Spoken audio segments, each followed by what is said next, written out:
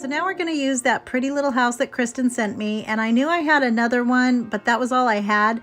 So I had to get some other Dollar Tree ones, and I'll show you those in a second. So what I want to do is make a cookie tower, and I'm using my Cricut spatula to just get the backboard part of this. I'll save the frame once I get this taken apart, but I just want this back piece because I'm going to be putting a whole bunch of these together. I end up using a total of 15 of these, and I found these at Dollar Tree just recently. There's some that have like the white erase board, and then some of them have the black chalkboard. So these are really cute, but I was able to disassemble them by just using my hammer and pulling off the frame. I'm gonna save these extra pieces because, again, remember, it's not hoarding if you use it. And I can already tell this would be perfect if I run out of crosses for whatever project.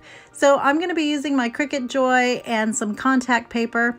Now, I would recommend using regular solid color paper for this because I'm just making shapes, and with this pattern on top of that contact paper, I was kind of going blind trying to find the little lines and where to pull them off. So all I'm doing is cutting out some basic shapes so that when I put them on my boards, when I paint over it, it's going to look like little windows. And the perfect thing about this is that the wood that I'm doing it on is the color of gingerbread, so I don't have to paint my little houses first. And when I pull up my stickers, that brown's going to be showing through. So I'm going to also be using a wood block from the Dollar Tree and the outside of one of those drawers from the Dollar Tree.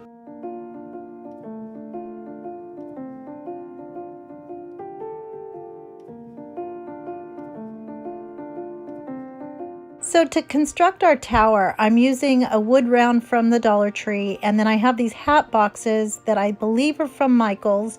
One is 9 inches, and then the medium size one is 6 inches. And I'm going to paint everything white, including the lids of my boxes. I'll get more into that in a minute, but I'm taking my chalk paint in white and my brush from Annie Sloan. And you can find these online at the Annie Sloan website. Every time I use this brush, everybody starts asking about it. So it's Annie Sloan, and I've had this brush now for at least 5 years. But anyway, and then I'm using also a little box from the Dollar Tree. This one's about 4 inches in diameter. And what's going to happen is I'm going to place them upside down on top of each other. But that second hat box, the medium-sized one, I ended up having to take the lid off of that one because it was a little too tight for my houses to fit around. So now I'm going to paint all of my houses, and I'm using a super light pink. So I used my Apple Barrel acrylic paint in Pink Parfait and then just added some white to it. And the lightest pink is more white. There's barely any pink in there. And then I'm also going to do some celery green with a whole lot of white. So it's going to be a really light green. And then I took some Dollar Tree tree cutouts, and I'm going to paint those green as well in a couple of different shades. And then I took a church ornament, which I use these all the time. I love them. And I'm going to give him a few little pink highlights here and there on some of the walls and around the windows. But I wanted it to still be sparkly, and everywhere that you paint, it's going to make the glitter go away. So I still wanted some of that on there. So when I pulled my pieces off of my boxes, those were different colors that I had completely forgotten about. So I didn't want those to be too light. It didn't look like gingerbread. So I did have to paint those in with some brownish colored paint. You guys know I love an unmasking. And so pulling up these pieces off of the houses was so much fun. And I'm going to show you the different designs that I made. We had a total of 15 houses. I'm doing 5 sets of 3 in each of those colors, and I'm going to show you all of the different designs. So if you decide to make this, you don't have to do all the designing and guesswork of trying to figure out how to make them, because that's what took the longest. And once I got that figured out, I was able to embellish them and give them all kinds of fun treatments and gingerbread sweetness. So in my sets of 3, I have one super light pink, and then a regular pink, which is still light pink, and then my green. So you're going to have these 3 colors in each of the types. And then here's the different designs that I made for each of those sets of 3. And so when you do the embellishing, just make sure they're the same for that particular set so that when you go to arrange them on your tower, it's easier to alternate and arrange them. So then I made a little wreath with some Dollar Tree stems. I added a foam snowflake to the top of some, and then I took my white paint pen and then I'm gonna outline my windows and make my little doors. I just made a line with 2 little dots so that that looked like a little door. I wanted these to be different but still be similar and look cohesive.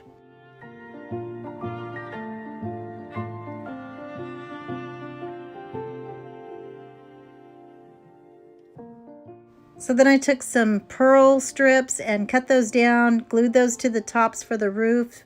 And this is a really good time to use your detail point on your hot glue gun by Surebonder. That wasn't a sponsor thing, that was just saying you need a really little tip to get these pearls on. I took some sparkly ribbon from the Dollar Tree and just pleated that using my hot glue. And I thought this made it look like that frosting that you would see on decorative cookies. And you can see how I'm just folding it and adding glue and then adding glue in the back and then folding it. You see what I'm doing here. And then I took some Dollar Tree lace, added that to the top of some roofs. I mean, the possibilities are endless, and this was just so much fun. And then once I had all of the roofs attached, then I'm gonna do the final outline with my white paint pen and go all the way around each of my cookies.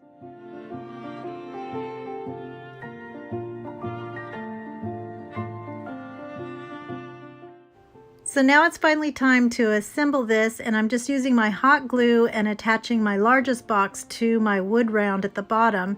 And then I took my second one, placed it upside down. Remember, don't add the lid on this one because it's too tight for the houses to fit in between. And then on the third one, I'll just add that to the top, and then I start placing my houses. So I just took my hot glue and rolled it up the side of my hat box and placed that onto the side. And if you remember, I have different sizes of houses, including the one that Kristen gave me, but it's okay to have gaps because we're going to be covering those with our little Christmas trees, some snowflakes, some big snowflakes, and even if the gaps show, that's okay because not every neighborhood is super close together. And you can see here on this last one, it didn't quite make it to the hat box, so I just glued it to the 2 side houses next to it. And I think the embellishing is the funnest part of all, aside from taking up that tape. But because this is so tall, I wasn't able to film the top part, but all I did was took the bigger block, the drawer block, and I put the smaller block on that one kind of diagonally, and then put my church on top of that. And then after I got all of my embellishments done, I took some hot glue and packed on the shimmery snow so that it was nice and sparkly. And here it is all finished. And I can't even tell you how much I love this so much. It was a little expensive because we got to about $24, I think it was, including the hat boxes. But if you use tin cans or some kind of plastic containers or something else, you don't have to spend that extra $8. But I just love how this turned out. I would pay, well, I'm not going to tell you what I would pay, but I just think it's so pretty and it looks like one of those cookie towers. Do you guys love it? I love it. I am just so swooning on this. And it's so pretty from every side. Technically, there is no front, but I used Kristen's as the front center point so that I could build around that. And I don't know, I just love it so much.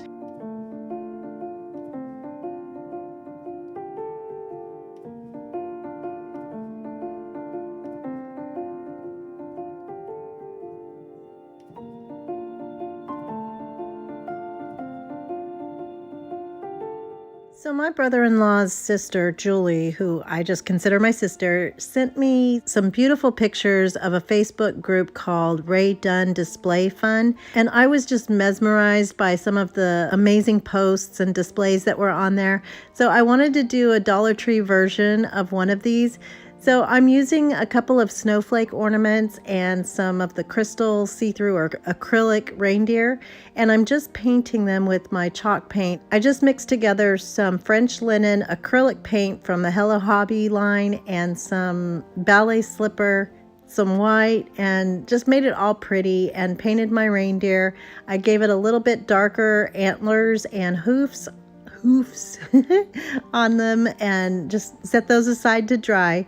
And then I'm going to take my snowflakes and turn those into some gingerbread cookies by using my white paint pen from Walmart. And I'm just going to use the inspiration from those pictures and make different designs. You can mix and match them to whatever your snowflake will hold or whatever the design is so that you can fit those in there. And I just really had fun with this, and these were super quick and easy to do, and I know they don't cost as much as what the displays were, but we're doing this on a budget, a Dollar Tree budget.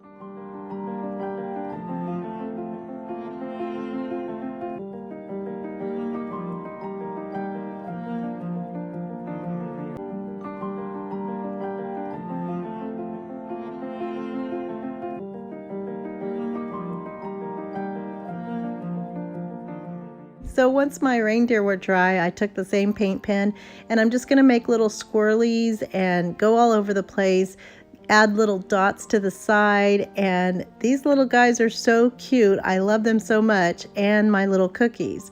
And when you see everything all put together, it's just adorable. And then I'm also going to outline his little ears and give it some more cuteness. And then I just started pulling out any wood pieces that I thought would be cute. So for the peace sign that you always see at the Dollar Tree, I'm just going to take that paint pen and go around the edges to make it look like icing. And my paint pen was starting to run a little bit dry, but I'm going to go over it a few times to get it bright and white. And then for the tree, I decided to make that completely white, like icing. And so I waited to finish the C outline, and then that way I could do my tree and then finish the C so it looks like it's behind it. But this was super easy and super quick, but I think it looks so pretty.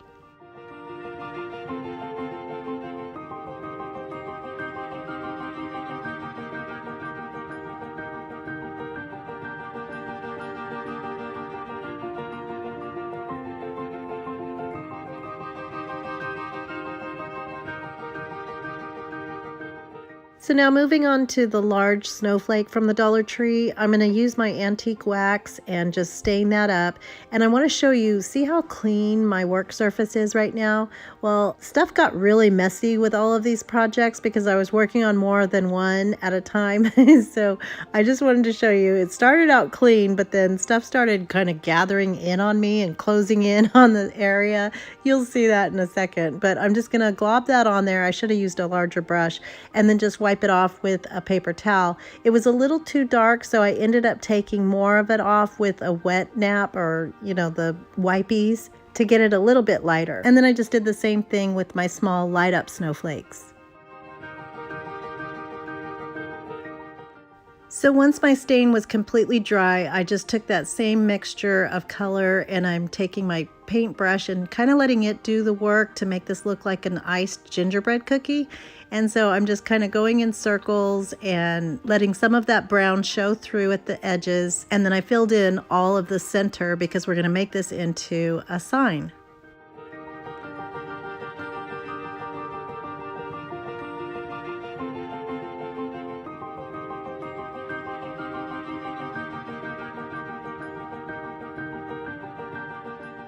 And then on my little snowflakes, I'm just going to dry brush that same mixture over the top of it.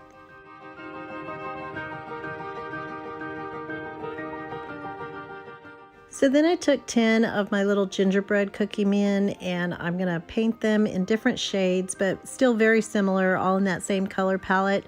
And once I got all of those painted, I'm going to take my white paint pen and add a little bit of embellishment to give them each a little bit of character. And then for the stand, I'm just taking a popsicle stick and painting that as well. I had a lot of the paint left over, so I decided to use 3 of these white Dollar Tree Christmas trees and paint those in 3 different shades as well.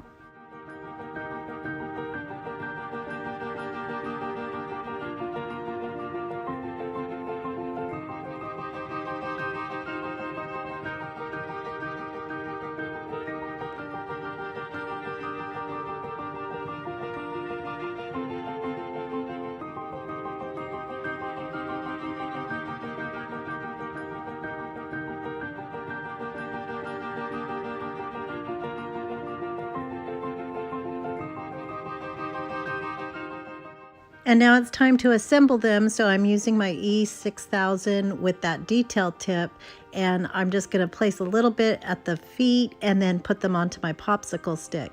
Now the arms didn't quite reach each other, so they're just attached at the feet. And you do have to hold this a little bit longer than you would hot glue because it doesn't dry as quickly, but it doesn't take as long as I thought it would. And I was going to use clips, but I didn't even have to. It just started to adhere after a few seconds. And then I'm just going to put 4 on the bottom row, 3, and then 2, and then 1.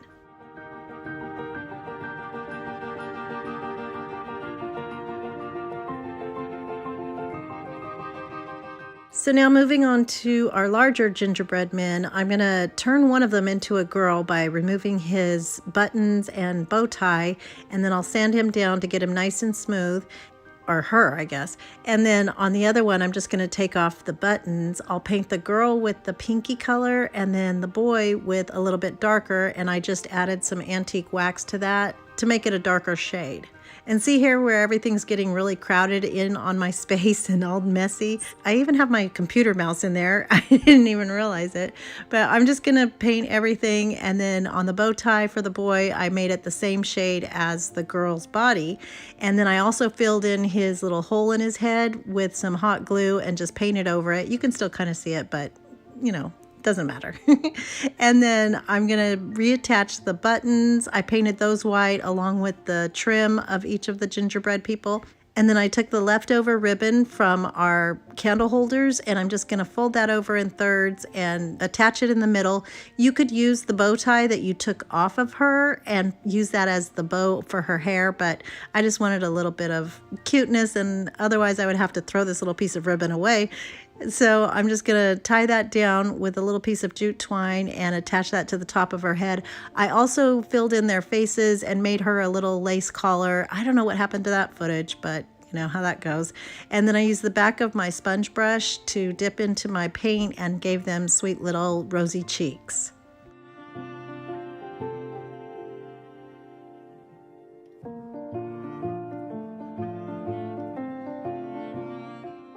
So now back to my snowflake cookie. I'm going to sand that down and wipe off all of the dust, and then using that white paint pen, I'm going to start in the middle with an S, write Jesus is the reason, and I'm just going to freehand this. You could cut it out using your cutting machine. I just wanted to do it by hand just to make it a little bit quicker. And then I just used my faux calligraphy by filling in those lines a little bit thicker on the downstrokes, and then I'm going to embellish the top.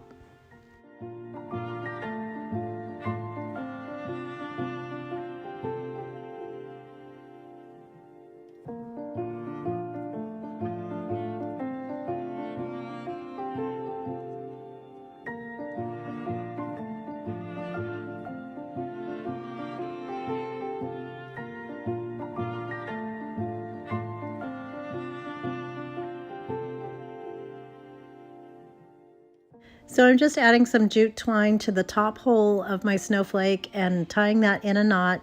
And then I just cut down some Dollar Tree greenery to the size that I needed, and I'll hot glue that in place. And then I wanted to make a sweet little bow using some burlap, and that was the one that I took the lace off of. So I'm just going to fold that over in thirds and tie it in the middle with some jute twine and then glue that to the top. And then I'm going to add some mini pine cones right to the middle. And then the extra jute twine that I tied to the middle of my bow, I'm going to kind of use that as the ribbon that's going to flow through that greenery.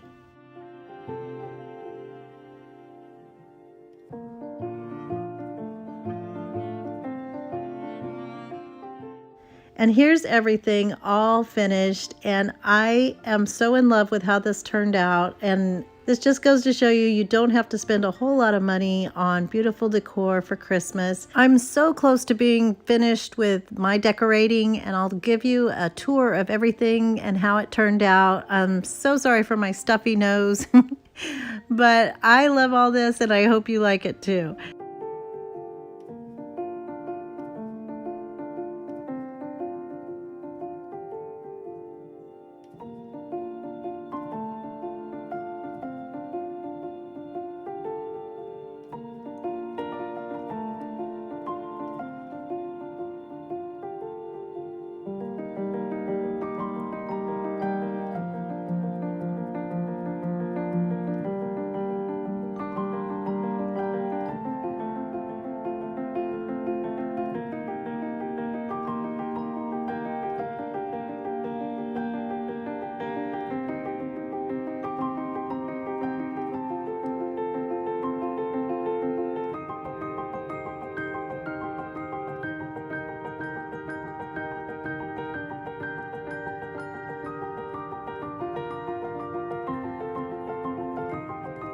For this Dollar Tree DIY, I'm using 2 of those fake stacked books from the Dollar Tree and some adhesive paper in the sparkly glitter pink color. And so I'm going to be using 1 pack, so that's 3 sheets that come in 1 pack. And the first thing I did was measure the top and bottom of the book stack. And so I'm just going to kind of make a little crease around the edges and then cut that off about 1 inch or so further than that. And then I just took off the backing and placed it on top. And then I'm going to make little slits in the corners so that they lay down flat. So if you happen to see my last video where I made a bunch of Christmas DIYs using cardboard boxes, there was one where I made a manger and I covered it with the adhesive wallpaper from Dollar Tree. And this is what I was talking about. I should have done the top and bottom first so that I could have that overhang on the sides. And then that way, when I used the full sheet to cover around the fronts and backs, if there was any openings or gaps, that would have been covered by those pieces that we used to cover the sides. So now I'm going to take my full piece, and because it doesn't go all the way around my stack of books, I'm going to cut it down to the size I need, and then that extra portion I'm going to cut off and use as the filler for that little gap by cutting it down. Again, just so easy to use this stuff because it's adhesive and it sticks really well to this book surface.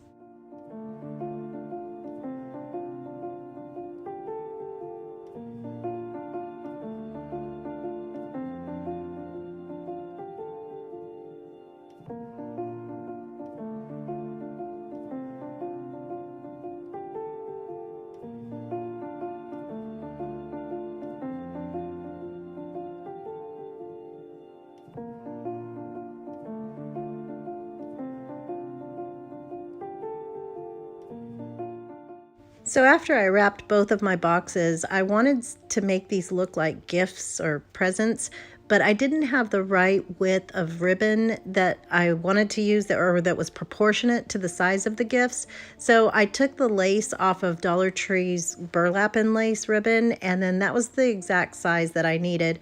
So I'm just going to wrap that around the middle of my boxes, and then on one of them I did the second horizontal piece around the middle, and then on the other one I did it a little bit higher so that they were different but the same, if that makes sense. And then I'm going to make a sweet little bow for the front using some ribbon that I have in pale pink, and this was from a pair of pajamas that I had gotten from somebody, so I set that aside because I love the color and I knew I would use it at some point. So I'm just going to fold that ribbon in thirds, and I only had 2 pieces of this, but I'm going to gather it in the middle and use a chenille stem to hold it together. And then I used a little bit more of that lace from the burlap and lace ribbon and made another sweet little bow to go right on top of it. So it was a little bit smaller than the pink ribbon. And then I'm going to cut the edges at an angle, and then I used my hot glue to kind of get it gathered and make it look all pretty and flowing.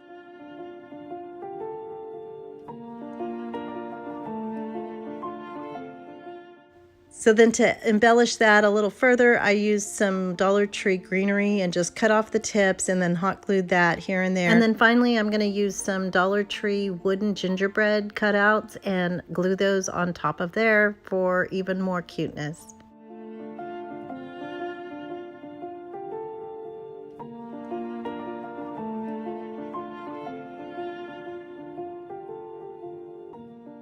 And then I have these battery operated candles from the Dollar Tree, and I just took a piece of jute twine and wrapped that around. This was actually for another project, but I wanted to get that brown in there so that it would be kind of like gingerbread.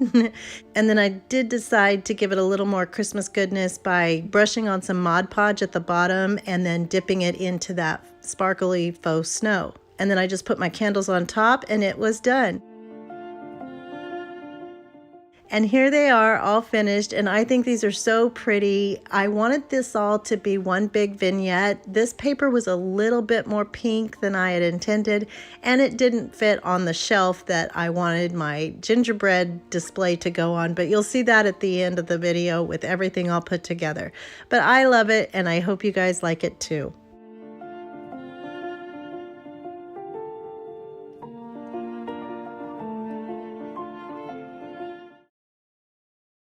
These red felt numbers that I thought were letters. So Dollar Tree carries these sweet wooden birdhouses, and there were 4 different designs that I had found. So I had planned to do this project last year, but ran out of time. And I love, love, love making advent calendars, and that requires 25 more of these. No, not 25 more, but 25 of these altogether. So I'm also going to use an old piece of foam board, which was a sign from when our daughter Kennedy played softball in high school. I think it said, "Hey, number 3 hit a home run for me." So thankfully the stickers were super easy to remove because there's just so many of them. And I'm just going to use my Cricut spatula and get those off of the bottoms because the bottoms will show. So I had to figure out how I was going to build this based on how many of each design I had. And then once I drew it out, I could decide which colors to paint each level. And then to make sure I painted them the right color, I just put a piece of painter's tape on the back. And then that way I didn't get confused and have to repaint.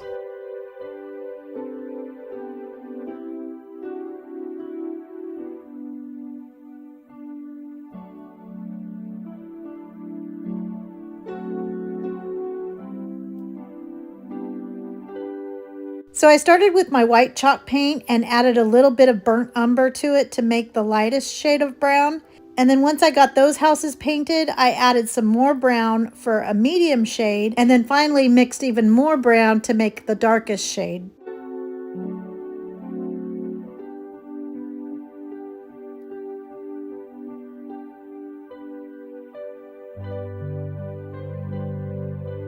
So I'm going to lay out my birdhouses layer by layer, and that way I can see what I'm working with and how it's going to fit on my board.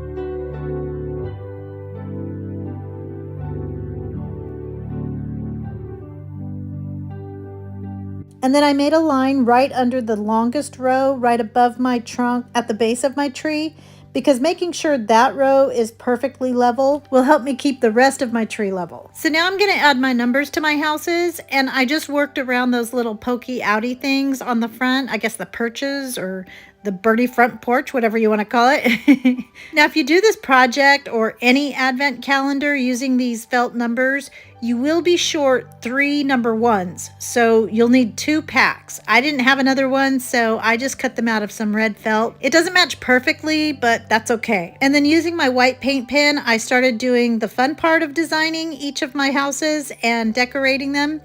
So I really should have made my lightest shade of brown a little bit darker because the white lining doesn't show up very well, and especially not on camera. Plus my paint pens were kind of drying out and not as juicy because I've been using them a lot lately. So that's another oopsie that you can make better than mine.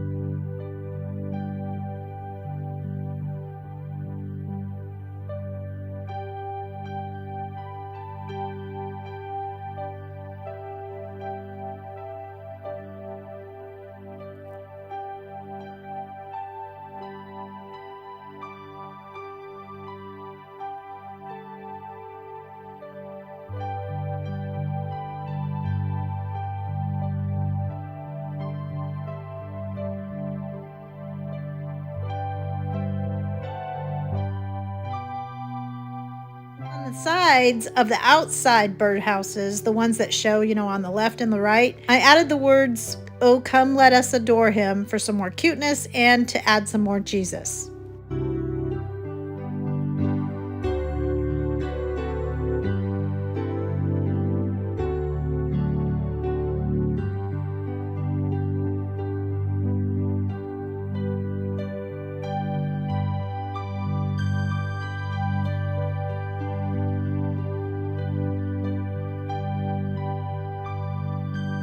So now I'm going to take this ornament filler, our very last item in Jennifer's box, and I'm going to give our houses a little sparkly embellishment by placing them here and there with a skewer and some glue. I wanted to bring in some more of that red to match the red numbers, and these worked perfectly to do that.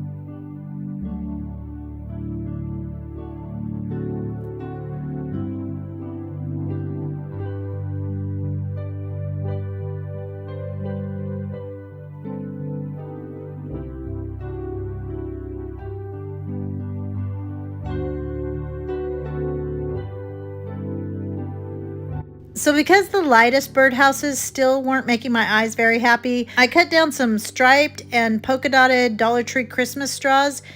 Actually, they could be Valentine's Day also, I'm not sure. But I'm just going to glue those onto the fronts of my birdhouses. So now it's time to attach these to the backboard, and I'm using my Dollar Tree permanent adhesive and some hot glue, and then lining up the bottoms of my birdhouses with that first line that we made, and then I'll just build on from there. So technically the rows aren't all sitting on each other. The security is from the backboard because that's what they're attached to.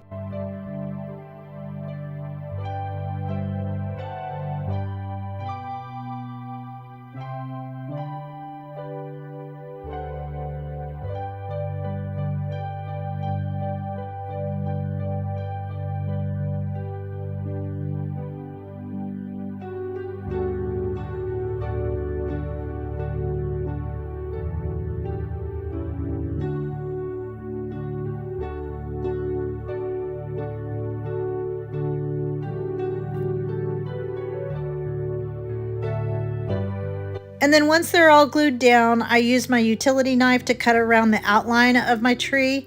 And I went through a few blades because it really needs to be sharp to get through that foam board. And this was pretty tedious and took quite a while. It was a lot harder than I thought it would be. So if you don't want to mess with this part, you could just paint the foam board and distress it so it looks like shiplap or distressed wood.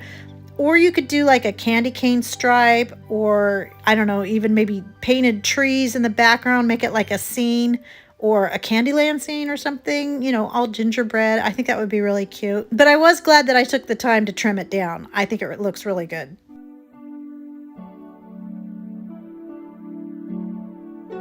So Courtney sent us all an idea sheet for her Random Acts of Kindness challenge. And there were some really amazing ideas on here. So if you'd like a copy of this, you can scan this code thingy with your phone. Just point at it like you're going to take a picture and then tap the yellow button on your phone. And it should take you right to it. So you know how Advent calendars usually have candy or little gifts that kiddos can pull out each day of Advent. And for my original design last year, I was going to add little scrolls with scriptures like from the Nativity or whatever, and then we could read them as a family. And since the birdhouse openings are so small, that's all that would really fit in there. But since I loved Courtney's challenge ideas so much, I decided to incorporate them into this project. So I just cut out the little squares, took out all the ones that included cooking or baking, and then tied some baker's twine onto them and then tucked them inside. And I made a little loop at the other end to attach to the little perches outside.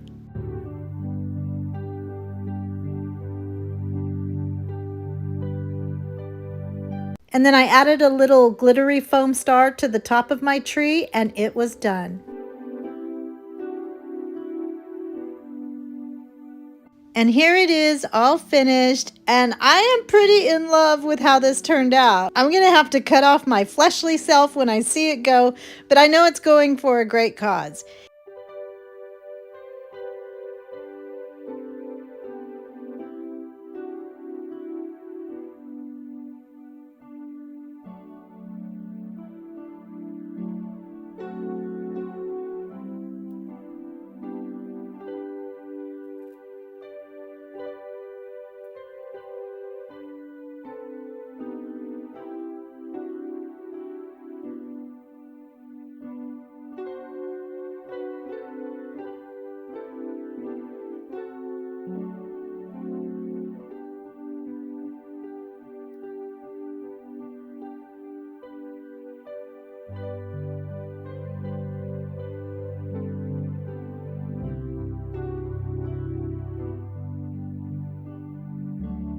Project, I'm going to be using the candy cane ribbon and the adorable little gingerbread ornaments that Jennifer sent. I'm also going to use a gingerbread cutout from the Dollar Tree as well as a cookie sheet. So on this little gingerbread man, we're going to turn him into a girl, and I'm going to use my Cricut spatula to take off his bow tie and his buttons. The bow tie was a little difficult to get off. I should have heated up the glue so that it would have come off a little bit easier. It did mess up the wood a little bit, and I was okay with that because not every cookie is perfect. I'm going to paint my gingerbread lady with some burnt umber and white mixed together to make it a little bit lighter brown. And then on the pop-ups on the arms and at the legs, I'm going to paint those completely white using my chalk paint.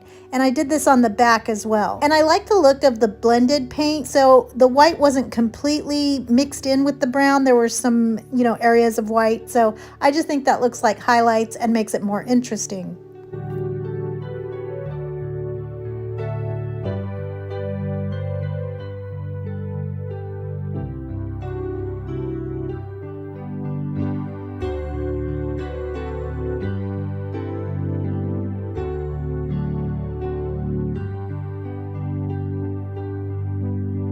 So I'm going to be placing a hat on our gingerbread lady, and I want to make sure that where I draw her face in, it's not going to get covered by her hat. So I'm just going to draw a little pencil line to make sure I stay below it. So I'm going to start with her cheeks, and I'm just taking some chalk from Stampin' Up! And then a little finger dauber, and I'm just going to blot on some rosy little cheeks in a circle. And then I'm going to take my black paint pen, and I looked online for some face options, and I'm just kind of copying one that I thought was pretty cute. I'll do the eyes and then the eyebrows. There's some little lashes there. And I thought this was really easy because then I could see where to put the smile, and it's just right under the little cheeks there. And then once that's completely dry, I'll go back with my white paint pen to give her some highlights.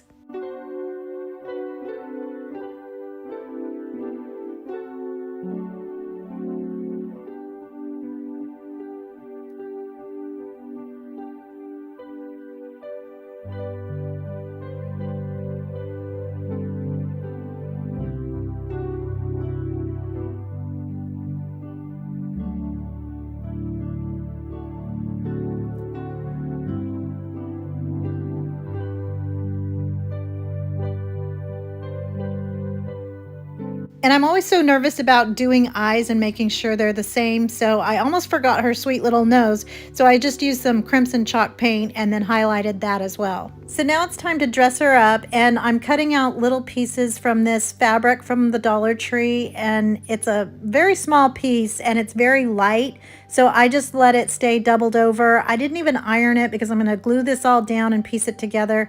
I'm making hems using some hot glue and folding it where I need it to be, and then we'll put it all together. So for the skirt, I'm going to take a needle and thread and just do a basting stitch all the way through the top. And then before I gather it, this is going to be to gather her little skirt, but before I gather it, I'm going to flatten it out and make it flat, and then I'll put some of that sweet candy cane ribbon at the bottom with some hot glue.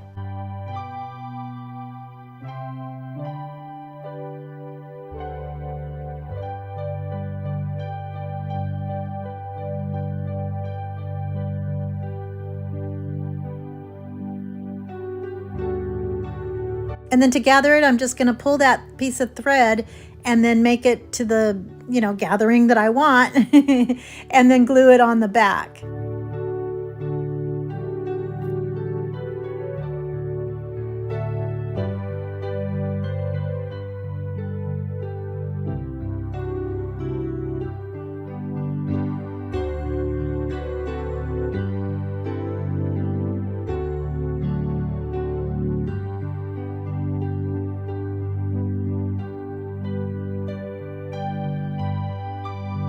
Now I'm going to make the bib part, and I just made a little square and glued the sides on there, and then I'm going to tuck it under her skirt and then glue it onto her body. And I did want to make it longer, or I was going to make it to where it covered up that little part where I messed up the wood, but if I made it any taller, it wouldn't have looked like an apron, which we're making an apron here. And then I'll use some more of that candy cane ribbon to make the straps, and then again glue it onto the back. And we're making a little chef lady here. So then I took another piece, and that's going to be the belt, and that'll cover up all the thread where I gathered the skirt.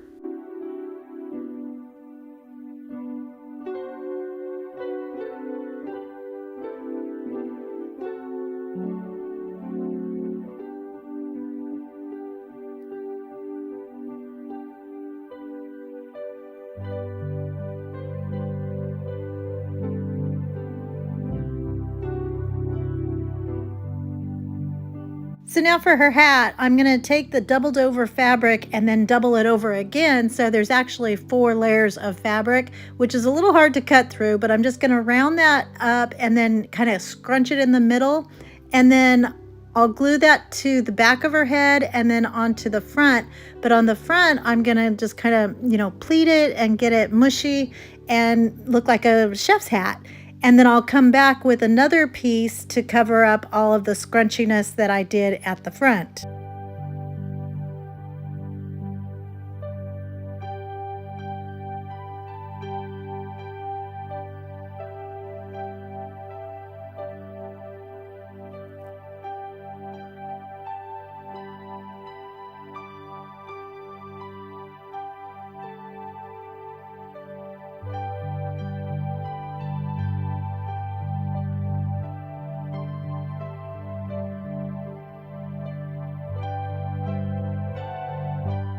And then to give it some more cuteness, I took a little piece of eyelet lace and I'm going to glue that to the top part of her bib of her apron. And then my original plan was to add a little red wooden heart from the Dollar Tree from Valentine's Day. I was going to put that on the front of her apron, but then I remembered I was going to use also a little spatula to put in her hand, and I had actually already put the glue onto the heart when I decided, wait a minute, I was nervous about having too much black on the spatula, so I was going to paint it, but then I thought if I just put the heart onto the spatula, it'll kind of tone down that black. And plus, when my grandmas would bake and my mom would bake, their most important ingredient was love, so I thought this was a cute addition.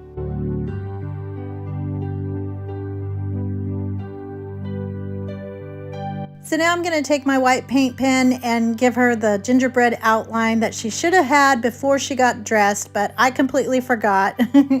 So I just did it afterwards and went under my ribbon and my fabric, and if it's missing pieces, that's okay because cookies look like that anyway, right?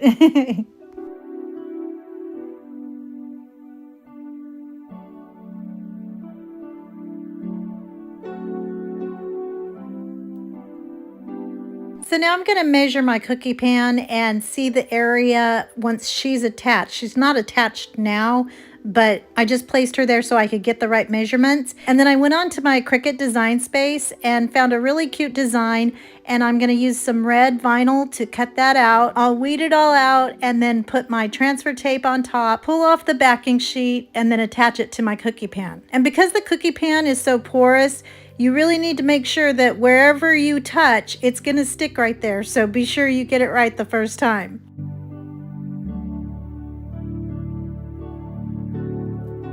So then I used a pencil to mark where she's going to be glued onto the pizza pan. And then that way I'll know where to put my hot glue and my permanent adhesive.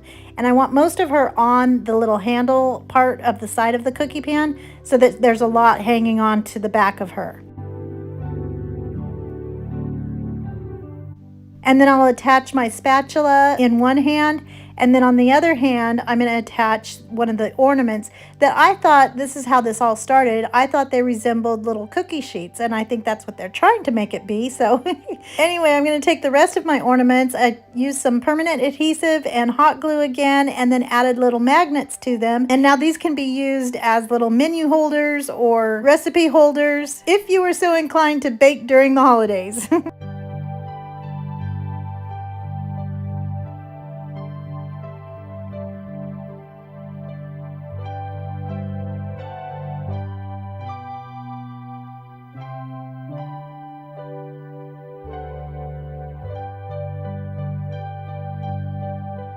And here's how this one turned out, and I can't even handle the cuteness. I love her so much.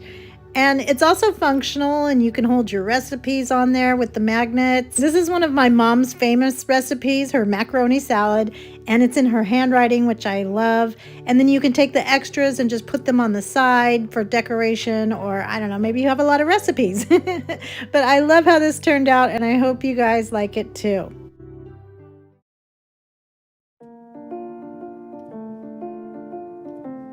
For this project, I'm going to be using 5 of the little mini houses, some pink trees, and one of the boards. Now, I only found 4 of the same types of houses, and then I had to add one of the candy cane kind, so it didn't really match, but once I get all the colors on there, I think it looks really good, and it's all uniform. You can't tell it's a different type of house. So the first thing I did was I painted everything white. Now, my original idea was to paint it all white and then go back in with my color, but I wasn't really able to get the clean, crisp lines that I wanted for the white trim of the houses. So after the first one, I just decided to paint them the different colors that I wanted and then go back in with my white. And you can see on my paper plate, I mixed up a bunch of different colors. I'm using Hello Hobbies acrylic paint in French linen and mauve, and then in Waverly's chalk paint, I'm using ballet slipper and a whole bunch of white. And I just mixed those in until I got different shades and pastel colors that I really liked. And I'm just using a small detail brush to go over all of those trim pieces, and I painted the awnings around the windows and anywhere that I thought would be pretty. And then at the top, I'm going to go over it with some white for the roofs and then make it look kind of snowy. I'm actually going to redo that and cover it with some faux snow as well, because I had a little bit of a mishap with my Mod Podge when I went to do my board. And then the final step is to just go back over the entire piece with a really dry brush of the white chalk paint to give it that powdery look that I love so much. Dollar Tree carries a lot of the little mini figurines, so I picked up a bunch of those and decided which ones to use. I only got one set of the white fences, so I had to paint my black fence white. I also painted my rocks and the wreath on the white fence with my white chalk paint as well. And then I took an Easter board that I had on hand, and I'm going to paint that with my white. I'm going to cover it all with some faux snow, but I wanted to make sure that it had a white base so none of the brown would be peeking out. And then I love these little candy pink trees, but when I put them next to my super pastel soft color palette houses, I decided they were a little too bright, so I knocked that color down a bit with some more of the white chalk paint. So once all of my paint was dry, I started assembling the whole thing, and I'm first going to place my fencing down, and I'm using my E6000, and it comes with a super fine detail tip, so I'm using that and placing it on the bottom of my fence. The rocks are flat on the bottom, that's what stands them up, so that's where I put the majority of my glue. And then I just went around the corners and went to the middle, and then I'm going to use those gate pieces to come inside, so you have 2 little like C's, I guess. And this is where the mishap happened. I squirted out a little bit too much of the Mod Podge onto my board, so this is why we have snowy rooftops. So I just took some of that extra and brushed it onto the top of my houses, and then sprinkled some of this faux snow on there, and then covered the ground completely, and then started placing my pieces.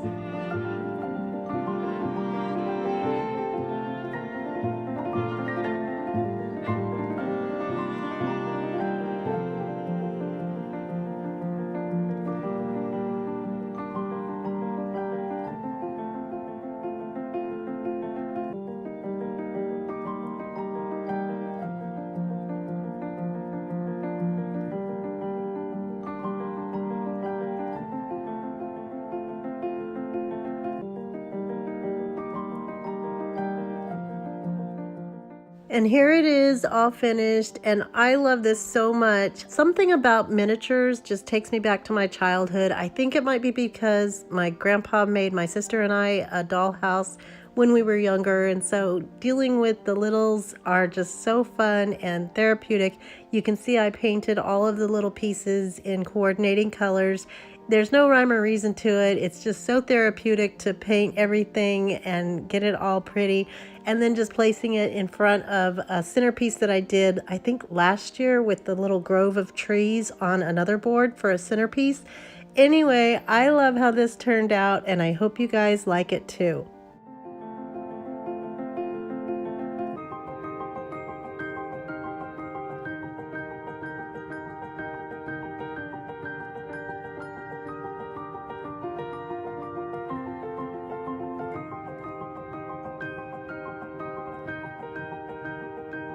So this project I am so smitten with. I love this so much. I'm using a Dollar Tree mug in a kind of a pinky color, but I used one of these little red truck ornaments, and I'm going to take the wires off, or the holder off, and then I'm going to paint it pink. Again, I'm using my acrylic pink. No, I'm not using it again.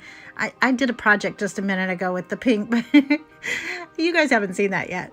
Anyway, I'm going to take my pink acrylic and some white, make it super light, and then paint my little truck, let that dry. And then I use some ribbon spools to put inside of my cups. Now I'm using the Dollar Tree cup, and then also this Gibson Roseland cup that my aunt had gifted me a long time ago.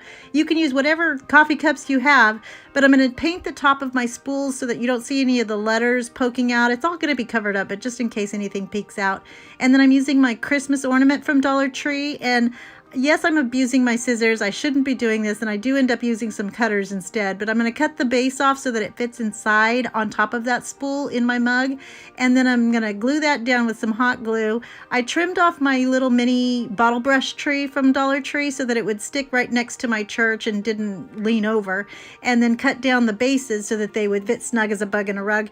And if you just kind of push them together, the bristles will kind of adhere to each other so that they look all nice and cozy. And then I took a little snowman wood piece from the Dollar Tree. I'm going to paint him as well, a super pretty light pink, and then I'll glue him right in front of my church. And then I'm going to take another big tree, a bottle brush tree from Dollar Tree, and some mini trees. I'm going to end up cutting this down. You'll see I give him a haircut in a second, but just do the same thing. And this is so much fun. I love working with little stuff. Yes, I have my hairband on my on my wrist. Took it out of my hair and put it on my wrist. Forgot I had it on there. Anyway, I'm going to glue my little truck down there, and here's where I'm giving it a haircut. Oh, also, I glued my little mini tree back onto the back of my truck, and then I want to lighten him up a little, so I'm going to add some chalk paint to him.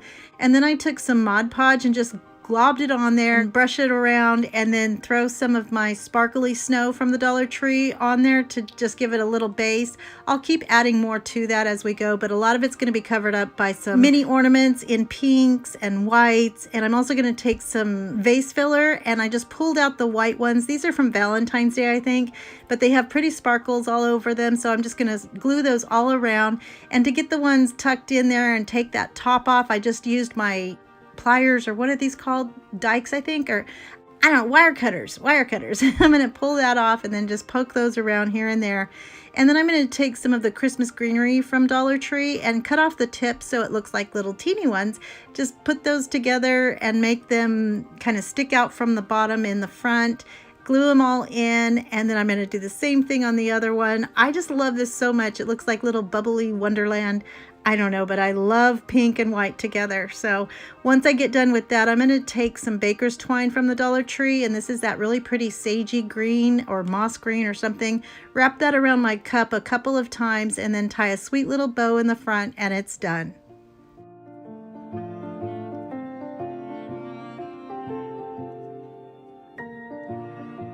And here they are, all finished, and I am just crushing on these. I love them so much. If you guys have a special mug or teacup or something that was gifted to you, this is a perfect way to get them out and not just sitting in the cabinet collecting dust. At least you can see it once a year. But I love these, and I hope you like them too. Something a little different. We're going to be working with pinks and a little bit of gray. So to get started, I found this infinity scarf at the Target dollar spot for $5, and it has a really pretty crocheted look. Some lamb's ear from Walmart for $2. And then I found this little sprig of feathers from Michael's. I can't remember how much it was. And then this little cone-shaped piece of styrofoam. I got that years ago. You can find that anywhere, and I've seen them at the Dollar Tree as well. I found these little beads. They're kind of like clusters of grapes. And they actually came in a basket that I found at a yard sale, but chances are you're not going to have that exact thing. So I wanted to give you an alternative. And these are some of my grandma's and my aunt's old jewelry, and I went through and just picked out something that would match, so you could use that too. This is a little canister from the Dollar Tree. I'm going to be using an old used sponge brush and the color Ballet Slipper in my Waverly chalk paint. And so the first thing we're going to do is take off the magnetic backing of that canister that I got. They still have these at the Dollar Tree, but I got this one a while back. You're just going to paint the entire can, and it will take a couple of coats, but just, get it on there and try and be as flat or smooth as possible. Then we're going to take that cone-shaped piece of styrofoam, and then using the infinity scarf, I'm going to cut it, and this kind of pained me because it's so pretty, but I cut along the seam and so that I could have one full piece of fabric to use to cover that styrofoam. And I wanted to see if it was going to fray too badly, and it did a little bit, but not as badly as I thought. So I'm going to wrap it, and I'm just trying to see how I want the grain of the stitches. So I decided to have them go kind of at a diagonal angle. So just holding the cone in my hand and wrapping it, I cut off the excess fabric so I could, it was easier to work with. And then I cut off the other selvage edge so that it would lay flat when I came together and met in the middle. And so this is going to be the back. And then to hold it in place, I just stuck a little piece of Scotch tape down so that I could figure out where it was going to meet. And then I cut off that excess fabric, and then I will hot glue that down, and then kind of lay it overlapping just a little bit.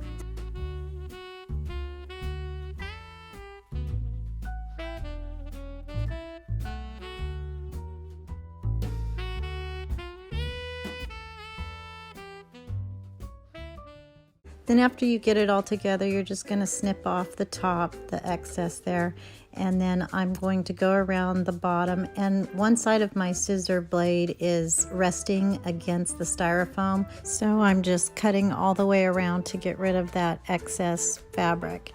The next thing I'm going to do is take one of the old sponge paint brushes and cut or just break off the edge, and then kind of shove it into the styrofoam to make an indentation. And then using my hot glue, I'm going to attach that to the bottom, and that's going to serve as our little tree trunk. So I just flip him back over and just push it in a little bit further to give it some stability. So I was going to use the roving wool as the bottom of the tree, but it started to look like a party hat. So I had some extra, this is called GIMP, but it was like unraveling because it was in my stash for a while. But I thought it looked pretty at the bottom, and so I just used my hot glue gun and went all the way around. You want to make sure that you always start and stop at the back so that the ugly ends aren't showing from the front.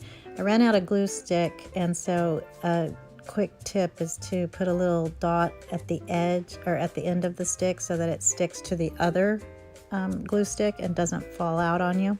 You probably already knew that, but everyone's been so sweet giving me tips, so maybe you can use that one. Anyway, you just finish all the way around and then cut off the excess and give it a clean edge, and the glue will keep it from fraying any more than it already is.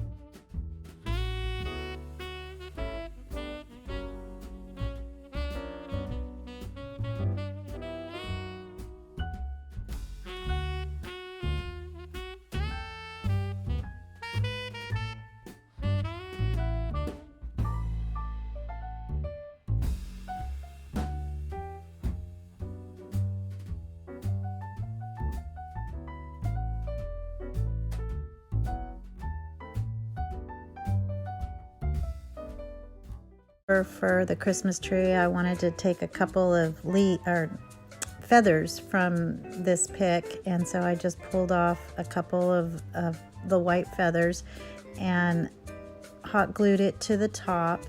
And then I'm gonna add some beads. Use the back of a paintbrush or a pencil or something to keep from burning yourself.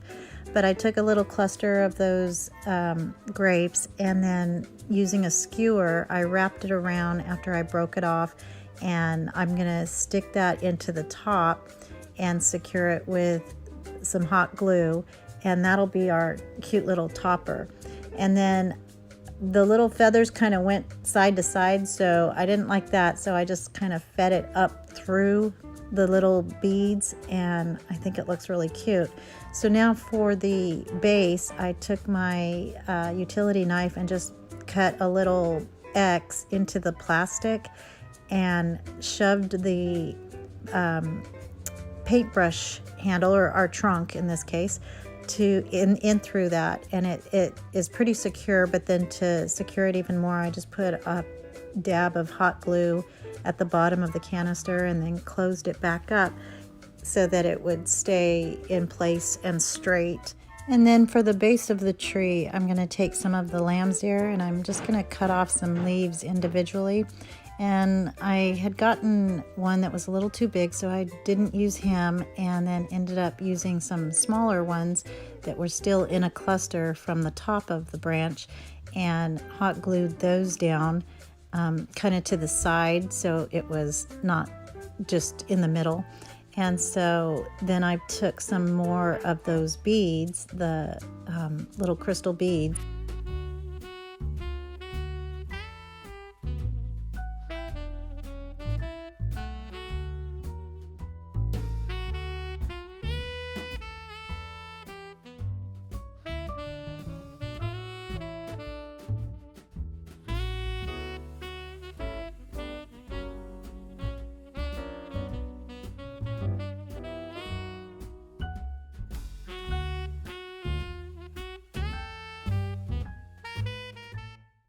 and it's kind of like a white, just silky string, and I used it to wrap the canister so it wouldn't be so plain, but I didn't want to get it overly embellished, so it was simple and sweet, and I just hot glued him to the bottom canister there.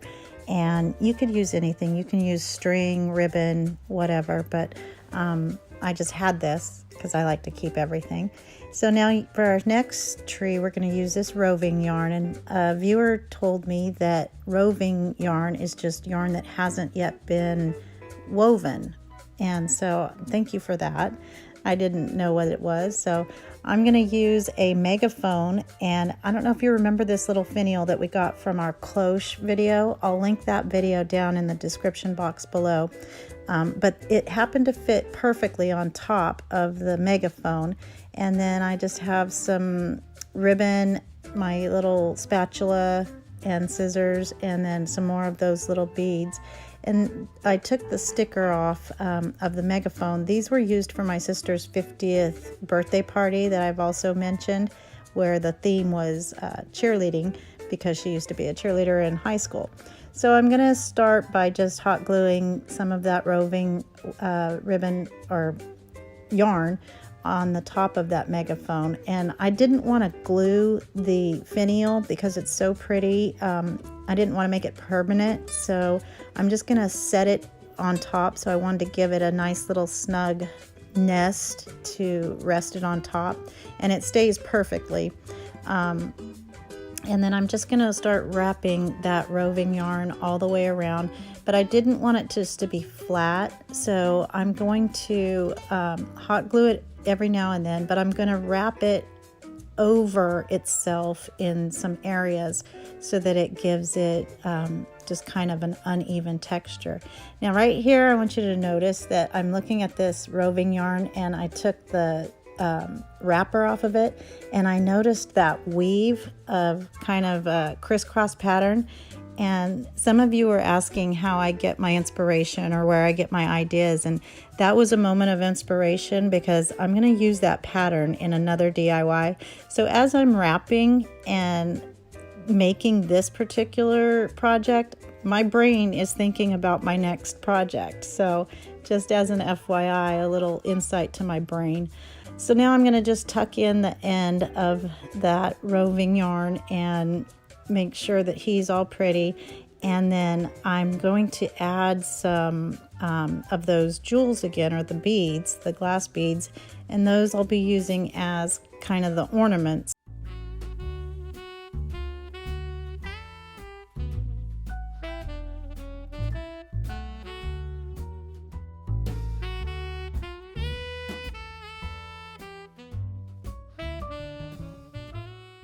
Clusters of 3 or 4 of those beads, and just using my hot glue, I placed them randomly around the tree to kind of coordinate with the beads on the other tree. So for our last tree, I got this scarf at the Target dollar spot, and this is really what inspired me to do the whole pink theme.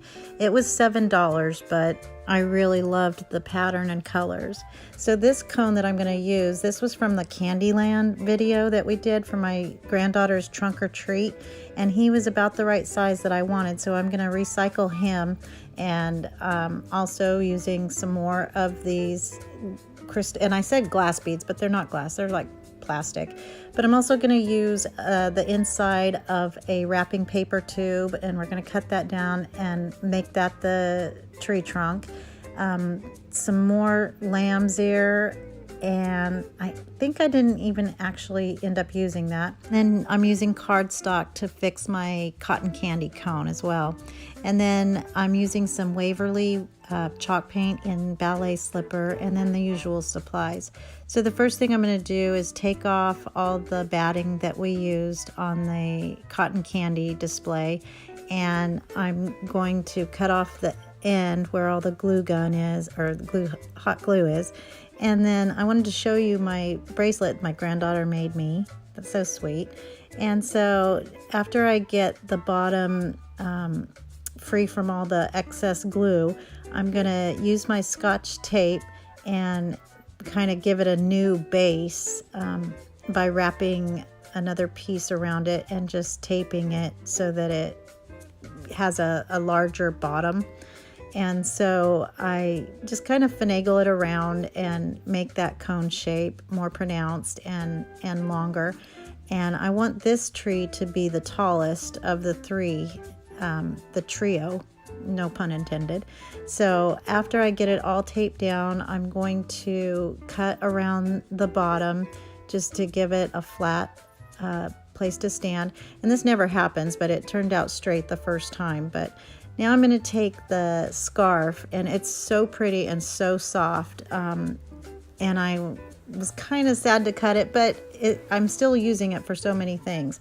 So I'm first going to cut off a piece of the trim that I'm going to use later, and then I'm going to take my cone and wrap it, and I'm just going to kind of overcut by about an inch or so and go around in a semicircle, and just using the cone itself, you can just set it there and just cut around, and you'll have, just making sure that you have some excess fabric to wrap it in.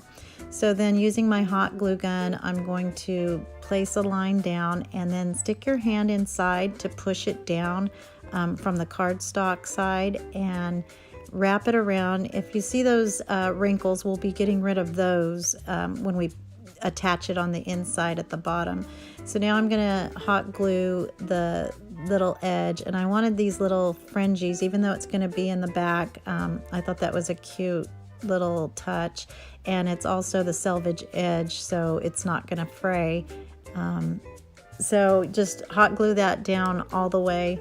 And then on the inside, anytime you're covering something rounded or circular, just give it little snips every now and then you can kind of fold it in on each other, and it'll automatically kind of pleat so that it can make that rounded corner. Be careful not to burn yourself, but if you do it fast enough and just kind of rub through there, it won't burn. It's a little warm, but it won't burn you.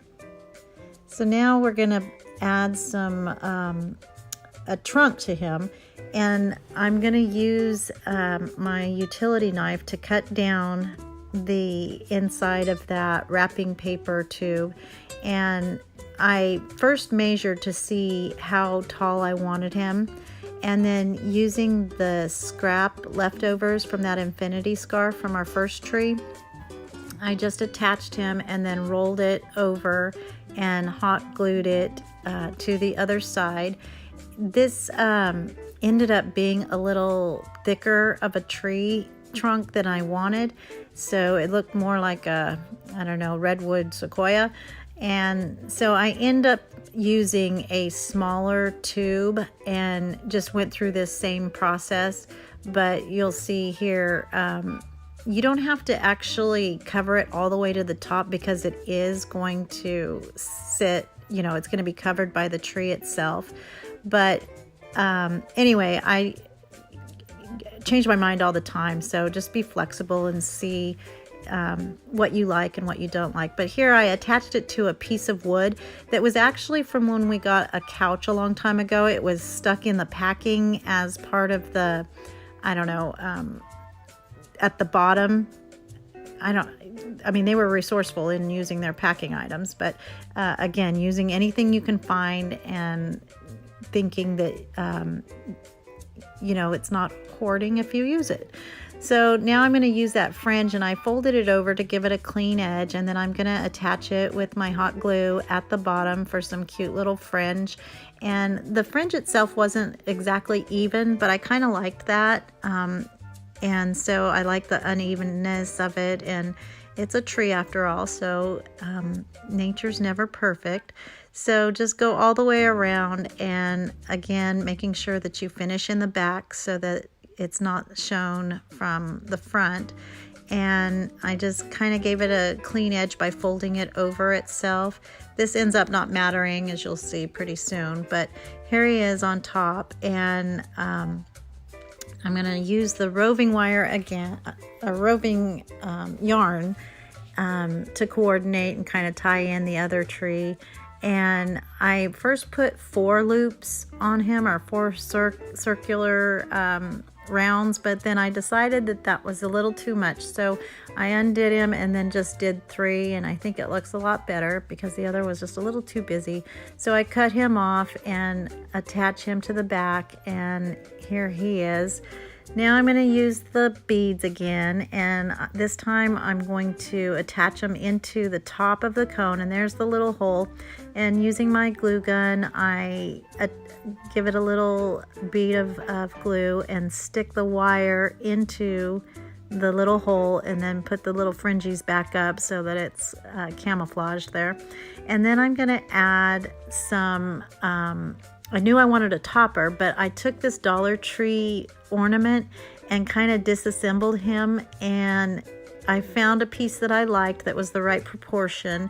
So I just used my hot glue gun and attached him at the top with everything else, and then took one of the little beads from our clusters and added him in the middle. And then I'm going to take some of a couple more of the white feathers and just add that to the top for a little bit more interest and texture. So I just hot glued him right into the top there, and here's how he turned out. It's kind of hard to show you my taller projects in the camera shot, but here he is from top to bottom. For our next project, we're going to be using some jute twine and a needle with a pretty big eye, some white yarn, these Dollar Tree ornaments, and they're the smaller ones, but make sure you get the ones that have no glitter and they're just matte, they're not shiny.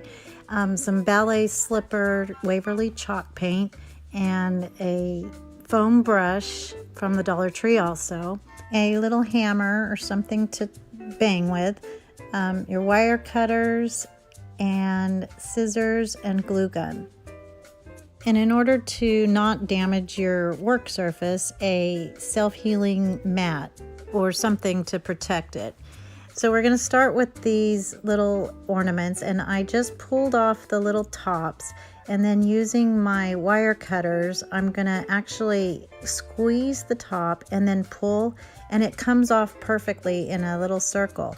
Next I'm going to take my needle and I'm going to try and place it right in the middle going down. Bang on it with your little hammer there and then push it through. It'll open up just enough to get through, and then it closes right back up, and then just string that onto your jute. So I'm going to show you this process again. It's seriously so easy.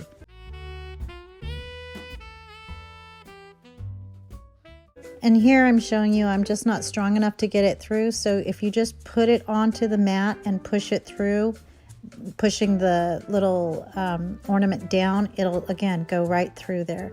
So now once I've got the length that I want, I'm going to spread them out on the jute just to give me enough room so that I can paint them and I can get in between each of the beads. So I'm gonna use my foam paintbrush, and it goes on really well.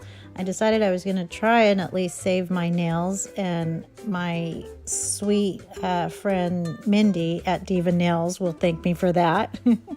Anyway, just go ahead and get the paint on there. This is why you want to get the matte ornaments and not the shiny ones or the glittery ones, and it goes on really well. I did give it a couple of coats. So now I'm going to make the little tassels at the end using my white yarn, and I just wrapped it around my hands, and then I did it 50 times. I actually counted, and then just stick one piece through, tie a knot, and then cut the ends of the other side. Just stick your scissors right through that little hole.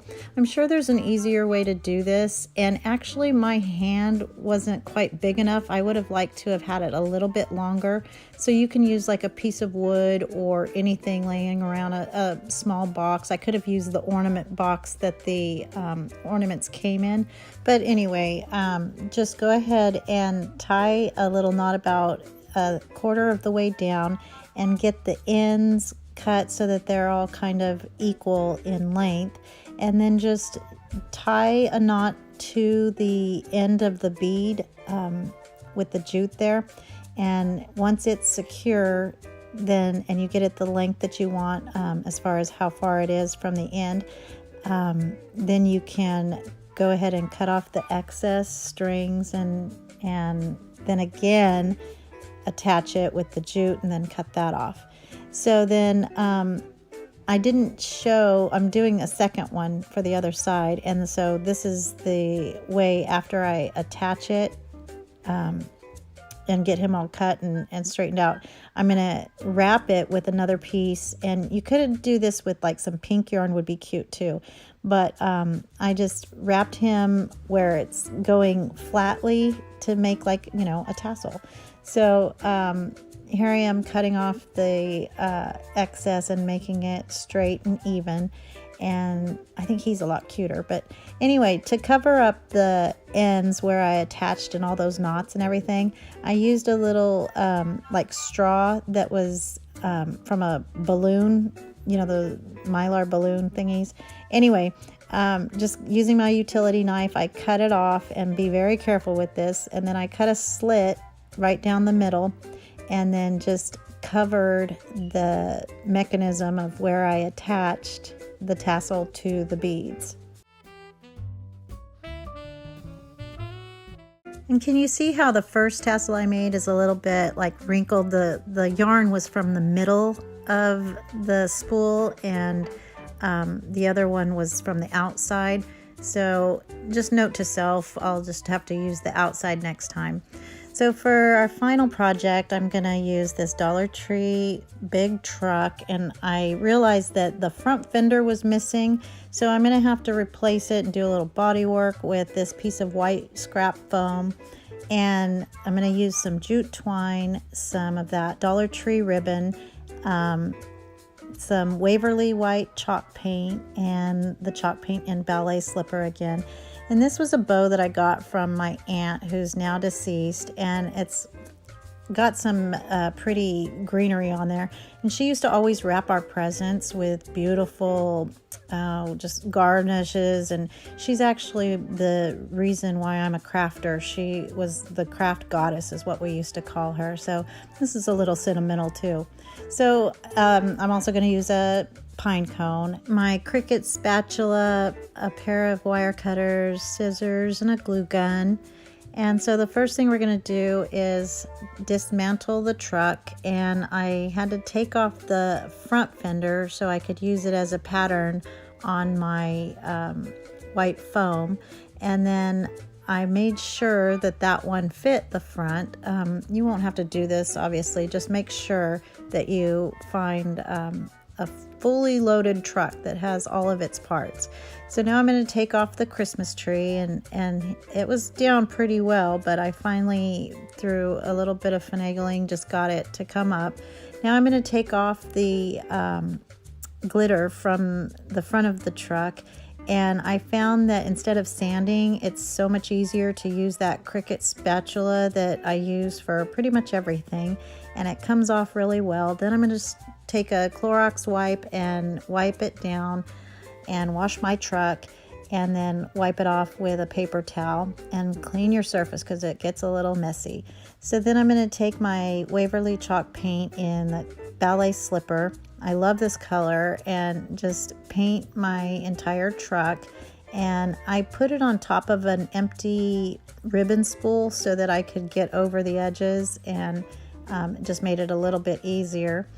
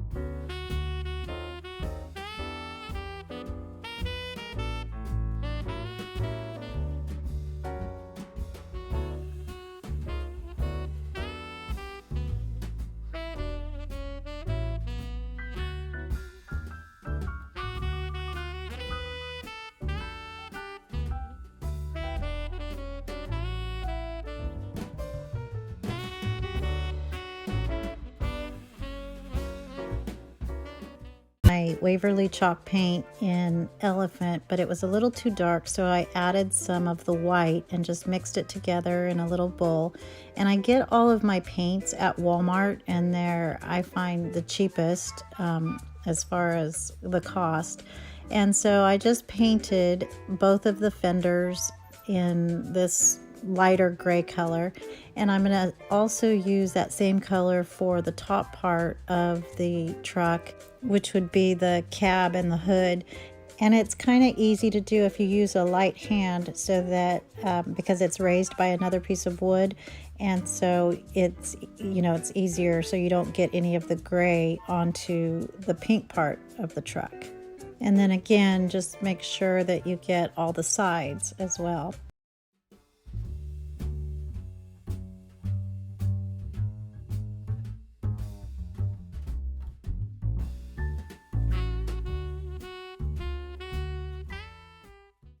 So now this might be one of my favorite parts of the truck, but I used those same ornaments and did the same method of pulling off the top. That one went flying. But this time I'm going to use my scissors to very carefully go around the seam that's made, it's part of the ornament. And I just clipped very carefully around it, and then I used my sanding block from Dollar Tree to sand off the rough edges, and I'm going to use that as the hubcaps for the little truck. And I tried putting it down first with hot glue, but silly me, this is plastic and it's pretty thin, so it melted it at first, and so I had to figure out another way to attach it. And so I'll show you that in a second, but here I'm just placing my fenders. So here's how I put it together. I used one of my makeup sponges and just tucked it in there and then cut off the little piece so that I'm gonna adhere that to the inside of the little hubcap, but I'm going to use some double-sided tape and not hot glue, and then I'll hot glue the other side. So this is the double-sided tape, and then so you tuck them in there, and then the hot glue will go onto the sponge itself, and so it doesn't melt the hubcap. The little hole you want to place going toward the bottom so that you can't see it. So now I'm going to redo this tree, and it had a couple staples in there, so I just pulled that out with my wire cutters, and then using that greenery from my aunt's present, I'm going to place 2 of those sprigs together to try and make a tree. And it took me a while to figure it out, but I figured out that you have to turn them upside down so that the branches are going in a tree-like fashion. So using some paddle wire, so many of you have told me and taught me what paddle wire is now. I used the green stuff to keep those, or put that tree together, and then just twisted and turned, just made sure that the tops were together, and then hot glued that down. There was a little area that was kind of bald, and I didn't have any more greenery that matched. So I just took some of the cuttings from when I trimmed my tree and used some hot glue, and then just kind of placed it in the areas that needed some extra greenery.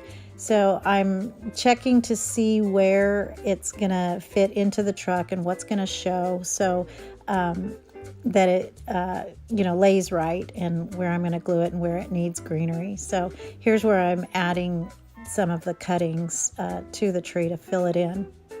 And then I'm going to hot glue it all to the back of the truck and make sure it has a good adhesion. And then I'm going to take those little pip berries that came with it and wrap that back around. It's kind of like on a wire. It's like a wire vine, so it stayed on there. And then I'm going to take some of that jute twine and attach it as well, wrap it around like it's kind of tied to the truck, and then just hot glue it to the top there. I like to use the back of a paintbrush on certain things because you can burn yourself. So after I get him wrapped up, I'm going to place a pine cone at the bottom.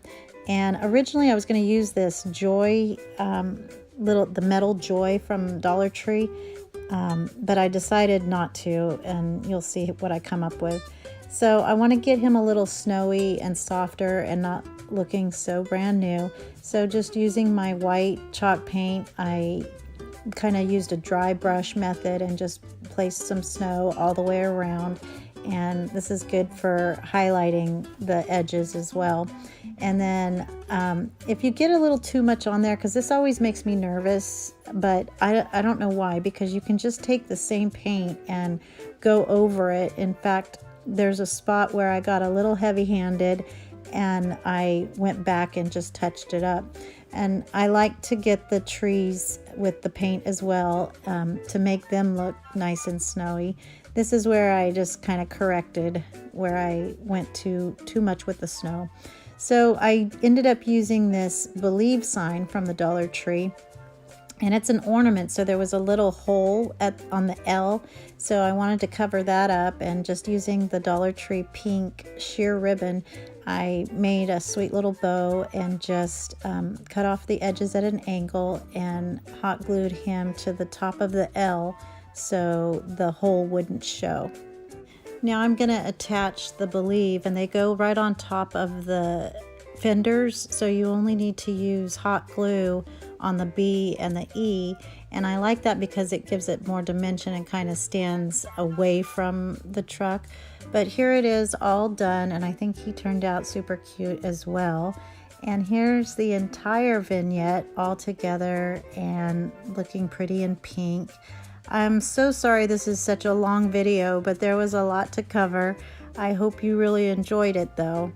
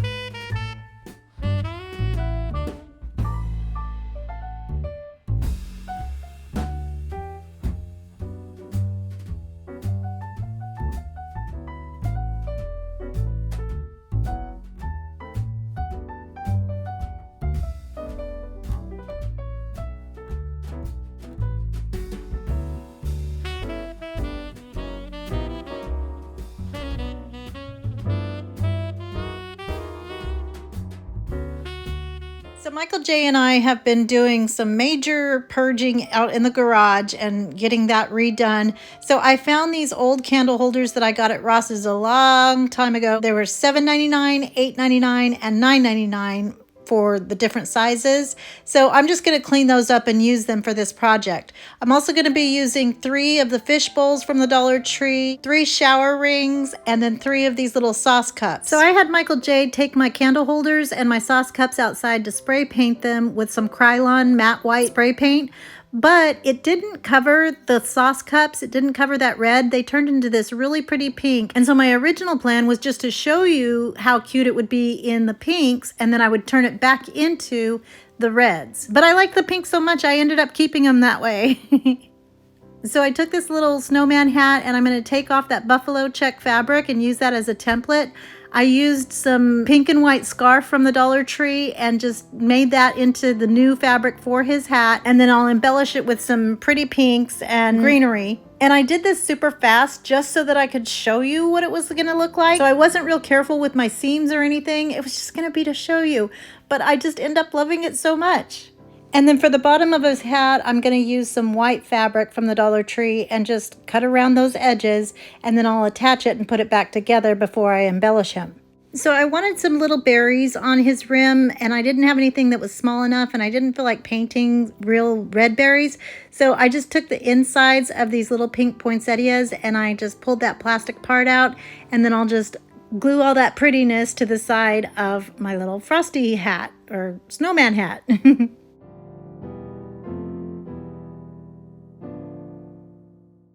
And then I took some pink and white gingham ribbon from the Dollar Tree, and I'm just going to make a little bow and attach that to the side.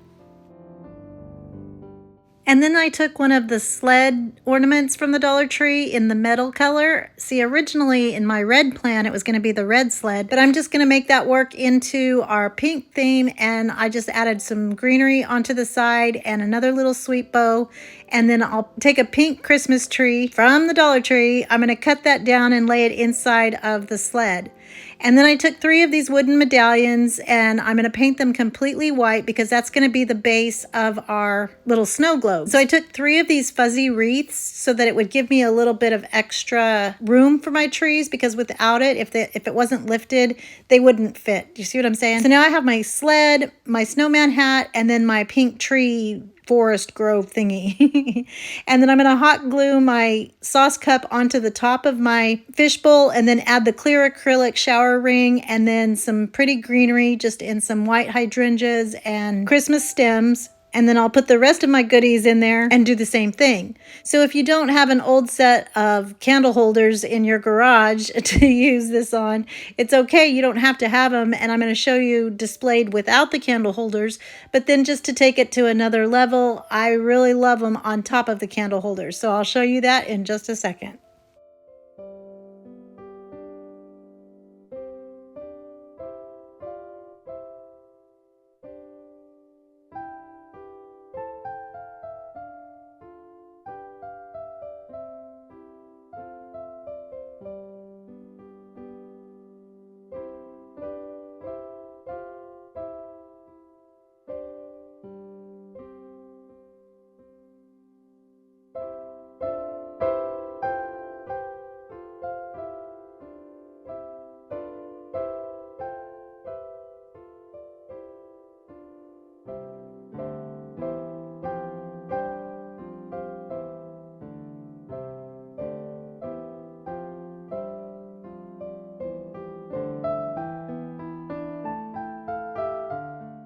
And here they are, all so pretty and pink. And I called them snow globes, but they're kind of a cross between a snow globe and an ornament. And I just got my new Every Sacred Sunday missals for the liturgical year B. I'll link those ladies' website down below. But I love it when a happy accident happens and I can display these in our pink bathroom. Again, you don't have to have them on candle holders, but I think it just elevates the whole look. No pun intended.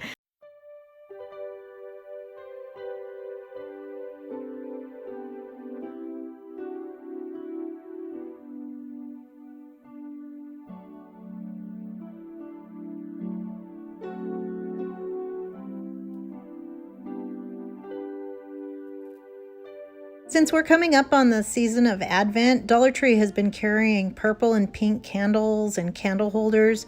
And so I put these beauties on a silver tray that they carry pretty much all year. And then I just added matching votives to them. And then I just took some Christmas greenery and I'm going to cut those off of the stem and made a little swag by having some go one way and some go the other. And I'll attach those in the middle using a nylon zip tie. And then I'm gonna hot glue that to the front of my tray, and then I'll just cover up that zip tie with a little bit of extra greenery so you can't see it. And then I took a sweet little birdie. He's so glam and pretty and sparkly. I'm gonna place him right on top in the middle. And then I made a sweet little bow out of this adhesive ribbon. I didn't know it was adhesive, but it was a little thicker than I am used to working with, but it still made a sweet little bow, and I just attached that right to the side. Now, if you don't celebrate Advent, that's okay. This is still super pretty, and you can match all of the candle holders if you want, or you can use pillars and have them in different sizes. I think that would be really pretty, and maybe attach some greenery to those. But either way, this is so easy, so pretty, and for Advent, it's perfect. So your family can count down the 4 weeks preceding Christmas Day. Next, I'm going to be making some lollipops, and I'm using Dollar Tree's pink foam board, which is so pretty. I love that they came out with this. So I first tried cutting this out, but when you use scissors, it kind of crushes the edges and it's not a really nice cut. So I'm going to use my craft knife and make some circles. And then I'm going to use some pink, blue, and white tubing from the Dollar Tree. I'm just going to go over that very edge with my tubing and then go all the way around. And then once I get back to the beginning, I'm going to start it up on top of the cardboard. Now, I meant to turn this around and have the pink on the back. That was the whole point of using the pink. So do as I say and not as I do, but you know, I'm a little distracted these days. Anyway, I'm just going to use my hot glue, and then once I make it around that second turn, I'm going to add my second color. In this case, I'm using the white tubing, and then I'm able to give my lollipop kind of a swirl effect and then go all the way to the center and glue it down in the middle. And then I'm going to take some cello bags. I think these are party bags that I got from the party section at Dollar Tree.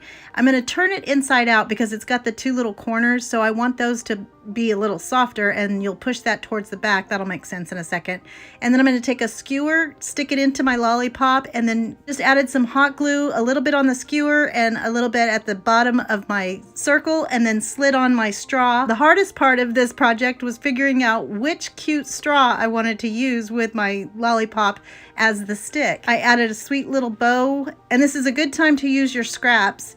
And then once that's all done, I'm going to attach that and cut off the bottom of my skewer that's sticking out.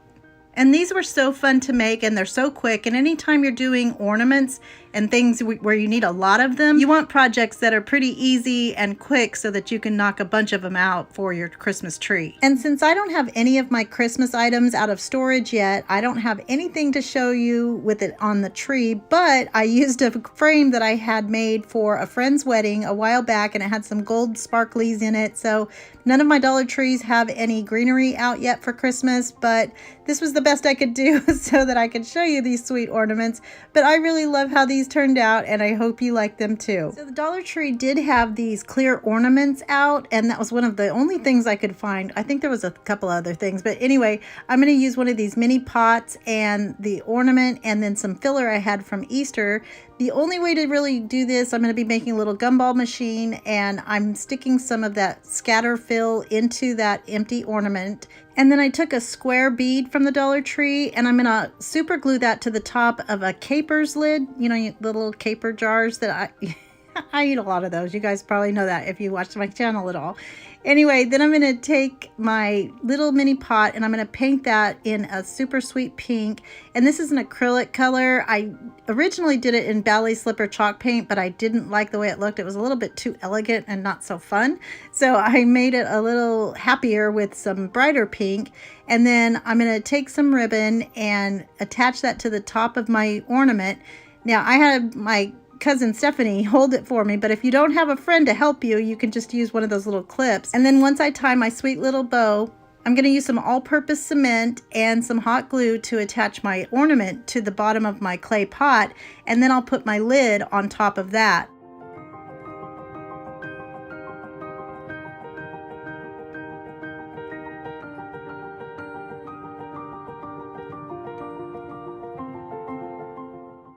And then just to give it a little tiny bit of Christmas sweetness, I cut off the tips of the only Christmas stem I could find and just glued that right under my bow.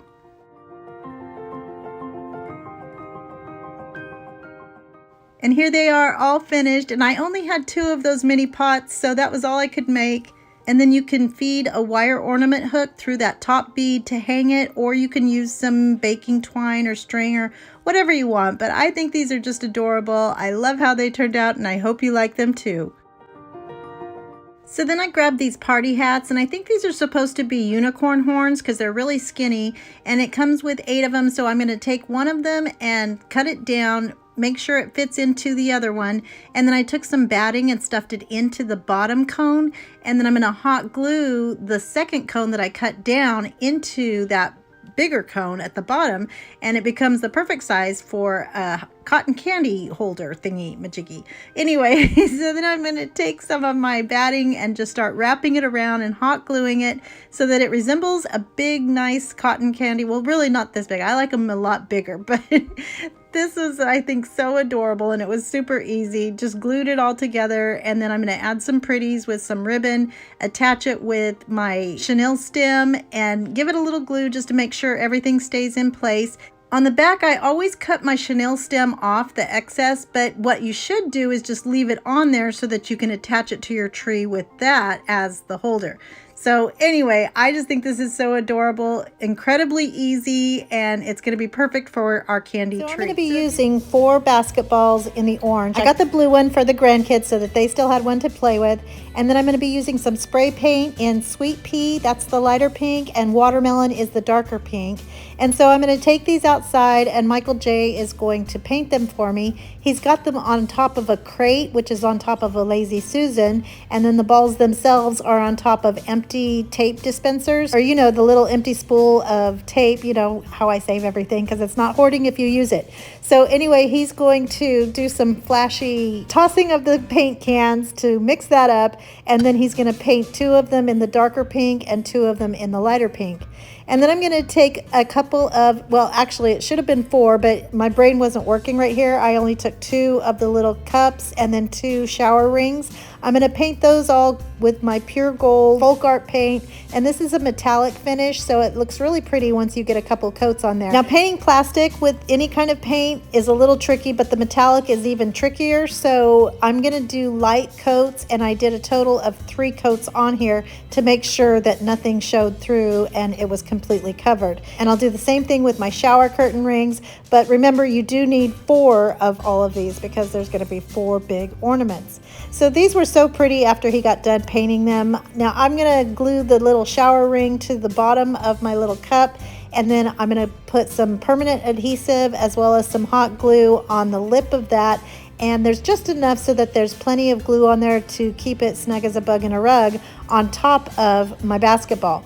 Now you'll notice that my lines are going straight up. That's by design. I want to make sure that all of those lines are going to meet in the middle under that cup, because we're going to start covering those lines with some hot glue and some jewels from the Dollar Tree, the jewel ribbon. This is the green color.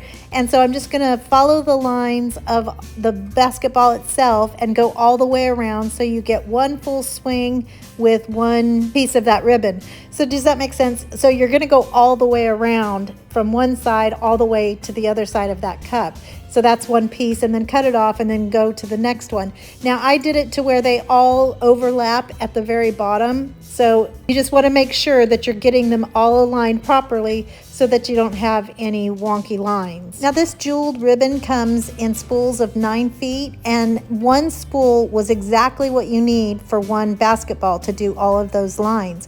So originally I only had 3 spools, and I was really bummed because I wanted it to be the 3 jewels deep, or the width of it is 3 jewels. So I was kind of bummed because I was going to have to cut down each of those ribbons and make it just 2 jewels deep. But then I found one more spool, and I thought, don't worry, child, I've got you covered. But it wasn't with the other spools of ribbon. So again, Jesus was helping me on this project. So then I came across these adorable little containers. The red ones kind of reminded me of a solo cup, but I grabbed a sage green one.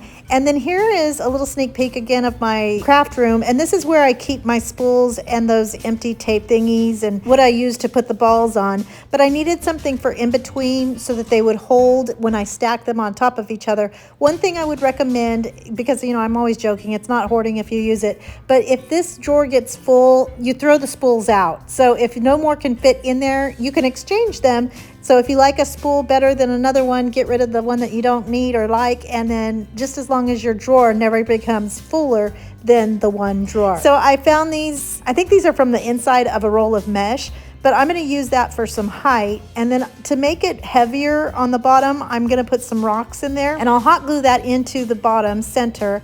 And then I took a pool noodle, and I'm going to cut that down and use some tape to hold it together to make a ring, so that when I put my ball on there, it's going to be snug as a bug in a rug.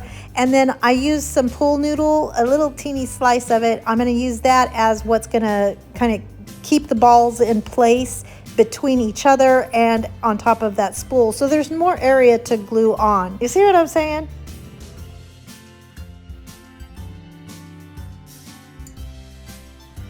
Now when you go to stack your basketballs, you do want to make sure that it's kind of balanced on there so that it's not super leaning or heavy to the side, because I'll show you guys in a second. But again, because I didn't have a lot of greenery, I'm going to use this Easter Christmas tree, and I just cut off some of those branches and some green ones as well. And I'm going to use those to cover that pool noodle material. And then this is the greenery. This is the only Christmas greenery I had that was actually in full stems. I grabbed those out of my storage unit. Those were just sitting all alone by themselves. So I was really happy that I even found these. But they didn't work for everything. I think this would be super, well, I mean, I think it's super cute now, but I think it would have been even cuter if I would have had a different and more options for my greenery. But I worked with what I had, and I think it still came out super cutie patootie. But then I made little bundles with that same greenery, and I'm gonna tie it all together with some gold ribbon, and then I'll hot glue that to the top of each of my ornaments, and then I tucked some in at the bottom to flow out from underneath the bottom ornament and just draping over the side of my container.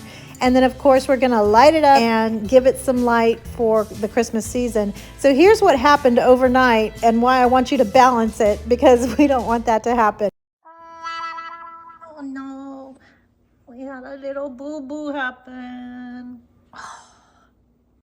So here they are, all finished, and I think these are so adorable. I think I'm going to be doing a green and pink theme outside in my front yard for Christmas. So this is giving me a head start. You know I love me some pink and green, but I love how these turned out, and I hope you guys like them too.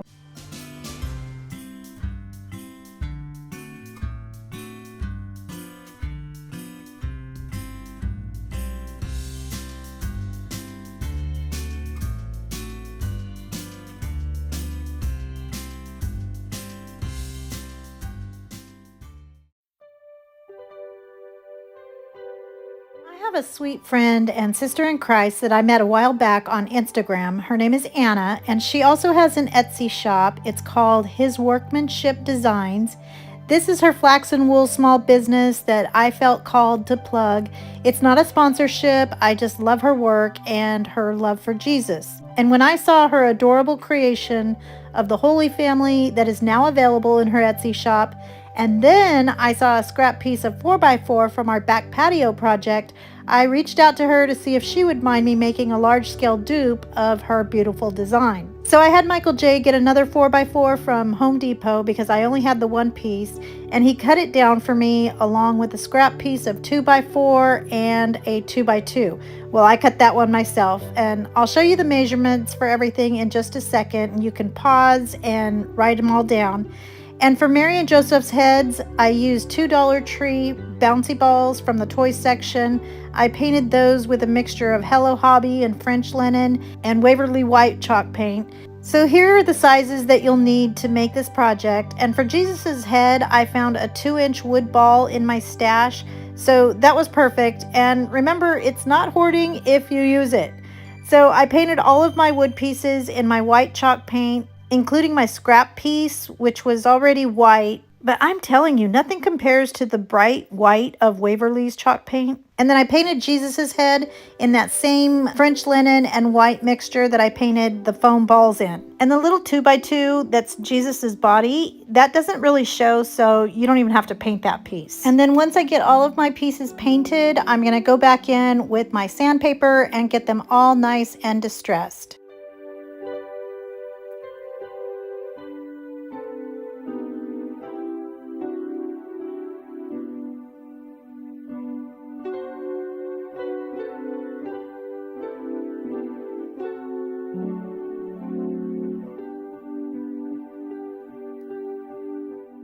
So then I just hot glued Jesus's head on, and there was a flat spot on the ball. So I'm guessing this is an actual doll head, which you can probably find in any craft store.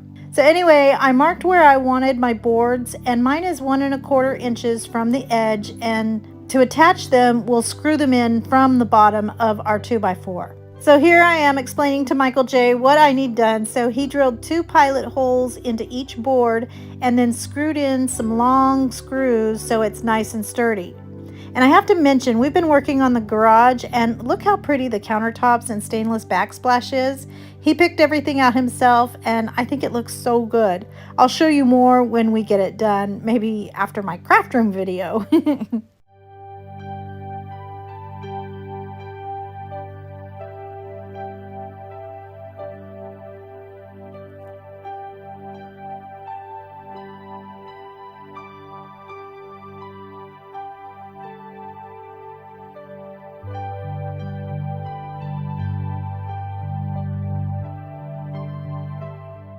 So now to assemble everything, I cut a little piece off of the foam balls so that they were flat, and then I'll glue those to the top of my posts. And there's a seam on the balls, so just make sure that they're on the side so that they don't show.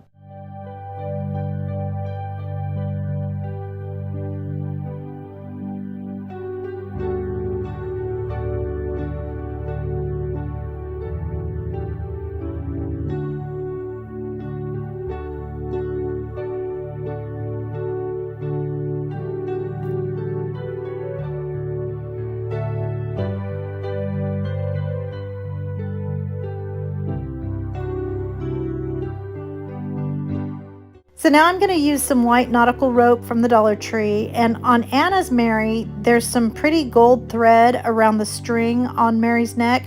So I'm going to use some gold Dollar Tree wire and wrap that around my rope, and I used electrical tape to keep the end from fraying, and then I'll hot glue that around her neck, and the ends will be hidden by her veil.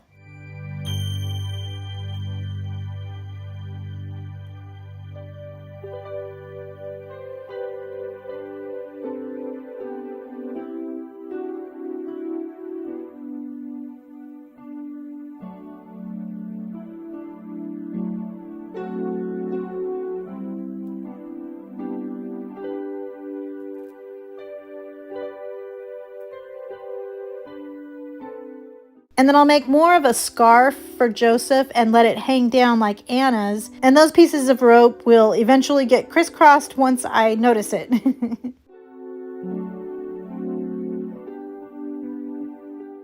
So then for Joseph's head covering, I used a scrap piece of Walmart drop cloth, and I folded over one side to make a clean edged hem, and I'll hot glue that down.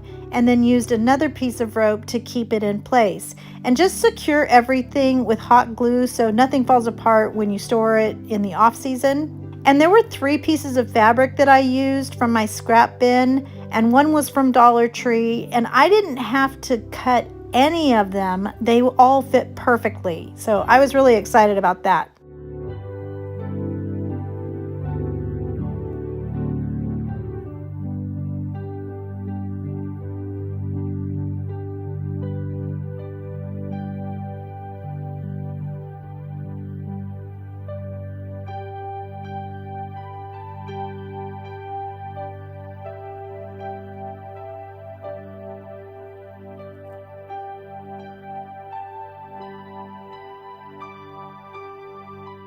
So this is the fabric from Dollar Tree, and it's super wrinkly, so I ironed it and made another hem on one side, but I didn't even glue that one down because it was ironed so crisply and stayed in place. And then I'll drape Mary's head and glue it down so that it's nice and flowy.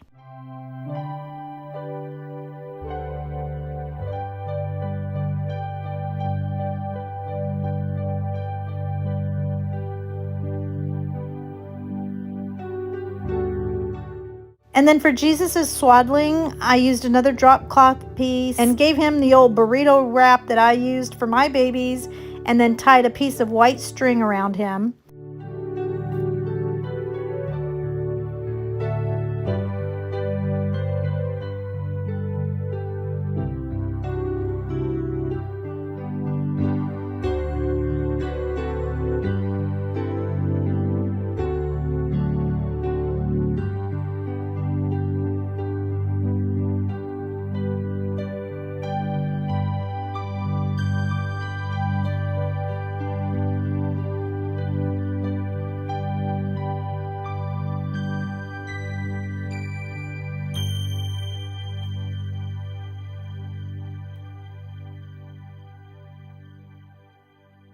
And then for the little joy tag, I cut a piece of tea towel out because this was the closest thing to linen I could find in white. And I cut a few out in case I messed up writing joy, which I did in gray, and I did mess up. And you'd think 3 letters would be so easy, but I didn't like my spacing, so I just rewrote it.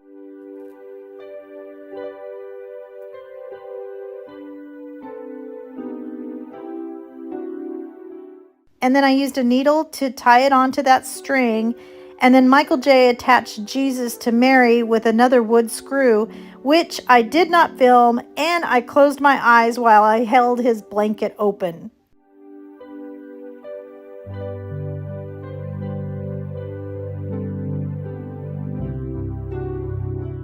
And then Anna had a sweet little wooden star suspended over them with wire.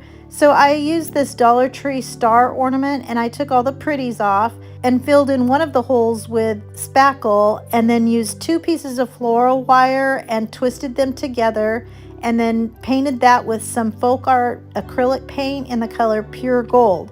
And then I painted my star in the same French linen and white mixture that I had left over from their heads.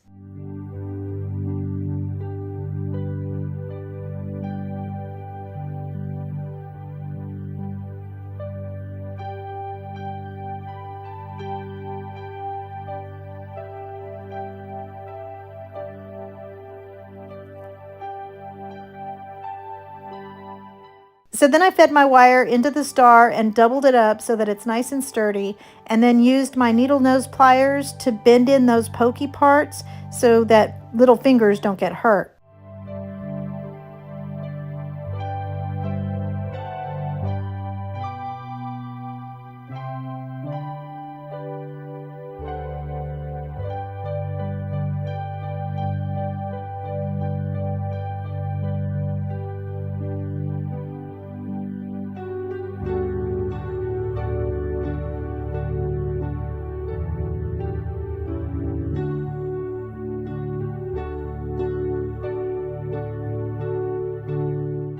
Now I'm going to use a screw to attach my star onto the side of Joseph, and I put the loop around the screw and then tightened it with my drill. And then I'll use Joseph's material to cover up that screw, and they're done.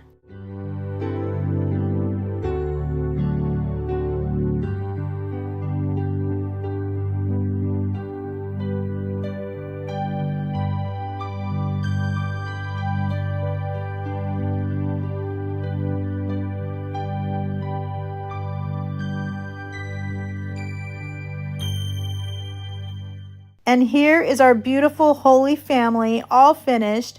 This might be my favorite of all time. I probably should have kept my eyes open because Jesus is a little bit lower than I meant, but oh well. Anna put these in her shop yesterday, and as of this recording, there's only 2 left. But you're going to love everything that she has in her shop. You will not be disappointed.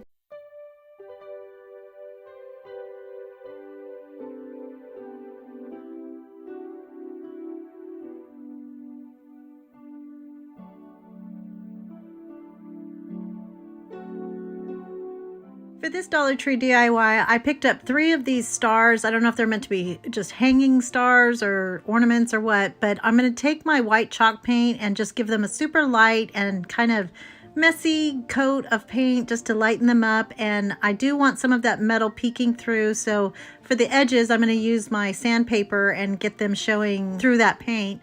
And then I'm going to figure out how to place these and remember which area to decorate because I kept turning them upside down and upside right and they were wrong. But anyway, I'm gonna make little sprigs from some Dollar Tree greenery and just tie those together with a chenille stem, and then I'm gonna glue that in the points of the stars. And then I put some berries and tried to make them look pretty much coordinating but not exactly the same. And I'm going to do that for all 3 of these. And originally my plan was to attach these to the paper towel holder from Dollar Tree. But in the end, I went a different way because once I got these done, they stood up perfectly by themselves. So I'm going to mount it a different way, and it ended up becoming more neutral than I had originally planned also. So I made 3 sweet little bows using Dollar Tree's little striped ribbon that I love so much. And I'm going to put my stars together using some E6000 or permanent adhesive, whatever you want to use, and then add some hot glue so that it stays together right then, and then you can leave it overnight to adhere permanently. And then to attach my little bows, I needed to put another berry in there so that I could glue my bow to that berry. And then I decided to use as the base this pretty little plaque. It says, "As for me and my house, we will serve the Lord." And I love this so much, but I pulled off the paper. I have another one of these. And then I'm going to paint the outside rim with my white chalk paint. And then using some permanent adhesive and some hot glue again, I'm going to attach that to my base. And then I added an additional bead of glue on the outside and the inside of the points of my stars, if that makes sense. And then I just took some more of that ribbon and wrapped it around the base, and it was done. Super easy, but oh my goodness, I love this so much. It just makes my heart so happy.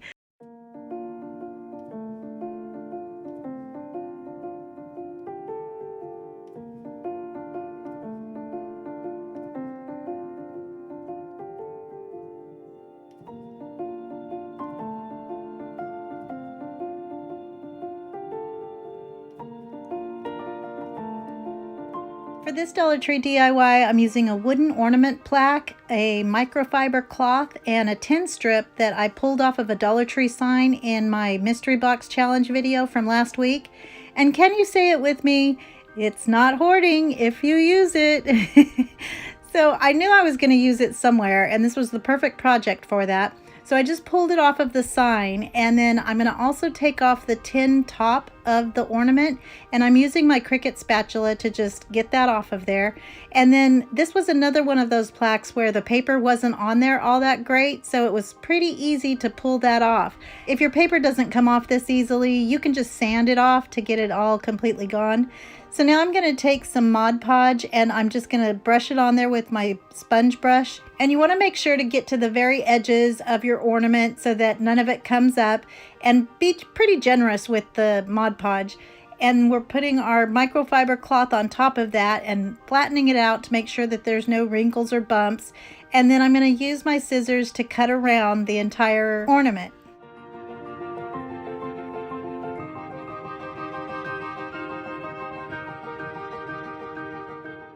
So now I'm going to take some acetone and get it on a paper towel and rub the letters off of that tin strip. And you want to definitely be careful with your nails because it'll take that nail polish off as well. And then I'm going to take some Waverly Wax in Antique, some truffle, and some hazelnut, mix that all together, and give my plaques, both the top of the ornament and the long strip, a rusty weathered look so that it looks nice and aged. And you can see I'm just pouncing it on there with my paintbrush, and then I'm going to go back once I get this completely covered and tap on some of that darker color to give it more dimension.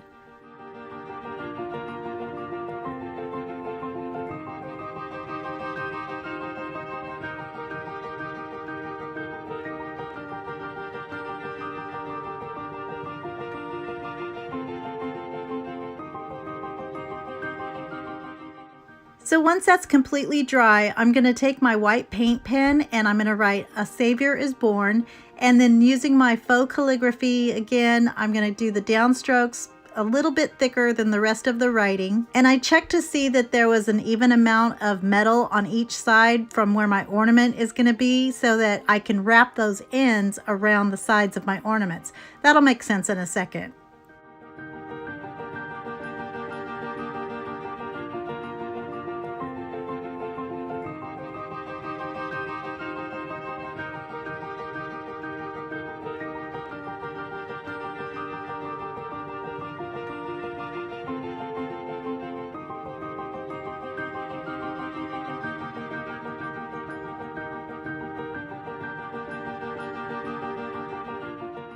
So I thought I was going to have to hot glue this down, but I didn't have to once I wrapped it around the edges.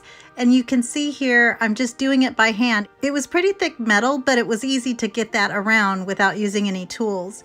And then I am going to hot glue the top of my ornament back on.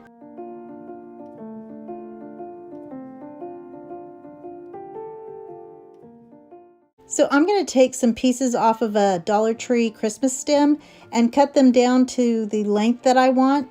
And then I just dip the tip into my glue skillet and put it directly onto my ornament above that metal band.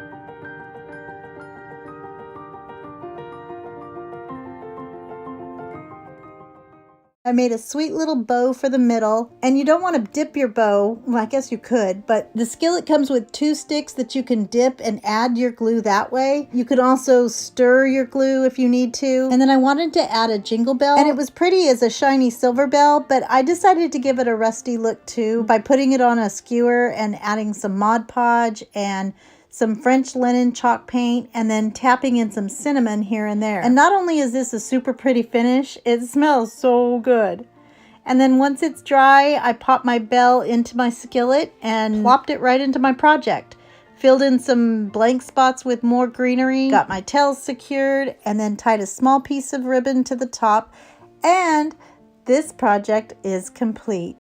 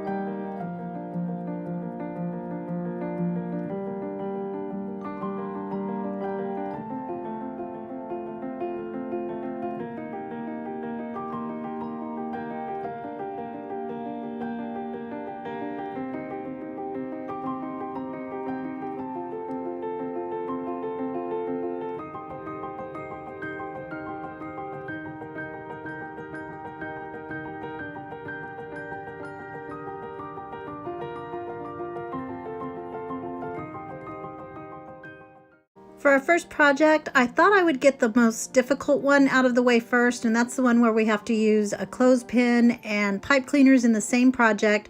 So it's gonna kind of pivot halfway through. You'll see what I mean in a second. So I'm using some of Dollar Tree's boxes, and I took all of the lids off. I'll probably use that later because remember, it's not hoarding if you use it, but I'm just gonna paint all of the outsides of my boxes in Waverly White chalk paint.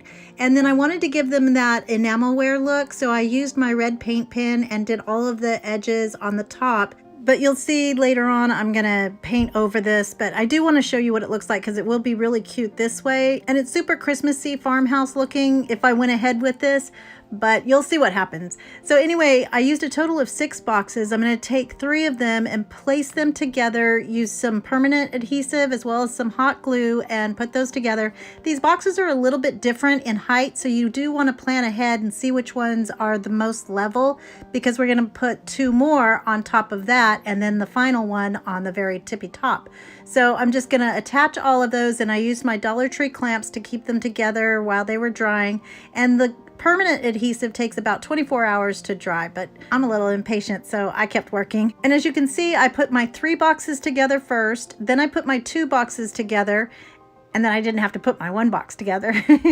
But then I'm going to start stacking them 3, 2, and then 1. And this is all going to be attached on top of a candle holder from Dollar Tree as well. So the next thing I'm going to do is take some popsicle sticks, and I just pulled out the ones that had a little bit of wood grain to them, a little bit darker, and I'm just going to cut those down with my wire cutters. I'm going to be making a manger because this is going to be a nativity set where it's got Mary, Jesus, and Joseph on the bottom 3 boxes, and then we're going to have the 3 wise men and the shepherds in the next 2, the angel at the top, and on top of all of that is going to be the star. So I'm crisscrossing my 2 bottom popsicle sticks, and then to make sure that they're level, I'm going to make the second set on top of that first set so that they're exactly the same, if that makes sense. And I'm cutting off the bottom so that they'll sit flat in my box on the flat surface. And then once I get those done, I'm going to cut down some pieces, and these are going to be kind of like the planks of the manger. So I'm going to glue those onto one side and then take my other legs and attach it to those planks and then go up, and so it's kind of like a V. Does that make sense? I don't know. Anyway, once I get that all put together, I'm going to take some Excelsior and stick that in there with some hot glue and just get it kind of messy and then cut around the edges so that it's not so out of control.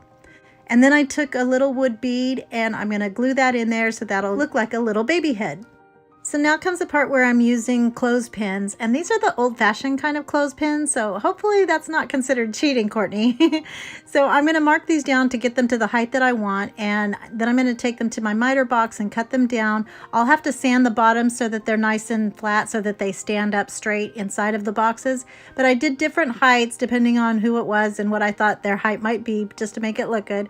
So I'm making Mary a little bit shorter than Joseph. I don't know why, just because I'm shorter than Michael J, I guess. So I'm going to cut those down with that, and then I used a Dollar Tree shelf liner, you know, that non-stick stuff, and I cut that down to make a little veil for Mary and just placed it over her head and hot glued it in the back, and then took some white string and wrapped that around to cinch it all together. And then I'll cut off the bottom so that it's even and looks so cute. And then for Joseph, I just did the same thing with that shelf liner, but it's a little bit darker beigey color. And then for the wise men, I took some small ornaments and pulled off the tops and then just cut off that little loopy loop at the top with my wire cutters and then glued those onto their heads. And then I took the bottom pieces of the clothespins that I cut off, the scraps, I'm going to glue those to the front, and that'll be their little gold, frankincense, and myrrh. And then one of them is a little block from Dollar Tree. And then I took some of that gold string that comes with the ornaments, and I'm just going to undo those and tie it around in different ways. I was just going crazy. It was so fun. But then I took some tulle, and for the angel, I'm going to attach those. I just bunched it up and glued it in the back. And then I took some gold wire and made a little halo with a tail so that I could have something to glue it onto the back of her head with.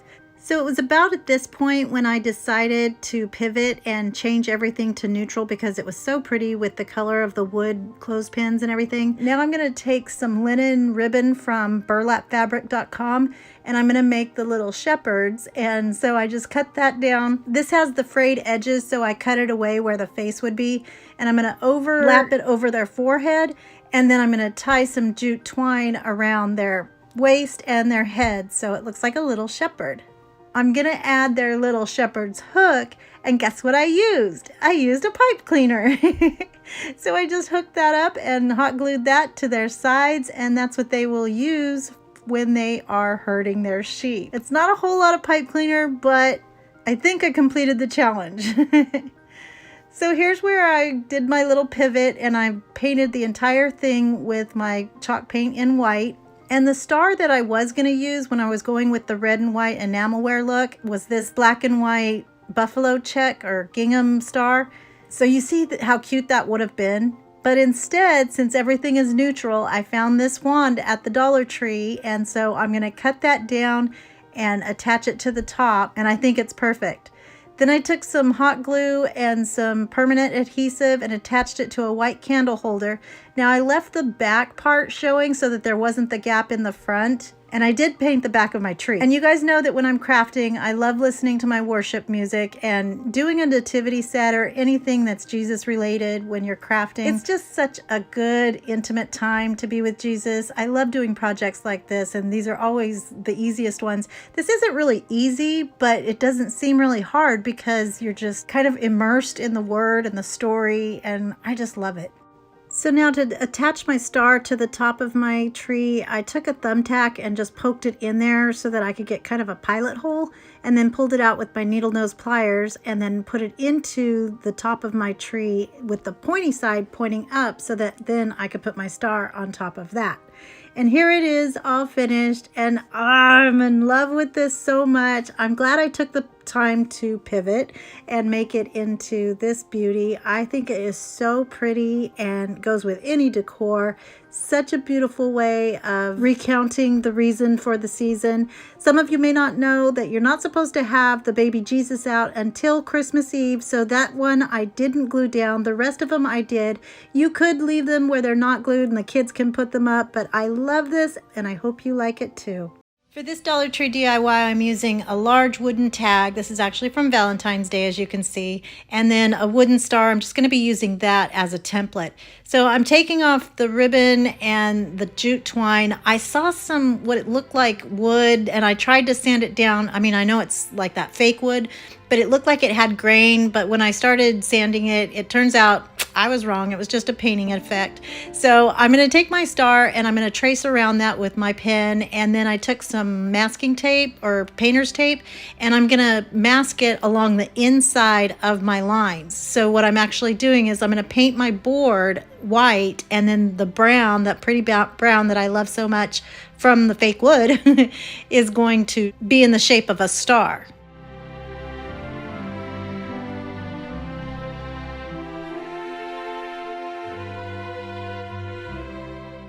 So once I got all my painter's tape down, I'm going to use a straight edge and a craft knife and just go along those edges to make the points of my star.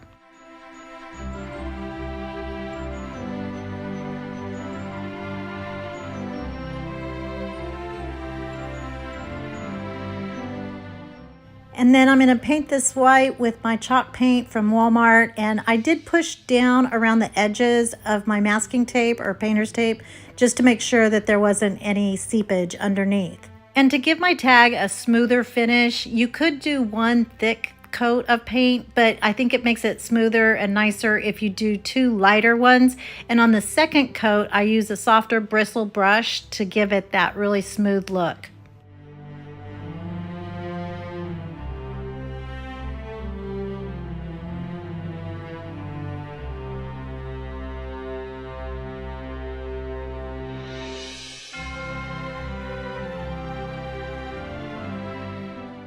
So then I'm going to take my painter's tape off very carefully because I'm one that likes to unmask while the paint's still wet. So in situations like this where you don't want any white paint getting on the brown part, you just have to be really careful and make sure that your fingers are clean from that wet paint. And then I'm going to take some sandpaper and get it rough around the edges and a little more distressed to give it that farmhouse look. So I've heard from some of you that you like when I include the challenges or hard times in my crafting when something doesn't go right and some of the mistakes that can happen. This usually happens when I'm sharing the word, and in this case I was going to write, "Do you see what I see?" That would indicate the Star of Bethlehem that guided travelers to the Nativity. And this was no exception. I used some Dollar Tree silver glittery adhesive vinyl, and I had nothing but problems, and I was powering through. I took like an hour to weed it and try to get it onto the transfer tape, and it wasn't because of my settings, but I ended up finally just throwing in the towel. But I knew I was going to make this, so I used my silver paint pen, and I'm just going to do the same type of writing. Of course, it wasn't perfect, but the font that I originally used was Amalfi Coast. So I just kind of copied it and did it myself. But if you guys want to make this project, just, I don't know, just say a prayer before you start or something. But I powered through and just did it myself.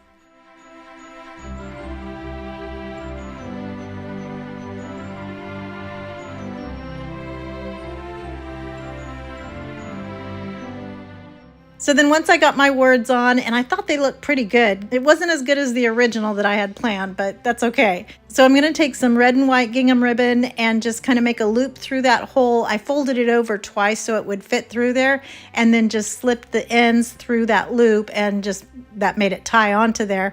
And then I took some greenery, and I don't know if you guys can tell, but I'm actually crafting mad right here because I was so bummed about my adhesive vinyl and how it didn't work out and how much time I had spent on it.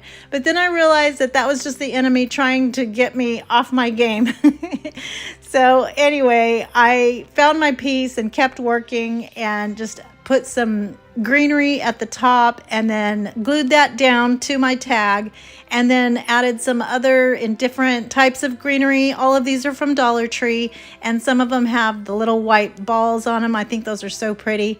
And then I'm going to take some more of the red and white gingham ribbon and make a perky bow.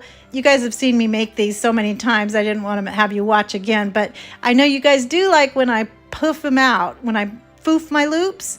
Anyway, I'm going to do that and then attach that to the top ribbon and then twist that extra pipe cleaner around so it stays on top. And then I made a knot at the top of my long parts of my ribbon so that I could use that to hang my tag.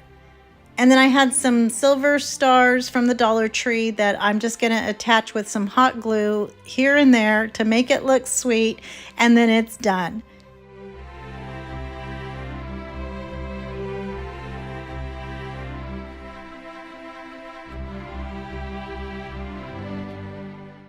And here it is, all finished, and I really am glad that I stuck with it, even though someone was trying to get me off of it. But I wanted to incorporate the true meaning of Christmas all throughout my house. So I love how this turned out, and I hope you guys like it too. Here's another super cinchy project. I'm just going to be using 2 of our Dollar Tree Charlie Brown Christmas trees, and to make it look a little bit thicker, I'm going to put 2 of them together. I'm first going to push all of the needles down or the branches down. They're on wire, so you can do that easily. I'm going to have a flat side on each one of those, so then I can put them together and make it look like it's a little bit fuller. And I'll do that by putting 2 nylon zip ties around both the top and the bottom. And then there's these 2 freakishly long branches at the top, so I just kind of pull those down and wrap it around and then make it stick out like the rest of the branches. And I'm not going to be using these with the stand, so I'll just take those little pieces off at the end. I'm going to set those aside and maybe use those for something else.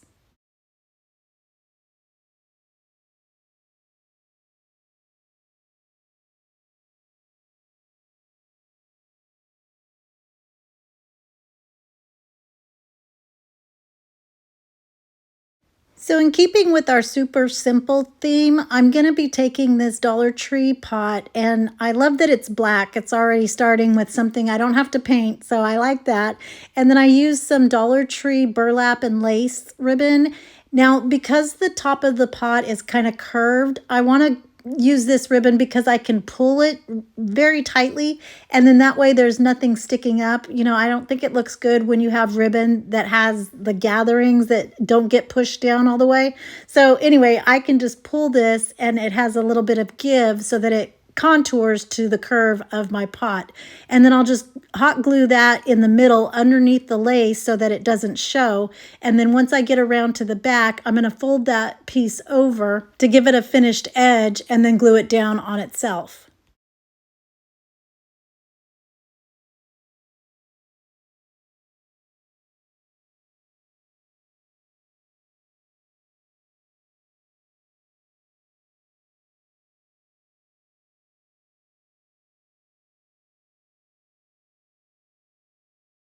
So now I'm going to take some styrofoam from the Dollar Tree and hot glue that into the bottom of my pot.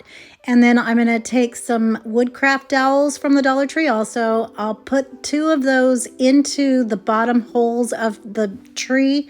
And to keep those in place, I just used some hot glue at the tips of my dowels and then poked it into my trees. And then I'll be able to poke that into the styrofoam. And then I started using some jute twine to wrap my stem or my trunk of my tree. That was taking a little bit too long, and I do have a lot of patience, but I decided I didn't like this look anyway. So I just took some craft paper, and actually this is the end of a wrapping paper roll. So I just unrolled it and then wrapped it around the base of my tree to make it look like a really pretty rustic trunk. And I'll use hot glue to keep that in place. And then to make it look even more realistic, I just kind of grabbed it and squeezed it and got it a little bit wrinkly. And then I'm going to take that and poke it all into my styrofoam piece.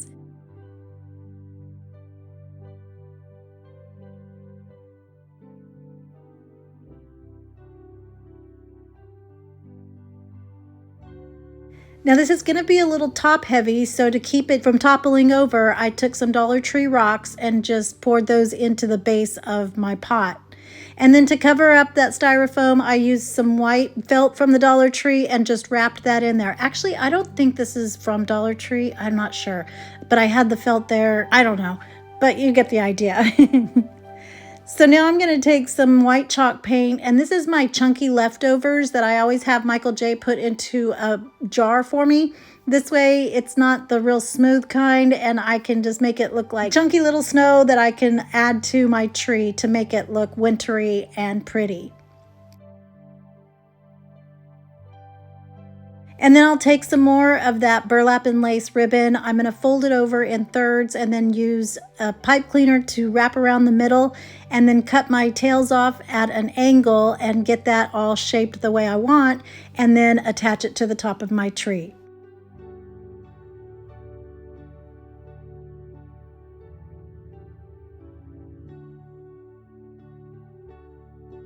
And here's how this one turned out. I love this so much. It's just so simple and rustic and is the perfect accent to something, you know, more interesting. I'm showing it here with my little Christmas curio that I made a couple of years ago, I think, and my mom's Christmas angel. I just love this and I hope you like it too.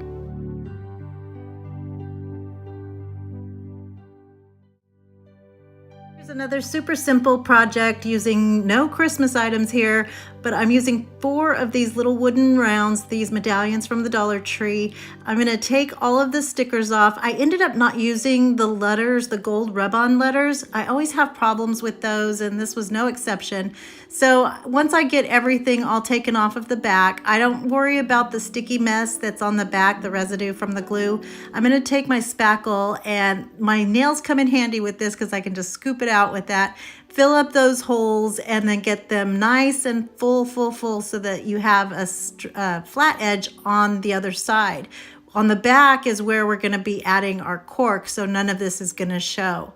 So once I get those all filled, I'm going to take my little adhesive dots and I'm going to start edging all the way around the circumference of my circles just to give it some farmhouse cuteness.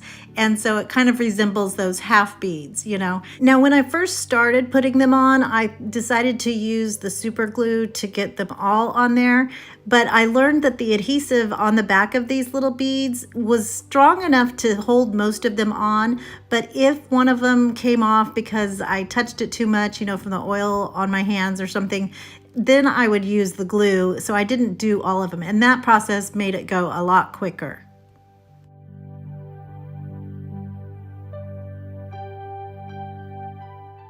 And then once they're all on all four, I'm going to use my white Waverly chalk paint and paint it completely white.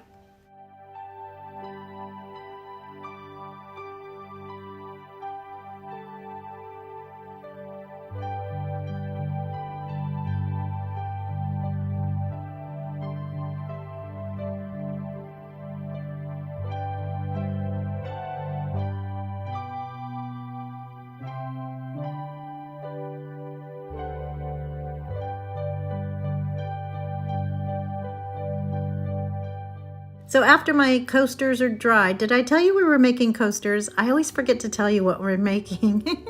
So I'm taking my cork sheet, and I was able to do all 4 coasters in one sheet, or from one sheet. And so I'm just gonna lay it on the back side of the cork and just draw a circle around the coaster and then just cut those out. And the adhesive on these is really, really good. So it's perfect for this project and super easy to attach it. And then if there's any leftovers on the sides, like you don't lay it perfectly on the round part, you can just cut those edges off with your scissors and it still leaves a perfectly clean line.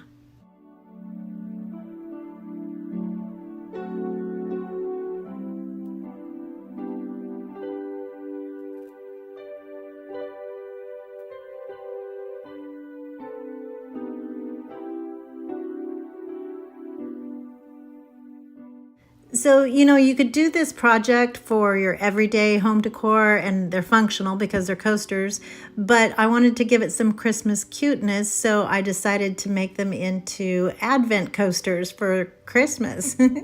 So I took my purple pen, and do you guys see how organized my pen caddy is?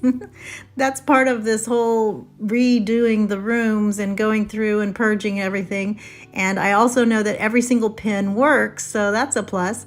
But I'm gonna write hope, peace, and love on 3 of them in purple, and then in pink I'm gonna write joy. So I didn't love my handwriting on this. I mean, it's not bad, but it's just not exactly what I would have liked. I would have liked the pink a little pinker, but I didn't have a little bit dark. I don't know. It's fine, but whatever. And so I didn't get them all centered either, but don't look at that part. But I didn't want to pull out the joy or, the cutter. And plus I want to make sure that I have projects that you guys can do if you don't have a cutter. So now, just to give it some farmhouse cuteness, I took my fan brush and I'm just going to dip it into some antique wax, and I added a little bit of, I think, white, or no, what did I add? Yeah, I guess white, and then just made it a little bit lighter. And then I'm going to go over all of my coasters and get it roughed up and weathered looking. I was a little too heavy-handed with the distressing, so I went back over it with a little bit of just pure white, and that kind of gives it that powdery look that I like too. So, and you could just leave off the distressing altogether. Either way, it's super cute, I think.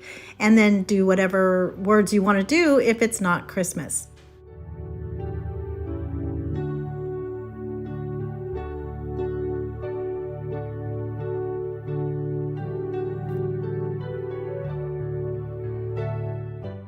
And here's how they turned out. And again, I was really stretching for my Christmas props. So I just opened some of my mom's sheet music and got one of my Aunt Jeannie's old red wine glasses. And I think it looks really pretty. Anyway, I love these and I hope you like them too. For super easy Dollar Tree DIY, I'm using 3 white candles. 2 of them are new, but one of them I actually use in my bathroom. I didn't have a third new one. So I'm using some angel wing ornaments. You can get these in pink. There's some really pretty iridescent ones that have the fur on the back. I wanted 3 of these. I would have rather used these instead, but I only got 1. So instead, I am going to be using these white ones that have the pretty fur on the back also. And then I'm going to be using some gold cord. And so I just went online and found some pretty angel faces that would be super easy to draw because, Well, I'm not going to say it, but these were the easiest faces I could find.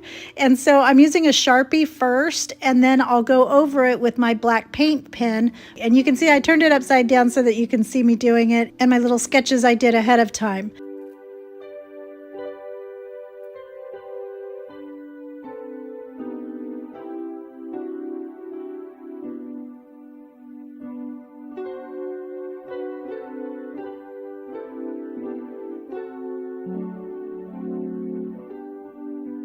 So once I get my faces painted, I'm just going to use a white chenille stem and put it in place of where the holders usually go, and then just twist that around.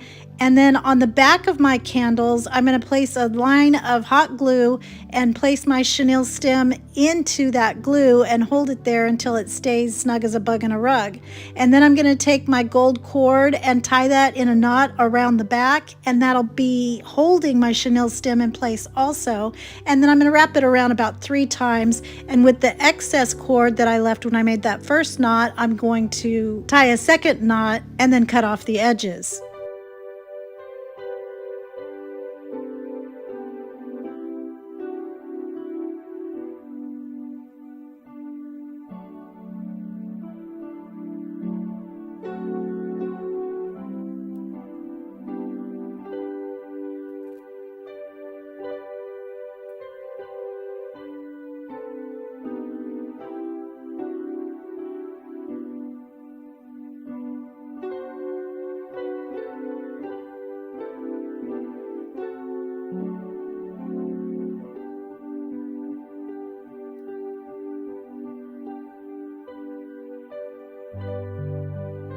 And then for some additional cuteness, I'm going to add a piece of Dollar Tree 5/8 inch ribbon. This is the white or ivory color with a little bit of gold in the middle. I'm going to tie that around her middle and then hide the knot in the back. And then they're done. And here's our sweet little angel choir singing the Gloria or Alleluia or something. I don't know. I just think they're so pretty, and it was such an easy project. These would be perfect for a shelf, but also for your Christmas tablescape down the middle, or at a church celebration as a centerpiece.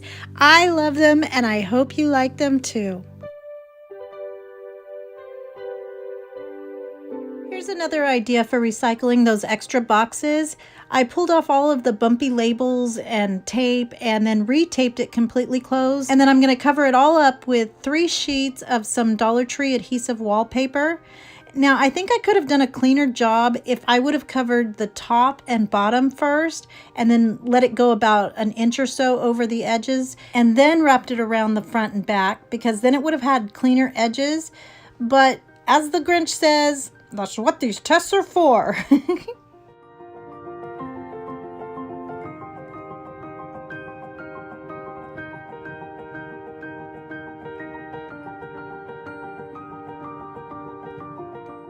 So once my box was completely covered, I cut out an opening in the shape of a house, and I really gave my utility knife a workout in this video and went through like 70 blades. But now I have a sweet little manger with a door that can open and close. And then I took one more piece of that adhesive wallpaper, folded it in half, and then just stuck it into the inside of my manger and then pressed it down. And this doesn't have to be perfect because you're just going to see the back part of the opening. So I wasn't perfect or super neat about it, and just tucked it in there so that there would be a pretty background in this plank wallpaper. And then just secure any flappy bits by using your hot glue. So now to fill our manger, I used some Dollar Tree rags that I found in the automotive aisle, and I'm going to fold a piece in half and trace out the size that I need. I kind of made a semicircle at the top and then flat at the bottom. And then on one of them, I'm going to paint Joseph, and then on the other one, I'll paint Mary. So in my previous video, I did a manger scene, and I'm just using that same technique with the same colors. I'm using French linen, some white, and some hazelnut, and just blending all of those subtle colors together and still leaving enough contrast between the different parts so you can kind of tell what it is. And then for Mary, on her headpiece, I'm going to do that in a more bluey tone using my crystal, giving it the idea that it's Joseph and Mary. And I'm just going to shadow in with some hazelnut to give him the ropes around his waist and along his headpiece. You could paint a face in here. It doesn't really matter. It's just whatever is easiest for you. This this was easiest for me. I'm no good at the faces, so I'm just giving it the idea. But mostly it's just for fun for the kids so that they can have a manger to play with and kind of just immerse themselves in the true meaning of Christmas.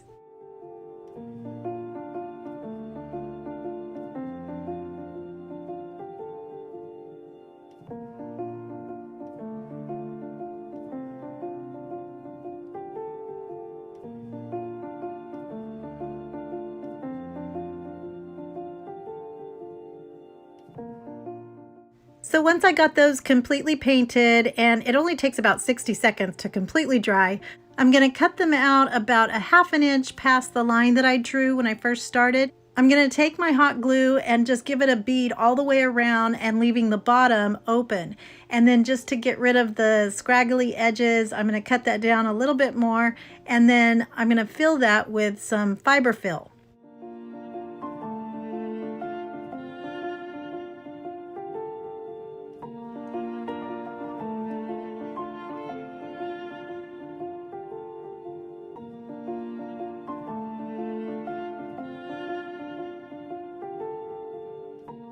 So I wanted these to be plump and huggable, but I also wanted them to stand up. So I just took some rocks and stuffed them into the bottom and then closed that up with some more hot glue.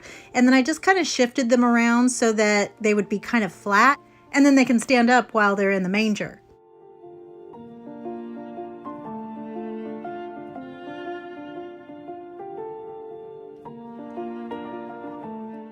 So then I took one of these Dollar Tree pallets, and I'm taking my big fat shears and just breaking them off in the middle. You can do this with a saw, or I think you could probably do it by hand. But then I'm going to take the two pieces and glue one right on top of the other at the edge, if that makes sense. You see what I'm doing here. And then I took a couple of Jenga blocks, and I want it to stand up. So I place those in the middle and then put some hot glue on them, and then just put my manger right back on top.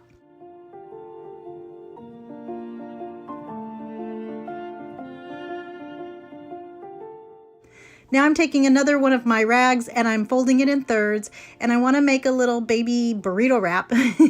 So I took a wood round, it's not a bead, I guess it's just a wood round piece of wood. And then I'm just gonna place that at the top portion of my rag and fold it like a little burrito wrap like you do with your babies, and then just cut the excess fabric off and kind of made it a little messy. I gave him a little pillow so that he could lay his beautiful head on there, and then just kind of smushy it up and add some hot glue to get it all closed and look like a little baby. I love this so much.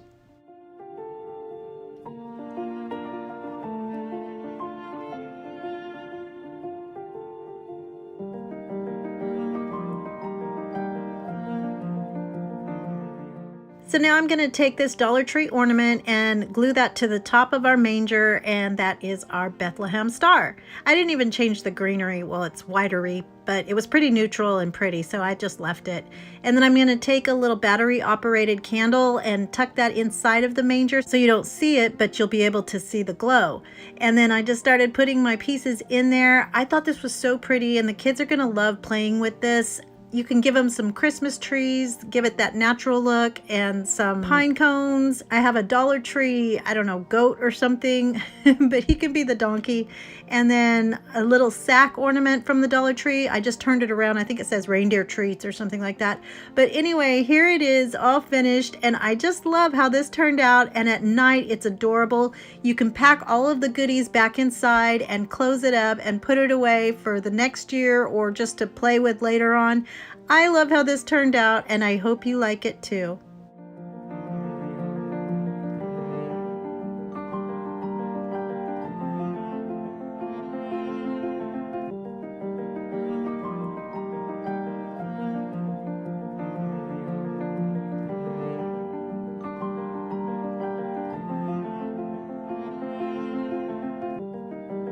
For our next Dollar Tree DIY, I'm using 2 incense stick holders, a silver tray, and a plunger handle. And I'm going to get the stickers off of my goodies. It didn't come all the way off of the tray, but that's okay. It's going to be at the bottom. But I do need to get it off of my plunger. And I'm going to sand off the stickies off of my plunger with my sandpaper. And then I'm going to use that sandpaper to get my tray all scratched up and go in 2 different directions just so that my chalk paint will stick to it.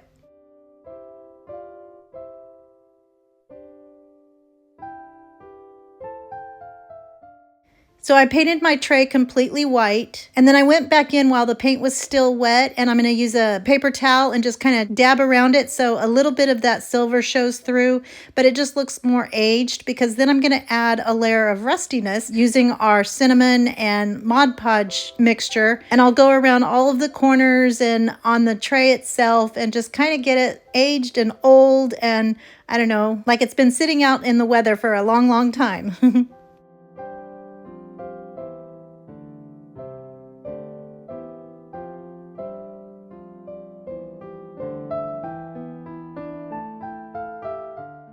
So now I'm going to take my plunger handle, and I originally measured these 4 pieces into 3 3/4 inches long, but those end up being too long, so I'm going to cut those down afterwards. I took it all apart and cut those down again, so they're about 2 inches now. So once I have them cut, I'm going to put my 2 little incense holders together and put one towards the back and then one towards, I don't know, like a third of the way back. And I just hot glued these on because I'm going to go in later and screw them in so that they stay snug as a bug in a rug.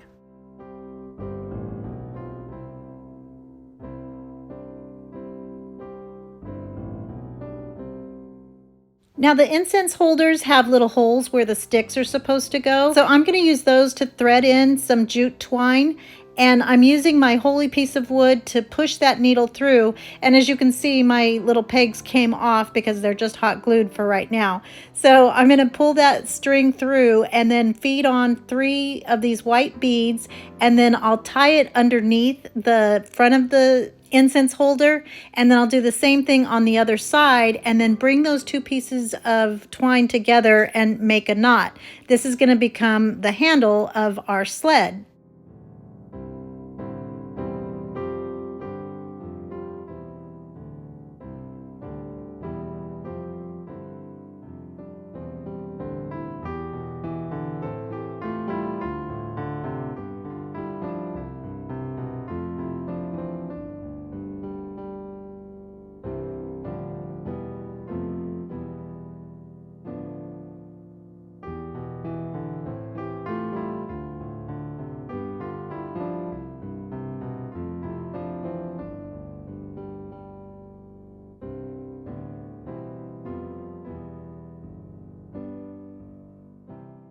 So when my pegs were still tall, I used one of these tags from Walmart that says "Let It Snow." So to get it onto my tray, I just used my crocodile, and I'll have this linked in the description box below, and just cut a little hole into the side of my tray in the corner, and then I'm going to put my ribbon of the tag through that hole and then just glue the end of my ribbon onto the back of the tag. I'm going to have to change this out, of course, because once I shorten my pegs, then my tag is too long.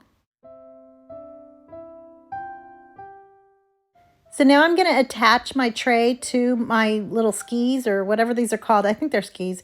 Well, whatever, the bottom of my sled. And then I'm just going to turn my tray over and mark where I want my pegs to go.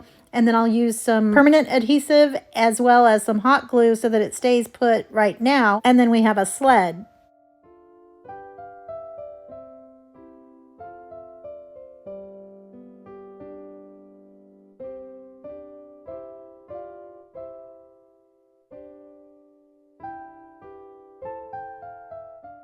And then I just added some Christmas cuteness from the Dollar Tree. So if you're using this as a decor piece, this would be super pretty. But I thought you could also use it for your Christmas dinner and put something like cookies or something on there. Of course, put something down first so that it's not right on that paint. But I think this is so pretty, and it was super, super easy once I got the right size of my little pegs and it's not like on stilts. I love this, and I hope you guys like it too.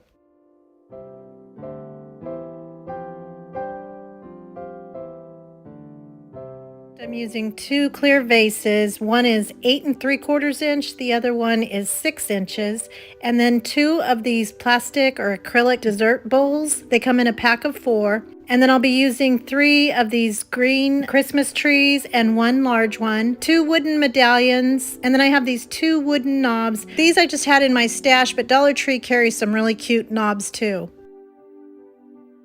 So the first thing I'm going to do is sand down my plastics because I'm going to be painting that with my Waverly chalk paint in white. I'm also going to take off all the tags and sand down my wooden medallions so that I can paint over that and there's no ickies left over. So I'm going to paint both sides of my wooden medallions, but I'm not covering up those holes or filling them in with spackle like I normally would.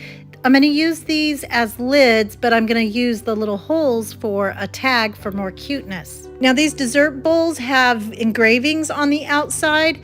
You can leave those showing so that they kind of show up a little bit more, or you can even add some distressing afterwards, which would be really pretty. But I'm going to go ahead and paint mine completely solid, so I'm going to take my paintbrush and kind of dab inside those little areas so that the paint covers completely.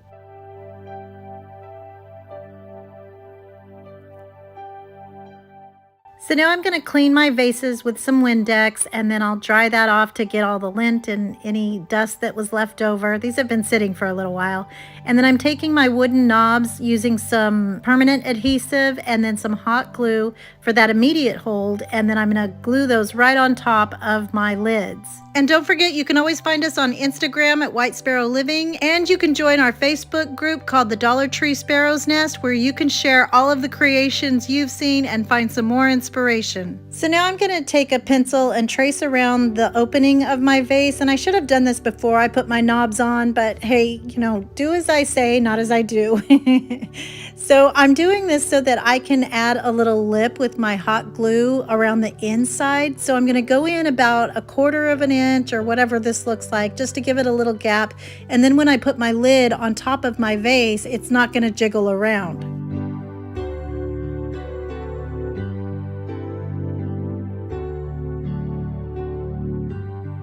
So I'm going to be using these Walmart tags, but you could also use one of the little red trucks from the Dollar Tree, or one of the sleighs, or even one of these pretty little snowflakes, all from Dollar Tree. I kind of had a hard time deciding which one to use, but all I did was stuck the little ribbon in through that hole, and then I'm going to hot glue that down underneath. You just want to make sure that the little ribbon is pointed in the right direction so that your tag is facing out.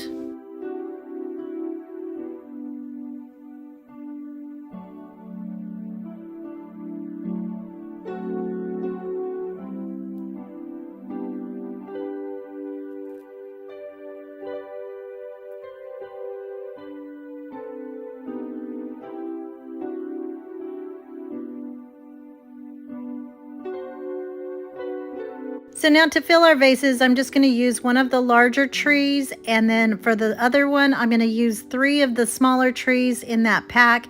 And I cut off the back of one of the smallest tree in the front so that all 3 of them will fit. So I'm not going to glue them down or anything, but I am going to fill it with some glittery faux snow from the Dollar Tree and just get that all packed down into the bottom of my vase. So now I'm going to do some more hot glue and permanent glue to attach my vases to my dessert cups, and I'm going to put those upside down, obviously, and those will become the bases. Then I'll pop my lids on, and these are all done.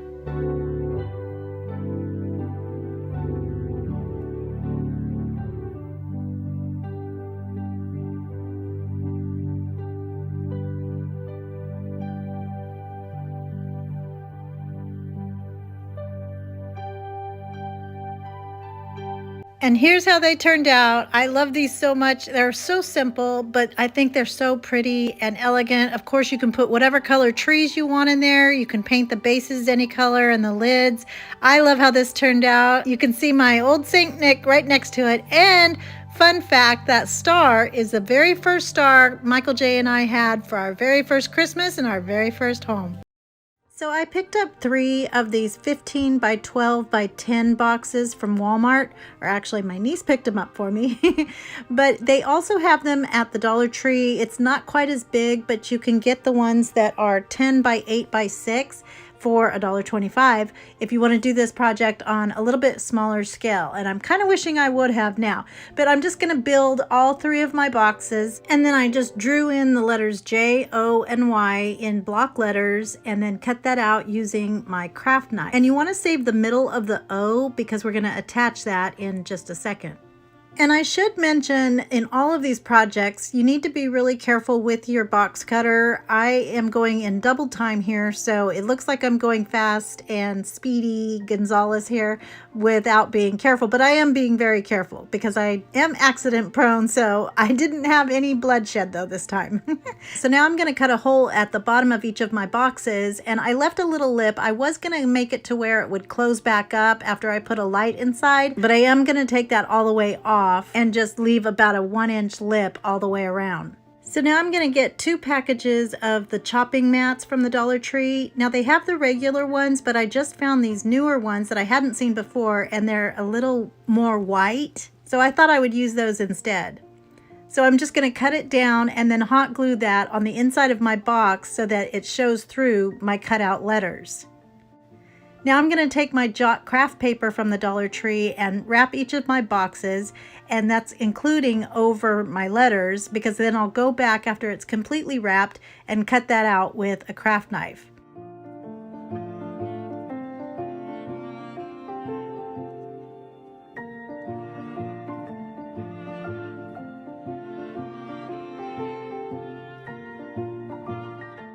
And then to hide my edges, I'm going to take some nautical rope from the Dollar Tree and just hot glue that around all of my letters. And then for my O, the center that I had you keep, I'm going to cover that with my craft paper, glue it onto the plastic or the chopping mat, and then put my nautical rope around that.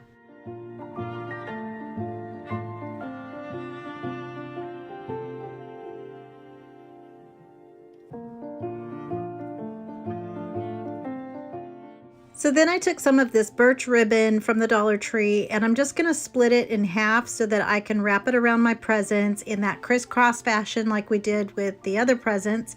And I'll just use some hot glue to attach that all around my boxes. And then I had this perky bow that I had made for another project, but I thought it looked too much like a present bow, so it didn't work for whatever I was using it for.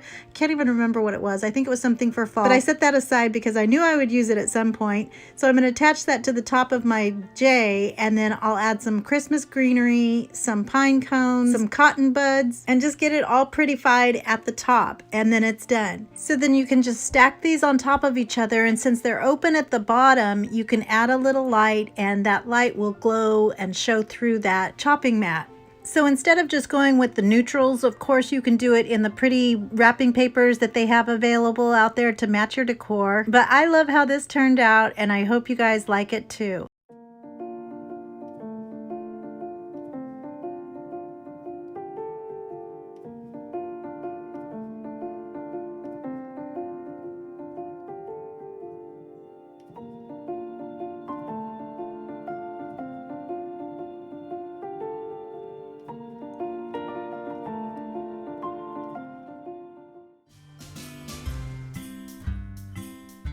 Dollar Tree DIY, I'm using a candy cane wreath form, 2 microfiber dusting cloths, some red and white beads, some scrap greenery, and a black tag.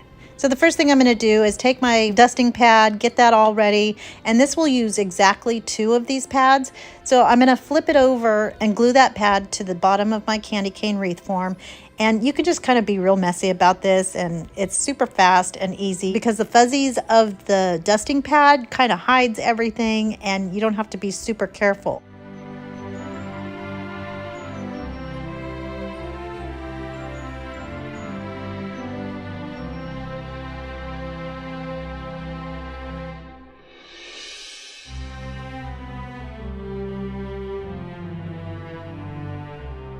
Now when I get to the curved part of the candy cane, I'm going to give it little slits at that curve on the inside so that it rolls around that and you can glue those individual pieces to the back. And this will be a little bit easier to do if you put the glue directly onto the dusting pad and then just roll it over. And then at the ends, I'll do the same thing, just glue it all down and push it over. There'll probably be a little bit of shedding from those things, not a little bit, kind of a lot. It kind of gets all over the place and sticks to your fingers too, but as long as you get enough glue on the back, it'll all stay put.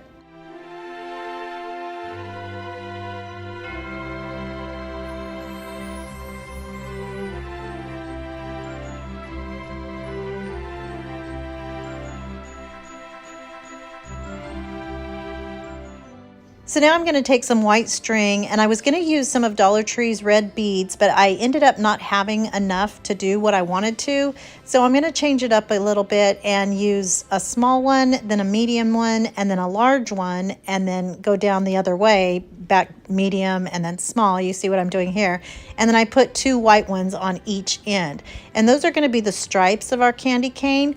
And so I want to give myself a lot of string so that I can pull them apart and I'm not wasting any beads on the back. I did a total of 5 sets to make those stripes and then just wrapped it around, and then I'll take the ends of my string and tie that to the back of my wreath form. You might have to use a needle to get that string through or around that wreath form in the back to make it secure, because I did use a lot of glue on my dusting pads to make sure it stayed in place.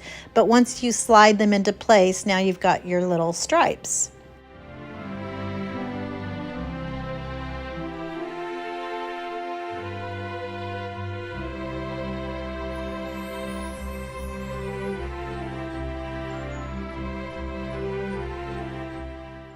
So now I'm going to use some pretty Christmas ribbon, and the striped ribbon I got from Hobby Lobby, and that was 50% off, so I think it was like $3.50. I would also use some Dollar Tree 5/8 inch ribbon in the black and white buffalo check or gingham, whatever you want to call it. I was also going to use some of this flower sack stripe ribbon from Walmart. I know that one's from Walmart. But then I decided to go ahead and use the Dollar Tree black and white polka dots. I just thought that looked cuter and it didn't have so many stripes. But just use whatever colors you're using. I just thought this was a really pretty combo. So I made the red and white striped ribbon a little bit larger on my loops and just folded it over and over and over 3 times. And then I'm going to do the same thing with my black and white check. And I made little snips right in the middle so that I could put my pipe cleaner through that, and then it would make it easier to move my loops around.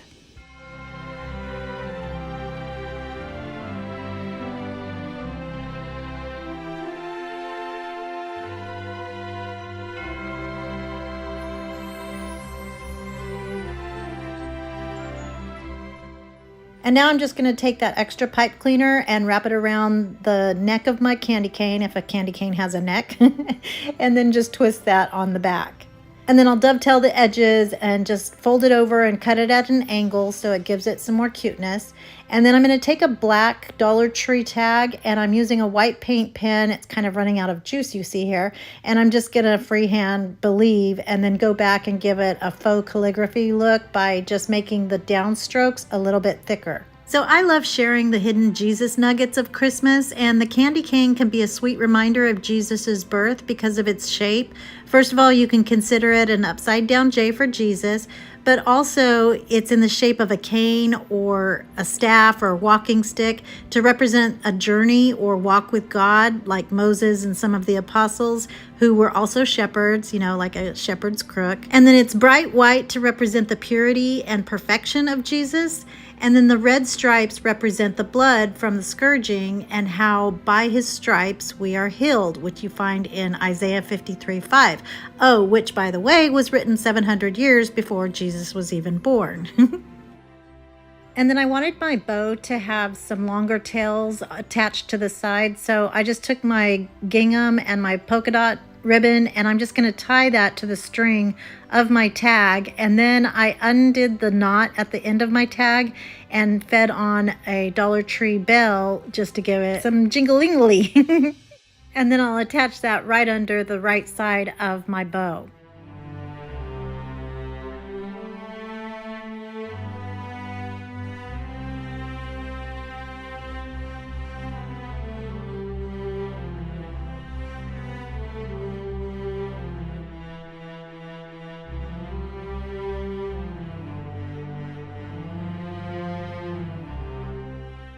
And then I have some greenery, scrap greenery that I like to put in any of my Christmas projects, and I'll just hot glue that on the top and on the bottom. But I didn't want to cover it up too much, so I'm just putting one little piece on each of those sides. And here it is all finished, and I think this turned out so pretty, and it's a little bit original, and I think that's always a good thing. You could use this as a door wreath or something on a mantle or a shelf.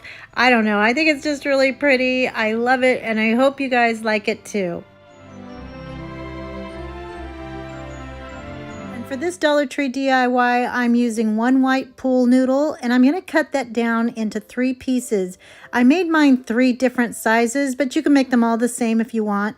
We're making a sweet little bundle of peppermint sticks, and I know they're usually the same, but since these are going to be laying down, I wanted to be able to see the one in the back also. So I made the stripes with a roll of red duct tape from the Dollar Tree. You can find this in the automotive aisle, and I'm using the full width of my tape on all 3 pieces, and I want them all to be a little bit different. So I made the swirls in different widths. Some of the stripes will be closer together and further apart. And then when I get to the end, I'm just going to cut that off.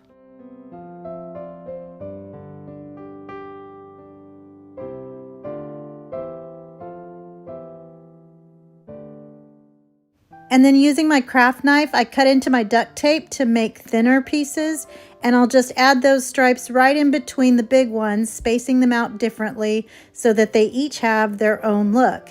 And this is super fun, and you can get really creative and make different patterns.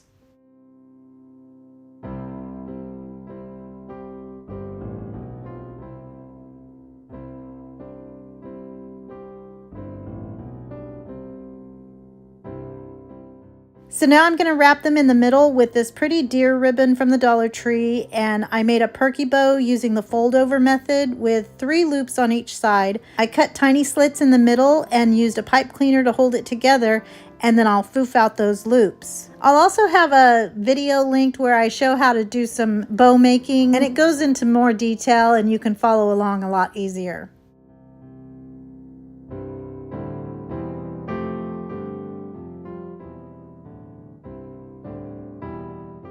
Now I'm going to use this reindeer ornament from the Dollar Tree, and I pulled all the goodies off and painted him black in my Waverly chalk paint in the color ink.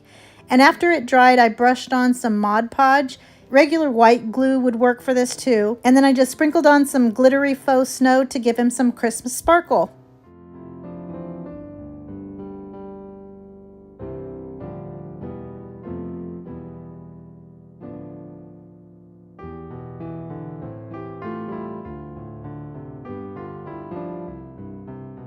And then while that's drying, I added a black and white perky bow to my big one, and I'll attach that to the top.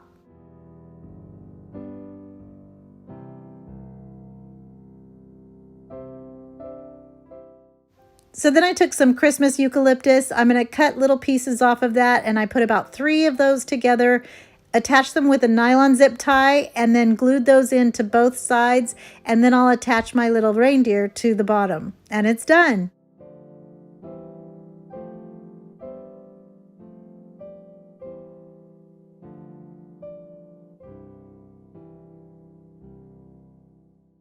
And here it is all finished. This is so easy, but I think it's so adorable and so Christmassy. You're going to be seeing a lot of peppermint in this video, so I hope you like it. I love this, and I hope you like it too.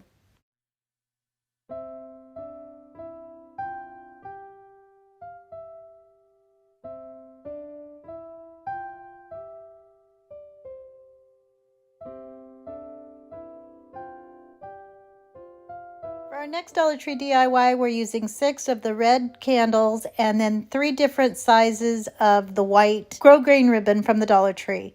So the first thing I did was just took off all of the wrappers, and then I'm going to position these. I'm going to stack them one on top of the other, but they're both going in the same direction so that we can still use the candle on the top one.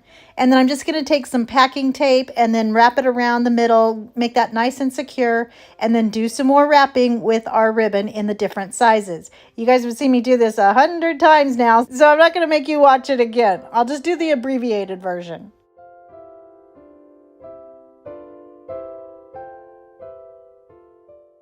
So you see we're doing the opposite color scheme here. Instead of white with the red wrapping, we're doing the red with the white wrapping, or the swirls. So again, I'm going to wrap that around the middle with this pretty Dollar Tree ribbon, and then I made a sweet little bow, kind of a medium bow, a sweet medium bow, and I'm going to put that on the front of my candles. And then I took some pretty Dollar Tree greenery. These were really pretty. This is the first time I've seen these in the Christmas section, but they're real frosty and look like real pine needles. So anyway, I thought that was a good step up. And then I took another ornament and then just took off the goodies and put on the same greenery that I have on the candles, along with some frosted berries and then a sweet little bow in the white grosgrain ribbon. And then I'll attach that to the middle.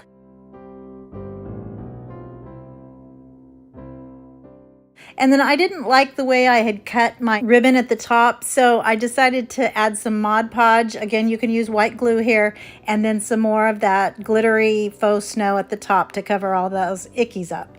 And here it is all finished, and I think this is such a pretty one, and they're nice and tall and look like the real peppermint sticks. I love how this turned out, and I hope you guys like it too.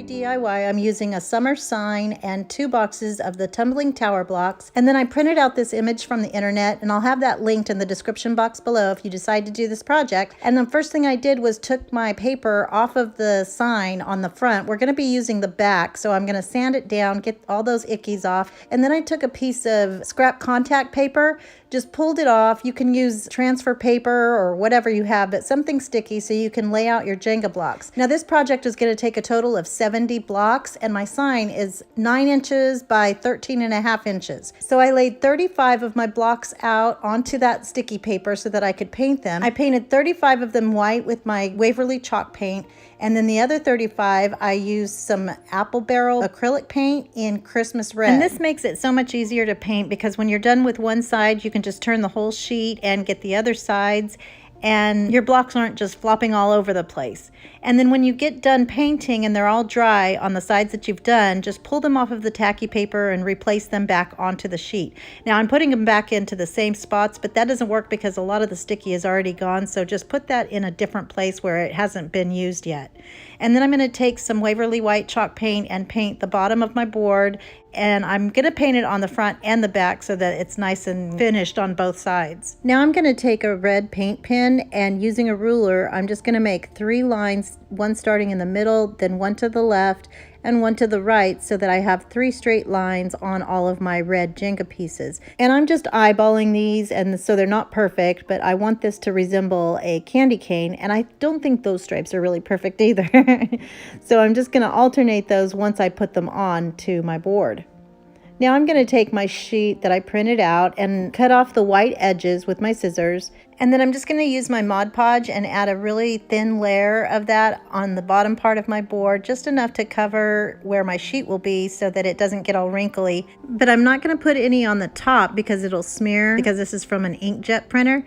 So I do want to make sure that the corners and the sides all lay down flat. So I'll use my sponge brush to get right under those edges so that it stays down snug as a bug in a rug.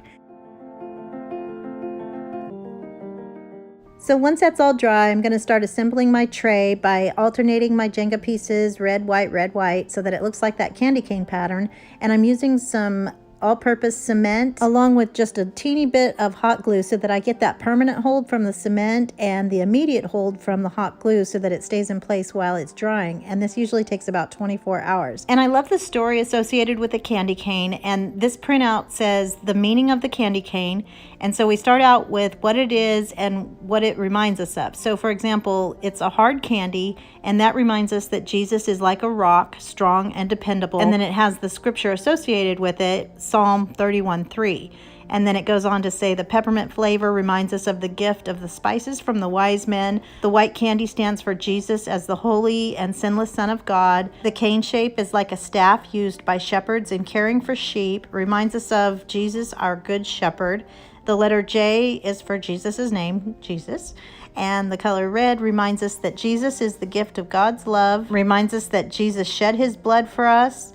And the stripes, the large stripe reminds us of the cross on which Jesus died. The 3 small red stripes remind us of his sufferings, from the whip on his back the crown of thorns on his head, and the nail wounds in his hands and feet. So there's no real good way to segue back into the craft, but you can see here I had one small opening left and I just turned my Jenga piece sideways so that it would slide into there.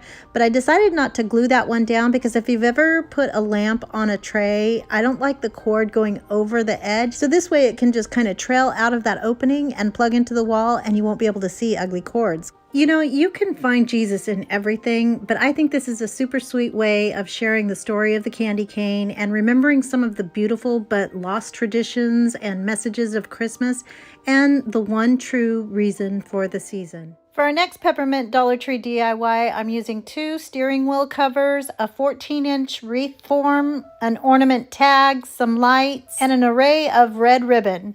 This is real life. The hardest part is to get this onto my wreath form, and it's just going to fit the 14-inch wreath forms, so the 12-inch will also work and it'll be a little more gathered, but the larger ones, it won't go all the way around those, so make sure you get 14 inches or smaller. So I'm going to put one on the back side of my wreath form, and then I'll put the other one on the front, and then this way I have fabric on the back side, and you'll see why I need that in just a second. So now I'm going to take my lights, and there's a perfect little pocket to stick your battery pack into, and then just wrap that around all the way around your wreath. It's pretty short, but we're going to be making a big perky bow on the side, so it's okay to have a gap right there. And then when you get to the end of it, take a piece of tape and just attach that to the inside of that ring. So now I'm going to take my red ribbon and just start doing the same thing we did to our pool noodles, except this time to attach them, I'm just using straight pins. You could use hot glue, but I just thought this would be a little more secure. And actually, I was just testing it to see where I wanted my little stripes, and then realized I didn't need to change it. It was going to be more secure anyway. So then I took some of these pom-poms and some candy cane ribbon and just added those all on there. And then I took some red shimmery ribbon from the Dollar Tree. I'm going to cut those down into 4 little strips. And then I did the same thing with my candy cane striped ribbon. And these are both from Dollar Tree. And then I'm going to dovetail the edges before we put them together. And then to put these together, we're going to take a strip, pinch it in the middle, and then twist the bottom. Put it in your hand, and then do the same thing with the smaller ribbon. And then on your next level, you're going to do the same thing, pinch and twist, but you're going to put the loop on the other side. And just keep doing that, alternating your ribbons. And then once you have a big handful of Perkiness Beauty, you're going to take your chenille stem and pop it right through the middle and then foof out your loops. And then I have a bin of Perky Bow rejects from other projects, so I'm going to use this white one and attach it to the big one here. And then I'm going to change the sweet little bow on my ornament to match my wreath, and I'll attach all of that loveliness to the side using my extra chenille stem. And then I use some hot glue to keep my tag exactly where I wanted it.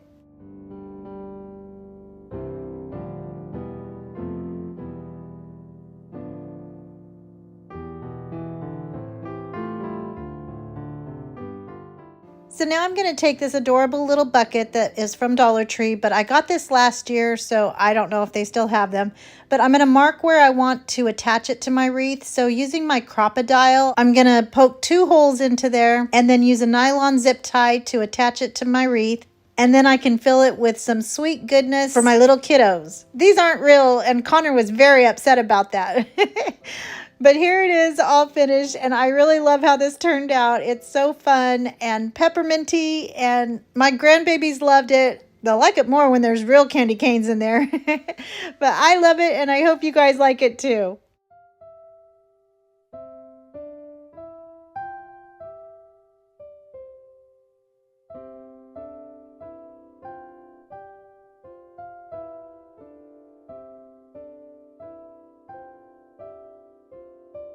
So I was not planning to do this project, but I was so excited when I found these candy canes in with my wrapping paper and tall stuff tucked in a corner, and I found one piece of Christmas greenery, and then I had some of these berries. But these candy canes are so cool. I did not even realize this when I purchased them, I don't know, last year, I guess, or maybe the year before that. I've just never used them. But they're light up, and so you just pop in your AA batteries and they will light up. They also come with a little like stake that you can add to the end so that you can poke them into your yard during Christmas. So anyway, but I just thought that was so cool that they light up. Anything with lights at Christmas, I am on board. So all I'm going to do for this project is use some nylon zip ties, and I'm going to put these together in the middle, crisscross them, and then I'm just going to make a swag for the middle. So when you use your zip ties, you're just going to do it right in the middle. I did a couple of them, but they're still going to move around. So once you add your greenery or whatever you put in there to the middle, that'll kind of keep them apart, and you just, I guess gravity just pulls them apart when you set them down. So I'm moving my hands all over the place trying to explain that. So I'm just going to take the frosty greenery and figure out which way I want it to go. And then I took the red berries. I'm going to attach those going up and down. I want most of it to be at the top because then I want to put a bow towards the side, kind of going down towards the bottom. So that you can kind of tell that it's going up and down. And so I don't know, just however it looks the best for you, whatever you want to do. So once I gather those all together and get them in the position that I want them, I'm going to take some more of the zip ties and attach it. Oh, and these beautiful hydrangeas, they're sparkly. I don't know if you can see it on camera here, but those are from my niece's wedding. So I have a whole bunch of these left over from her wedding, which was a lot of years ago. So remember, it's not hoarding if you use it.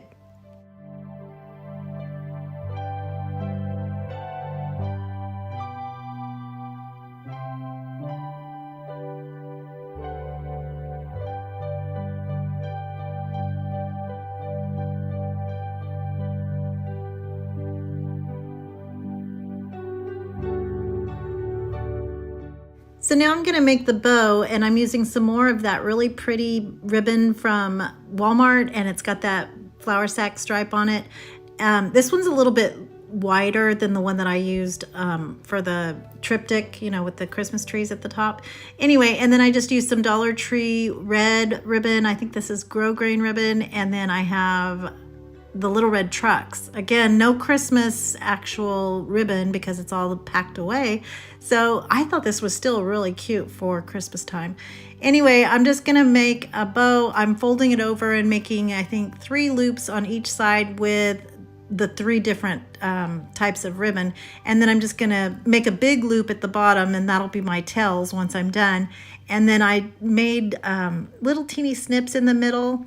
Gosh, it's been a while since I've explained how to make a bow.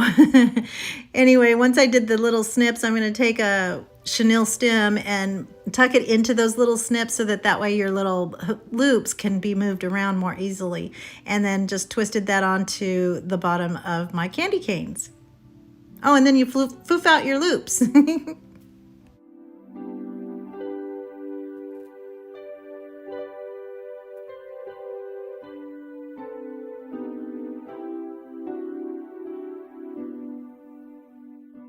Now you can put this out in the yard or on your porch. I think this would be really pretty, but I also, anytime I have extra chenille stem like this, I always make a loop in the back because I can also hang this up if you want to put it as a wreath for your door too. So that's always an easy way to make a little hanger without having to go an extra step. Anyway, once I get it all together, I'm going to take my wire cutters and I'm going to get rid of all of the stems that are sticking out once I have everything all secured. And then there's no ugly stems sticking out. And then I had a couple of little pieces that I wanted to attach, you know, down the side of one of the candy canes. So I just used some teeny tiny zip ties that I had in a Christmas tin that I use all year. Anyway, here it is all finished, and I think this is so pretty. Wait till you see it at night. I know my neighbors were thinking I was crazy by having some candy canes and Christmas outside already. So I just did it, and I took my video and then brought it back inside, put it in the closet, but it's ready to go for the Christmas season.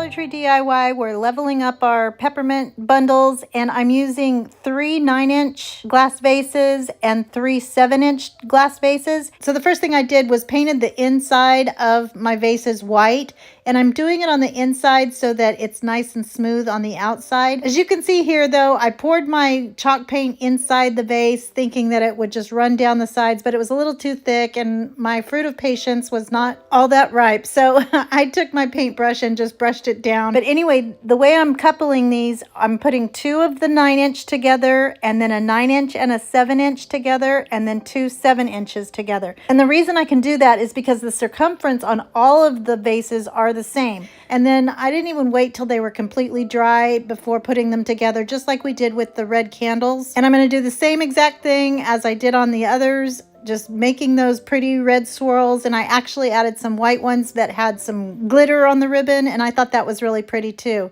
And then I'll add my greenery and the sweet big bow on the front. So I know that I get a lot of comments saying I have a small place or I have a big place. You know, different people have different size houses, and the area that they want to decorate is also obviously different sizes. So I tried to make some peppermint sticks in all 3 sizes. So I have the small ones with the pool noodles, the medium-sized ones with the red Dollar Tree candles, and then the larger ones with these vases. And the ribbon that I have here is, I believe, from Hobby Lobby. And I'm always looking for something really tall for my fireplace mantle.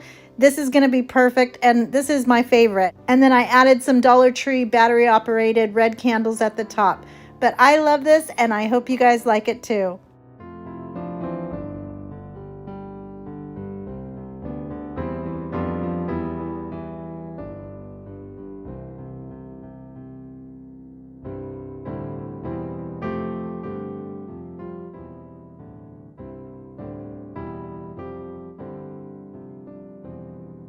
For this Dollar Tree DIY, I'm using some ping pong balls, 2 packs of garland, 3 sets of mini lights, and 3 sheets of foam board. So I sketched out a J and a Y on my whiteboard, and then an O on my black piece in chalk so that I could see it. And then I'm going to go back in with my yardstick to make those lines straight and roughly the same thickness for my letters. And then I'm going to use a charger to get a nice curve at the bottom of my J. And then I'll cut my letters out using a sharp craft knife. And I had to keep moving my cutting mat from underneath so that it wouldn't cut into my work surface. But you can do this outside or on the floor. Just make sure you don't slice into anything but the foam board. So then I painted my J and my Y red, and my J did curl up a little bit from the paint, but the Y didn't, and I don't know why. So you could just use red poster board to cover the foam, but it's not really noticeable. You'll see it at the end. So then I attached my garland to my O, and I used wired garland stems to hold them in place. And you see here why I used black for the O, and actually this was all I had, so it just worked out. But if you do make this project, you definitely want to use the black so that there's no white peeking through.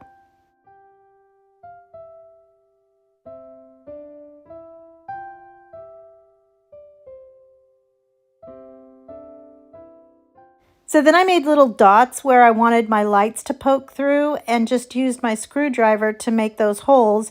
And I have my holy scrap wood underneath so that I don't mess up my work surface. And then I'll poke my lights through those holes from the back.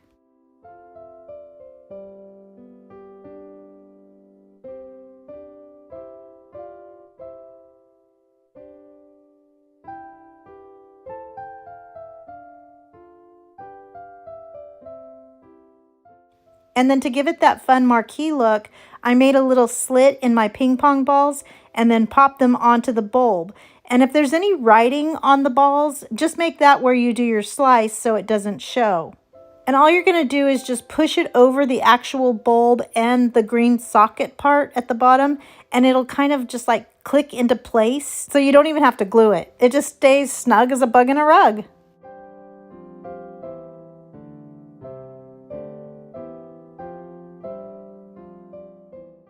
And then anywhere where your cord wants to poke out, I just use Scotch tape to hide it behind my letter.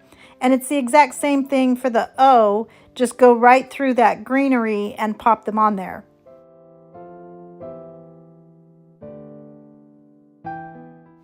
So in keeping with our theme, I wrapped my wreath with that peppermint ribbon, and to keep it in place, I just used some packing tape to attach it to the back and made little poofs using those garland stems so it wasn't just completely flat. And then I made another fold over perky bow to add to the top of our wreath. And I told you guys I got this ribbon from Hobby Lobby, but I see a price tag on there now. It's from Ross's, so I totally lied to you guys.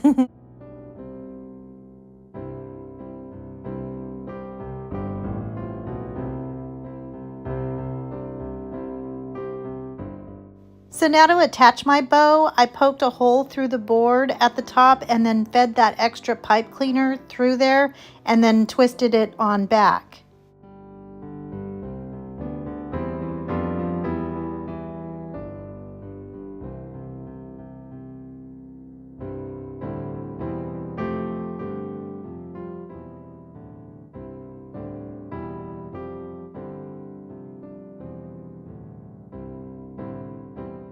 So now I'm going to take some medium-sized Dollar Tree ornaments and I'll glue those onto the spots where I pinched my ribbon together, and then I doubled up on a few of them just to give it some more cuteness.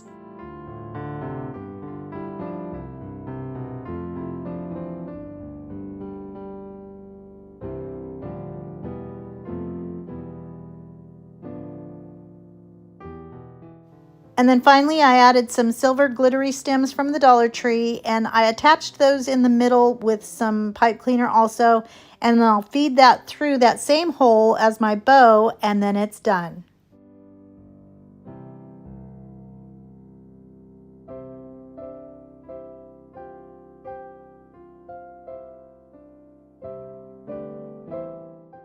And here it is, all finished. I think this is so fun. And again, anything with lights, be the light.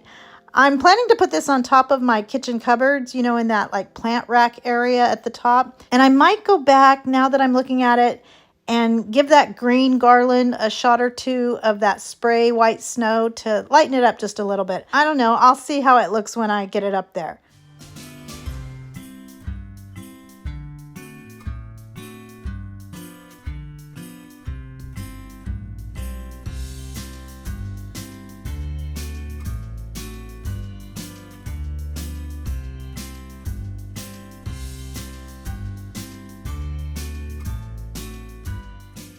For this Wayfair dupe, I'll be recreating these adorable skis. It's listed as $29.99, which I think is pretty reasonable. And this never happens with dupes, but ours is going to actually be larger than the inspiration piece. So I'm using this 24-inch Easter sign from the Dollar Tree, and it's a little more than 6 inches wide. So instead of blowing a brain fuse trying to calculate what the middle is, I just took a sliver of paper and cut it down to the actual width of my board, and then I folded it in half and got my center line. And then I made the curve of my skis at the top by making a template out of copy paper and tracing around it onto my board, and then using a sharp craft knife, I'm going to make a bunch of swipes down that middle line, and then eventually it's going to snap in half. And then once I get it broken down, I'm going to sand the edges and make it nice and smooth. And then I did the same thing for the curves, but this took a lot of time and patience, neither of which I had. So instead, Michael J took it outside and used a jigsaw, I think, to make those cuts for me. So then for the ski poles, I'm using 2 of the metal pieces that come with the Dollar Tree magnet discs, and I used that in another DIY. And then 2 of the long barbecue skewers. So I painted my skis with some Waverly chalk paint in crimson. And again, I didn't paint the backs, but you really should. I'm just conserving paint and trying to save time. And I was so super surprised. This only took 1 coat, and that never happens either. And then I painted my skewers in white, and you can usually find these in the summertime with the barbecue goodies. And then while I have my white paint handy, I gave the metal circles a little snowy finish so that they weren't so shiny. And then I also painted 4 of my snowflakes, which I'll go back and then add those holes like we did before with my crocodile. Then to make the stripes, I used some painter's tape and put 2 lines at the top and 1 at the bottom, just like the Wayfair skis, and then used my sponge brush to dab some white chalk paint on there.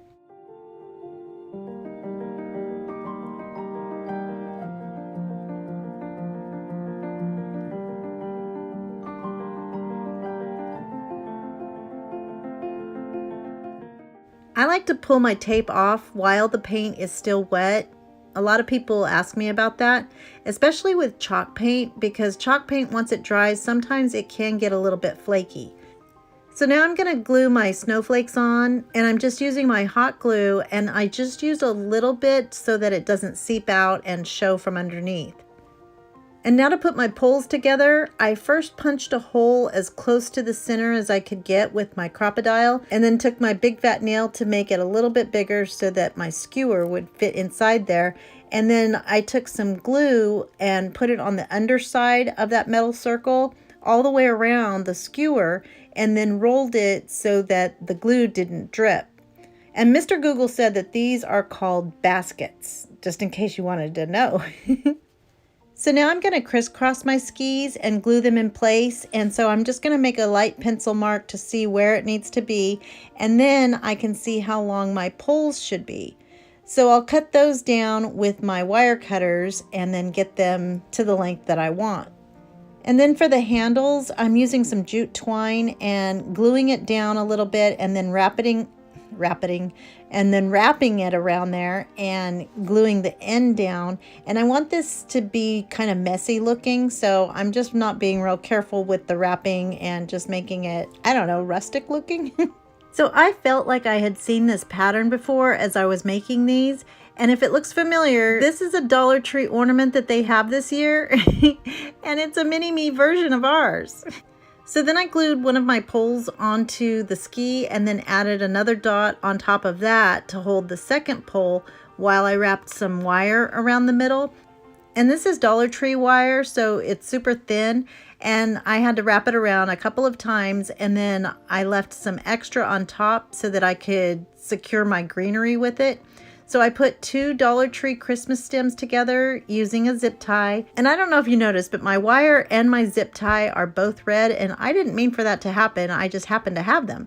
So I'm just gonna put those 2 stems together and then cut the excess stems off with my wire cutters. And then I wrapped it onto my skis with that extra wire and twisted it super tight on the back.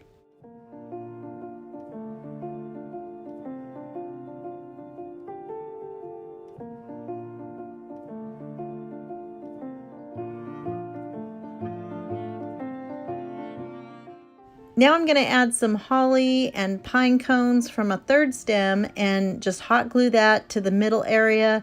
And then I thought it would be really cute to add these white berry stems that kind of reminded me of little white snowballs.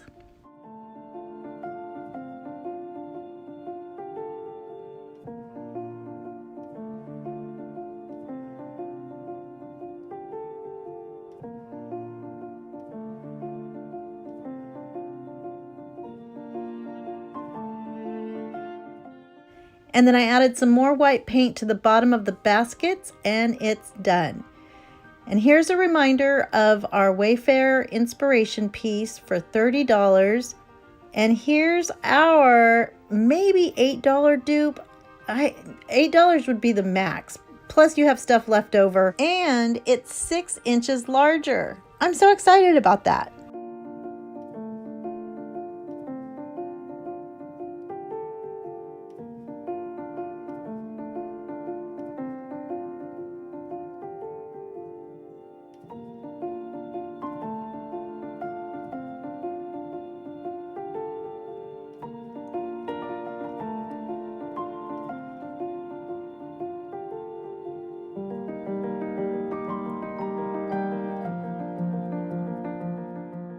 For this DIY, I'm going to be using some mini trees, a condiment bowl, a plastic globe, a trailer ornament, some ribbon, and some Epsom salt. And so the first thing I'm going to do is pull apart my globe, and these are actually larger than the ones that they carried last year, or at least I didn't see these last year. So it's nice and big, but I'm going to pull that insert out. Then I'm going to take my smaller tree and I'm going to hot glue that to that insert. And then I'm going to take the larger one and cut off a tip that'll fit on top of my trailer and glue that on top. And that's going to cover the ornament holder part as well as being super cutie patootie.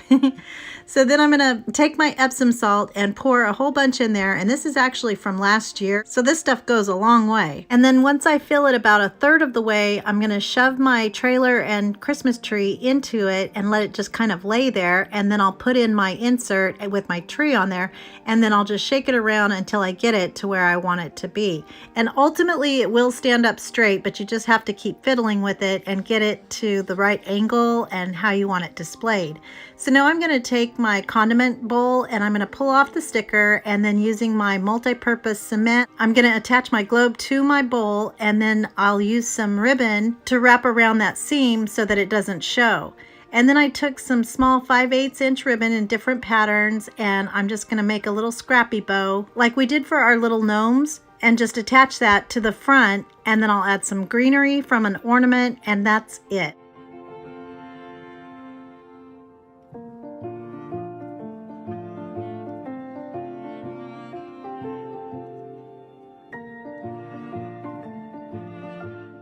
And here it is, all finished, and I think this is so sweet. I love that little trailer, and this would be a perfect gift, I think, for someone. Of course, do it in your own colors, but you know I'm doing the red and white, so I love how this turned out, and I hope you like it too. Our first project, we're doing this iced peppermint candy ribbon tree, and I think this is just so super cute, but it's also $52.99 on sale. I'm not gonna pay that, but I love the looks of this and how it's got this frosty little prettiness on top of the ribbon. I actually ended up not using my Dollar Tree ribbon, so I am using some Walmart fabric that I had some scraps of, some felt from Dollar Tree, and a cone. You could use some gingham ribbon from the Dollar Tree, which would still be super cutie patootie, or the Walmart kind that has this flour sack stripe on it. And then the cone I'm using, somebody gifted to me, and I decided I liked it a little bit better because it's taller, but you could use the styrofoam kind, or if you want to make it the same size as mine, you can use some poster board from the Dollar Tree and just wrap it in a cone and make it as tall as you want. So the first thing I wanted to do was give it that felt inside that the original piece had. So I took my felt and just laid my fabric on there and then hot glued it down. You could use fabric tack as well, but this was just the easiest way for me. And I'm going to go all the way around, and then I'm going to cut it down on top of the felt. And then I went back in with my ruler, and I'm going to measure 1/4 inch for each of my pieces of ribbon. And because this is striped, it was a lot easier to cut straight across, and I didn't have to measure all the way down. So I just followed my stripes and made it smaller. Now, if you do end up using ribbon, I think using that iron-on fusion tape would be easiest to get the felt bonded onto the ribbon, and that'll save a lot of time and gluing. You could also probably use a spray adhesive like tack, and I'm just not sure if it will stain the fabric. So anyway, I'm going to make my strips 4.5 inches long, and for my 11-inch cone, I ended up needing 57 pieces. So I'll do the math in a second to tell you how much you'll need. So now I'm going to take my cone and paint it using my Waverly White chalk paint because I didn't want any of the brown to show under my ribbons, which I know there's going to be a few of the gaps. I did fill in as much as I could, but then I ran out of my material. So there are a couple of white spots. So now I'm going to take my ribbon and I'm going to fold it over and glue it together. And the only trick here is that you just want to make sure that if you're using the right side to be on top at the top, then you want to do that on all of your little pieces, if that makes sense.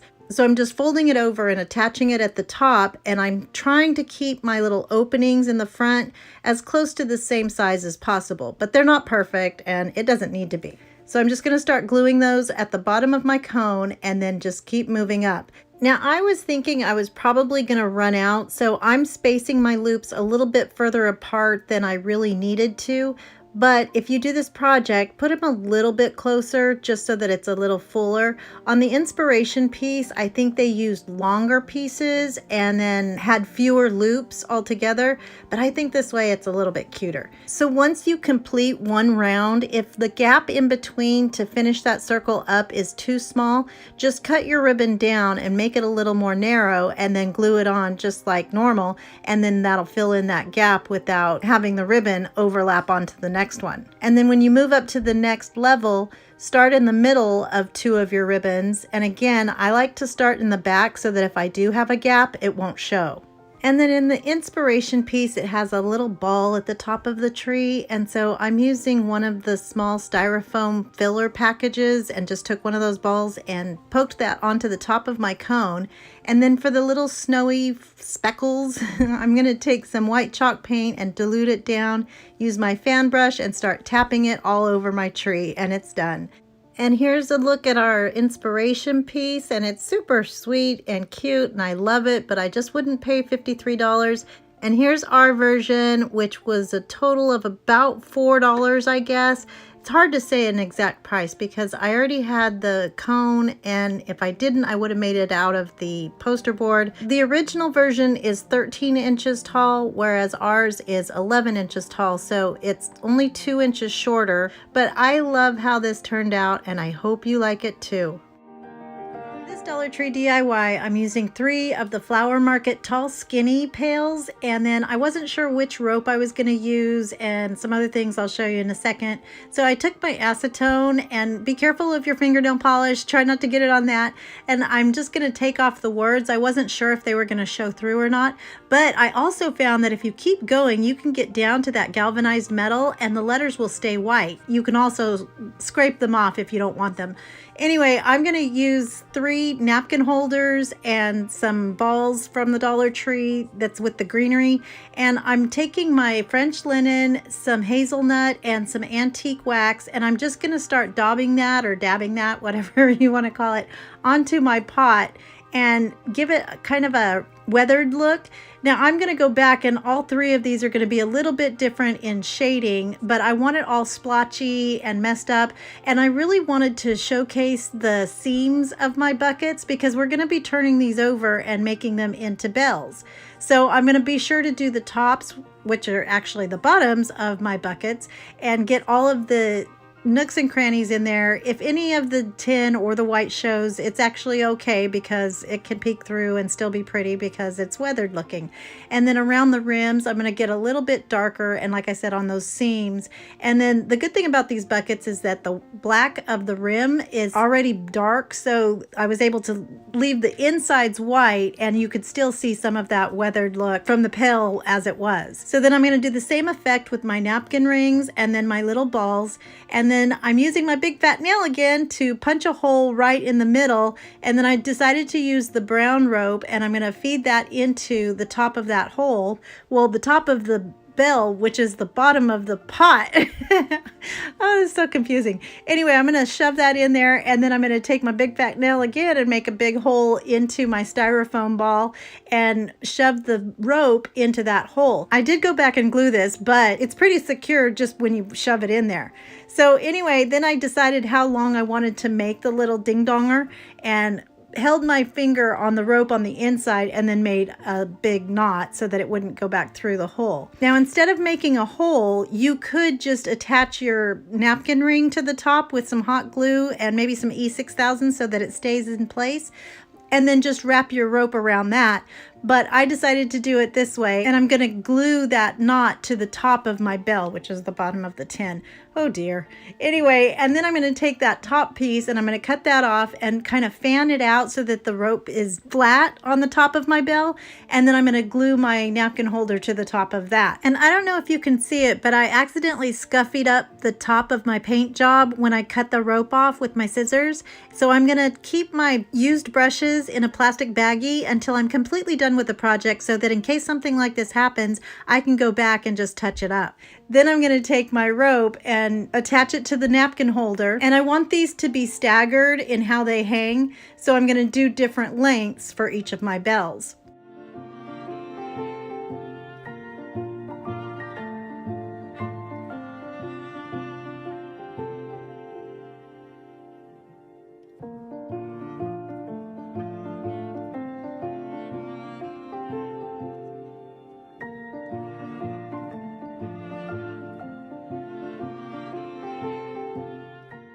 So once I got them to the desired length, then I'm going to take them and take a piece of jute twine and wrap that around the top so that they stay secure, and I'll just tie a knot on that. And then I'm going to add a perky bow, and I'm using some Hobby Lobby ribbon that I got last year, and this is what we did our Christmas trees in, the red and white. For those of you that don't know, red is my mom's favorite color, and so in honor of her, we are making this Christmas as special as possible because she does have cancer.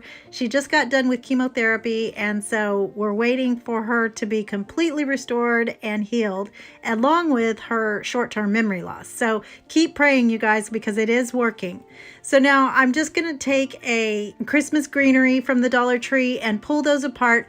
Don't do this the way I did it, because I didn't notice until later on when I washed my hands. I had cut myself with the wire as I was pulling those apart. So do as I say, not as I do.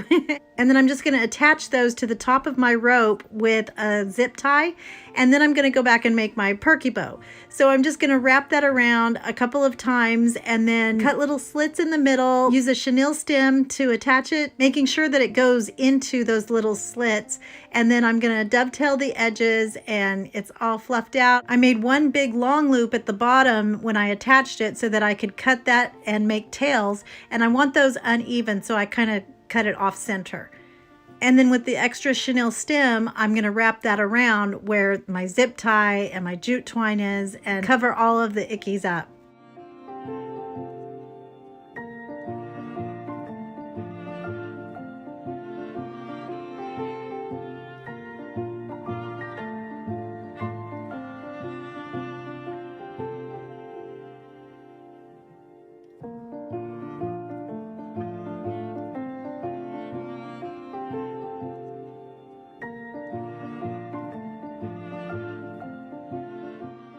And here it is, all finished, and I am in love with these. I think they are so pretty and rustic looking.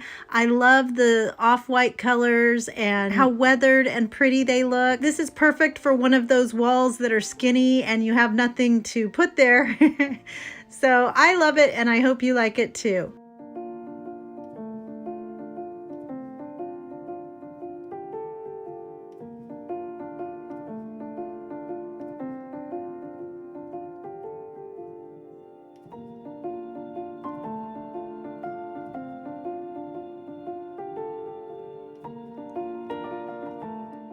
For this project, I'm using 4 Dollar Tree vases and some adhesive letters and some greenery. I ended up changing my greenery, but I'll show you that in a second. So all I'm going to do is take off the letters N-O-E-L to spell Noel, and I'm going to place that in the middle of my vase. And these are the square ones. I hadn't seen these before, but I think they're so pretty.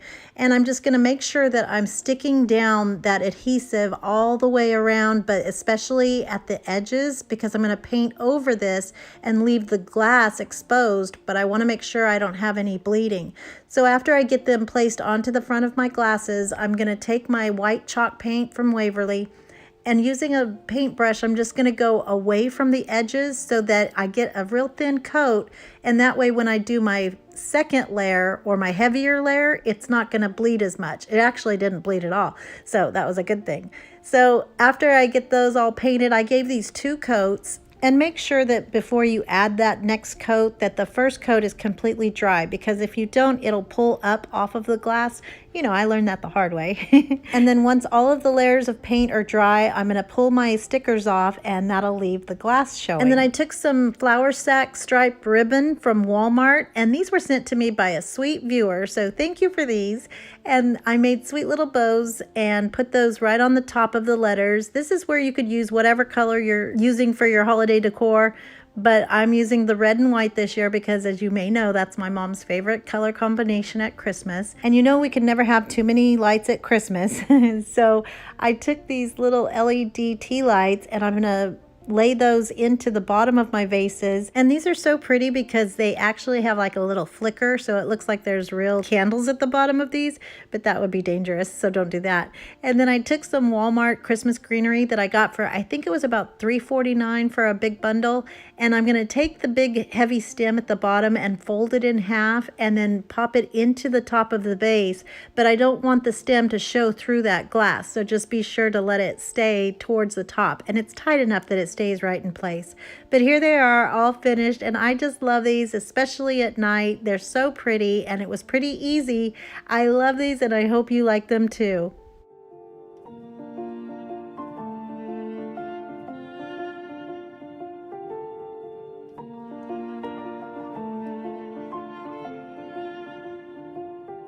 I'm going to be using a pizza pan and an arrow. I picked these up a while back from the Dollar Tree. This was the regular priced things, but it came with two. I'm just going to use the white one, and I'm going to use my little cutter tool that I'll have linked in the description box below to cut that down. I'm going to cut it even further. I just wanted to make sure I didn't have to deal with that little end piece so that I could get my measurements and see where I wanted to put this, because you could always take more away, you just can't add.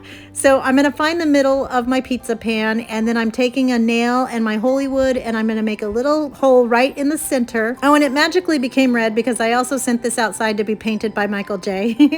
And then I'm going to take my arrow. I'm going to use my Athena Lady Jane drill to cut a hole where I need that, and then I also drilled a hole in the center of a little wooden snowflake. I'm going to use that to kind of be the lifter for our little arrow. You could use a washer or a heart or anything else. I just found this in my stash, so I just didn't want my arrow to scratch my pizza pan when I turn it. And then I'm going to make my final cut for my arrow. But before I attach it, I'm going to put some words onto my platter using my white paint pen again. And of course you can use your vinyl cutting machine if you have one, or you can do it by hand. The thing with this is that it's a little bit slippery because it's a gloss finish on this paint. So I was a little bit scared, and some of my letters are a little bit shaky because it slides so easily.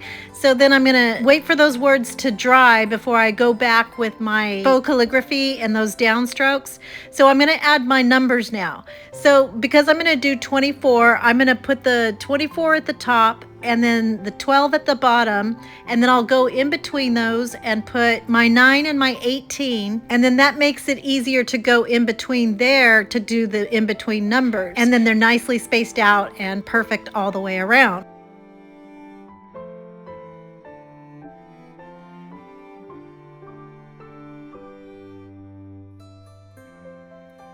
Now that my letters are dry, I'm going to go back and do my faux calligraphy, and then we'll put it all together. And you can put whatever you want on here. I was originally just going to put the regular countdown to Christmas, but then I decided to do this, and it's a little bit easier to understand exactly what it is we're really waiting for. And I think with sleeps, that makes it a little easier for the littles to understand too.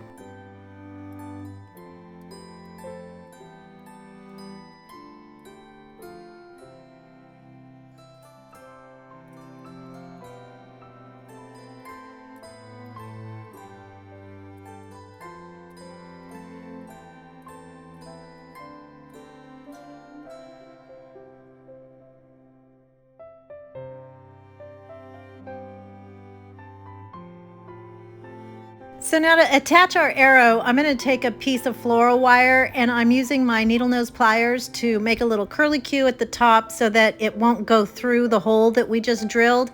And then I'll bend that to a 90-degree angle, stick it through my arrow, and then add some hot glue so that it stays snug as a bug in a rug.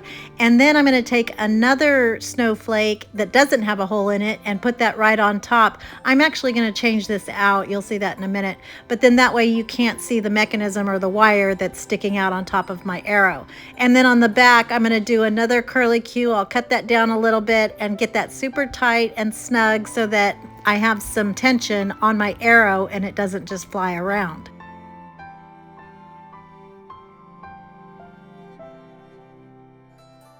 So now I'm going to add some lights to this, of course, and I'm going to take some Scotch tape and tape down the little battery pack on the back. I had to put this on a tub because I should have done this before I put all of my goodies on the front.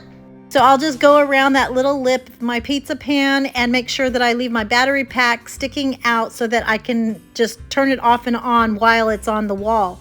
And then to hang it, I'm going to take a little piece of string, add some hot glue, and then some duct tape from the Dollar Tree. I'm going to add that to the back to give it some more security, and it's done. And here it is, all finished, and I love this so much. This was actually kind of just a filler project because I only had 4 projects and they were kind of time consuming, but Then I heard that Whitney over at Whiskey and Wit was doing something like 7 projects or some crazy numbers, so I thought I better do some more. So anyway, I love how this turned out, and I hope you guys like it too. For this DIY, I'm using a hula hoop, and this is kind of one of the smaller ones. They do have different sizes, so this is a little bit smaller than the huge ones.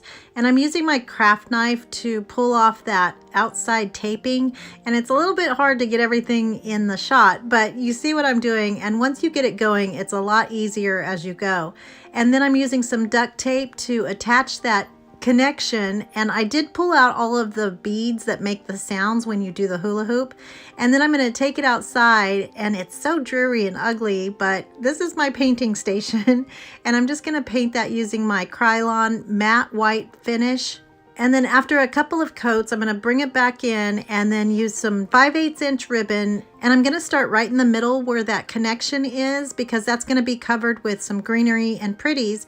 And I'll just hot glue that onto the back side. And I'll put a total of 3 pieces of ribbon going from the top to the bottom. And as you go onto the curve, you'll have to kind of glue your ribbon diagonally so that it's still straight but stays attached to that round curve, if that makes sense. And I measured 5 3/4 of an inch away from my center ribbon where my second ribbons would start. That makes no sense at all. So there's a 5 3/4 inch gap between my center ribbon and the 2 outside ones. So now I'm taking 2 bundles of Walmart lamb's ear, and these are the larger bundles, and I think they're a little over $3 a piece. I lost my price list, so I can't tell you exactly. And then I'll take some of the Dollar Tree Frosty greenery and place those on top of my 2 lamb's ear. And then I'm just going to take a nylon zip tie and attach those together. And if you don't have a zip tie, you can use wire or a chenille stem. And then once I get those attached, I'm going to kind of bend it so it gets a little curvy and then attach it to my hula hoop at the bottom. And then I'll just keep attaching it with my zip ties all along that curve.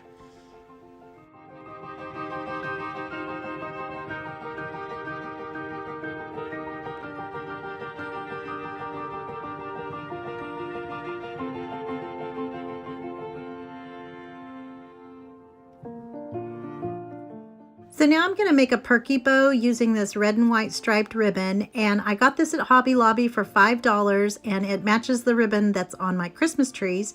So I'm just going to fold that over, and I'm making 4 loops on each side, and then at the very last part I'm going to make 1 big loop because that'll become our tails once I cut it apart. And then I'm going to find the center of my loops and make little snips with my scissors, and then feed my chenille stem into those little slits so that I can move my loops around a lot easier. And then I'll cut that big loop in half and start foofing out my loops. There's a lot of loops going on here. And then I'll take the extra chenille stem and attach that right in the center of my greenery. And then I'll feed my tails in through that greenery just so it's poking in and out of there.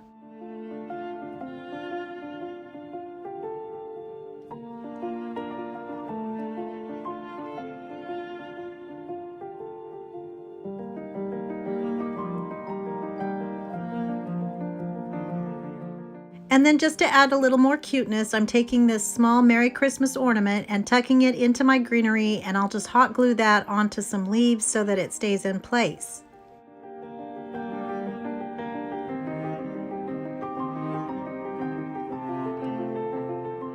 And then I'm using this as a card holder, so I'm just using some clothespins to attach my cards, but this would be adorable if you had some Christmas pictures to put on here.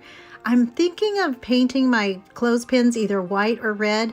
I don't know, I think it's pretty either way, but I love how this turned out, and I hope you like it too.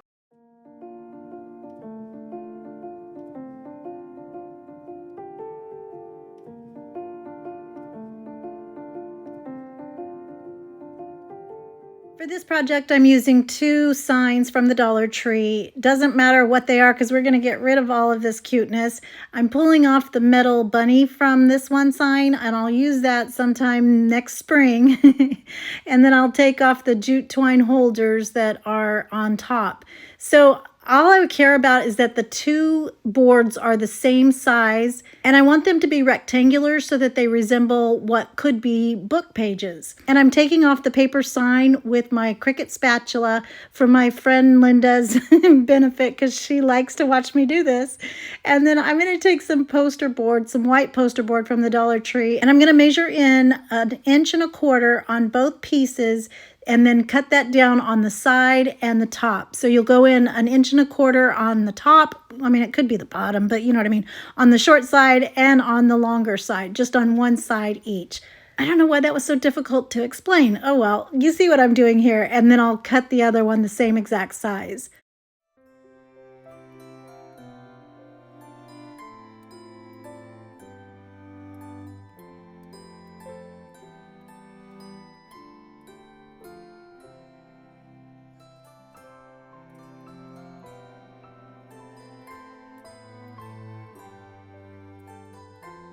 So then I'm going to take this printout that I did. I'll have this linked in the description box below. We've just got the Christmas story, and I have it on an 8.5 by 11 regular sheet of copy paper. I'm going to use a glue stick and get those attached to the middle of my 2 pieces of poster board. And then to get rid of those seams, I'm going to take my red and white gingham again and hot glue that all the way around. When I get to the corners, I'm just going to fold it over because this ribbon is double-sided, so you won't be able to tell that it's the back side, and we're going to end up covering those corners up anyway.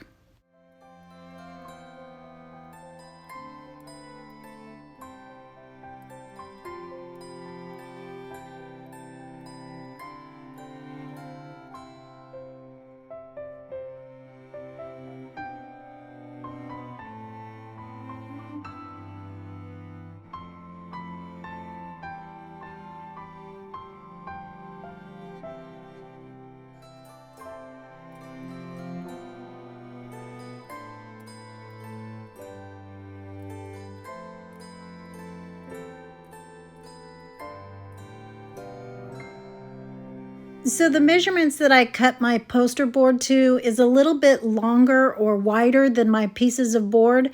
So I want those to kind of stick up like a book would in the middle. So I need to kind of make my board curve and help me a little bit when I'm attaching it to the board, my poster board to the board. So I just used something round and kind of curved that around so that it would make it a little more rounded. So then I'm going to attach the outside part of my page with some hot glue, and I want to leave a little seam around the edges so it looks like the cover of a book. Does this make sense now? Anyway, I'm going to just get that first part down really well and let that dry because I don't want that going anywhere, and I'm going to be kind of pushing up on that middle, so if it was still wet, it would come apart.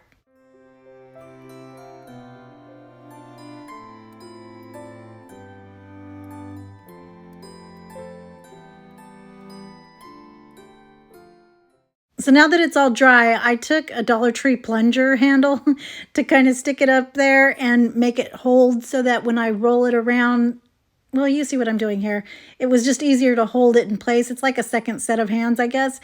And I'm going to attach that glue right in the middle, but I'm going to push that poster board up so that it is flush with the edge of my board. And then that will make it kind of stick up and be rounded towards the inside of my book. It'll make sense when you see it. And then some of my ribbon did come up, so I'm just going to attach that again to make it go over that curve.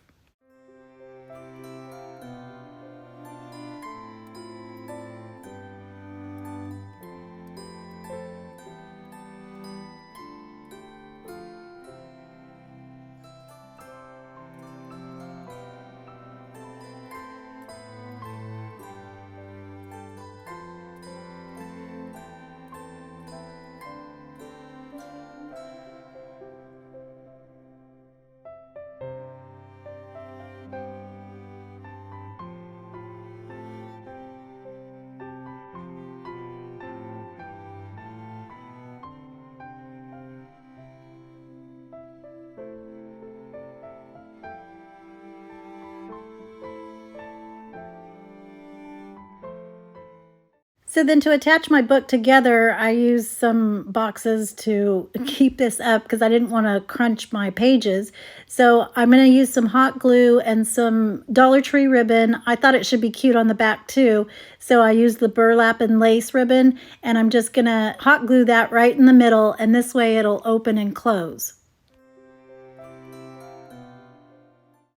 So now to embellish my book, I'm going to take some Dollar Tree Christmas greenery and just cut some pieces off, and I'll just use hot glue to attach those to the bottom corners. And then I'm using some pretty red berries from a Dollar Tree pick, and then some leftover greenery. I just put a bunch of pretty stuff in there, and then some gold stars from our scatter stuff that you can get at the Dollar Tree. And then up on the top, I'm going to use the sweet little bows that come about, I don't know, 100 on a card, and I'll put those on the top corners of our book, and then it's done.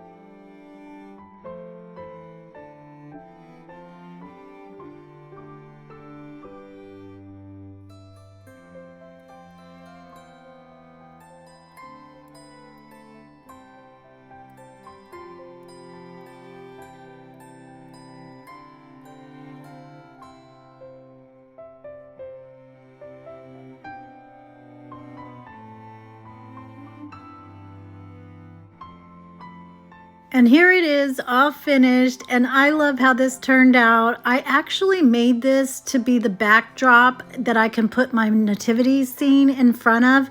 So if you don't have a manger, I do, but I just have a second set that I never can use. So I'm gonna put my figurines in front of it, and I just think it's so pretty and beautiful and tells the real story of the birth of our Lord. I love this, and I hope you guys like it too.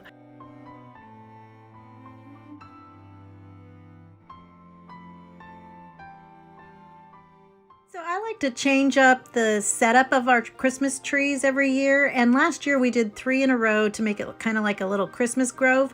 But I'm going to put these on each side of the opening into our living room. So I'm using another one of these medium boxes, and I'm actually using 2 of them, and I'm going to set this up the exact same way that we did our little doggy house for Ellie. So these are going to be the boxes for the bottom of my 2 Christmas trees. So after I measure up 12 inches, I'm going to use my craft knife again and cut all the way around my box. And then I'm going to use my Waverly chalk paint in crimson to paint my boxes completely red. And it only took me about a coat and a half. And you guys asked me what that means. It means I gave it 1 full coat, and then I went back and just touched up anywhere where some of those letters might have been peeking through.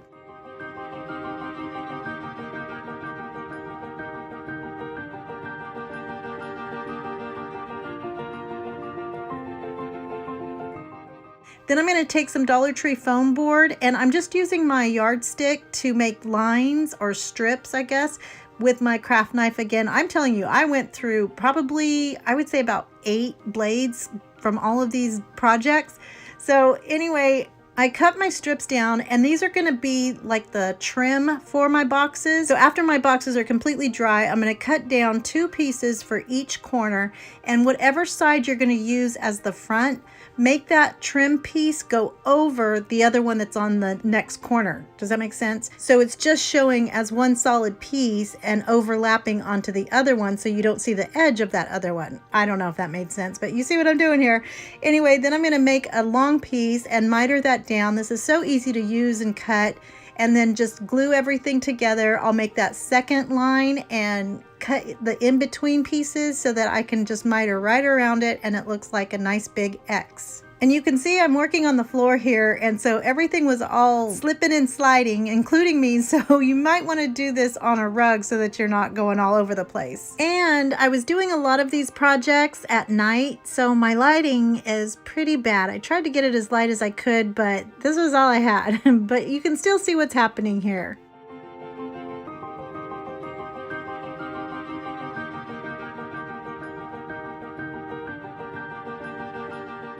So then I just popped my tree inside of my box and then pulled my branches down over the top. And I've seen these boxes and they can get pretty pricey, but I think this one looks just as good. But this is a super cheap and easy way to make a box for your Christmas tree without having to spend a whole lot of money.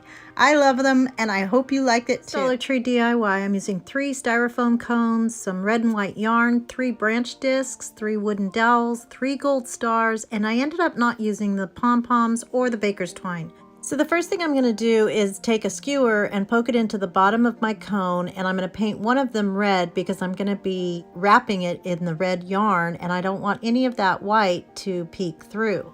And then I'm going to leave my other 2 cones completely white. And then while that's drying, I started wrapping one of my cones with the white yarn, and I started it off at the bottom and just used my hot glue and wound it all the way up to the top. And after that first round, you really don't have to use as much hot glue because it's just kind of resting on the yarn below it. And then you really can start going a lot faster as you move closer to the top. And if your strands aren't getting close enough to the previous rows, just use your thumb and push it down as you're twisting, and that should keep it close and snug as a bug in a rug. And then once I got to the top, I had planned for a big bow at the top, but then it started kind of looking like a party hat. So I'll cover that in a minute, but I will go ahead and cover the entire top in just a second. So then I started using my red yarn and I made 2 rounds and glued it on the back, and then did a section with 6 rounds and started building a flower sack stripe pattern with 2 thin rows and then a thick row and then 2 more thin ones until it was completely covered. Just make sure that all of your starts and stopping points are in the back, and so none of your seams will show from the front. And then I covered my red cone starting at the tippy top this time and moving toward the bottom. And either way works, but it seems to go a little bit quicker going from the bottom to the top because you can set your cone on your countertop and then start twisting it. But either way works just fine. So then I made 3 sweet little bows with some red and white gingham 5/8 inch ribbon from the Dollar Tree. I'll dovetail the ends and glue those to the tops of my trees, but I want them toward the front so that I would have room for my stars.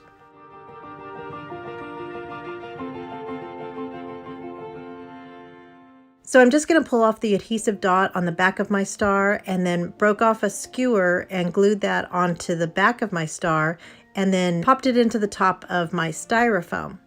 And you could also use a toothpick to do this part if you don't have any of the skewers. Next, I'm taking 3 of my wooden dowels and I'm going to mark the center of my discs with a pencil, and then I put each one of them on top of an empty spool, and then I drilled a hole into all 3 of them. I know Dollar Tree carries these discs, but I have never in my entire life seen them at any of mine. But I had a sweet viewer, Robin, gift me with these and a lot of other stuff, so I was able to make this project. So then I cut my dowels down to get my trees at different levels, and then I'll glue those into the bottoms of my trees. And then once I have them at the levels and order that I thought looked best, I'll glue the bottom of my dowels into those discs.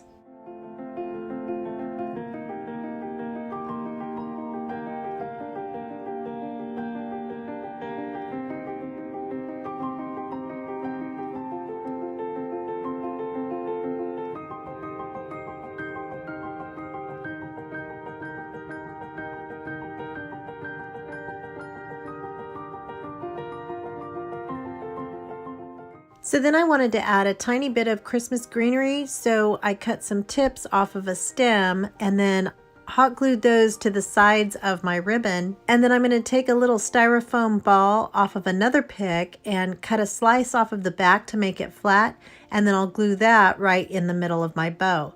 And here they are, all finished, and I think these are so very merry and bright. I love anything with textury goodness. And the metal sign is from Target's Bullseye Dollar Spot, and it was only $5. I love these trees and I hope you like them too.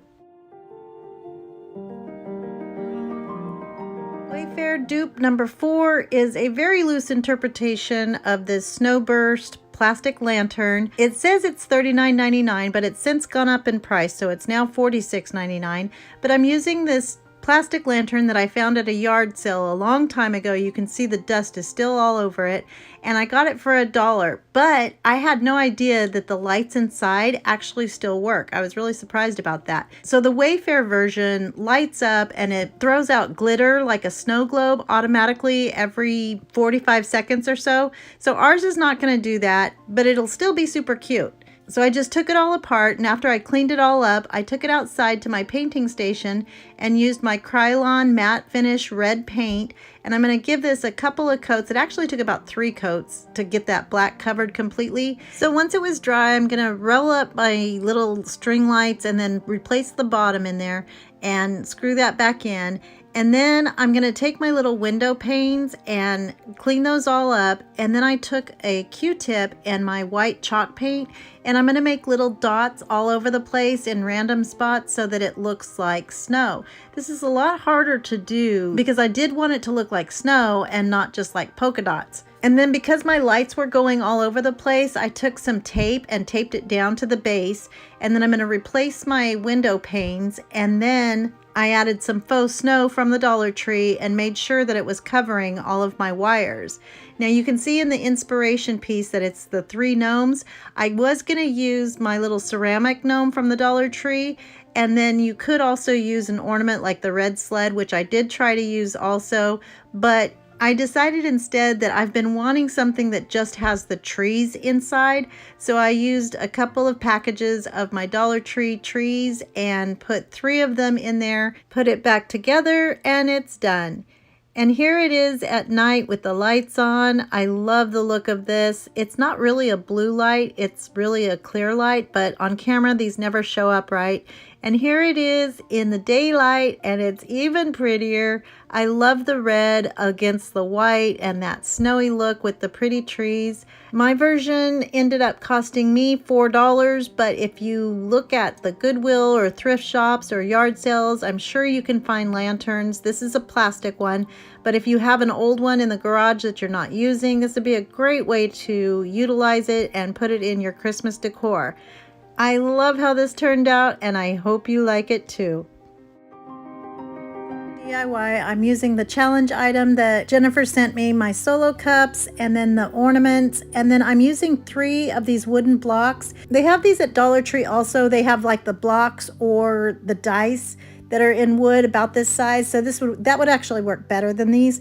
But anyway, I'm just going to take my little solo cups and hot glue those, starting with the block and then going up, and then just put them one on top of the other. And then on my second one, I'm going to start with a block, do the 2 solo cups, add another block, and then continue up. So now these are going to be 2 different sizes, but the top cup is going to be where the bottom is at the top.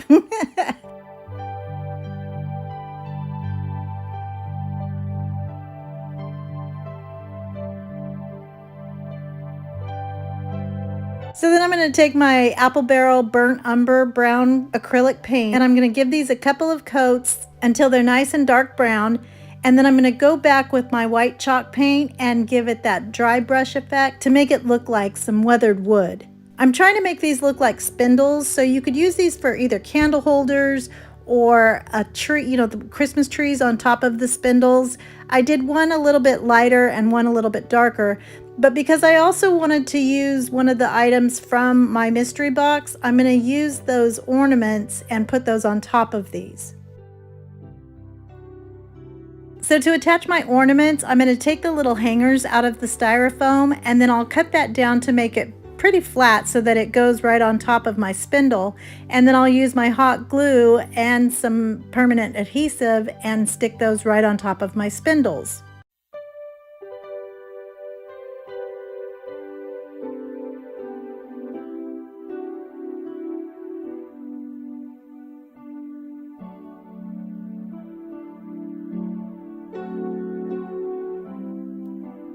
So then I'm going to take some Christmas greenery out of my scrap bin and attach that right under my ornament. And then I'll take a sweet little bow out of the candy cane ribbon and attach that right in the middle.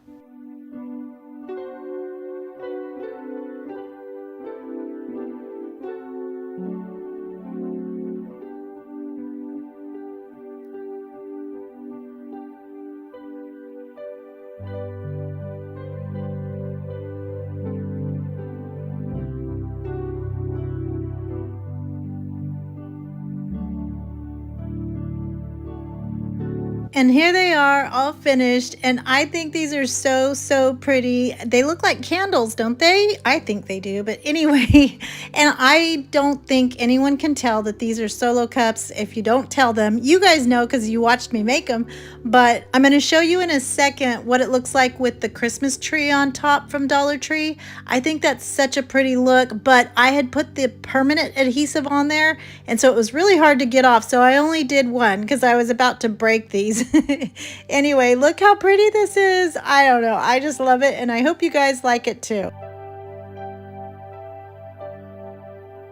We had a whole bunch of boxes left over when we moved my uncle here to Bakersfield, so I thought I would use a whole bunch of boxes just to kind of get rid of them. We've been cleaning out the garage, and so I'm using this U-Haul medium-sized box and just using some packing tape to build it into a box. I think everybody knows how to do this. And then at the bottom, I'm going to leave it open by just folding over those flaps to make it a little sturdier at the bottom, but also give it that finished edge. I'll take some more packing tape to make sure that those flaps stay in place.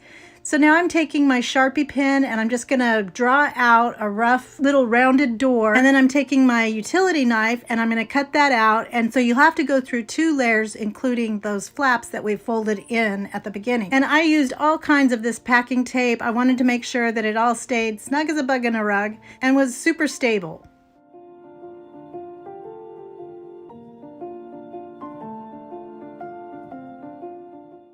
Now I'm taking some of this really pretty wrapping paper from the Dollar Tree, and I'm just gonna wrap the box, but instead of using Scotch tape, I'm using that same packing tape and just cutting it in smaller pieces just so it doesn't come apart. And again, it's just really reinforced and is not gonna open up. So wrap it just like you would any present, but use a little bit more tape than you normally would just so that it stays all in place. And at the bottom, I cut the corners in so that I could fold it over and wrap it to the inside and just use more tape.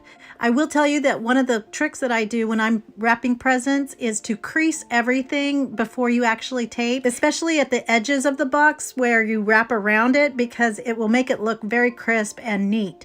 And here's my mom. She's rolling up on me in her wheelchair. She didn't realize I was filming. She just wanted to see what I was wrapping. She thought it was a big present for her. So once my present's completely wrapped, I'm going to take the doorway and cut little slits in there so that I can wrap it around and tape again on the inside. I really think you cannot use too much tape for this project because it gives it more stability. Because when you see what we're using it for, which you might have already guessed, it might get a little wear and tear on it.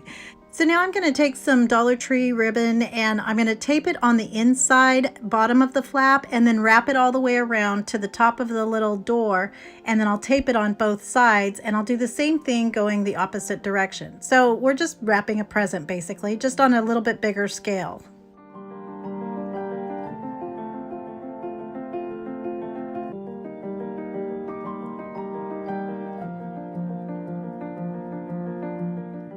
So now I'm taking this big perky bow that I made last year, and it was actually on our Christmas tree. And this ribbon is from Hobby Lobby. I got it half price at $4. It was regularly $8.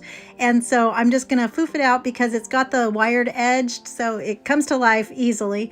And then I took some Dollar Tree poinsettias and I'm gonna tuck that under all of this and then add some pretty ornaments and a bell and just attach everything with some chenille stem or wire or whatever you have, and then tuck the stem under one of those ribbons so that it doesn't show.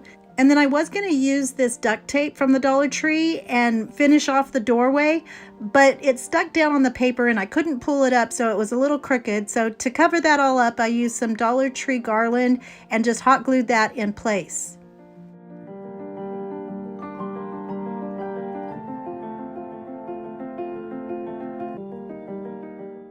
And then I'm going to hot glue my tails down on the top and side of the box so that it kind of flows where it needs to be and stays there.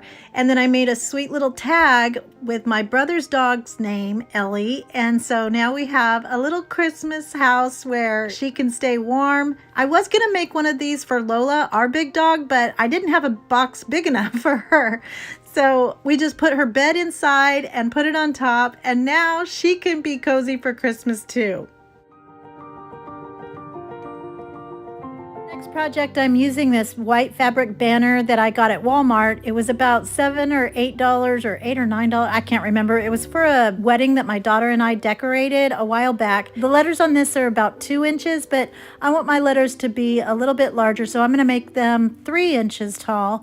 So I'm going to be using my Cricut Joy, and I'll make a stencil using the font Bambi Bold, and I'm using some vinyl stencil paper or stencil tape, whatever you want to call it, and this is from Frisco Craft. I'll have them linked in the description box below. And then once I have my letters cut out, I'm going to weed out the middles of my letters and then put the transfer tape on top of that and then peel it off of the backing sheet and then put it onto my fabric. Then once I pull my transfer tape off, it'll just be the stencil that's left behind.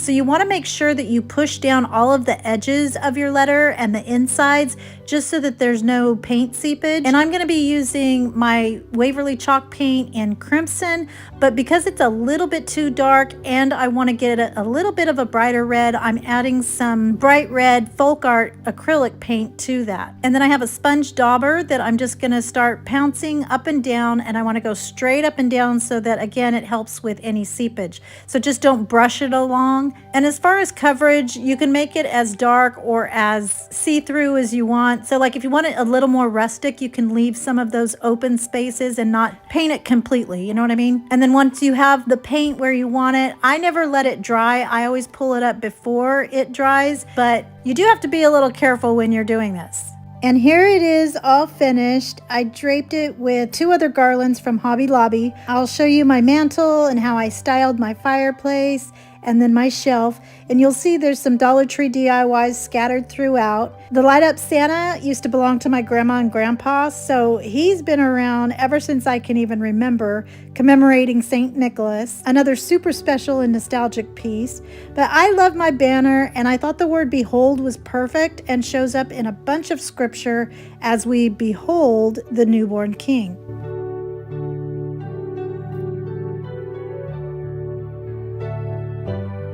I'm using 3 Dollar Tree beaded wreaths. So I used some needle nose pliers to open the end of the wire, and this is going to be for my Christmas tree trio, so I'm going to bend them to spell out the word joy. And then to get them to be the same size, I'm going to crunch my O to make it tall and skinny, and then that will determine the size of my J and my Y. And then once I figure out the size I want, I used my big fat cutters to cut it, and then I'll close it back up to keep the beads on. And if you don't have big fat cutters like mine, regular wire cutters will work, and you'll just bend the wire back and forth until it breaks. And then for the Y, I just made a V and then used one of the pieces that I cut off and attached it right into the middle. And also, just a reminder, you need to keep your hand over the area where you're cutting. Otherwise, your beads are going to go flying everywhere. But then you can keep those extra beads for another project.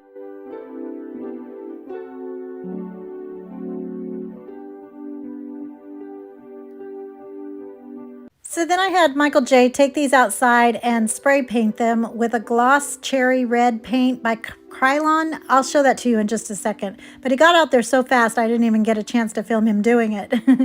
So now I'm going to take 3 of Dollar Tree's Valentine's Day tags, and these are the larger ones. I'm just going to pull off those burlap bows and then use the back. I didn't even paint the fronts to cover up the pretties. And here's the spray paint that Michael J. used. But you can see how pretty the red is on top of that bright white. And then once my tags are all painted, I'm going to take some of this striped ribbon that I'm using throughout all of my Christmas decor, before. So first I just fed some of that ribbon in through the hole and then fed the ends back up through that loop. And then I just made some sweet little bows by folding the ribbon over in thirds and then used a chenille stem in the middle. And then I'll feed that excess through that hole and attach it to the top of my tags.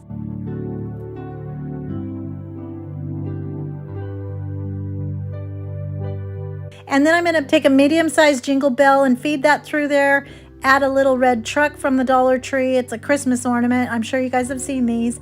And then I'm going to add some greenery for some more cuteness.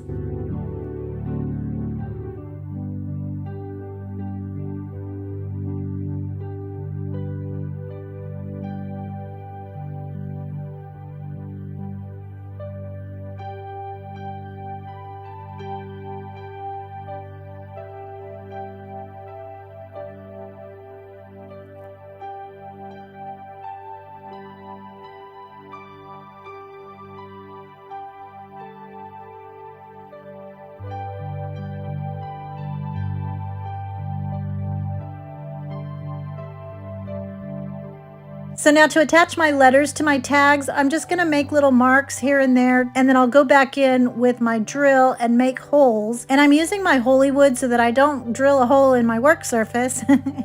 And then I'm going to go back and put my letters on using some nylon zip ties. I'm going to feed it up through the back and then around the beads or the wire part of the beads, and then back through the back and then attach it, pull it super tight, and then cut off the excess.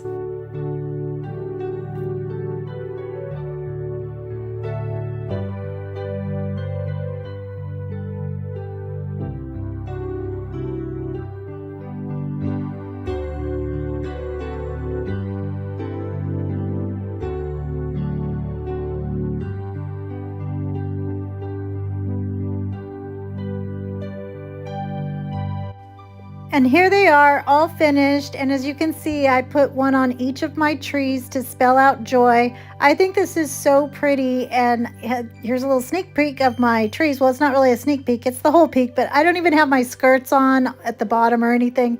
But I love how these turned out, and I hope you guys like them too.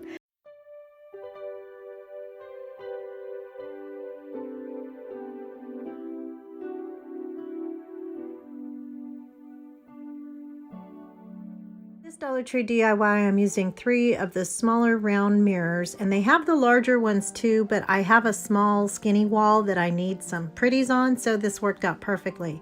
So I'm just going to pop out the insides and get rid of the mirror part, and then using my Waverly white chalk paint, I'm going to paint all 3 of the frames. You could take this outside and spray it too, but this was just a little bit easier for me. And then I'm going to use my Cricut to cut out the words Christ the Savior is born. And I'm going to be using some everyday iron-on in white. So I couldn't find any regular satin ribbon in my stash, so I decided instead to use, I think this is a blanket trim that somebody had gifted me, because I'm not a seamstress, but I think that's what this is because it's folded over and it's that satin fabric. So anyway, I'm just gonna iron on my words onto the ribbon, and I should have laid a piece of parchment or paper of some sort, because when I ironed onto the ribbon, it bled onto my mat. So do as I say and not as I do. So then once it cooled, I'm going to pull off that top piece and attach them to my frames. And I want these to look like banners. So I'm going to fold over each of those ends and let them kind of slide down and have a little bit from the bottom peeking out. And then I'll just hot glue that everywhere to my frame, making sure that I'm keeping my word in the middle. And then at the ends, I'm going to dovetail those, or just make 2 angled cuts if it's too short to fold. And I'll do that for each one of them. So now I'm going to add some Dollar Tree Christmas greenery, and I'm just pulling off a couple of pieces from a stem and then hot gluing that. On the bottom one, I'm going to put it over to the left side just under my banner and use my hot glue to get those in place. And then I'll just take some berries from a holly branch and add that in the middle. And then on my middle ring, I'm going to put some greenery over towards the right. And then on the top one, I'm going to do it right in the middle. And I was going to make a larger bow for this, but it started giving me a Minnie Mouse vibe. So I made my bow a little bit smaller using some Walmart ribbon and just made a sweet little bow and put that at the top. And I used a chenille stem to wrap my bow and then wrap that around the top part of my frame. So I'm going to cover that up with another piece of ribbon. And then I'm going to take some more of that blanket trim and attach my 3 rings by gluing it on the front and then flipping it over and gluing it down in the back.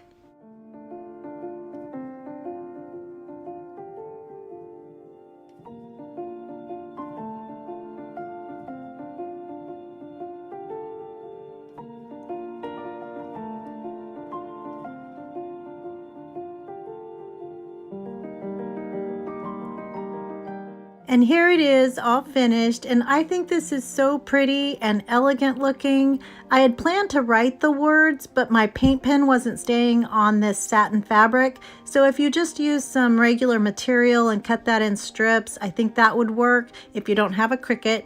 So I love how this turned out, and I hope you like it too.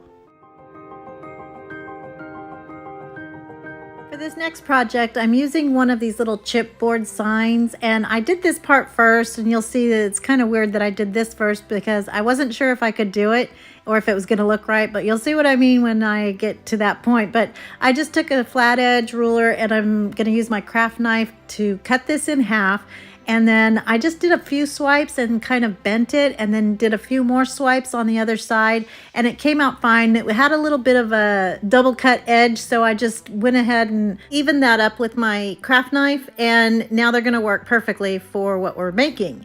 So I took 2 of these little garland wrap stockings, and I just took all of the little cutesies off of it. I put those aside because I might use those in something else, who knows. And then I'm just gonna unwrap all of that mini garland. You'll have to cut some of it to get it started and just pull it all off of there.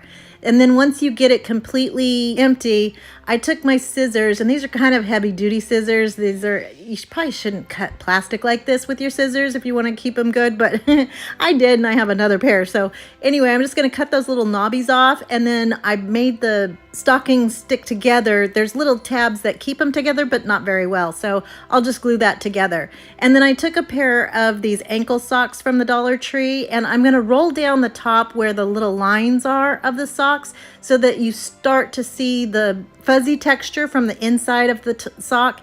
And I'm going to make the little seam that is, goes at the toe. I'm going to put that at the very bottom front of my stocking, and then pull the rest of it up, and then roll the top cuff over on top of itself. And that's going to make it to where you can just see the pretty fuzzy texture of the inside of the sock. And then to make it fit a lot better with the shape of the stocking, I'm going to tuck up that underside because it's hollow there, so it just goes right up in there and makes it a little tighter.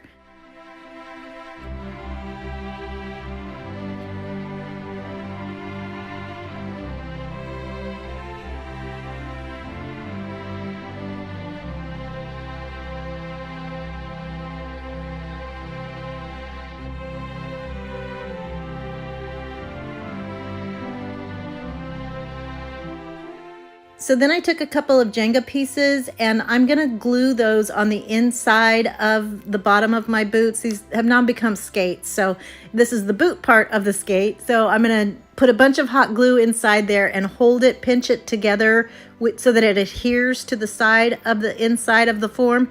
That's confusing. And then I'll take one of the halves of my cut signs that we did at the very beginning, glue that to the bottom of my Jenga piece, and now we have a skate.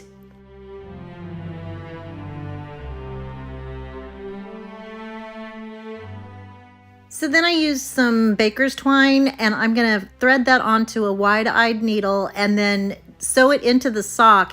And I'm grabbing the inside of the form also just to keep everything in place, and just doing the crisscross, like lacing like you would see on an ice skate. And then at the top, I'm gonna tie a sweet little bow.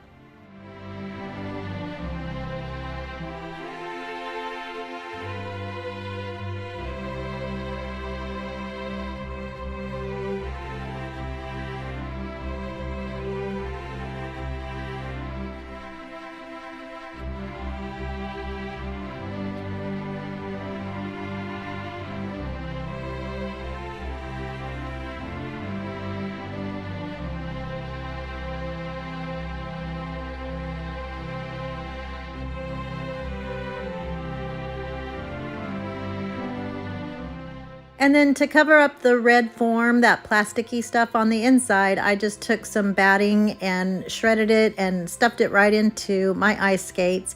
And then I'm going to take some Dollar Tree shoelace, and I just used one of them. And then I'm going to thread that onto my needle, but the little ends were a little too fat or thick, so it wouldn't go through the eye of my needle. So I just crunched it down with my needle nose pliers and then threaded it into the sides of my skates so that I could tie them together so that they stay together, you know, like a sweet little pair. And then I'll hot glue those together to keep them in exactly the position that I want.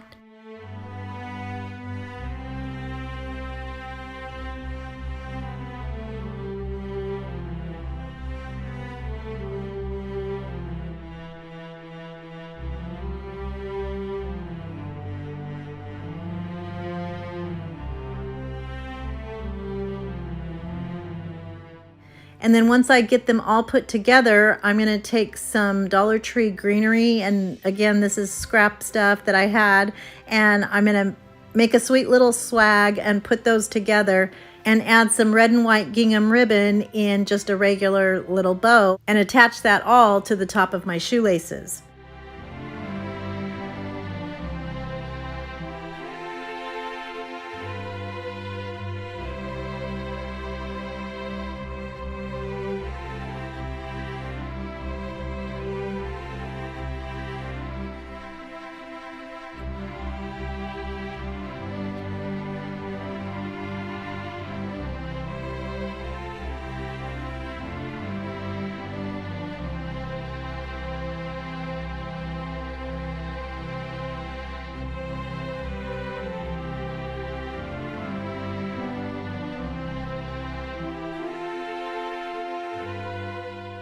So then I added a cute little tag that you can find at Walmart. They're so cute. And I'm just gonna thread the ribbon onto my wide-eyed needle again and then poke that into the side of my boot and then make sure it hangs where I want it to.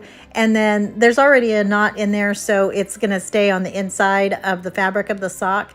And then I took one of those teeny tiny little velvet bows and I'm gonna hot glue that to the side of my skate. So I'm going to show you the reveal of my little ice skates after I make this next project, because this is what I made this project for, actually. And so I took two of the really big signs from the Dollar Tree with the wreaths and then one of the Valentine's Day signs. And I'm going to take all the goodies off of the big sign. I was going to take the paper off, but I decided it wasn't even worth it because I'm going to be painting the inside.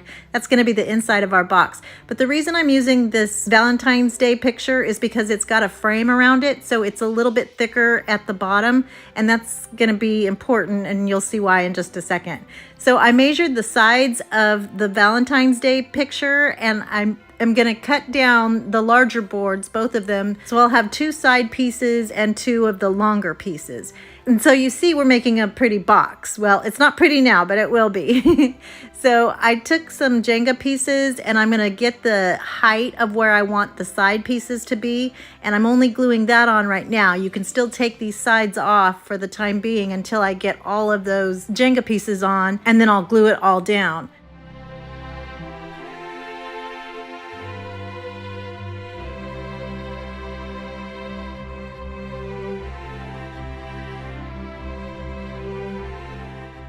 So you see I'm going to use glue at the bottom of my Jenga pieces and on the very front bottom of the board, and then that'll put it together on each of the sides. And I want my front two pieces, the longer sides, to go over the edges of those two shorter side pieces so that you have a finished look from the front. And the reason I put those three Jenga pieces on first is so that the bottom is completely flat and level.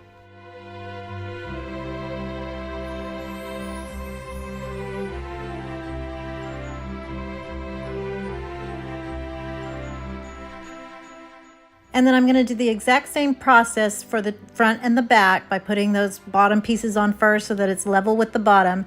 But the corners of my box are not going to match up until I put more pieces in those corners, because these boards are kind of wonky, you know, they're not exactly flat. But you can get, there's enough give in them so that when you move up the sides of those corners, or the corners of the corners, and you add the Jenga pieces, they'll become more square like a box should be. But it's also not meant to be perfect either, so It's supposed to be a rustic box.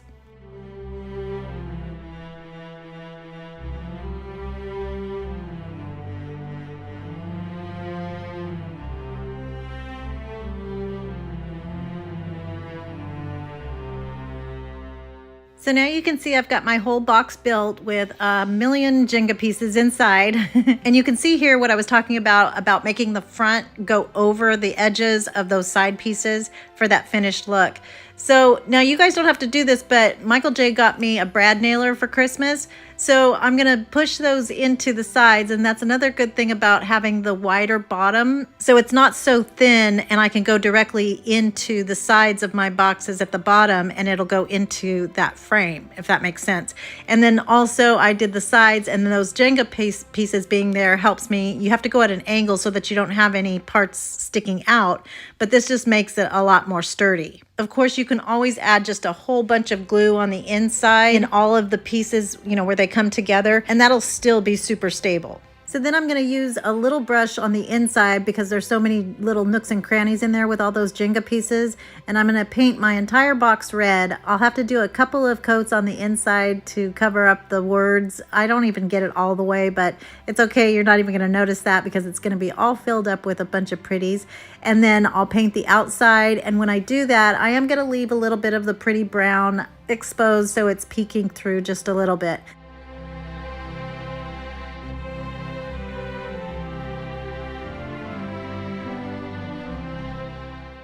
So now I'm going to take a Dollar Tree stencil, and then I'm going to use a stippling brush from Essential Stencil. They were so sweet, and they sent me a bunch of stuff from there. I'll have to use that in another project. And I'm going to tape it down with some painter's tape, and I'm just putting a little bit on the edges. But I'm going to take my white chalk paint and then just go up and down. My brush is at a 90-degree angle, so it's straight up and down, and I'm just going to pounce that all over my stencil.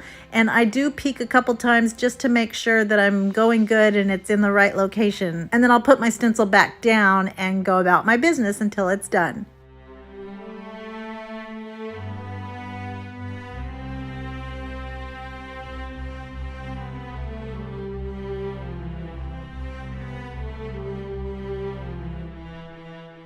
And then I'll go back and I'm going to sand it all down around the edges and the corners.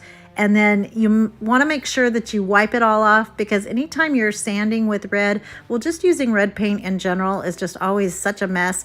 But we definitely want to get all of the ickies off after we sand it. And here's the final product. I am so excited about how this turned out. I filled it with some Christmas trees and then added my skates in there. This is actually the easiest project of all, but I think it's the most adorable, especially with my sweet little skates in there. You could fill it with anything.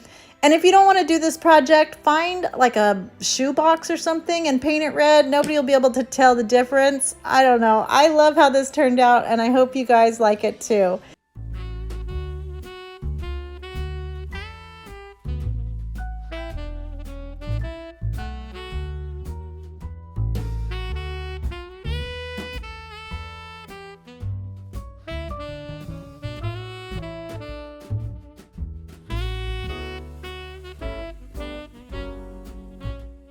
I actually had 6 of those mirrors, and I wanted to use the actual mirror parts. So I'm going to use some citrus strip and some Windex wipes. I used a spray bottle from the Dollar Tree and put some bleach in there, and I'm going to add some water to it. I'm going to try my hand at antiquing these mirrors. Now, it doesn't quite work out, but I think it turned out even better. I don't know if it was just because of the film that was actually used on these Dollar Tree mirrors, but I'm going to try this process again because I really love the look of an antiqued or almost even mercury glass type of mirror. And that way it will also take care of the filming process too. But here's what I did. I'm just going to brush on a really generous coat of this citrus strip.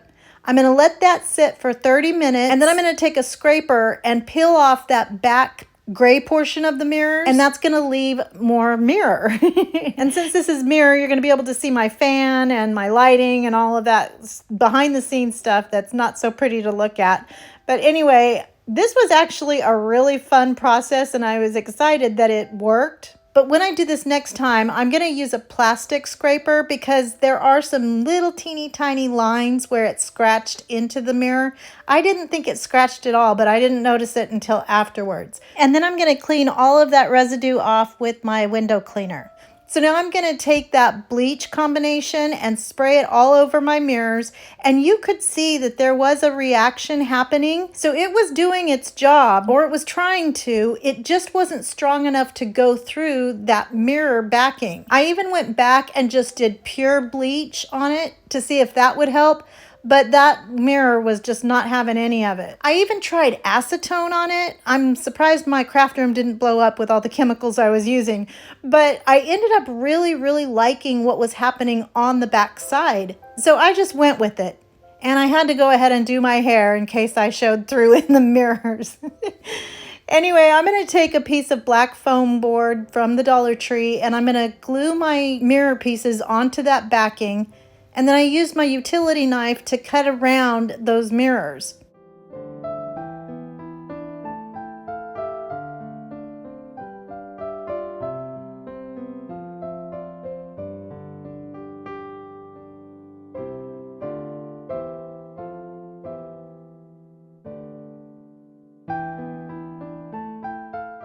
So now I'm going to take it outside, and Michael J. went to Home Depot and got me some little I don't know what these are called, just little trim pieces. And then we cut those down so that it would fit around my frame. And you can see on one edge, it's a little bit sanded, so it's kind of rounded. So you just want to be mindful to have the sharp edge on the outside and then the beveled edge on the inside. And then we cut 45-degree angles to make those mitered cuts pretty like a frame. We added some wood glue and then stapled on the back of the frame so that it would stay together. And because he has to have perfection, which is a good thing, I know, he used a speed square to make sure that those angles were perfect.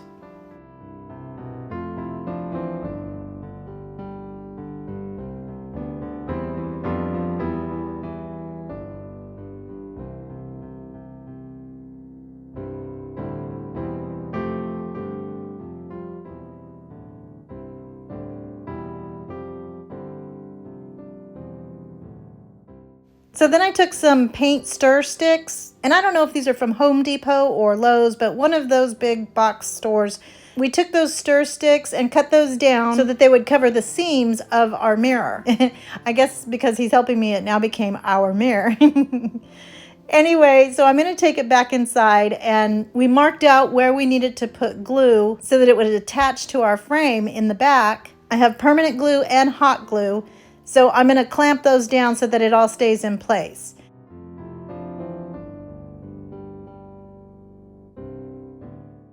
And then I use these little sawtooth hooks that you just hammer in. I got those off of Amazon. I'll have those linked in the description box below because those come in handy a lot.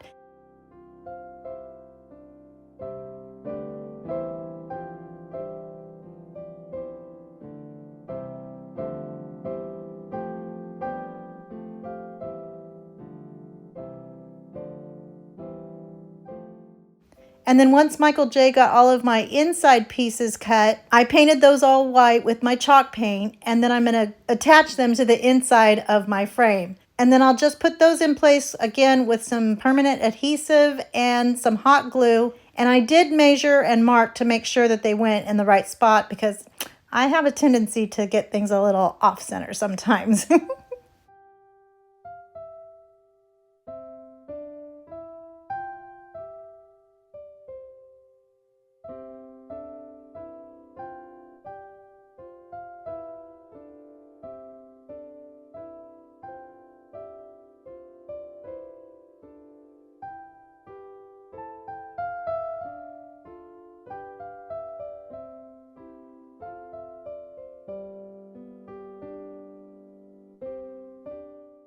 So now that our mirror window is all finished, I really love it just as it is. If it wasn't Christmas and if I didn't have this project in my head that I wanted to do, I would have left it and just used it in my regular decor. And it's super lightweight too. That's another really good thing. But anyway, I'm going to take some Dollar Tree greenery and start putting that onto the side on the top left, and then on the top, just going around that corner. So I just cut off the little stems from the picks, added a generous amount of hot glue so that all these greenery pieces will stay in place. And then once I get these down, I'm going to use this pretty Christmas greenery that I got at Walmart last year. And I just cut off one stem and laid it right on top of that little bed of the Dollar Tree greenery. And one little trick I've learned, since I know I'm going to be putting a bow up in the corner, instead of just adding hot glue to keep it on there, and plus you're going to have this in storage and it could get bumped around, I leave a little bit of the stem of one of my greenery pieces overhanging at the top, so then when I make my bow and I attach it, I can actually tie it and wrap it around that piece of greenery. And then I'm going to add a few little sprigs at the bottom and tuck that in. So I'm going to cut off most of the wire so that it looks like it's just kind of coming out of the end of the frame. And the whole reason I even wanted to do this project was to just honor my mom's memory, since this will be our first Christmas without her. And so the red cardinal does that. Red, first of all, is her favorite color, but just because of the loss and memory. So I wanted to put this little guy right in the corner, just on his little nest of Christmas pretties, and then I'm going to do a scripture on the other side. So I'm using this red and white ribbon that I got from Hobby Lobby, I think the year before last, and we did all of our Christmas trees in red and white because, again, that's her favorite color. And so to make it very special and memorable, we just did it in her favorite color. So anyway, I'm going to make a big perky bow. I folded it over and did 2 little bundles of folded over ribbon, and I'm going to make the lower one a little bit longer, and then the top one will be a little bit smaller. And then with that extra chenille stem, that's what I'm going to attach to that extra piece of greenery wire at the top.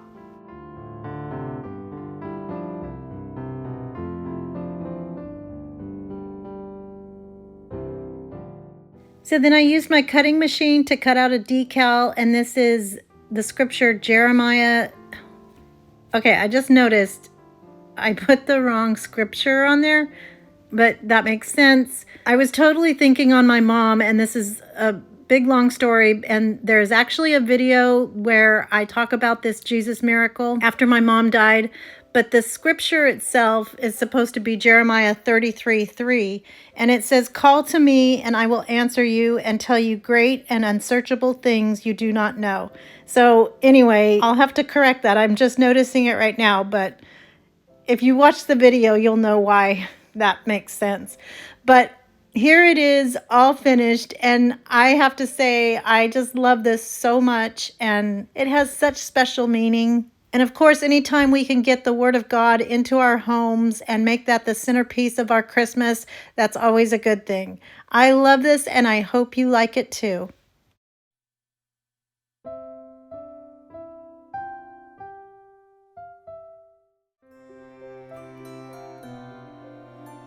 For our first project, I'm using 4 Dollar Tree square mirrors, and I got these a number of years ago. I used these in a youth group retreat activity. It was called I Am Fearfully and Wonderfully Made, and we had a whole bunch of different mirrors all over the room. It was so powerful, and the kids loved it. Now, I don't usually use a lot of mirrors in my projects because it's so hard to film and get the lighting right, and a lot of times I don't have my hair did. So anyway, I am going to use these. I haven't seen these in a while, but I'm not really looking for mirrors either when I go to Dollar Tree. But these are square, so if you can find square ones, that would be great. So the first thing I'm going to do is unscrew the little holders in the back, and then I'm going to get all of the ickies off, take those mirrors out, and then I'm going to glue them together in the shape of a cube. So I'm going to have one base frame sitting on my work surface, and then I'll glue 2 of those to the inside of it, get those in place, and then I'll put that final 4th one on the outside of the 2 side ones. Well, you see what I did here. So then I'm going to take my black chalk paint and paint my frame entirely black, and I just gave this one coat and it covered it really, really well.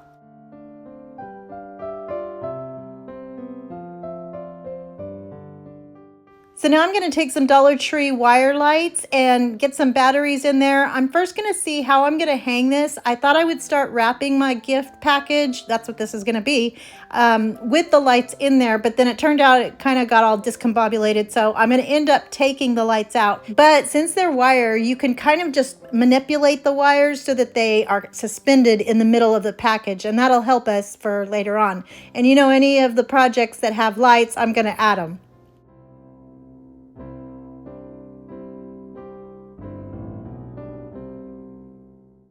So now I'm going to take some jute twine and I'm going to tie a knot around one of my frames at the corner, and then I'm going to start wrapping my entire package, and I'm going to be doing this in one direction all the way around, and I want to kind of make it go in different directions so that it's not just straight lines. They're going to go over each other. You'll see what I'm doing here. And it ends up taking one full roll of that jute twine. So that makes it easy to know exactly when to stop. I could have stopped sooner, but you know, I just wanted to keep going, or I could have kept going and made it even fuller, but I want to make sure that you can see through and the lights are real pretty at night. And then once I get done with that full roll, I'm going to tie another knot to secure it onto my frame, and I put it right in the middle because I'm going to have ribbon that's going to cover that up. And then once I get that row done, I'm going to go in the opposite direction, overlapping my twine, and again doing those different angles of that twine so that it's all nice and overlapping.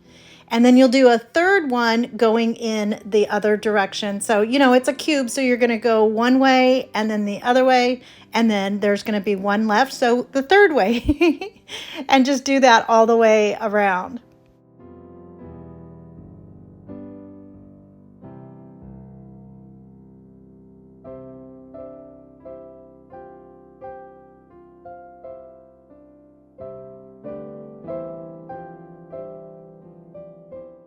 So once I have my package covered on all sides, I'm going to start feeding my lights into that twine. And so this is actually super easy because there's enough room in between that twine to even put your little battery pack inside so it doesn't show.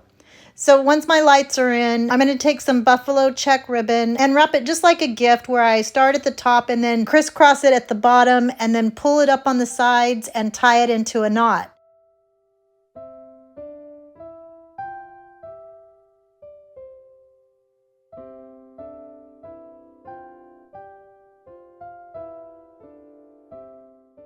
And then I'm going to make a nice big perky bow, and I'll use the fold over method, and I'm going to give myself 4 loops on each side so that it's nice and full.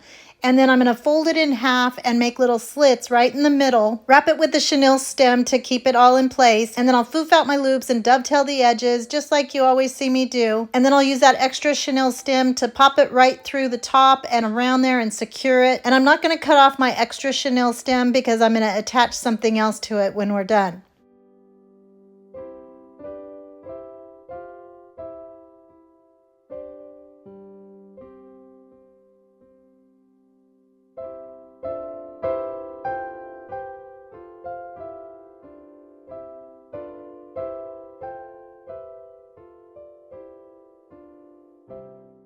So then I'm going to take some Christmas greenery. I just disassembled a couple of picks and got some pine needles and different greenery from the Dollar Tree. I also had some really pretty red frosted berries. Those are from Walmart. And I'm at the point now where I'm kind of just using scraps, but that's okay because then nothing goes to waste.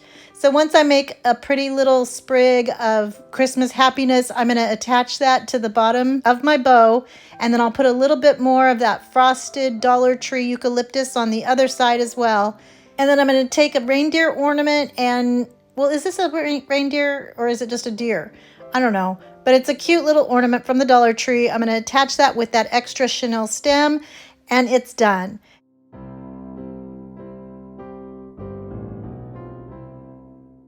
And here it is all finished, and here it is lit up, and I love the look so much. You know, anything with lights at Christmas, be the light. And here it is in the daytime with the neutrals and the black and white buffalo check. I just love that. And then just a hint of red. I think that's the perfect combination. I love this, and I hope you guys like it too.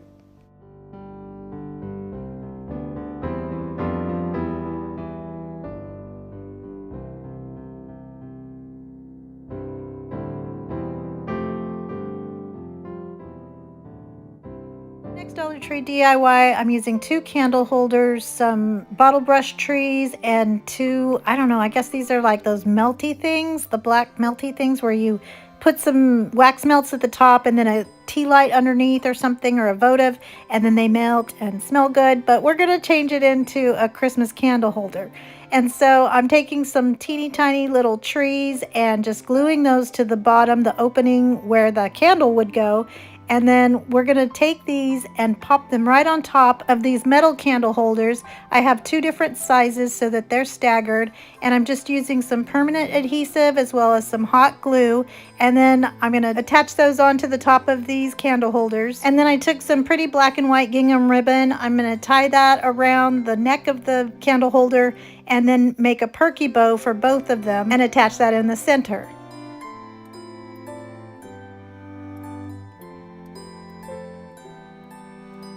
And to make your perky bow, all you have to do is just do the fold over method. I gave it 3 loops, I think, on each side, and then made little slits in the middle, attached a piece of chenille stem, and then I'm going to foof out my loops, and then I'll just use that extra chenille stem to attach it to the neck.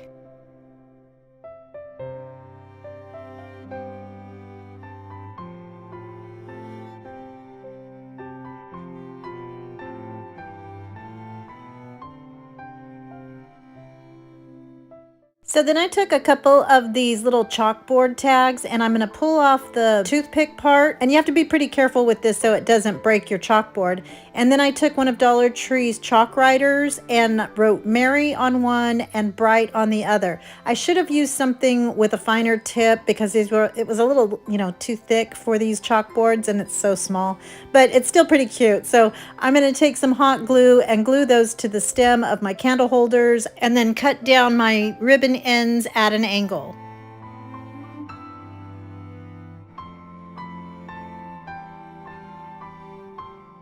Now I'm going to take some Dollar Tree glittery faux snow and I'm going to spoon that inside, and there's a lip that'll keep it in place. I'll do that on the front and back, and I'm using Kindle Sue's little spoon.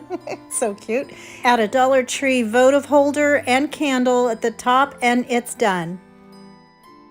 And here they are, all finished, and I think these are so pretty, and they were so simple. The little wax melt holders just kind of do all the work, and the trees just fit perfectly in there. I love how this turned out, and I hope you guys like it too.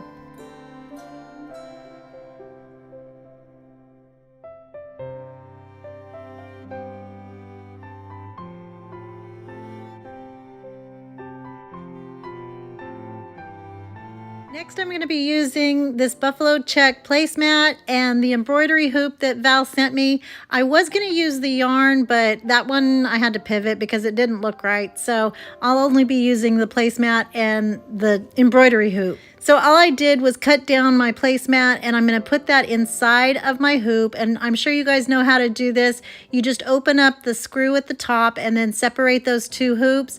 You put your fabric or whatever you're covering it with on the white hoop, and then place your red one around it, and then put that screw back in there and tighten it up. And then you just cut off the excess fabric in the back.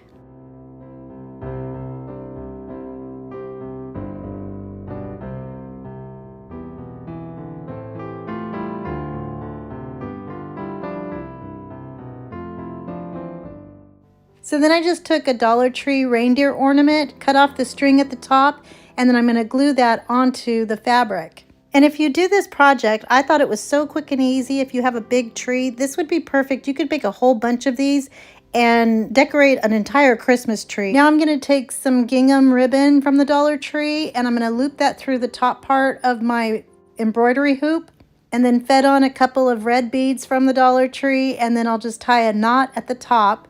And then to embellish it, I'm just going to hot glue some greenery, also from the Dollar Tree, to the very top of the ornament. And I used a couple of different kinds just to give it some more interest and a little bit more fullness. And then I made a sweet little bow and glued that to the top of my ornament, and it was done.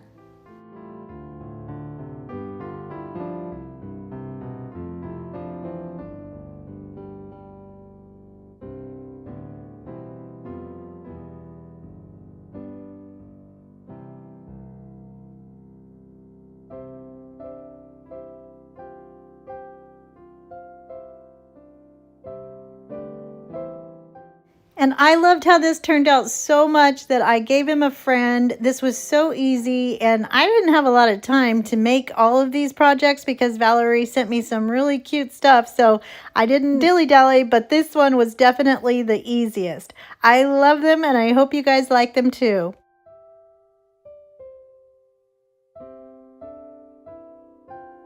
For this Dollar Tree DIY, I'm using one of these clear bowls. They come in a pack of 2, and then this adorable little truck and trailer that I found. This is a little bit bigger than the small ones that I'm used to seeing, so I was excited to see this. And then one of these white plastic plates. Those also come in a pack of 2. And then I've used all of my plastic domes that you can find usually during the spring, so I'm using one from a previous project. So I didn't even realize that the truck and trailer actually light up. But I'm going to be using this in the colors of black and white, so I'm not going to be lighting it up for this particular project.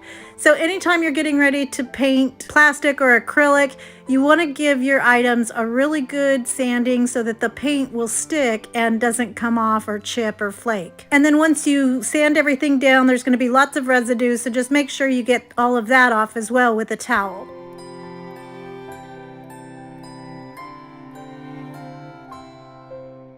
So even though my plate is white, you know my motto about plastic. So I'm going to paint that with my white chalk paint. And then for the base, I'm using this bowl. So I'm going to paint that as well on the outside so that they both look the same. And then I'm going to paint my little trailer and my truck. And then I'm going to go back in with my ink chalk paint to give it some black highlights.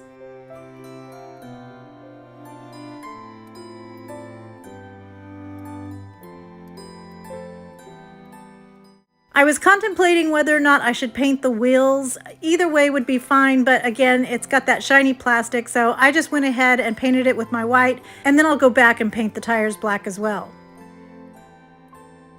So I wasn't able to pull out the little plastic tree in the back of the truck because I wanted to replace it with a Dollar Tree bottle brush tree, but it's all connected and built in, so instead I just went ahead and painted it with my moss chalk paint, and then I'm going to go back and give it some snowy highlights a little later. And I'm only going to be painting the top and the bottom of my trailer, kind of like where the paneling would be. And then I made a little window in the door as well as a doorknob, and then painted the little awnings black. And then I'm going to go in and start distressing everything just with the side of my paintbrush to give it that rustic look. And as I'm watching this in hyperspeed, I wish this was the pace that I really worked at.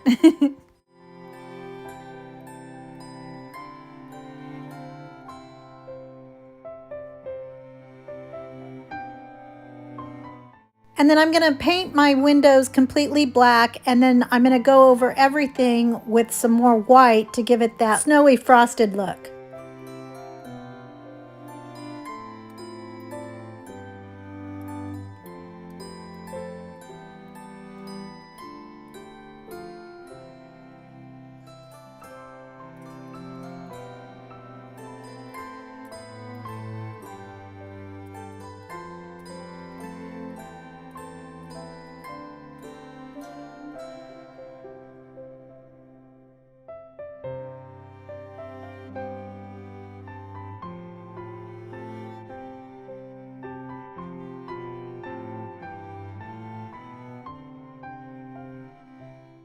So now I'm going to take a pack of these LED photo clip string lights from the Dollar Tree, and they kind of pulled a whoop Scooby on me because there was no clips included with this pack, which was fine because I didn't need them anyway. But what I'm going to do is I'm going to double them over, but where my lights are, I'm going to kind of spread those out, and then I'm going to fold them again a second time so that now I've got more lights just closer together.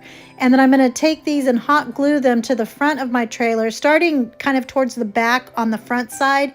And then I'll go around, give it a swag in the middle, and then go around the other side. And then my battery pack is going to be hiding in the back of my trailer and under the snow of my scene.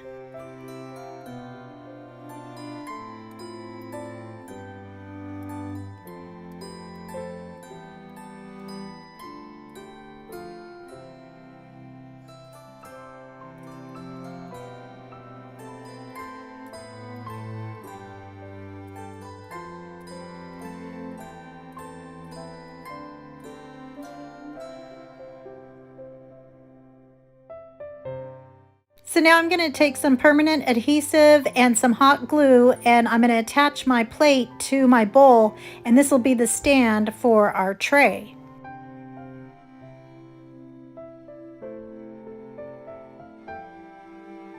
So now, because my truck and my trailer are the same size, I need to lift my trailer, and I'll show you how I did that in a second. But also, my Dollar Tree bottle brush tree is going to be a little bit too big for my dome, so it's going to, crunch it down. So to make it shorter, I'm just going to use my big fat cutters and cut off one of those tiers of the tree down at the bottom, and then pull out some of those needles so that I can twist that wire back up and stick it back into the little base that it came out of. And now it fits. So then to raise my trailer, I'm going to use some white styrofoam from the Dollar Tree and cut that down so that it fits underneath the trailer itself, and I'll hot glue that. There is nothing worse. I don't know that I can think of any sound that's worse than cutting styrofoam with a knife. It's just horrible.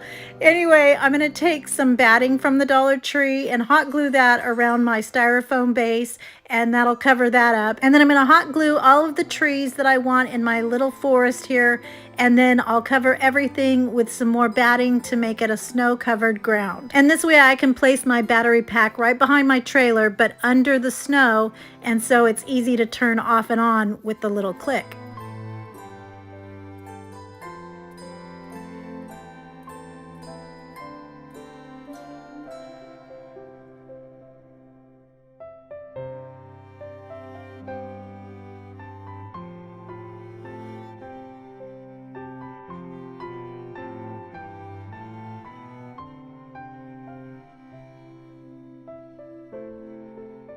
So now that the inside is all cutie patootie, I need to overhaul my dome and make it more Christmassy. So I took some roving yarn from the Dollar Tree, and I'm just going to wrap that napkin ring, which is currently wrapped in jute twine. And then I'm going to cut my beaded keys off, and then I'm going to put another sweet little bow on that. And then at the bottom, I'm going to take some white pom-poms from the Dollar Tree and just hot glue those to the lip of my dome.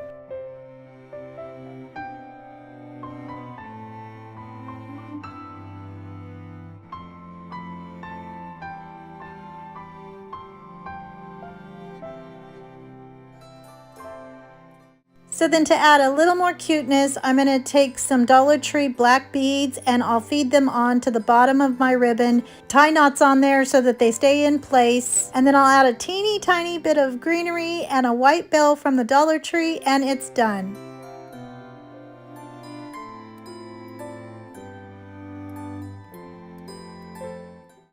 And here it is, all finished, and I love this so much. I have a friend, Karen, at the Loft Home Decor, who said that I inspired her with one of my projects, but she's the one who inspired me with the white truck. Anyway, Karen, I hope you like this. I love how it turned out, and I hope you guys like it too.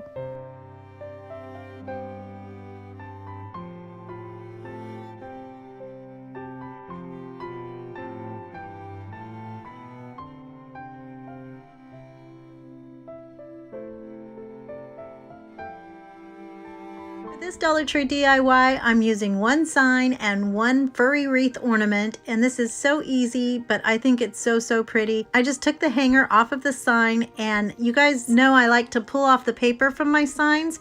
This is going to be the back, but I like to have it finished if I can.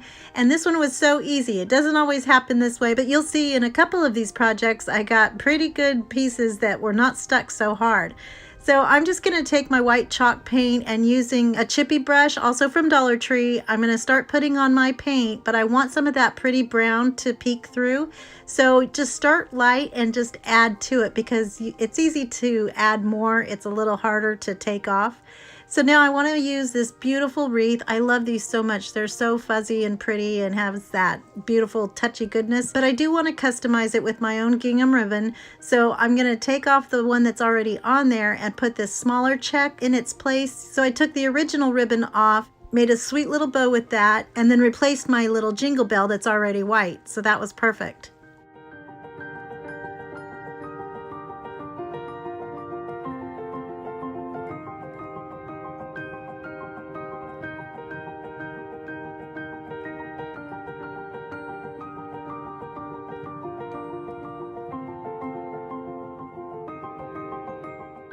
So the next thing I did was printed out a J and a Y because guess what? We're making a joy sign.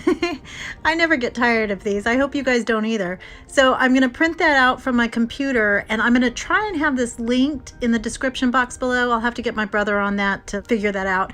But I'm just going to use the transfer method to get this on there. This just shows you don't have to have a cutting machine to do some of these projects. So I'm using a blue piece of chalk, but you can use pencil because you're transferring onto a light surface. And then once you get it all completely covered, tape it onto your board and get the right spacing and where you want it to be after you lay it out. And then go over it with a pen, and those lines will show up on your surface so that you can then go back with your paint pen. This is a Sharpie paint pen that I get from Walmart. You see me use these all the time, but you can also use regular acrylic paint or even a regular Sharpie. You can do this in red or black. As you can see, we're doing blacks and whites today. So I just used a piece of painter's tape to tape my letter down, and then that way I can fold it up and down to make sure that I'm getting all of the edges completely covered.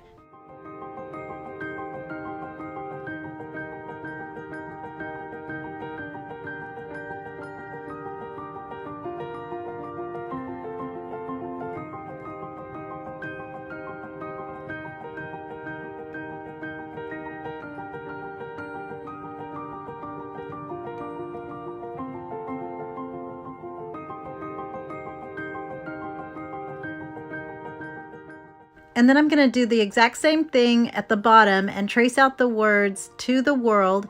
And the fonts that I'm using for the J and the Y is Times New Roman. And for the "to the world," I'm using Mango Salsa. That's a fun name. And I'll have those linked in the description box below as well.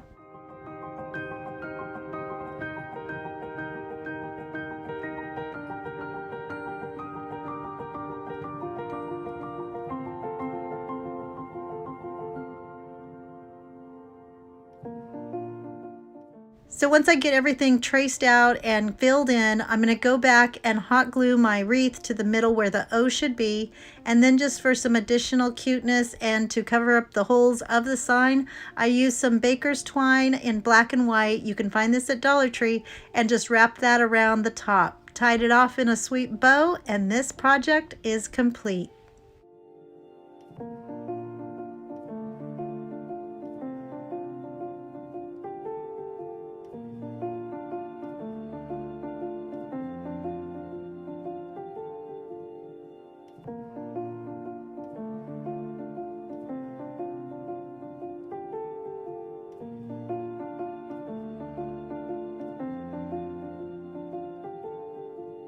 For our next project, we're going to try duplicating this WD star sign. I don't know what WD stands for, but they want $29.99 for this, and it is a little bit larger and chunkier, but we're going to do it for a little bit cheaper and using Dollar Tree items. So the first thing I did was got my star ready by taking some spackle and filling in that hole, and I'm just shoving it into the hole and removing the rest with my finger. And then I'm going to take my canvas, and all I want from here are 2 of the wood pieces that'll be the little stands for the words. So I just pulled off the canvas using my screwdriver, and then I'm going to use my muscles to pull those 2 apart and just use the short side and then one of the long sides. And then I'm going to measure to see how long I need those stands to be and mark those with my pencil. And then I'm going to take this outside and cut it with my miter saw. And I'm using an electric one, or the power tool kind, but you can use your miter box and saw to do this because it's very soft wood.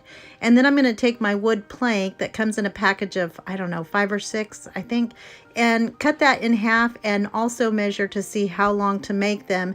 And then I'll cut those down as well, and then use my sanding block to get that sanded and nice and smooth on the edges.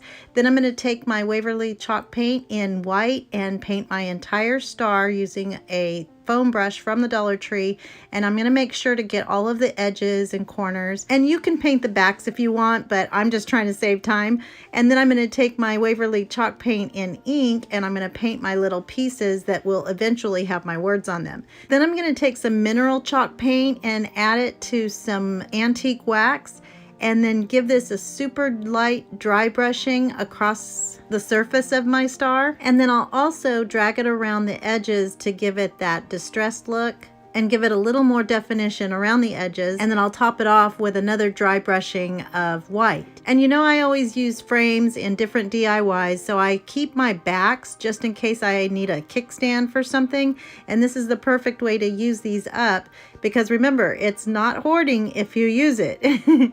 So I just determined what angle I wanted it at and then traced around where my star was so that I could cut off the excess and it won't show from behind. And then I'm going to hot glue that to the back of my star, and now it's going to be able to stand.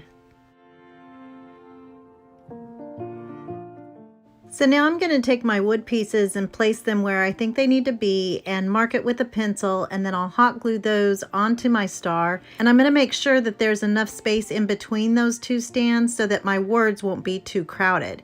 So then to get my words onto my black pieces, I printed out the words Merry Christmas from my Cricut design space, and I used the font Dear John, which was from, I'm not sure where it's from. It's either from dafont.com or it may have already been included with my Cricut design space. But anyway, I didn't like how thick it was because in the inspiration piece it's super thin, but I'm just going to do a thinner line when I transfer it onto my black pieces. So I just took my white chalk and rubbed it all over the back of my paper, and then I taped my word down using some painter's tape, and I'm just going to trace over that word using a regular ballpoint pen. And then using a white gel pen, I'm just going to go over all of those chalk lines, and I'll go over it a couple of times until I get it to the thickness that I want.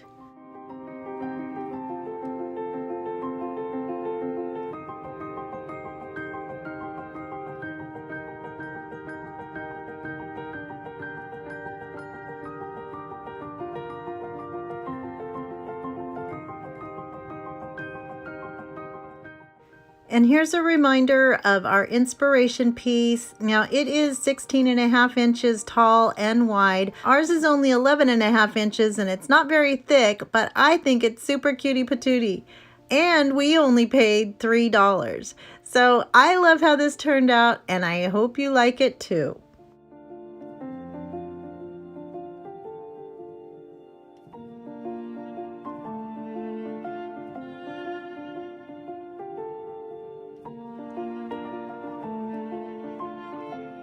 For this project, I'm going to be using the Christmas tree and the wrapping paper, and I'm going to try to incorporate the yarn from the wrapping on her items. And then I'm also going to take the filling that was inside the box, and I think I'm going to use that too. So for my own stash, I'm going to be using this little calendar house and a box that you see at Dollar Tree all the time. And then to incorporate buttons into this project, I'm going to use these black ones from my stash.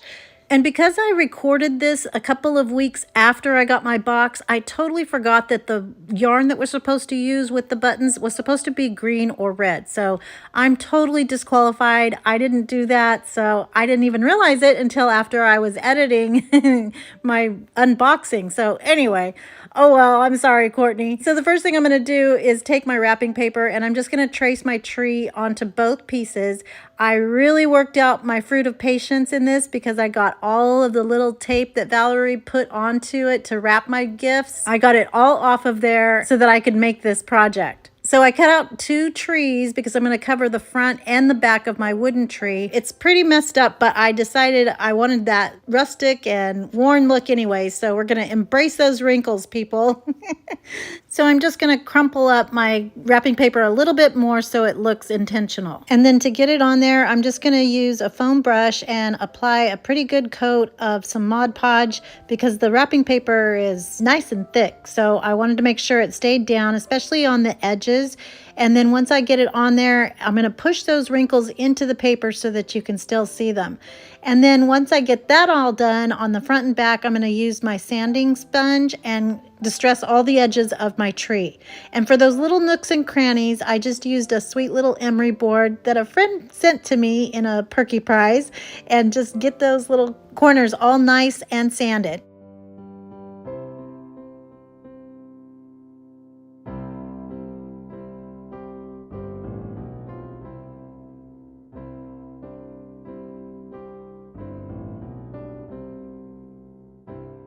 And then I just used a scrap piece of the wrapping paper to fill in the little label bracket just to give it some more cuteness. And then I'm going to take the little calendar and pull off that square portion. The backing of the house came off with it, which was perfect so that I could just get off the extra edges using my craft knife. And then I'll hot glue that into the middle of my tree. And then you know I'm going to save that little chipboard house.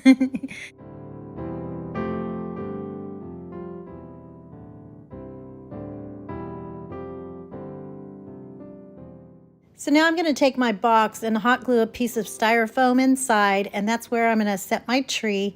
And I'm going to just push it down in there, and you could actually leave it there, but I want to make sure it stays in place. So I'm going to add some hot glue, tuck it in there, and then to make sure it stays snug as a bug in a rug, I'm going to take a couple of Jenga pieces and hot glue those at the base.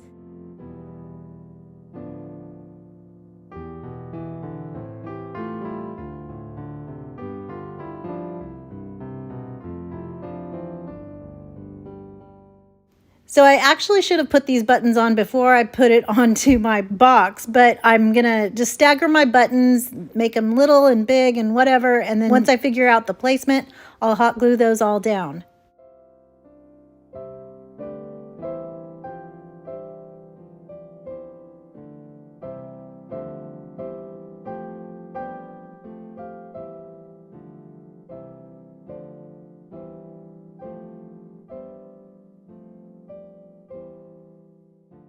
And then for the tippy top of my tree, I'm just going to place a white scatter foam star at the very top. So I wanted to incorporate the black yarn that Val had wrapped my challenge items with.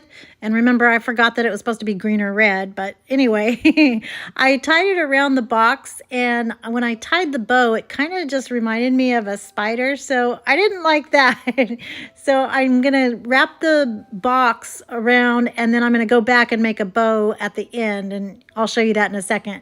So then I took the gift filler that she had in her box, and I'm going to hot glue that down to the base of my tree.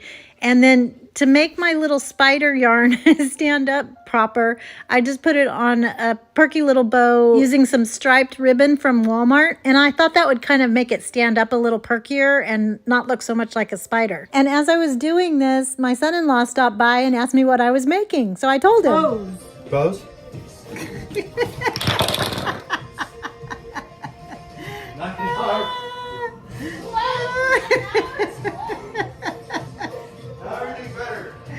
That was awesome. I'm putting that in my video. So as you can see, our daughter does not have 5 children. She has 6. So this is my twist challenge project that I totally failed at because I only retained water and I can't remember anything. You could use this as a countdown to Christmas. I'm going to be using it to count down the days until our son comes home for Christmas. I love this one and I hope you guys like it too.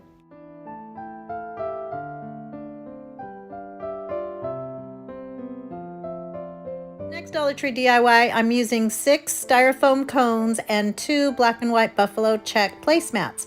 And the first thing I'm going to do is cut off 4 of the tips of my styrofoam cones. And so on 2 of them, I'm going to cut just a little bit off. And then I'm using a sanding sponge to kind of sand that down so that it's nice and even. I'm going to save 2 of those tips because those are going to become the trunks of our trees. Now you can always find cone-shaped templates online, but I just kind of measured it myself. It's not exactly perfect, but it gets the job done, and you can just kind of trace along afterwards to cut it down to the right size. And then I'll just use hot glue to wrap my trees. So what I'm doing is I'm going to be wrapping 2 of the cut down cones and then 1 of the full cones. And when I put them all together, you'll see how it works and what you need.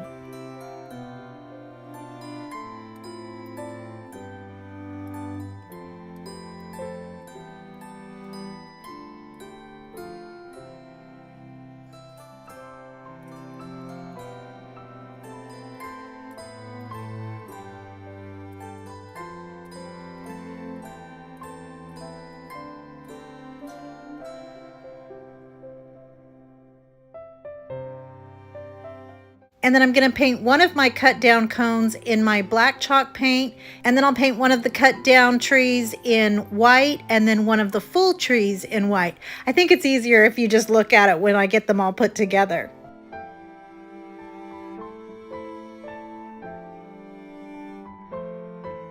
And then for my little trunks, I had originally painted them with some white and brown to make it look like a trunk, but then I ended up not liking it, so I'm going to paint one black and one white.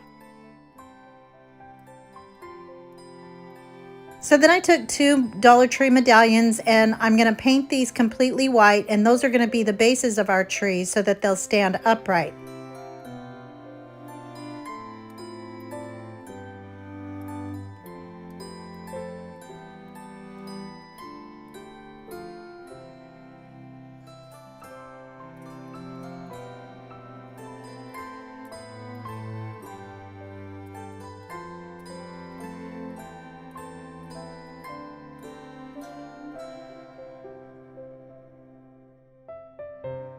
And then I took a couple of star ornaments from the Dollar Tree and I'm going to pop those into the top of the full trees, both the buffalo check and the one that's painted white. And now you can see all of the pieces here that you'll need. So I'm going to start with my trunk and I'm going to hot glue that to the center of my medallion. And I'm going to make the seam be in the same place as those filled holes, because you can still kind of see the holes, but just so that you know where everything's at and it's lined up.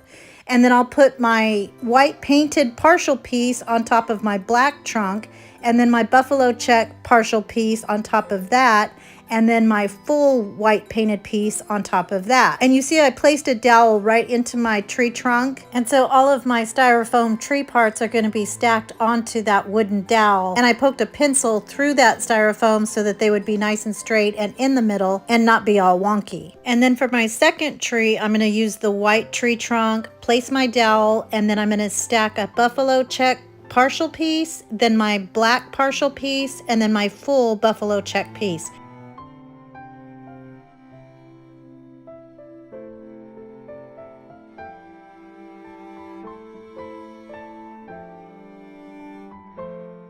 So now I love going through buttons. I have all of these I've shown you guys before. I'm going to get some black buttons and some white buttons.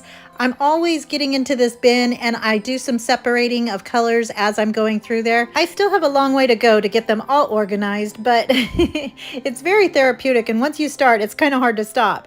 So I'm just going to take some white buttons and I'm going to hot glue those onto the black squares of my buffalo check, and then I'll take some black buttons and hot glue those to the white squares.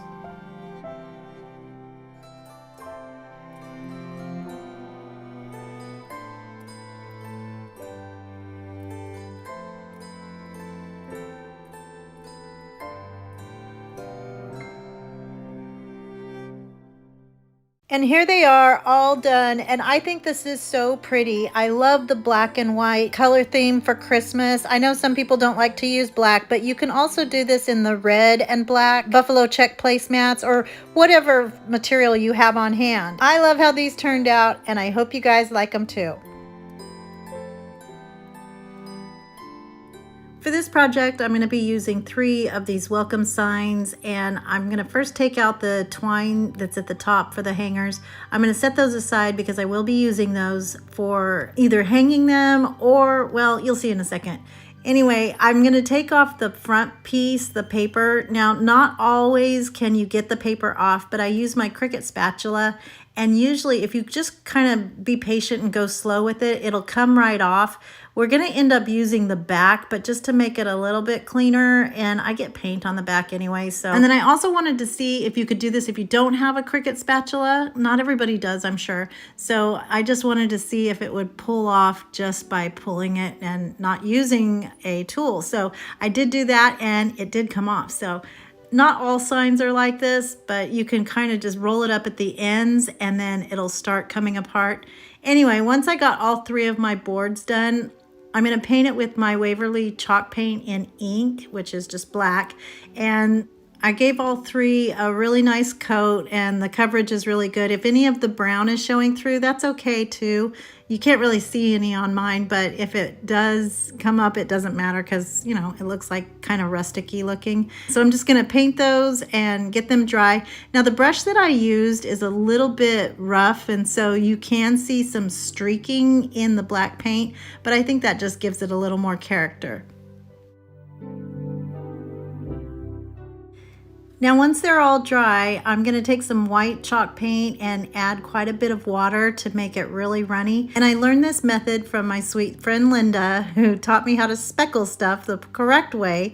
So I'm going to take my fan brush again and get it nice and wet, dip it in that water.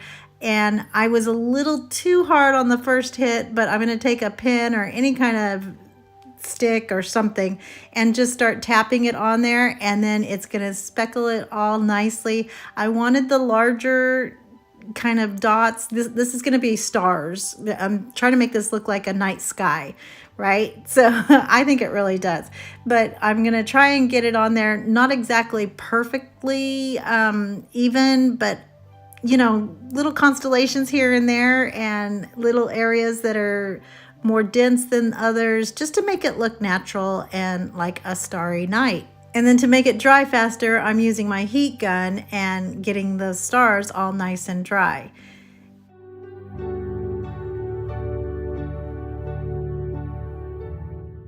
So then I'm going to take my white paint pen and I started to make a star, and I wanted it to be kind of glowy, and I'm just making lines, and I'm just using my finger to drag through the wet paint so that it kind of just blends off out into the universe. And then once I started going, I kind of couldn't stop, and it just kept going and going. And so while I was going to have just about right here is where I should have stopped. Well, I meant to stop, but then I couldn't stop. So my star got larger and larger. Now, because this is a triptych and I didn't plan on my star being as big as it eventually gets, you're gonna see it's huge. But then I pulled that left board over, and then I'm going to continue the star so that it goes over into that first panel, if that makes sense. Anyway, so you just kind of keep going until you want to stop, and I just apparently didn't want to stop, but I think it looks so pretty in the end.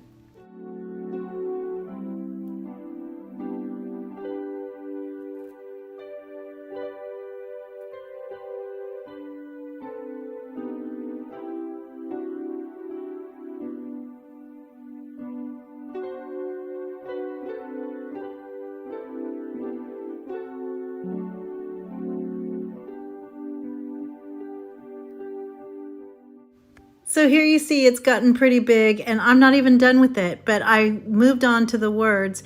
Now my pen kind of had a little hemorrhage issue, and it came out real, I don't know, it just kind of leaked all over the place. So I tried to clean it up a little bit, and then I'm going to let that dry, and then I'll go back and do my faux calligraphy and make the downstrokes a little larger. So on the first panel I'm writing O, and then on the second one I'm going to do holy, and the third one will say night. And then I'm going to go back and make my star even bigger.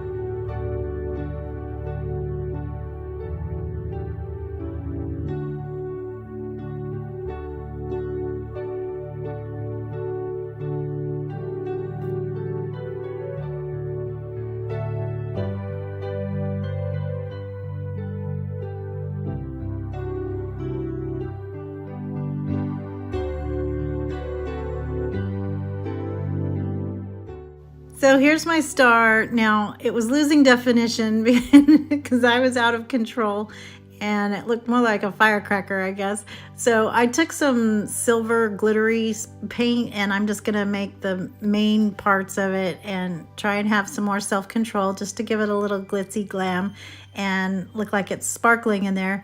And then to make sure that everybody knows it's a star, I took a little silver star from my star stash, and I'm gonna hot glue that right in the middle. And I think that made the whole thing, and it had the glitz that I wanted and just a really brilliant star.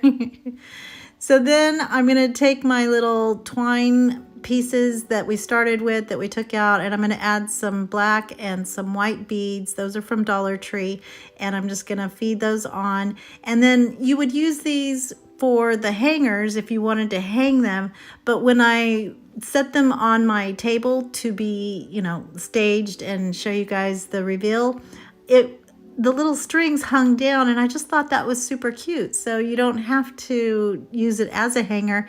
These could be just sat on a counter or, you know, a buffet or whatever, and just use those little beads as some cuteness.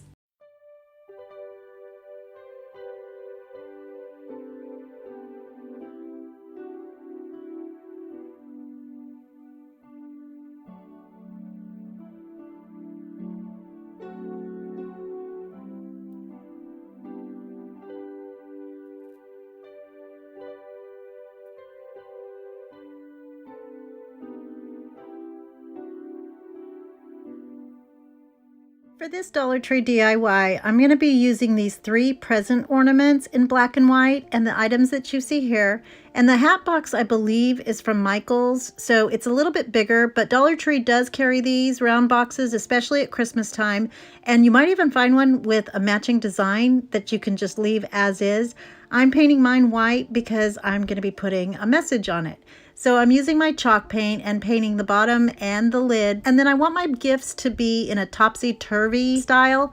So I'm using my big fat nail, and I want the seams of the gifts to be towards the back. So I just figure out which way I want them. And once I figure out the angles, I'm going to take my big fat nail that I use all the time. You could just use a Phillips head screwdriver if you don't have a big fat nail like this, and then just push it through that foam and get it to the direction and angle that you want it to be.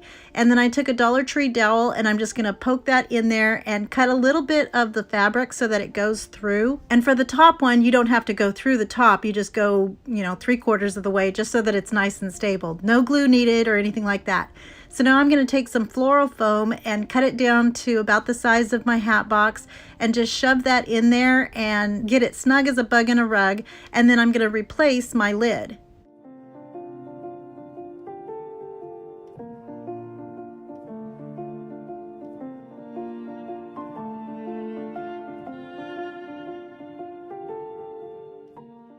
And then taking my big fat nail again, I'm going to make a hole right in the middle and into that floral foam so that I can poke my presents in. I'll put some hot glue in there just so when the dowel gets into the foam, it'll stay in place.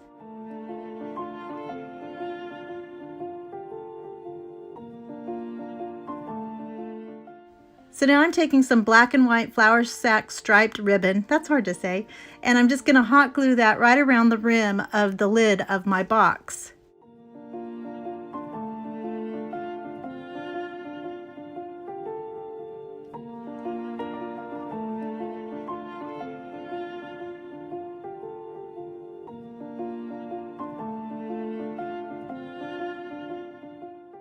And then using my Sharpie paint pen again, I'm going to handwrite Happy Birthday Jesus. And I want to show you that just doing regular block letters, you can make it look a lot fancier just by giving it that extra thickness on the left-hand side, or what would be the downstrokes. So even if you don't love your handwriting, giving it that faux calligraphy look just makes it look so much better.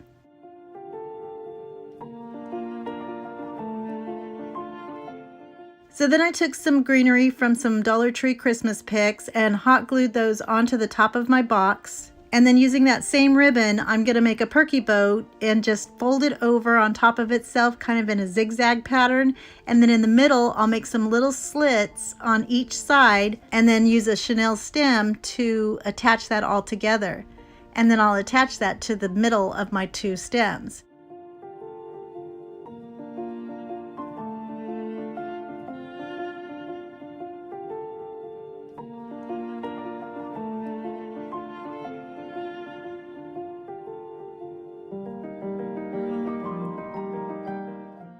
Now I'm going to take some bells and I just cut these off of this garland. I didn't even know it was a garland, but that's super cute.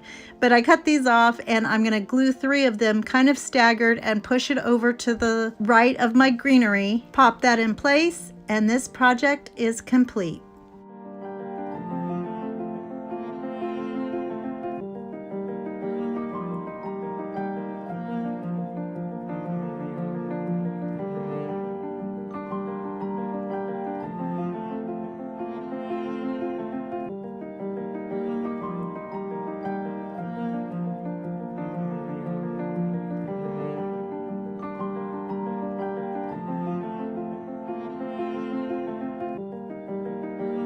Dollar Tree DIY, I'm using 3 pairs of the Hot Wheels racetracks and 3 signs. These are from summer and I think one's for 4th of July, but they're all the same size and that's what matters.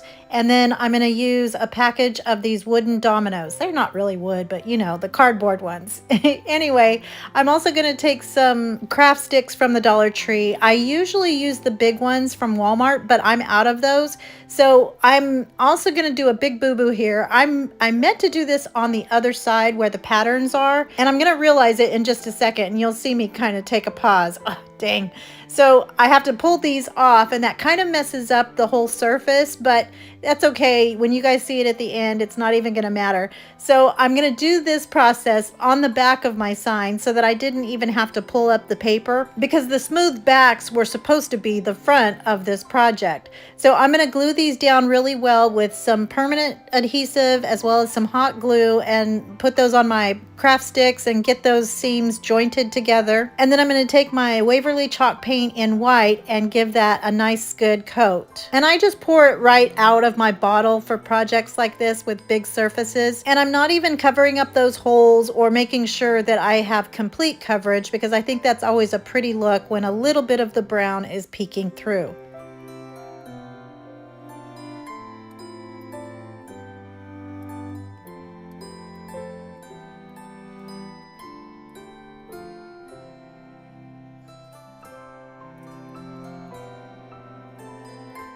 So now I'm going to take my Hot Wheel tracks and I'm going to paint them with my Waverly chalk paint in ink or black. And I'm going to first do the sides, and then once those are dry, I'll go back and paint the fronts of them. So I only did 1 coat on here. This is going to require some touching up because we are painting on plastic, and I didn't sand these down because I'm going to go back once we get everything put together and cover it with a good layer of Mod Podge so that I don't have to worry about the chipping or the paint coming off. And you'll see it is really easy to have this paint come off, especially with my fingernails. I scratch it up a lot, and plus I'm also going to use clamps when I put it down onto my surface and get it glued on there. So I'm going to cut off the edges to make it fit to the width of my board, and then once I get those cut, of course those are going to show, you know, the orange is going to show on the edges, so I'm going to touch those up again. And then once that's dry, I'm going to start putting my permanent adhesive and my hot glue onto the 2 little parts on the back of the track. There's like 2 raised flat pieces. So those are the only parts that are going to come in contact with your board. So the top and the bottom strip are only going to have one side being attached to the board. I don't know if that makes sense, but when I turn it over, you'll see it. And I'm going to space these out 3 inches each. So I just marked with a pencil where they needed to be glued down, and then I'll get those all in place.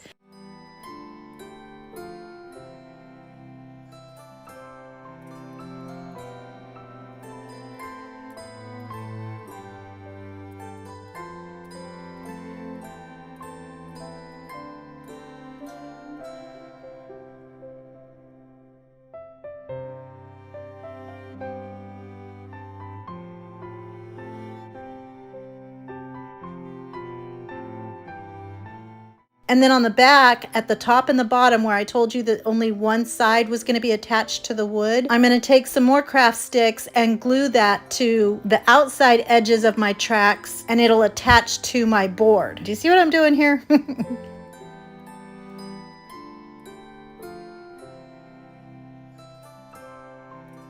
So then once I get my tracks all attached to my board and the glue's nice and dry, I printed out some letters on my cutting machine.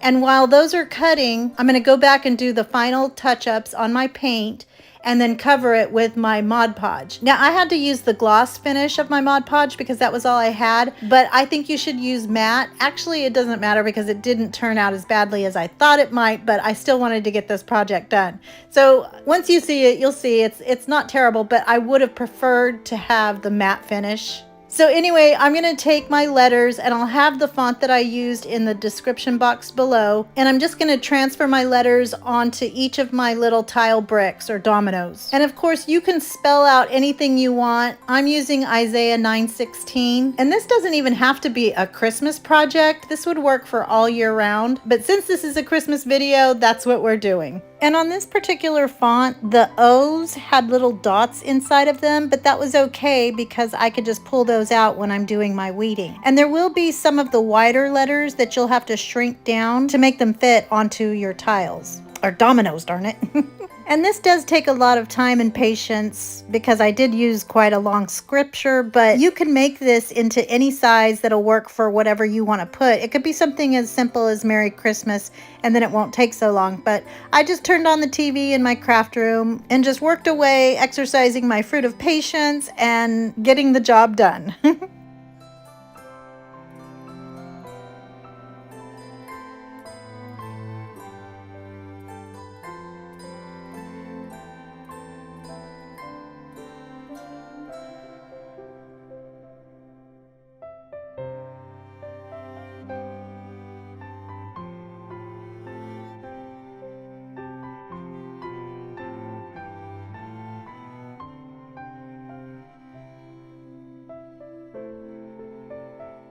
So I'm just leaning this against the wall. It's on top of my buffet. And so the top line for Unto Us A is not able, there's not enough room in between there. So I actually have some painter's tape rolled up on the back of my letters to keep those in place. But if it's hanging, it should have enough room to stay in place. And then I'm going to place the rest of my letters and then it'll be done.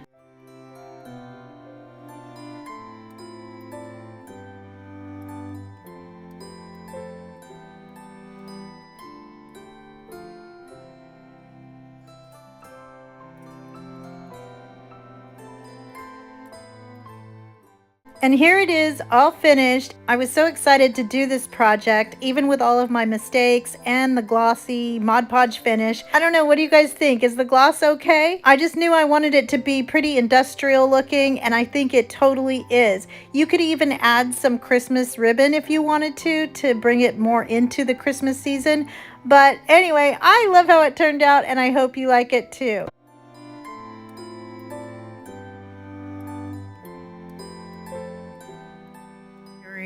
Bigger and more expensive items, but I had no idea that ours had actually changed. I found these lanterns as I was on my way out. I actually only went in there for a couple of things, but I was so excited to find these. These were $3 for the smaller one and $5 for the larger one. We're going to be using this in this first project. I'm just going to take some white Christmas trees that I had. I was only able to grab one bin from our storage unit for Christmas, and this was the one that I grabbed. It had all of the bottle brush trees, so at least I got that. I got one handful of greenery. You're going to see all that in a minute, but I'm going to take these white trees because they're perfect to go against the black of the lanterns. Now you could paint these lanterns if you wanted to and just adjust it to whatever colors you're doing. But anyway, I'm just gonna make sure that I have 3 staggered trees in each one of them. In the bigger lantern, I wanted those trees a little more staggered, so I'm gonna lift one up with an extra piece that I put in a drawer for extra parts and pieces that I usually save for different projects if I need to lift something or add something. So anyway, we're gonna lift that up and then we'll put those in permanently in just a second. So now the highlight of these lanterns are mainly gonna be the perky bows that we're going to put on top, and we're doing this in a messy bow fashion. So what that means is that we're not making actual perky bows where you fold it over and over. We're just going to take some lengths of ribbon, and on the larger lantern I'm going to use pieces that are 14.5 inches long, and on the smaller one it's about 10 inches long. So this doesn't have to be perfect, but I'm just going to lay out a bunch of different designs and colors and widths of my ribbon. These are all from Dollar Tree, and I'm just going to fold them over, twist them, and then hold them in my hand. Now I'm going to alternate the direction of how those loops go and then just start stacking them. And the hardest part of making these bows is actually holding it in my hand. So I'm going to use a little clamp from the Dollar Tree to hold the big ones together. And it's actually the smaller ones that are even harder to do because they're so little. But as you can see here, all I'm doing is folding my piece of ribbon over, and then I'm going to scrunch it in the middle and then twist the bottom, hold that in my hand, and then do the next one, fold it over, scrunch it up, twist it, and then place it in the opposite direction. And then I'm going to do that with all of my ribbon pieces, putting the wider ribbon at the bottom and then the smaller ribbons towards the top. And you definitely want to dovetail those edges before you start layering them because it's easier to see which ones you've done and which ones you haven't. And then once you have them all together, I'm going to take a chenille stem and wrap that right around the middle. Now I'm out of black chenille stems, so I wasn't able to use that, but whatever color you're attaching your bow to, that's the color that you usually want to use, just so that it's camouflaged and you can't see it. So now I'm going to attach my trees into the bottom of my lantern, and I'm going to take that first piece that I took off of another tree last year, I guess, and glue that to the bottom of this bottle brush tree and then put it in there. That way it's a little bit taller than the others and you can see it a little bit better. And you could add some faux snow to the bottom of these. I just didn't because I'm going to have to store these away again until I bring them out for Christmas. So once I got my trees all snug as a bug in a rug, I decided I needed some tails to hang down from our perky bow, well, messy bow I should say. So I just added some to that, and then I'm gonna hot glue little pieces where I squished it together to give it some more cuteness. And then I had some scrap greenery in my scrap bin, and I'm just gonna hot glue a couple of those pieces on there. When you guys see how much greenery or how little greenery I had to work with, it was a little bit of a challenge, but we made it work. And then I had this little pine cone in my scrap bin. I put that right in the middle of that greenery. And then for the little one, the trees are already staggered, so those worked perfectly in my smaller lantern. So again, I'm going to do the same thing, but this time when I made my messy bow, I added that longer tail. And you can see where my white chenille stem would be better if it was black. And then I couldn't find another pine cone, so I just found this pretty little sparkly heart that I'm going to add to the center of that greenery. So now, knowing that Christmas is coming up, and actually any kind of project can always use fairy lights, I went onto Amazon and got a 12-pack of these. I'll have them linked in the description box below. But everything Christmas is always got to include some light, so I just wrapped those around and voila, let there be light. And here they are at night, and I think these are so pretty. There's just something so magical about those fairy lights. You can see here where it would be prettier to have the faux snow at the bottom, but here they are in the daytime where you can see all of that messy bow cuteness. I get a lot of people saying that they're not quite sure how to foof their loops the right way, so this kind of takes the guesswork out of it. And I also added some of the lights to the bows themselves. But anyway, I think this turned out so pretty, and I can't wait for you guys to see the full vignette with all of the beautiful lights just sitting there being the light. Oh my goodness, I love Christmas in July. I love these, and I hope you guys like them too. For our next DIY, I'm using 2 gnome signs and 2 small frames, and I'm just going to take the wreath off of the red and black gnome. And when I pulled it up using my Cricut spatula, there was a little bit of the glue that was still on there. So I tried to get that up without ripping it too much. But where I did rip it, that's going to be covered by our little frame. And then on the black and white gnome, I'm going to place my frame going vertically. And so I didn't need to remove the package. And it was the perfect size to also let his hands show like he's holding the frame. So I measured to see where the little tabbies were on the back of my frame, and then took a craft knife and dug deep inside there so that my frame will attach to the board, and I'll still be able to change out the picture if I want to. So I printed out some sweet little pictures of Cadence and Carson from Christmases past, and I left out Connor, but he won't know because he's only 1. So I'm going to cut those down, and then I used some scrap foam board to cut out the same shape as the back of my frame, and that's actually what's going to attach to the gnome, and then the frame is just going to go right over it. So I have my glass first, I'll put my picture and then my foam board, and then I'm going to make sure that my tabs are sticking straight up, and then I'll use my all-purpose cement to go onto the back and then pop that in there stick the tabbies through the back, and then it's done. So I'm going to take the back of my frame and hot glue that to the back of my gnome, and that'll be our little kickstand. And I like using items from the Dollar Tree that you don't have to paint, because I think this is a really cute pattern, but I'm just going to kind of embellish him a little bit and make him even cuter. So I took a few different patterns of 5/8 inch ribbon, and I'm just going to cut those down and tie them together with a piece of jute twine, and then dovetail all of the edges, and then I'll poke that extra jute twine through the hole that's already at the top of my gnome sign and tie a big knot in the back so it doesn't pop back out, and it's done.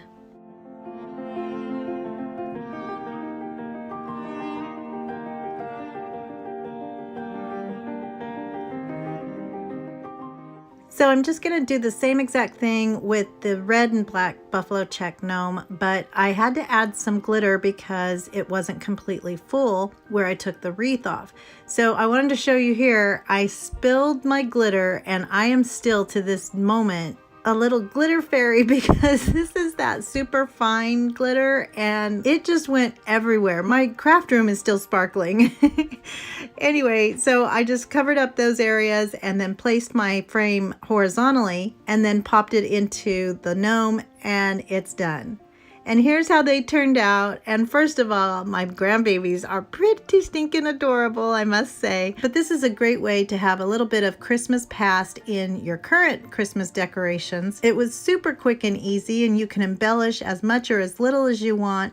But I love how these turned out, and I hope you like them too.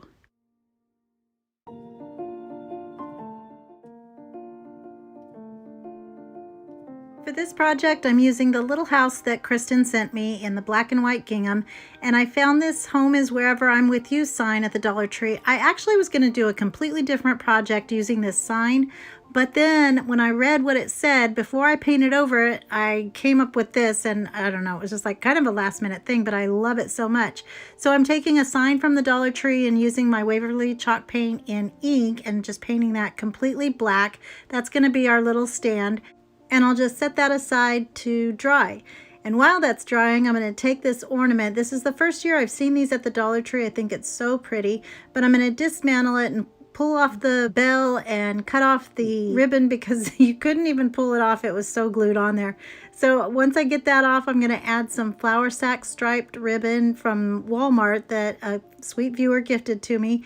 And then I'll just make a sweet little bow and attach that right on top, and then hot glue the entire ornament onto my little house. And I'm covering up that little plaque that's on there, but I think it works really well because then it just shows black in the middle of my ornament. It makes the white stand out really well, I think.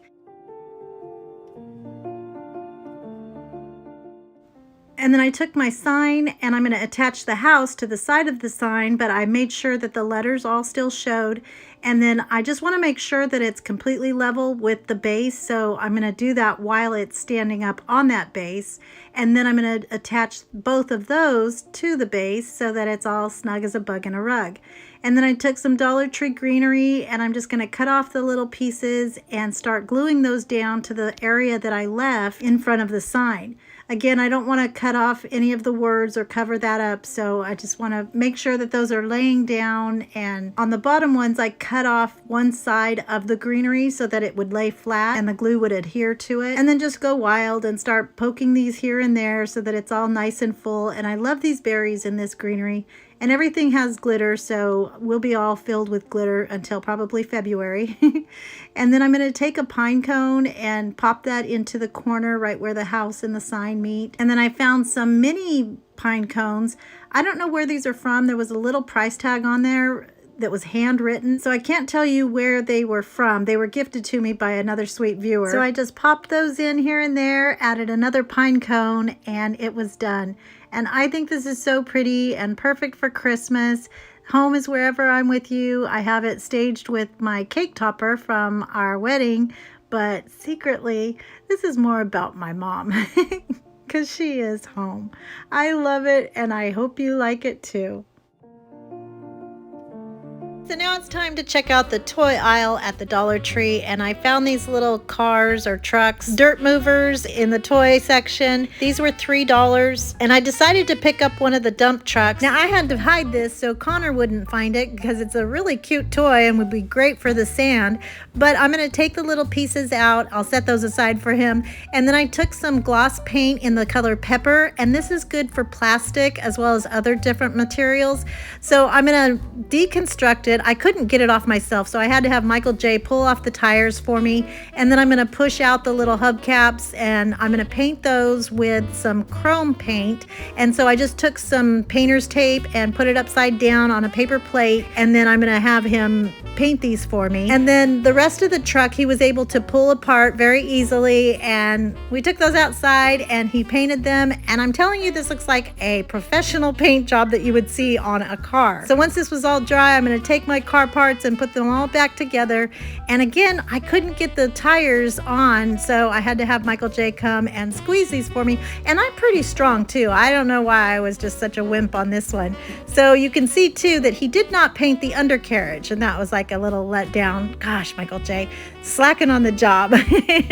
Anyway, I'm going to put my little hubcaps back on there, or wheels, whatever they're called, and then reassemble my truck. And you can see it still works and everything. So now I'm going to take a couple of my green bottle brush trees, and these are dusted with some pretty snow, so I'm going to take some jute twine and tie those together to make a load for our dump truck. And then I took some black and red gingham ribbon from the Dollar Tree, and I'll just make a sweet little perky bow and fold those over. I gave them about 4 loops and 3 loops. I'm not sure. It was just what was ever left on that spool. And then I'll make some teeny little slits on each side in the middle, and then use a chenille stem to keep it all together. And then I'm going to foof out my loops and attach that to the side of my trees in the back of my truck.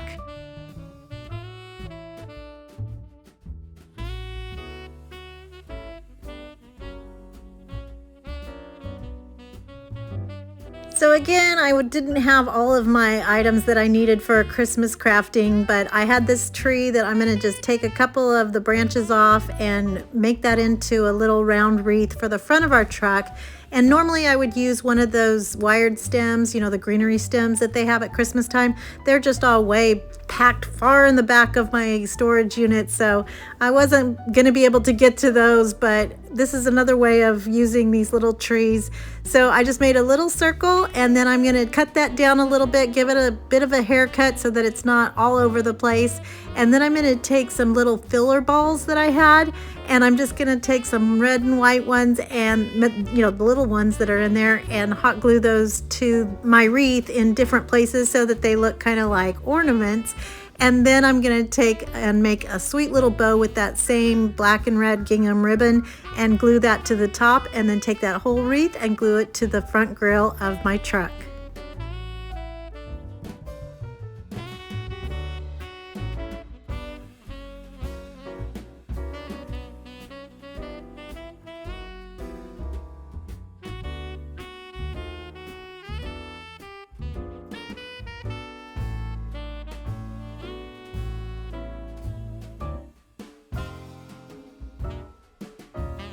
And then just to add some more fairy light magic, I wrapped a strand around our little trees and then popped that into the back of the truck, and the little battery pack you can just tuck right in there under the trees as well, so you can't even see it. And here it is all finished, and you can see I'm staging it with our beautiful lanterns that we made, and I think this is so adorable. And Michael J just started a dump truck company, so he wanted me to put the logo on the side of the truck. I didn't do that, but this project became very special. You always see the little red trucks. Well, this is the little red dump truck. I love this, and I hope you guys like it. First Dollar Tree DIY, I'm going to be using this crate, and I was going to use some solo cups, but I don't have to use that one in this project. But I am going to use this craft box, and I'm going to get 3 more of them because I'll need a total of 4. And then I'm also going to use a Dollar Tree cutting board, this little mini cutting board, a shower curtain ring, and a plunger handle. So I got 3 more of these little craft boxes, but I thought it would be cute to show you. If you want to make this 4-wheel drive, you can use the bottoms. We're going to be using just the tops. So first I'm going to paint my crate using some crimson in apple barrel acrylic paint and some chalk paint. I mixed those together just so that it's not quite so dark as it is with just the chalk paint. And then I'm using a smaller brush to get in between those little nooks and crannies of my crate. So basically just cutting it in before I use my larger paintbrush in the style of Annie Sloan. This is one that Michael J got me from Amazon after my Annie Sloan paintbrush kind of died on me. So it's still alive, but it's just barely hanging on. So I'll have these linked in my Amazon store because they really are super fast when you're painting something kind of big. And then I'm going to take my little cutting board and I'm going to paint that with my ink chalk paint in black, and I'll also paint my plunger handle as well as the 4 lids that will become our tires. We're going to be making a sweet little Christmas wagon, and originally I had planned to use my little solo cups as what would hold the wagon part up because I didn't think these wheels would be technically strong enough to hold it up, but I guess my engineering gene kicked in and I was able to take some Jenga pieces, and I'll show this to you in just a second, but I came up with the idea afterwards and you'll see that too, but I'm going to paint those black so they don't show from underneath. And you'll need a total of 8 of these.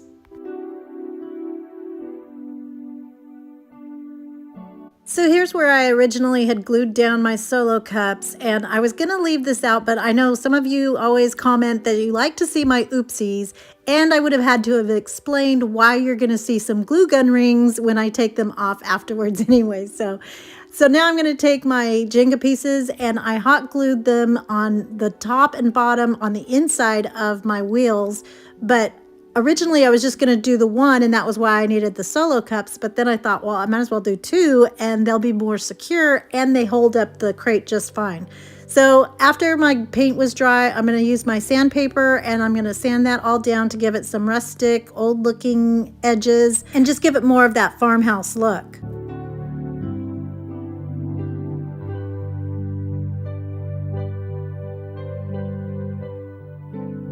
So you have 70-11 options here of what to put on the sides of your wagon. You could use these little pop-up stickers. I was going to use 'Tis the Season to Be and then write in Jolly on that second plank of my wagon. But I know not everybody likes to use their own handwriting. Maybe you don't have a cutting machine. There was also this really cute Season's Greetings one. I like that one too. But ultimately, you'll see what I end up doing. You could also use a stencil and paint something on there, but well, I'll show you when we get there. So to attach my wheels, I took the Jenga piece and I glued it on one side. I messed up before. You don't put them both on at the same time. You'll attach one, and then once that one's on, add your second Jenga piece so that you make sure that your tires are level.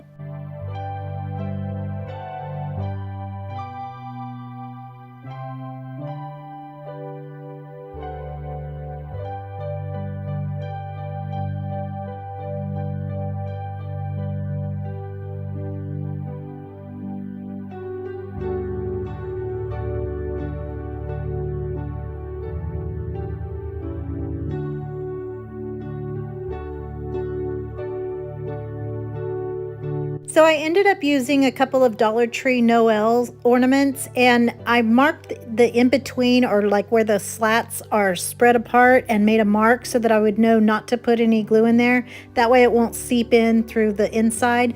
But whatever you do decide to put on the side of your wagon, you just want to make sure that it is going to fit between your 2 big old wheels.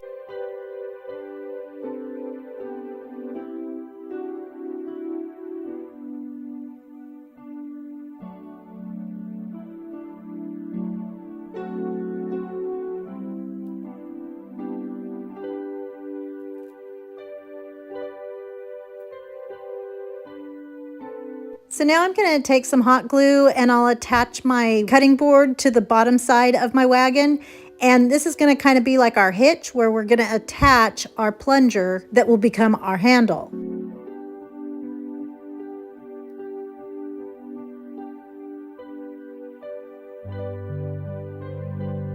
So now I'm going to figure out what angle and how long I want my handle to be. So I'm going to miter it outside.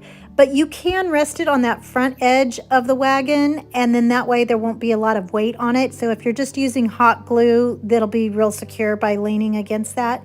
So I took it outside and gave it an angled miter cut.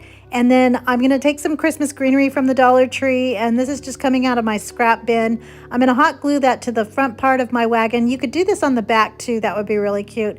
But I thought this was the angle that you would be seeing it more. So I'm going to put the greenery on the front and a perky bow, and then I'll add my handle.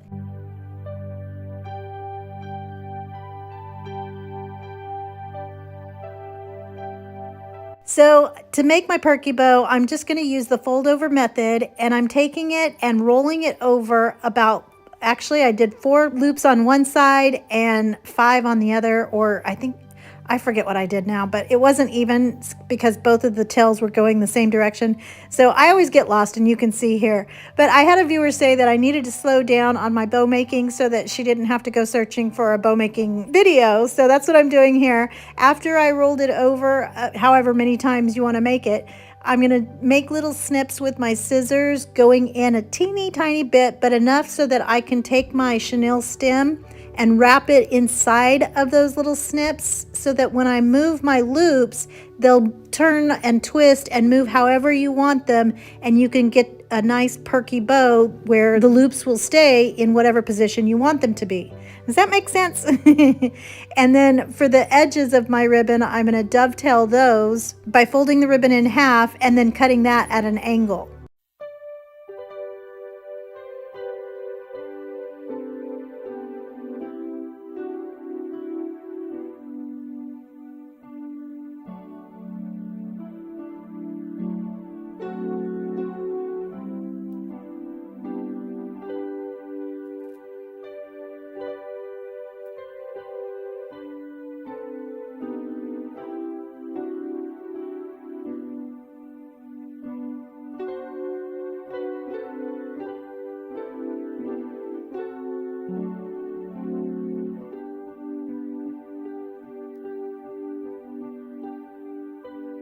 And then using that excess chenille stem, and that's why I used black, I'm going to wrap that around my hitch of my wagon.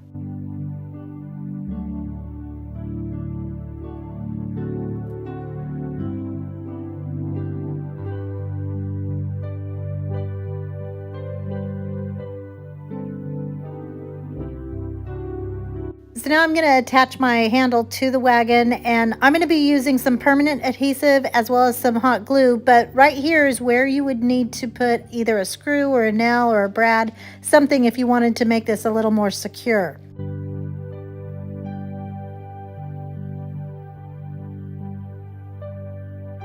And then once I get my handle on, I'm going to add some more greenery to fill in the blank spots.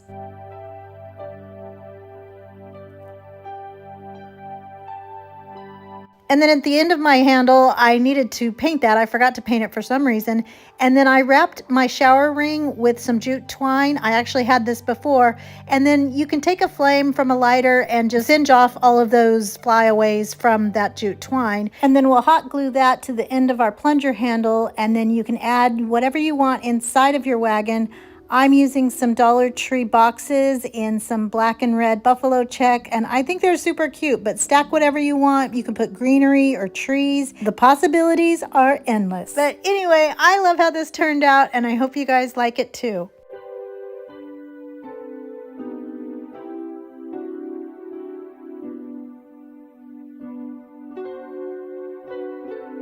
So now for this next project, we're going to be using this pretty buffalo check reindeer and the bamboo cutting board that Val sent me. So I'm going to use some floral foam from the Dollar Tree, and these are sectioned in 4 different blocks, but it was too tall using the full size of one, so I had to cut it in half. And then I'm going to take the outside hoop of those 3D wreath forms, and I'm going to cut that with my big fat cutters at about the 2 o'clock and the 5 o'clock position. This takes a little bit of muscles to get that cut, but if you have some good cutters, it'll be pretty easy, or if you have a Michael J.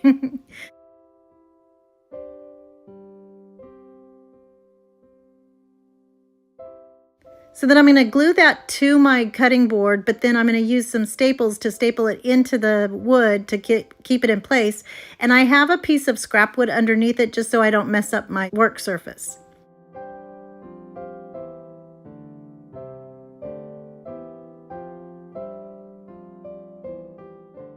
So once I get my hoop secured, I'm going to take that floral foam and just hot glue that down to the bottom. That's where we're going to place all of our pretties, and then ultimately our reindeer is going to go on top so that he's lifted a little bit.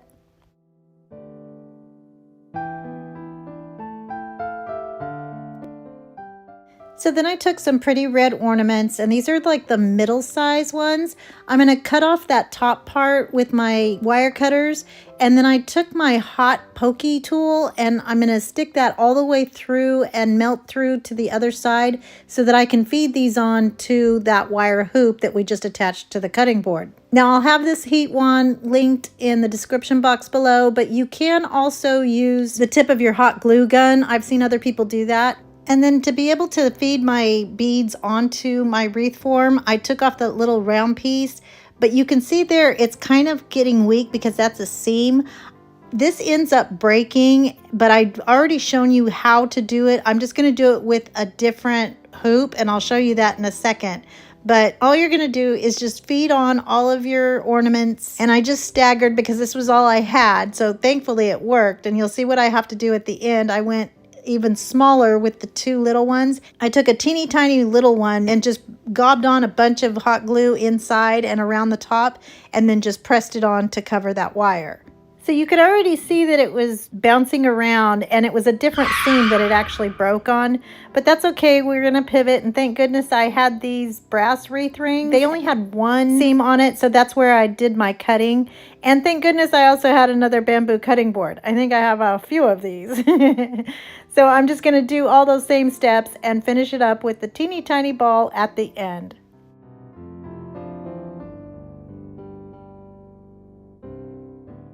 So now I'm just going to take my pretty little reindeer and I'm going to hot glue him to the top of my floral foam.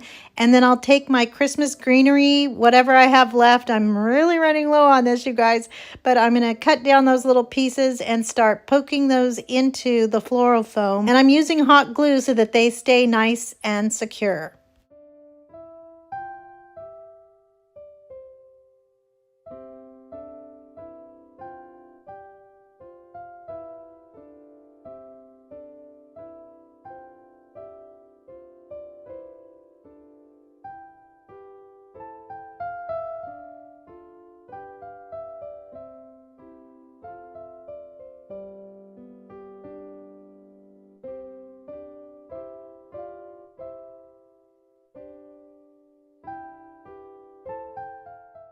So once I get all of my greenery in there on the front, back, and sides, I'm going to make a perky bow using some black and red gingham ribbon and some black grosgrain ribbon. I'll attach those in the middle and then use a pipe cleaner to wrap those around and then foof out my loops, and then I'll put that right in the center at the bottom of my reindeer.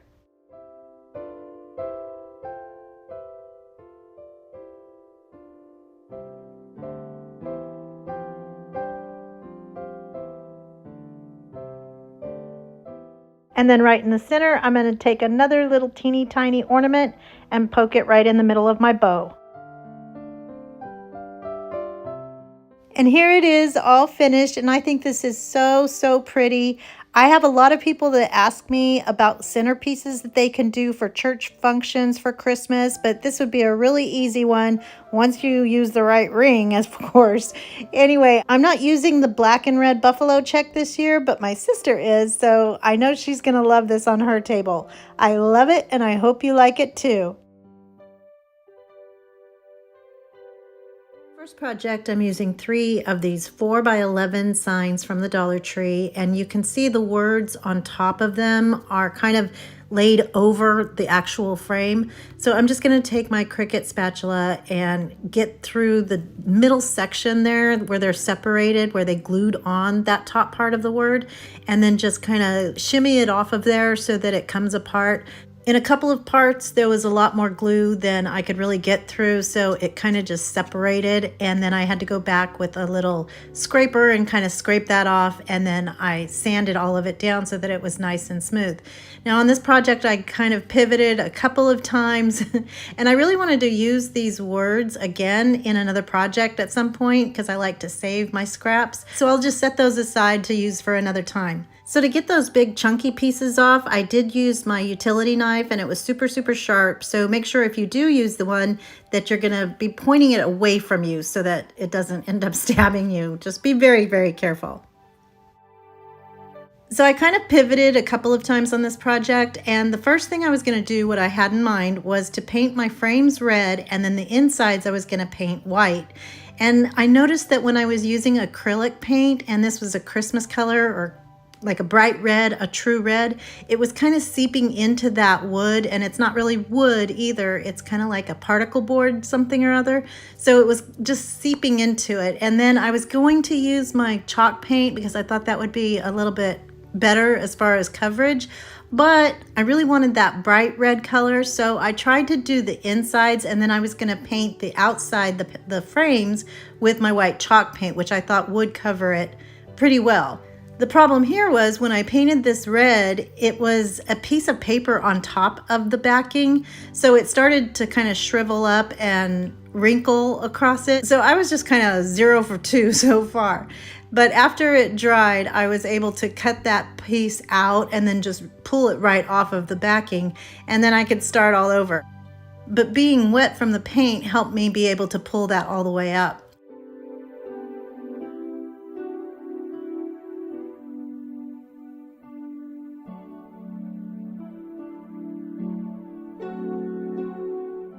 So now here's where I'm going to take my white chalk paint, and it's my good old faithful white chalk paint, and it covers virtually everything. So I just went ahead and changed my whole design and decided to paint everything white, including the backing. So on my first pivot, I had decided to do the frames white, and then the background was going to be red.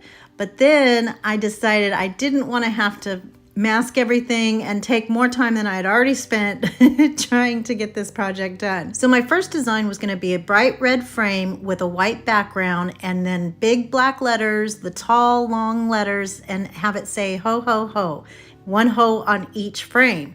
So then when that didn't happen and I had to change to the red background, then it was going to be the red background with the white frame and then white letters that say ho ho ho.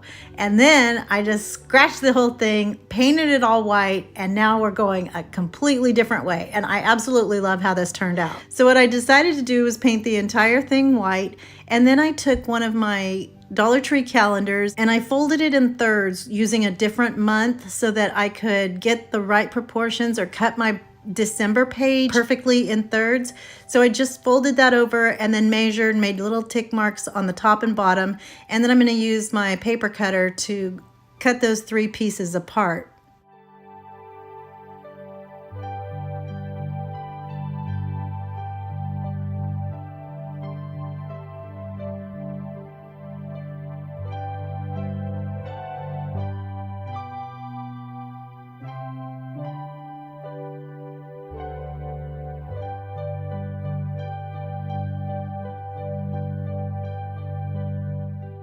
So now that I have them all nicely separated, you guys have had this problem before, I'm sure. If you've used these calendars, you can always see the numbers on the back side of the picture when it's on a light background. So as you can see here, you'll see the squares and then the numbers from the months or the days of the month on the back. So to remedy that, I actually got this from a viewer who commented and let me know how to take care of this. I'm just going to glue some black cardstock onto the back of it, and then it goes completely away. So then I'm going to cut that down as well and then glue everything onto each of my frames.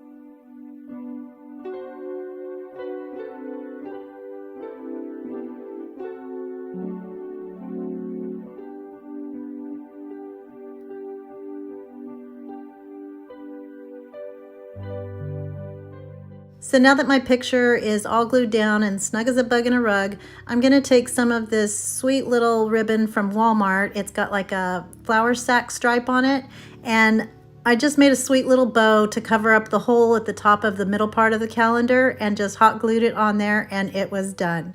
And here it is, all finished, and finally, third time's a charm. I love how this turned out though. It's so simple and white and Christmassy, and there's just enough red to let you know that it's Christmas, and it's the nice bright red and not the really dark one, which is what I was going after. So I love this, and I hope you like it too. For this Dollar Tree DIY, I'm using a 3D wood nativity set, a tin box, and a car chamois.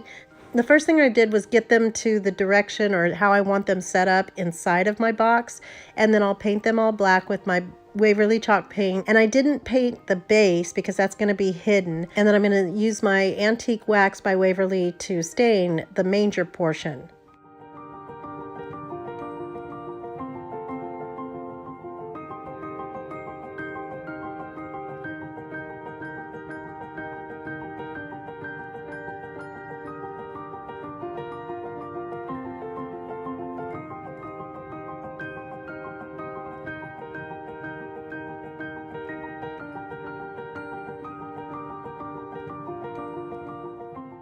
So I love Dollar Tree's metal boxes, and they come in different sizes, so they're really pretty on the outside. A lot of them have really pretty designs, but I'm just going to take my hot glue and glue down the base of our 3D nativity set. And then I took my car chamois and I'm going to cut that out to a little bit longer or a little bit wider than what the sides are on the inside, and then I'll just hot glue that all the way around. And then at the corners, to give it a clean edge, you'll just take a pair of scissors and snip it down and then overlap those corners onto each other, if that makes sense. You'll see what I'm doing here in just a second. And then I'll place another square piece on the back, and because this is so kind of fuzzy, it's got that textury goodness to it. When you place that square piece on top, you can't see any of the lines or seams or cut edges. It just kind of flows and looks all fluffy and cloudy in there.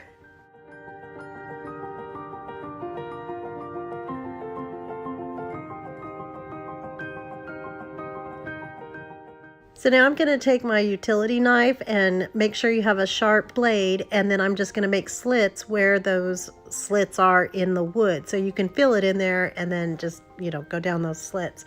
And then I'm going to start placing my pieces.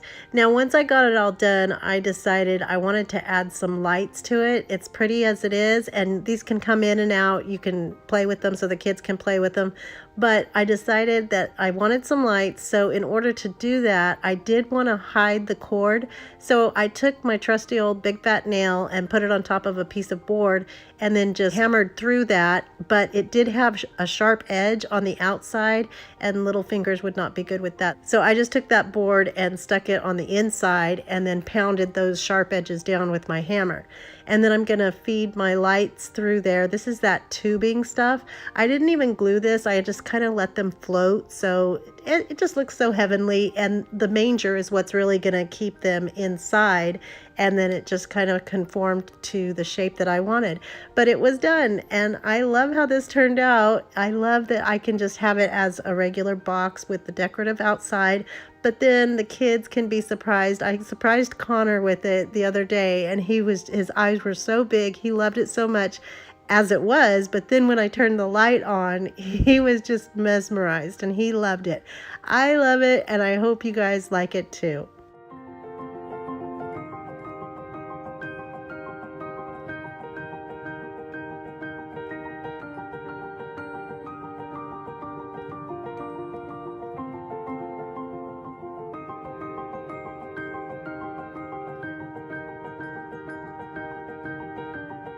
For this next project, I'm using some red and white striped, well, it's called ribbon from Walmart, but it's longer than ribbon, but it's got wired edges and it's super pretty. And then this old frame that I had on hand, and it's also from Walmart, and I believe it was like $4.88. Anyway, I'm going to use this. I'm going to take out the insides, pull out the glass, and I'm going to tape down the little kickstand in the back so that I can move it around a little easier. And then I'm going to paint it with my white chalk paint, of course. Now, I don't have any of my Christmas stuff out. It's all in storage. So when Linda had asked me to do Christmas in July collab, I was fine doing that, but I had to use things and kind of get resourceful and use things that are kind of, you know, around the house anyway. And then I have a couple of things that, you know, when you go to put your Christmas stuff away and it doesn't quite make it in the boxes and then you find it a little bit later. There's a couple of those items that I'll be using, but that just goes to show you can use anything to make Christmas decor and just have to get a little bit creative. So I'm going to paint my frame completely white. I just love the bright white of the Waverly chalk paint. And then once that's completely done, I'm going to take the backing, and I was going to put it where it's just the regular side face up, but the back side was a little bit lighter and I was trying to decide which way I wanted to go. So I decided to go with the back side because it's just a little softer. Anyway, once I decided which way I was going to go, I took my hot glue and I'm just going to glue that onto that backing board. And then I'm using my hot glue gun and getting that down just around the corners. But you do want to make sure that you don't pull too tightly to make your lines a little crookedy. We don't want them crookedy here. So I just get that down, and then I'm going to flip it over and cut down the excess fabric. And then I'm just going to glue that onto the back. And I don't have to be really careful about this or neat because it is going to be on the back of the picture. And then there's another board that goes on top that I'll clip in.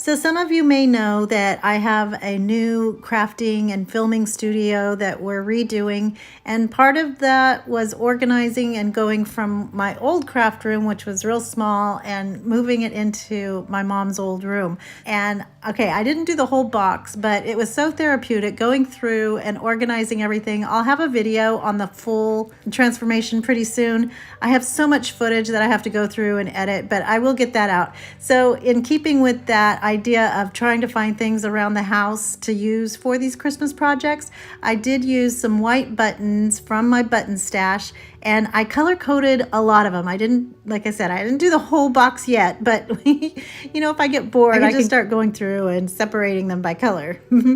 But anyway, once I got the white ones together, I'm going to take some and just make a Christmas tree shape. I just started gluing those down. I used some larger ones on the bottom to kind of make the shape of the tree that I wanted. And then just painstakingly, actually it went really fast. I was kind of surprised how quickly it went. But I'm just going to start gluing those down, and then I'll put some on top and just layer them and make this beautiful tree of cuteness.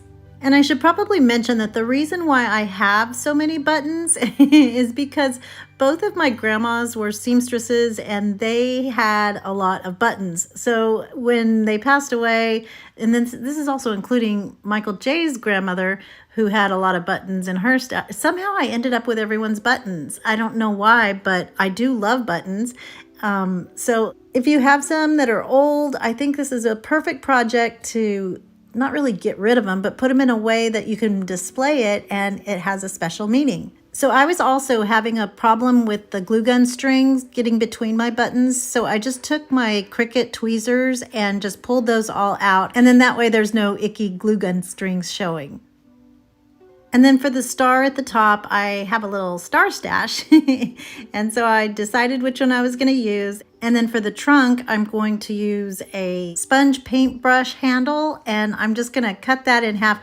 You don't even want to know how I did that. Yeah, I just kind of chiseled it in the back. Okay, we'll just leave it at that. But try and find a scrap piece or something, or you could even use a little piece of branch from your backyard or twig or whatever. So I'm going to paint those both white, and then I'll hot glue my star to the top and then add my little tree trunk.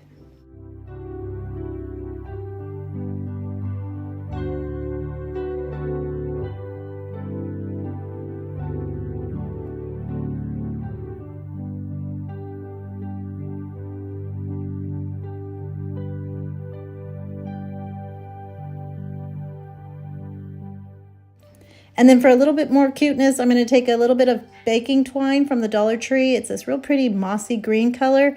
And then I'll wrap that around my fingers a few times, tie it in the middle with another piece, and then you have a sweet little bow to put right at the base of your tree. Now, I really liked that green against that red and white stripe, so I wanted to try and get some more of it in there. And so I found one of those pieces that I was telling you about that I didn't get put away into the storage items for Christmas. So I have this little Mary sign that I'm going to paint with my moss green chalk paint, give it some highlights with my white paint pen, and then glue that to the bottom of my sign.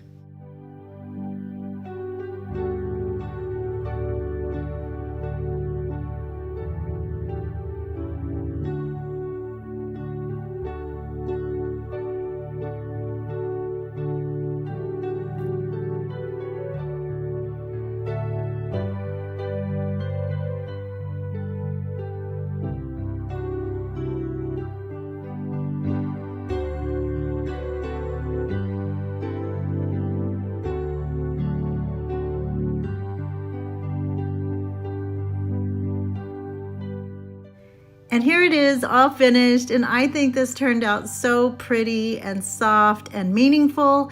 And you can see I'm kind of struggling with my props and staging this because I have no Christmas trees next to it or any kind of greenery. But I love how it turned out, and I hope you like it too. For this project, I'm using 3 of Dollar Tree's Christmas mugs, and I remember having these at both of my grandparents' house and at home, and we would have hot cocoa during the season. Oh, this just brings back a lot of childhood memories, I'm sure for you guys too. And then I just have an assortment of Christmas trees from Dollar Tree in different sizes. So to raise these up, originally I was just going to do 2 of these, but then I do end up making it a third one and using all 3 of them. But I'm just going to put some empty spools inside, and then I'm going to find some trees that will fit inside. I had planned to cover around the edges with some greenery, but it was a little bit too big, and so I end up changing that. I'll show you that in a second. So here's where I decided to use the third little frosty mug. He's got a chip on the handle. I didn't notice that until later, so I'm going to cover that up with some pretty ribbon in just a second. So I'm just going to figure out how I want my trees, and then I'll just kind of pull them out in one fistful and then add my glue at the bottom and attach them to the spools inside of my mugs. So this makes it to where you can still use your mugs because you can pull all of this out because I'm not gluing the spool to the bottom of my mug.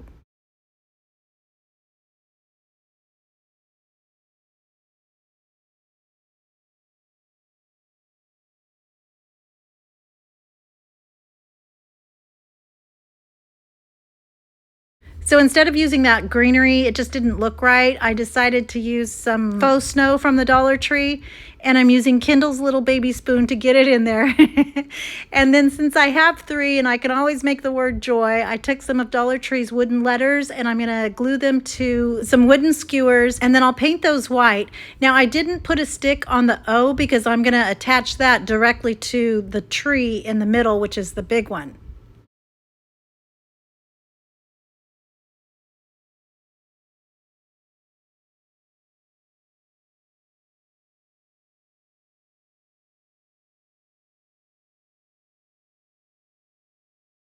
And then once those are dry, I'm just going to poke in my J and my Y on the 2 outside mugs so that they're kind of tilted and look cute.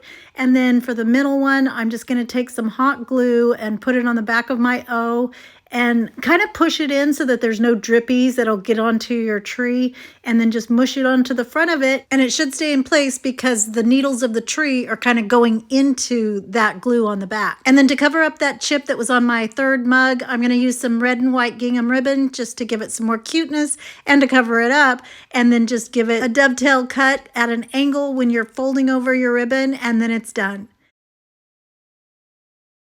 And here they are all finished, and I think these are so stinking cute. I think this would be adorable on like a coffee bar / cocoa bar with sweet treats somewhere in the kitchen. I think they're adorable. I love them, and I hope you like them too.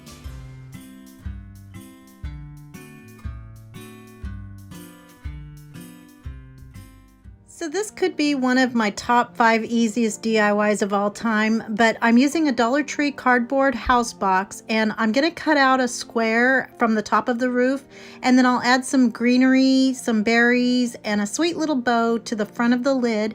And my mom is always needing tissues, and there'll probably be lots of runny noses this season. So instead of having Kleenex boxes that don't match your decor, you can give it some Christmas cuteness. And I was so surprised when I saw the square boxes of Kleenex fit perfectly in here, and I think it might even be what it's made for. I was originally gonna find a cardboard box, a regular cardboard box, and make it into a chimney and paint it and do all sorts of cute stuff. But when I saw this house and realized it might fit, I was just so surprised.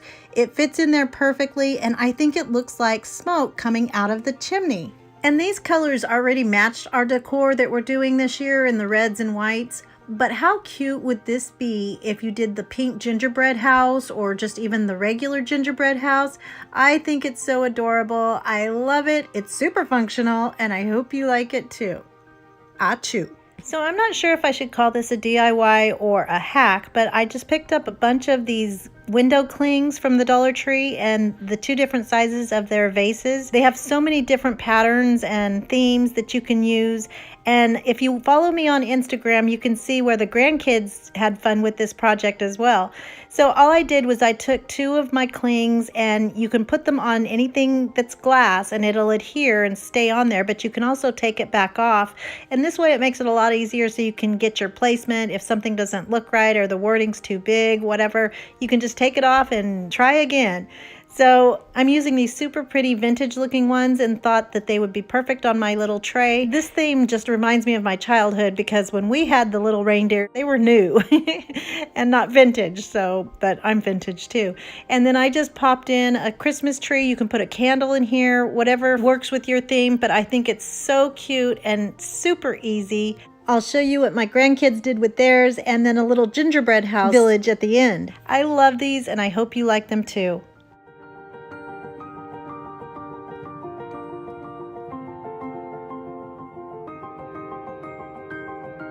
Now I'm going to use this red and white pretty yarn that Val sent me, and I'm just going to use a board from the Dollar Tree. I'm going to get that all ready and prepped. I realized I don't really have to do this because I am going to be using this green and white. It's not green and white. It's like green and lighter green gingham fabric from the Dollar Tree. I'm just going to take it and I'm going to cover up my board using some hot glue. And when you get to the corners, just kind of cut those down at an angle so that you can get a nice finished edge. But all the ickies will be on back, so you won't even see that. I didn't even really have to take the paper off this time, but oh well. And when I put this fabric on there, I'm going to go from side to side. So I did the long sides and then pulled it really taut so that I could pull it over on the other side. And it's easy when you have these little lines. It's kind of like grid marks so that you get all of your fabric even and no wavy lines.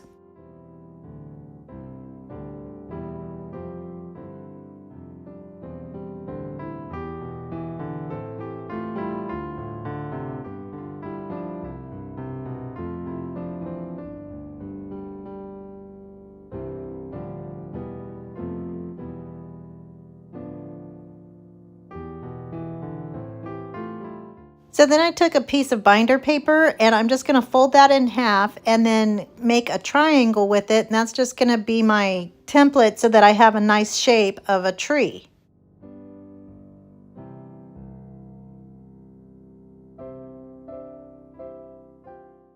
So then I just took some white chalk and I'm going to draw around my template so that I can see where to glue and where to wrap my yarn.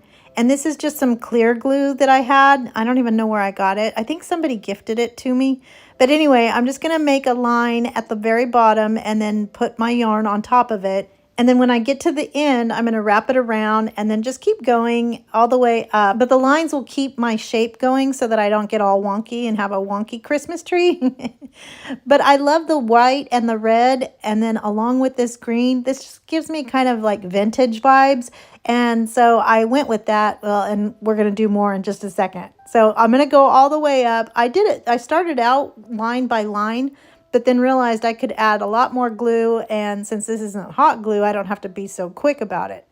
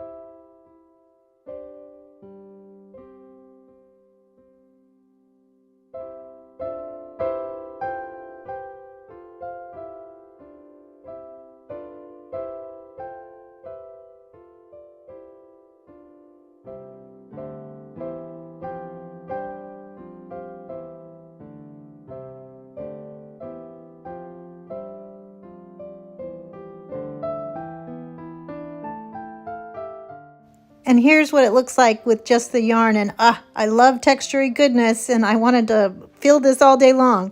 It actually reminds me of that ribbon candy. But anyway, so now I found a little scrap piece of wood that I'm going to use as the trunk. And then I wanted to put a star at the top, so I'm going to stain it as close to the same color that was already on that little piece of wood. Who knows what that was for, but you know I like to keep my scraps. And then since the little piece of wood was too long, I needed to cut that down. So I'm using my Dremel, but I wanted to show you guys this.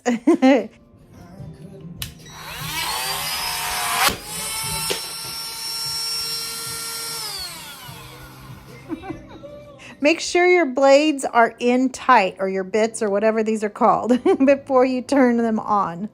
And then I'm just going to hot glue my trunk and my star to my sign.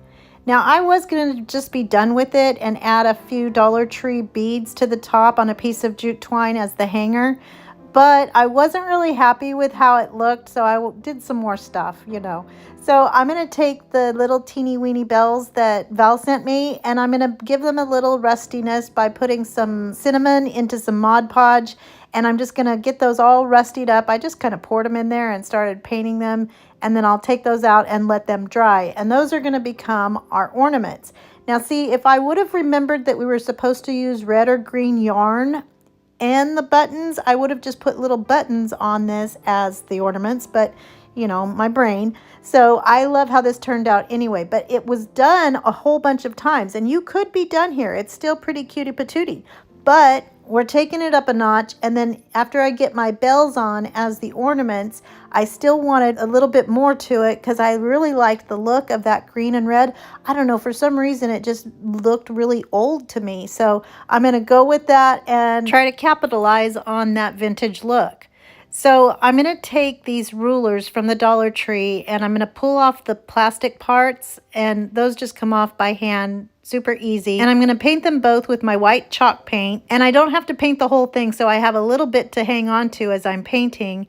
And once they're dry, I want to distress them. So I took my Dollar Tree marker in walnut, and I wanted to make sure that it was close to the same kind of stain color as my antique wax. So I'm just going to go along the edges of my rulers and get that looking kind of distressed and weathered. You could also do this with your antique wax, but this was just a little bit easier. And you can see I had my antique wax ready to go. So now I'm going to measure, and I want this to be a little bit hanging over on the sides so that I have one on the top and the bottom. I'll take those outside and use my chop saw to cut those down. And then I'm just going to use my hot glue to attach them to the top and bottom.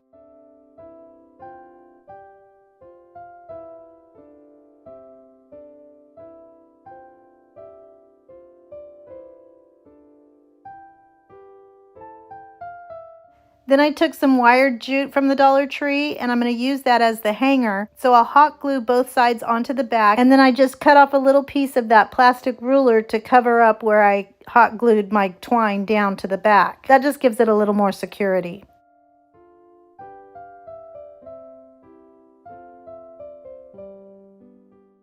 So I was falling more and more in love with this piece, but I still wanted to hang something from the side because I thought it needed something.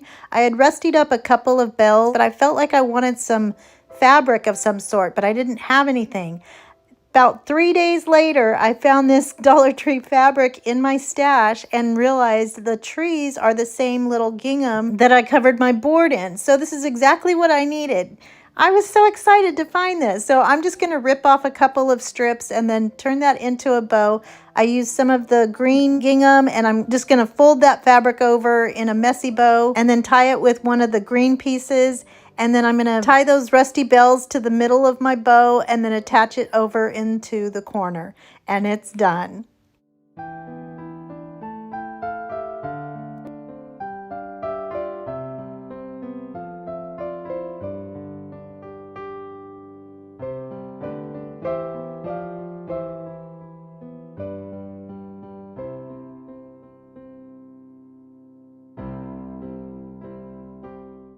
And you know, I thought this was a really good kind of lesson, I guess, to show that even when you don't think something's right or you're just not happy with it, if you just wait and keep going, it'll always get better. But that also can be true with ourselves. So when you think you're not perfect and maybe not as good as you could be, just remember that God's not done with you yet. I love this, and I hope you guys like it too.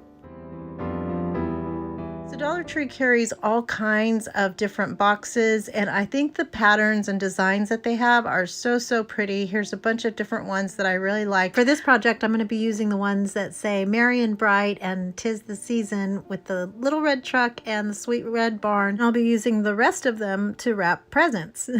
And then I'm also going to be using 2 of these wood planks. These are a little over 11 inches each. I had planned to use the wooden rulers that Dollar Tree carries, and then you won't have to do any of the cutting, but I didn't have any left in my stash, and these I think are a little bit prettier because it comes out a little bit thicker. So these are about 3 inches wide, and I'm just going to measure in 1.5 inches and then make a line so that I can go down with my craft knife and split them in half.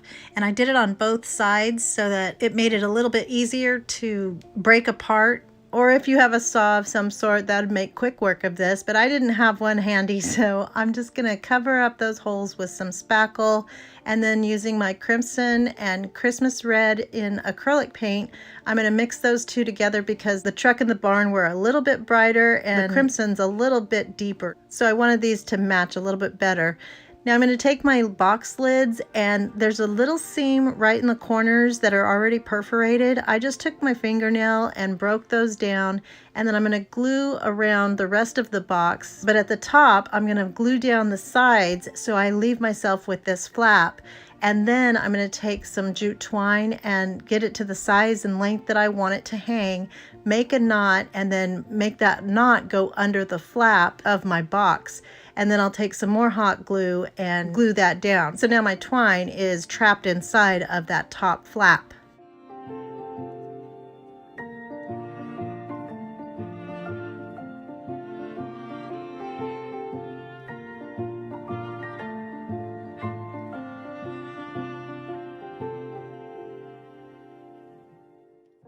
Now I'm going to take one of my pieces and just hot glue that to the top and bottom of my box. And I wanted to make sure that my letters had enough room at the top. So I marked where I needed it to be, and then I'm going to put my hot glue right there, and this is going to go over the jute twine and everything.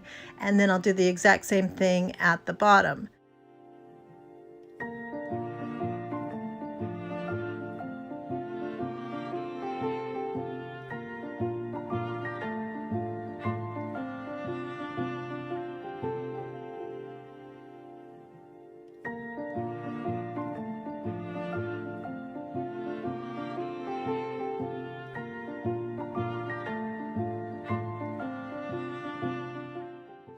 And then I was going to add 2 sweet little bows at the top of each of my signs or my banners, but I decided it didn't need it, and I really liked the way it looked, just simple and plain without anything on top. But you could definitely add a bow if you wanted. And then for the other sign, I'm going to do the same thing, but I want to make sure that the length of my sign is going to be the same as the other one. And since the writing is not at the same exact position on the box lid, I just want to make sure that both of my signs are the same length, if that makes sense. So I just glued the top board on the second sign first, and then I'm going to put them side by side and then glue the bottom one on a little bit lower because there was more room in the snow on the bottom of that picture.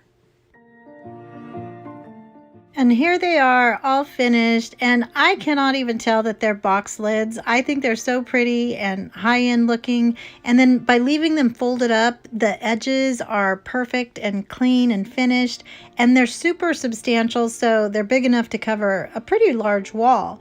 But I love these. I hope you guys like them too. Here's my St. Nicholas vintage stand-up light guy.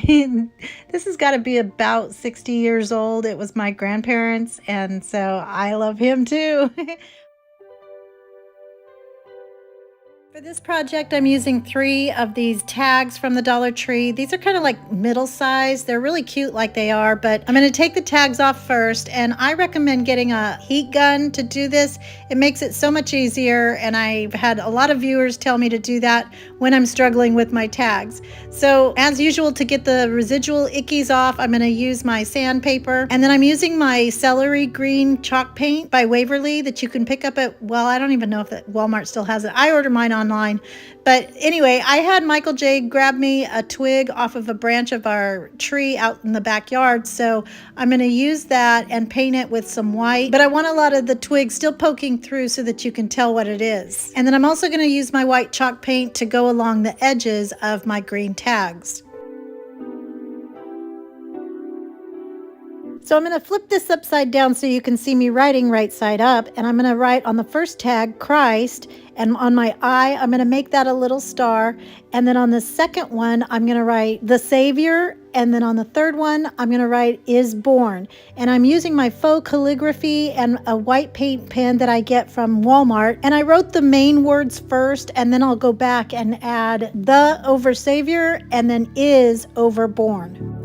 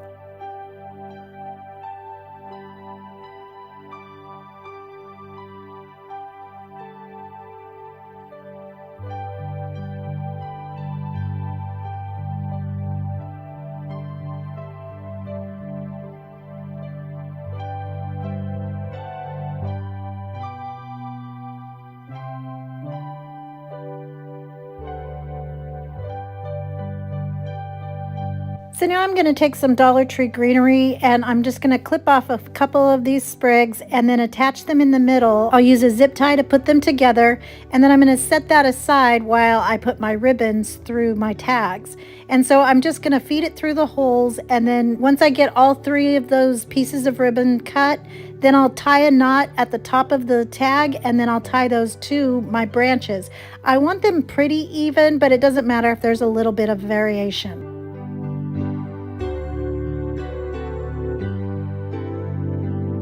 And then using another zip tie, I'll attach my little swag to the middle of my branch. So now I'm going to make a perky bow, and I'm using the fold over method with some Dollar Tree burlap and lace ribbon, And I'm just going to fold that over 3 times on each side, give a big wrap around with one big loop. That's going to be our tails.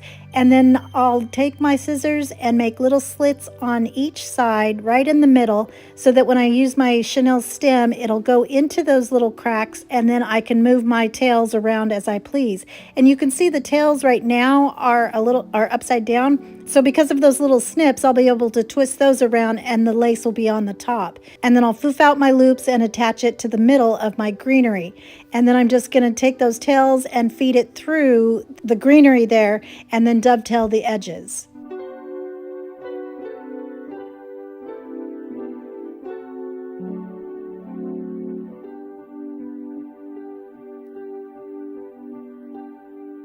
And here it is all finished, and I absolutely love how this turned out. I think these tags are so pretty because they're not too big and they're not too small. They're just right and tells us the true reason for the season. I love it, and I hope you guys like it too.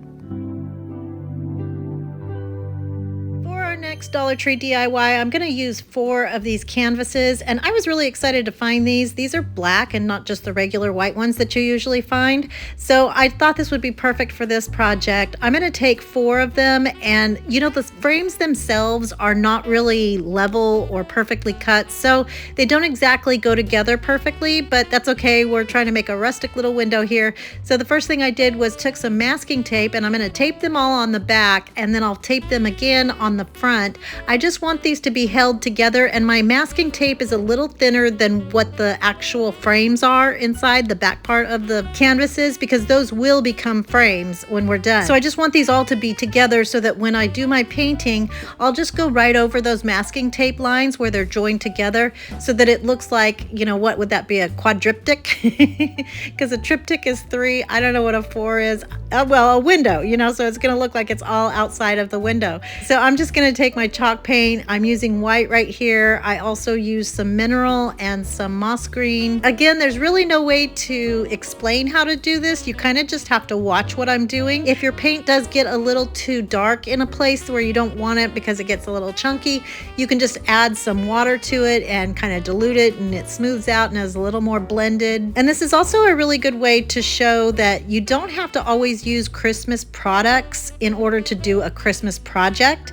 So I'm doing some swooshes at the bottom and then some pokies on the trees. I added a little bit of white for the smaller tree to my moss green. I don't even change my brush when I go from the white, and if I get some mineral in there, it's all just blended in so beautifully, and I think colors just in nature do that anyway. I made my trees overlap, and then I added a mineral and white, kind of like, I guess, tree trunk in the middle, and pulled it all the way down, and then I'm going to add some what I'm trying to make look like shadows in there. And then I'm going to go back with my paintbrush and add some white to like the tops of my branches in my trees, and just keep going over that. The more layers you add, I think the prettier it is. Now this makes it look snowy, and we know it wasn't snowing in Bethlehem on the night that Jesus was born, but I think it's okay to use our creative license whenever you're painting. And because we do celebrate Christmas in December when it's winter for us, I think that's why they kind of get combined into the same thing. And I also think it's prettier to have white hills and the landscape show up better on that black canvas. So anyway, our canvas, our rules, right? So again, I'm just putting my Bob Ross on. I'll let you guys kind of just watch me. I just really don't even know how to explain this. I'm just pouncing and dragging and brushing on some things, and I'll just speed it up for you guys so that you can see exactly what I did.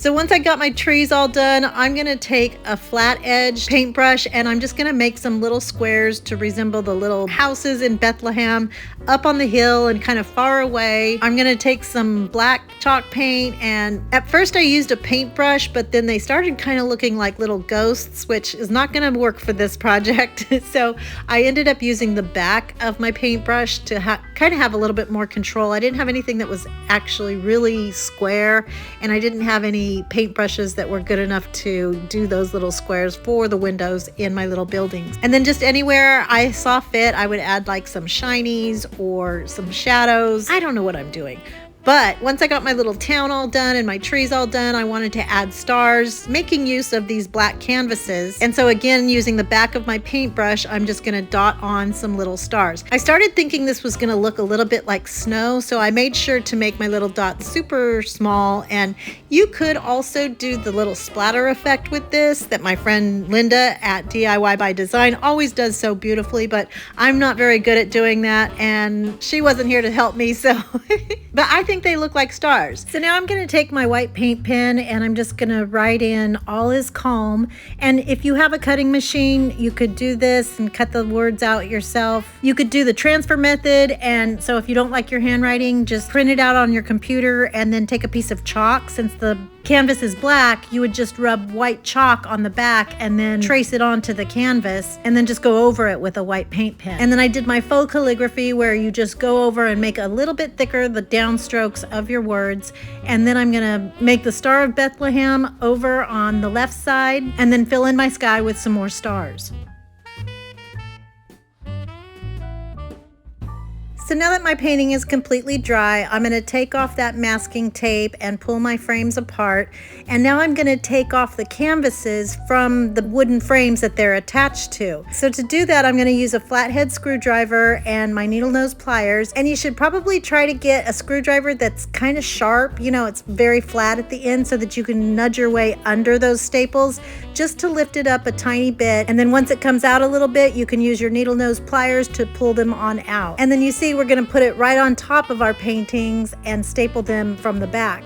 So before we do that, to get our frames ready, I'm going to paint these with some white, but I am going to let some of that pretty raw wood show through. So I'm just doing a dry brush effect with my white chalk paint and getting those all nice and pretty. And then I'm going to place that on top of my canvas for each one of my picture portions. And then I'll use my staple gun to attach those to the back of my frames. And you want to pull these pretty tightly. And what I do is I'll start on one side and then I'll go to the side directly across, and then I'll do the top and then the bottom. That way it just stays nice and taut and you won't get any wrinkles in your picture. And if you have any staples that don't quite go all the way in, or you need to have a higher setting for those staples, you can just go back with a hammer and tap those in. So now I'm going to take my cutting mat and a sharp utility knife, and I'm just going to cut those canvases down on each of the sides of my frames. And then if you have anything that's like hanging over it all, you can just cut those off and make that all nice and clean and finished.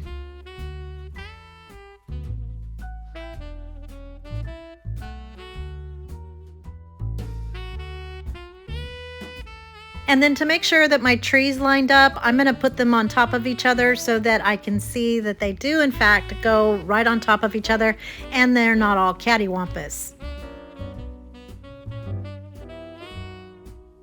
So now it's time to put our window together, and again going back to the original issue of not having perfectly even sides or level sides, I'm going to take some wood glue and attach 2 and 2, and then I'll put all 4 of them together. But once I put my glue in there, I'm going to flip it over and then use my staple gun and make sure that the crease is right in between where my staple's gonna go. So one side's gonna catch one frame and then the other side's gonna catch the other frame, if that makes sense.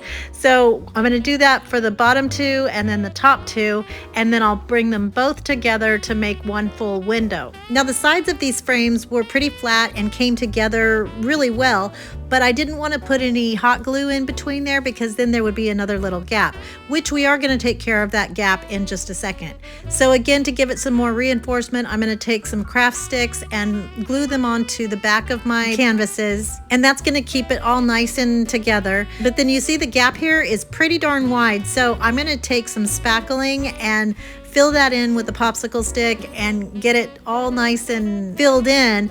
But normally after you do this, you would sand it down and then repaint it. But I liked the look of the unevenness and kind of like the weathered look of the frame, or from that spackle, the dimension and the texture of it. So I didn't even sand it down and just painted over it with my white chalk paint. So then to hang this, I'm going to take a piece of wired jute twine and use some hot glue. I kind of turned the side so that there was something to grab onto.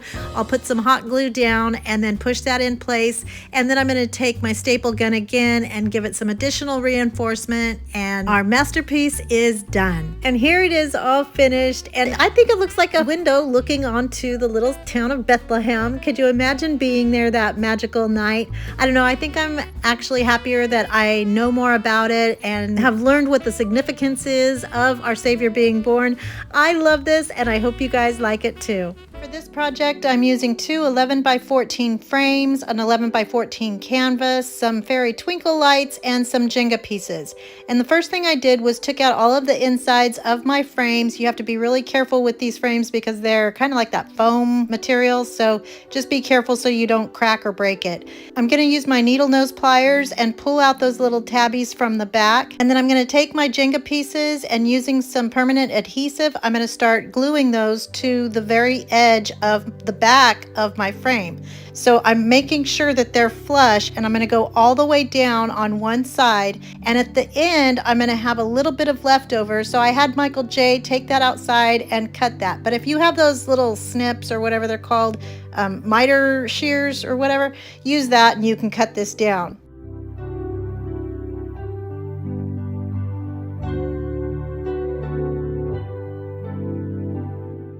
And then when I get to the end of one of the short sides, I'm just going to butt those up together at the ends or at the corners so that you're leaving a little tiny space open at the bottom because there's not quite enough room, but that's not going to matter. You won't even see that.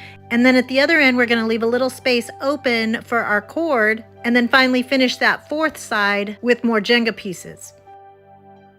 So then I had Michael J take both of my frames outside to paint with my Krylon matte white spray paint, but for some reason these frames don't paint a true bright white like the paint is, so we'll address that later. So then I printed off this pretty silhouette from Google Images. I'll have it linked in the description box below, and then I'm going to use my painter's tape to tape that onto the back of my glass.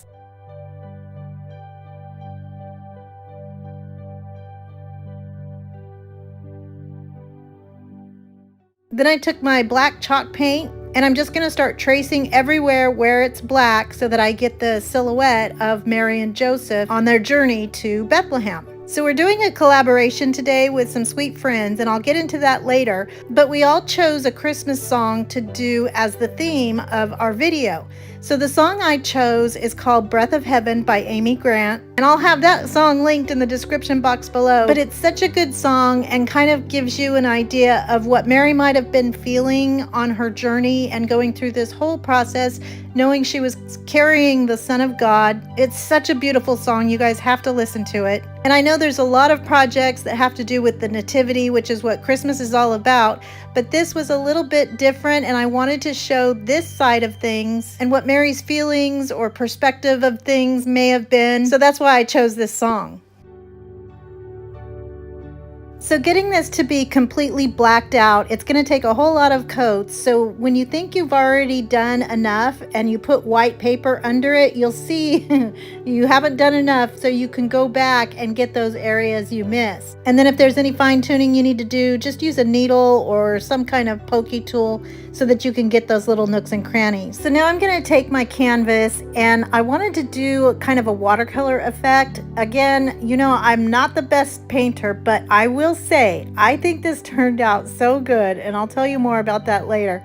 But I'm gonna take some white chalk paint, and I'm adding a bunch of water to it and giving a base coat on my canvas to kind of get it wet and, I don't know, kind of try and make it look like a watercolor using acrylic paints. So I'm just gonna start putting some browns and greens into my painting. I want this to look like, I don't know, we're in Israel on our way to Bethlehem. So I don't know how to explain anything that I'm doing here. So I think you're just going to have to listen to the music and enjoy my version of a watercolor painting. But feel free to fast forward too if you don't want to see it.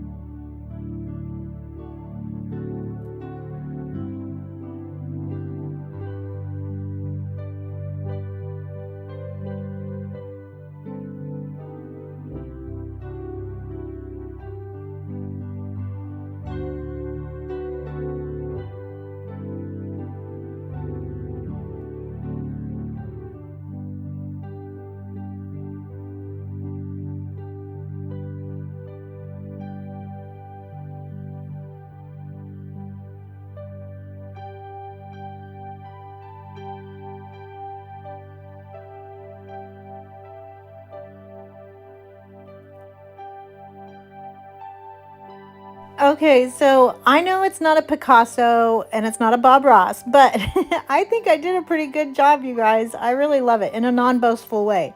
So anyway, to get rid of that kind of off-white color of my frame that came from the spray paint, I'm going to use my white chalk paint to get it that nice, pretty, super bright white that I love so much. And then once I get it painted and it's almost dry, the black frame that I used is going to be the front of our piece. So I used my sanding sponge to get some of that black to peek through so that it looks distressed.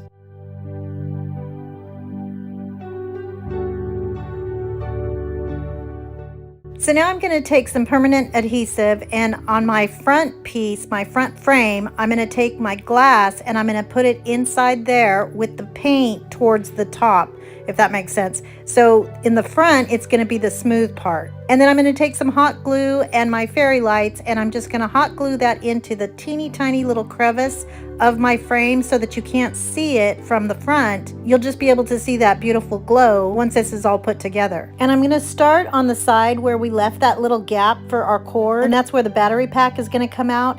And so I'll start with that first light in that left-hand corner. And then when I get to the end, there's going to be a little bit left over, so I just folded it over and I'll have a few more lights at the bottom, and the other 3 sides will be distributed evenly.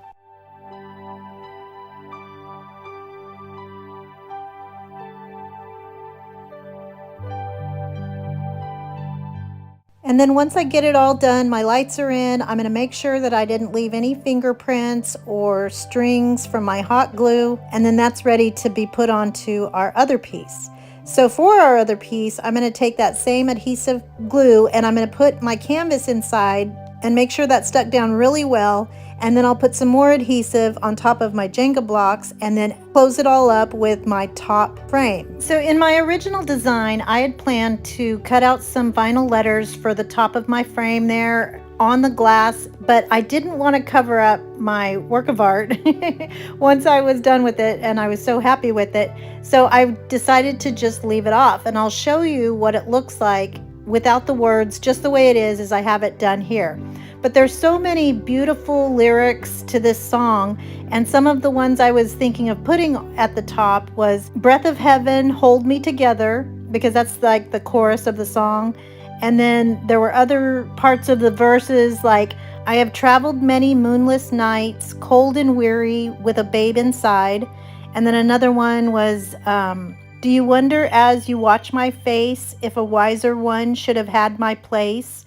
Oh, gosh, it just gets to me because she had to have so many questions and fears about all of this, just all kinds of them. So I finally decided I didn't want to put it on the glass, and I actually had to talk to my good friend Linda at FaithChick777 DIY by Design. And so we figured out together what we could do. Well, she didn't know this idea, so she's going to see it today. But I decided to add this piece of wood, and this was the only one that was already painted white. And can you believe it, but Luke 1:48 is actually on this piece of wood. And that scripture says, "For he has looked with favor on the lowliness of his servant. Surely from now on all generations will call me blessed." So I don't think that was a coincidence. I think that was a little sweet sign from Jesus.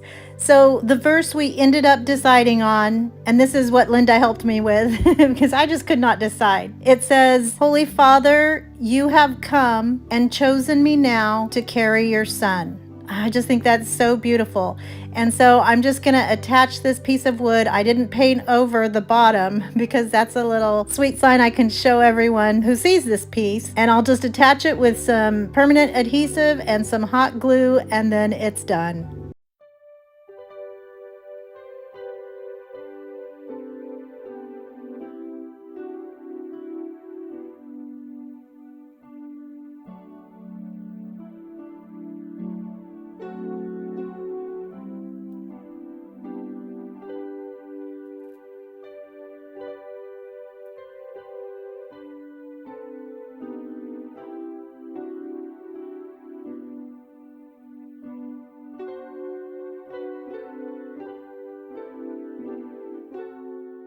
our next Dollar Tree DIY, I picked up one of these egg holders. These are for, you know, like deviled eggs. I like to call them heavenly eggs. And I know this seems totally whackety whack, but I knew exactly what I was going to make when I got this. And so Dollar Tree also carries these sweet little baskets. They had the gold and the silver rimmed ones, but I wanted this natural one. And so I also picked up a couple of cartons of the little eggs and then a glittery butterfly. Now these eggs are actually glued into the carton. I think you're supposed to keep them this way, but I just pulled them out. It would be a lot easier if you had some white ones, but since I didn't have that, I'm going to use what they had. So the first thing I'm going to do is figure out what kind of faces and characters I'm going to be making. And I'm going to be doing a nativity, but, you know, kind of an original version with eggs. You know, I love to show my grandkids and give them interactive activities with my decor that's pretty to look at, but also teaches about Jesus. So I went online and found some different nativity sets. Most of them were those peg dolls, or, you know, are they pegs? They're called pegs, I think. Anyway, I took bits of the ones that I liked and I counted how many holes I was going to have available for each of the characters. And then when I got done with figuring out which characters I wanted to use, and not characters, I mean, they're characters, but, you know, the real live people that were in the true story. And then the openings that I had left over, I filled with little sheep. So I just used the paint colors that I had on hand, and I'm trying to make them a little bit muted but pretty. So it's really just different shades of beiges and browns and whites and off-whites. And then for the three kings, I used a little bit of crystal and some lavender and just got creative. I had no rules. I kind of had an idea of what I was going to do on each one, but it never turned out exactly as I had drawn them beforehand. That kind of happens all the time. But once I got the faces down and then went back in for their costumes or vice versa, I did one layer at a time or one color at a time, and then gradually just kept adding to them, adding to them. There's really no rhyme or reason, but the final details I added with my gold paint pen and some of it in white paint pen. And then the last part is going to be the little smiley faces with my black Sharpie. I am going to go back and add a layer of Mod Podge over all of them. And the only bummer was my white paint pen wasn't all the way dry. So when I put my Mod Podge over my more mature graying shepherd and my donkey's white hair and mouth, they kind of started bleeding, but it's not that bad. And I don't know, I can go back and fix that later, I guess. But this would be a great project to do with the kids, something you can do as a family and really just soak into the meaning and the true reason for the season.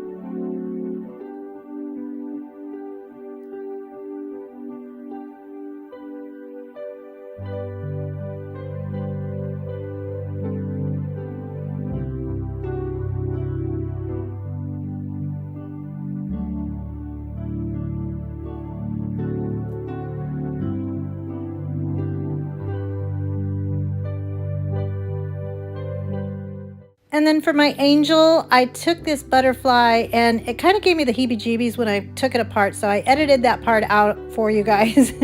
So I'm just going to take the top part of the wings and turn them upside down, put them together with some hot glue. And then I placed them on a piece of cardboard and glued that to the back of my angel egg. And that one you'll kind of have to fold her wings to get her into the egg carton. And then I'm going to take my little basket, and I have a little bird's nest that I made a couple years ago for a spring project. I broke that in half, or kind of folded it in half, and took the backing out and stuffed that right into that basket, and that becomes our little manger. And then I placed all of my eggs back into my little holder with the manger and baby Jesus right in the middle, and then you can put the lid on, and now you have a fun little activity to go. So I didn't paint the plastic or anything because I thought that would be fine for the kids. And you guys know my thoughts about plastic. But to make the outside even cuter, I took a scrap piece of burlap and some linen ribbon from burlapfabric.com, made a sweet little bow and tied that to the handle. And then I took a self-adhesive tag sticker from the Dollar Tree, and I'm going to write "True Story" on the little flag and place that right underneath my bow. And it's done.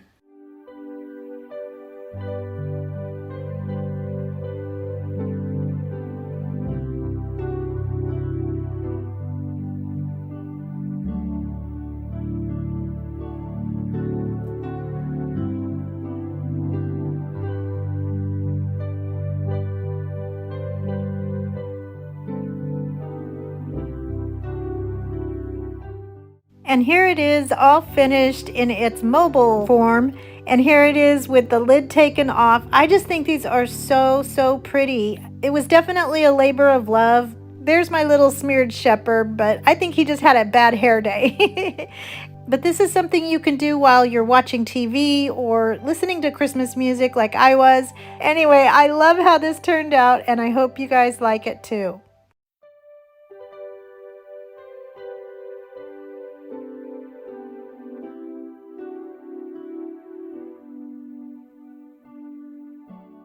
So now I'm going to be using one of Kristen's challenge items. That was the black tote or purse or whatever. So I picked up a couple of others. I had never seen these before, and I picked up one in like an off-white color and a salmony pink color. I was kind of trying to figure out how to make this into Christmas, but this is the best I could come up with. So I'm just going to pull it apart by cutting it all down and getting as much fabric or area that I can. And so I have one of those wood rounds from the Dollar Tree, and you can find these in the crafters aisle. I guess you guys probably know where everything is by now. Anyway, I'm going to take a white paint pen and just circle around my wood piece and get a rough idea of where it's going to be cut down, just so it's more manageable. And so I'm going to cut that using my scissors, and I'm going to do the same thing with the pink one. And then for the white one, I'm just going to make kind of a stripe, because it's going to go right in the middle. And then I took out my little jute piece, the hanging piece, and I'm going to set that aside because we are going to use that later. And then I took a craft knife and my cutting mat, and I'm just going to go all the way around and cut that down so that it has a nice perfect edge. And I'll do that on both the pink one and the black one.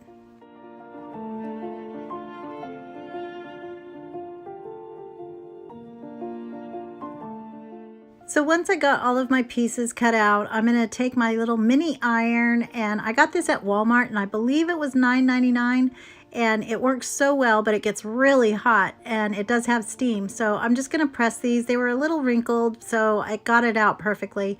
And then I'm going to place all of my pieces where I want them to be and tape them down because I want really straight edges that match up together. So using a straight edge, I use my craft knife and cut them down. So I'm cutting through 2 layers on each pass, and then I'll pull out the excess that was cut down, and your edges should match up perfectly.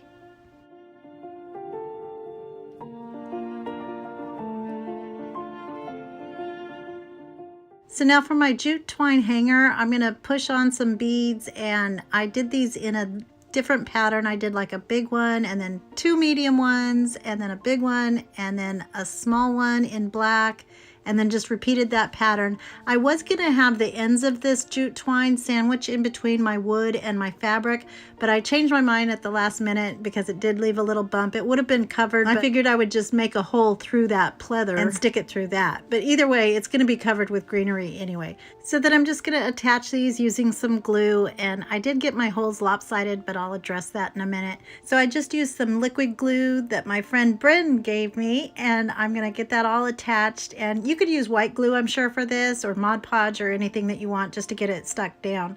I think using hot glue though would be an issue because you might see the bumpity bumps around wherever you put the glue through that pleather. So anyway, then I took my cutting machine and I'm going to cut out the words and the word, and then that's going to be in black, and then I'll cut out in white became flesh. And so I'll have the fonts that I used listed in the description box below because I cannot remember them right now. I only retain water, you know that. So I just cut those out, weeded it, and then put my transfer tape on top of it, pulled the backing sheet off, and then I'm going to attach it to my sign.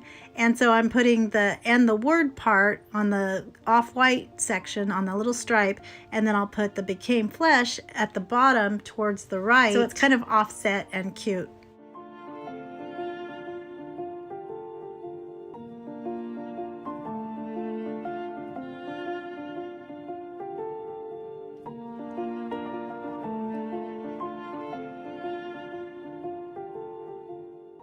So I had to punch another hole through my board because I had tilted my fabric, like I said. So I wanted my sign to hang straight and had to make that extra hole. And then I'm just going to place my hanger into those holes, and it's got the little plastic thingy that you flatten out so that it stays in place. And then once I get my hanger on, I'm going to put my greenery at the top, and I'm just cutting off the long parts of the stems. I'm going to overlap them, one going one way, one going the other. I'll add some berries from another Dollar Tree pick, some spruce, or I don't know what these are, pine, who knows, some kind of greenery cuteness, and just put those all together, and with a zip tie I'll attach them.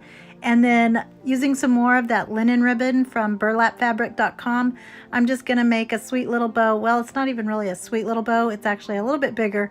I had some longer tails, but I decided to cut those off because it was covering up too much of the pretty greenery.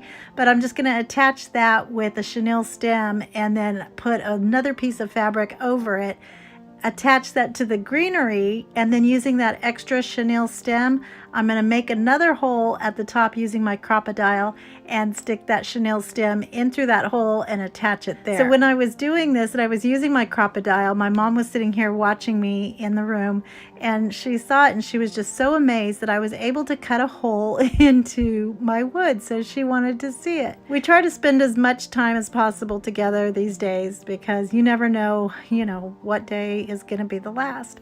Anyway, here's how it turned out. I think this is so pretty, and I love these colors for Christmas. Who would have thought that you could have salmon, black, and off-white as a Christmas sign? But also the glitter from the greenery kind of just wispies down and gets all over the sign, so it's nice and sparkly too.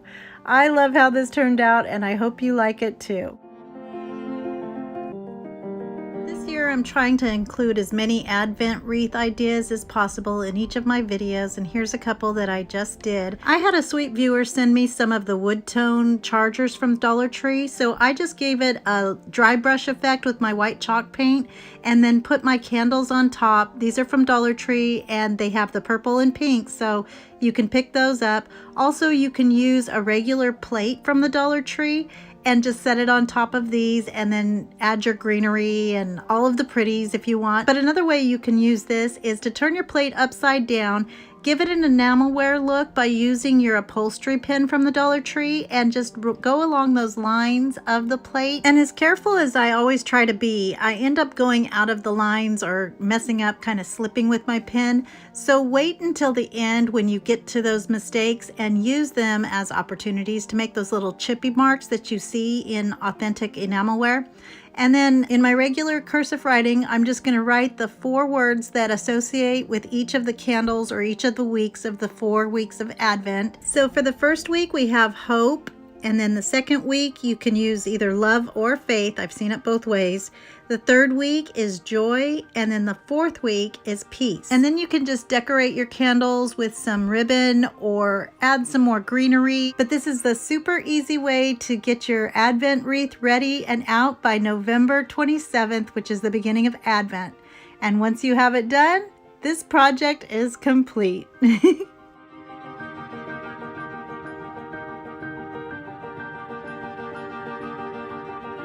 Dupe, we're doing these Hope wood blocks, and I love this so much. It's so pretty. Ours doesn't light up, but this is $47.99. We're using Dollar Tree products, and we're gonna make it for about $11, but it's not gonna light up. So I'm first taking my pieces. I have an ornament, some blocks, and some bottle brush trees, and I'm just gonna get everything ready. Now in the inspiration piece, the trees were a little more green and frosty. I didn't have any more of those, so I'm just gonna have to improvise and make do with what I have, which were these gold trees.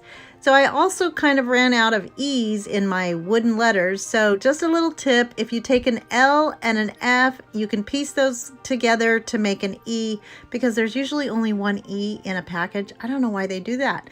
So I'm going to take my white chalk paint and a sponge brush, and I'm just going to dab my paint onto my trees. And you want to be careful with this because it will flick everywhere.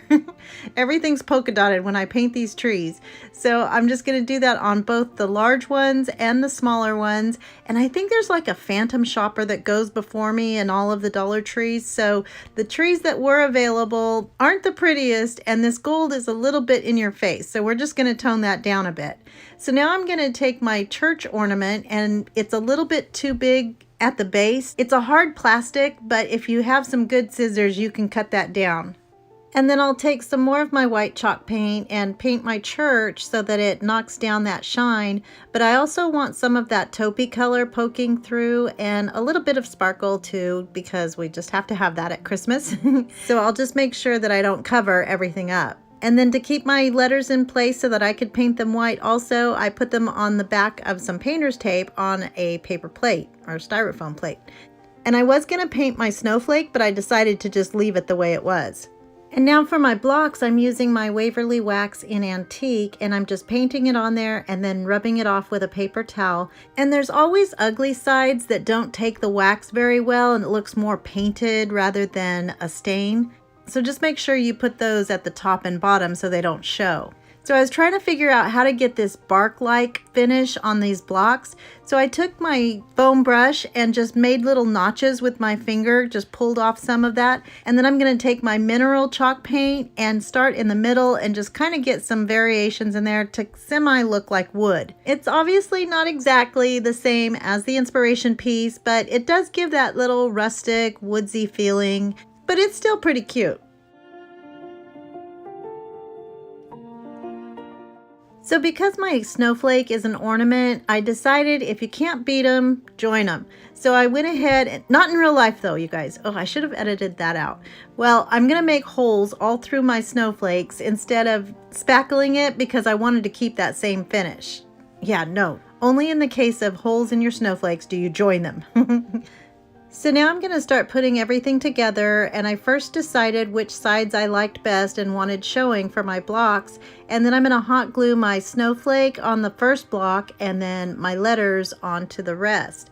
And then if you notice in the inspiration piece, the blocks go alternating, so one will go forward and then one will go backward and so on and so forth. So that's the way I attached them. And I should have used some permanent adhesive like E6000 or the cement, and I don't know why I didn't, but do as I say and not as I do.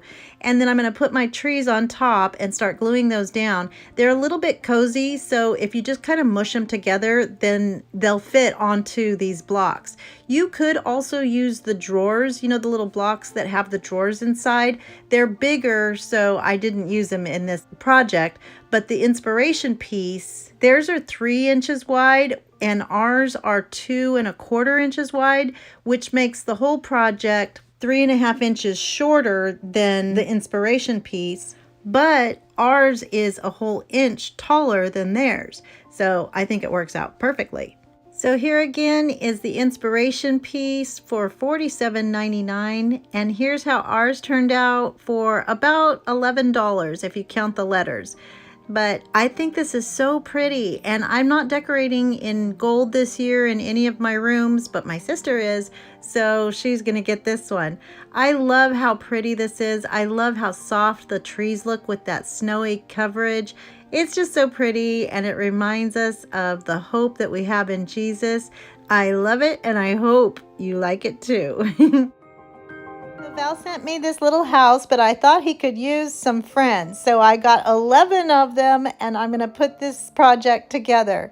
So the first thing I did was numbered them, and I'm going to do 4 across, 3 rows of 4. So I numbered them all. This was the hardest part of this. Well, no, it wasn't the hardest part. This is pretty advanced, I think, but I think it's so worth it. So I'm going to paint all of my houses completely white. And then I went onto Etsy and bought this digital download, which I think is the prettiest 12 Days of Christmas print ever.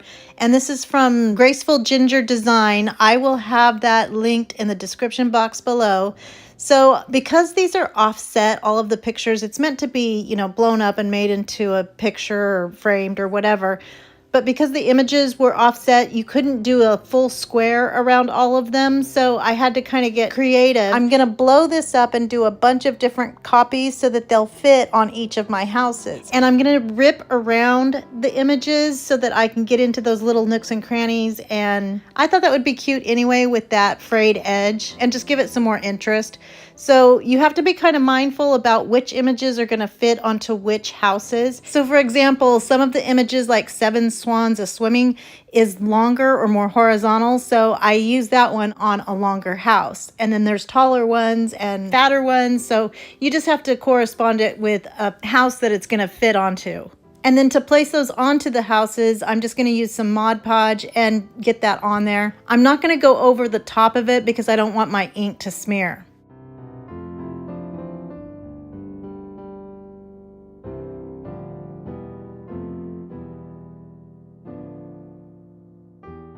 So once I got my base set all ready, I knew I had to have something that was going to be pretty sturdy at the bottom. So I got this scrap 2x4 from our garage and cut that down so that it was a little bit longer than the length of my 4 houses at the bottom. And then I'm going to take my Waverly chalk paint in crystal and I'm going to paint over the top and the sides of it. And then I'm going to go over back on top of it with a towel to distress it and take off a lot of that paint and let some of that pretty wood show through.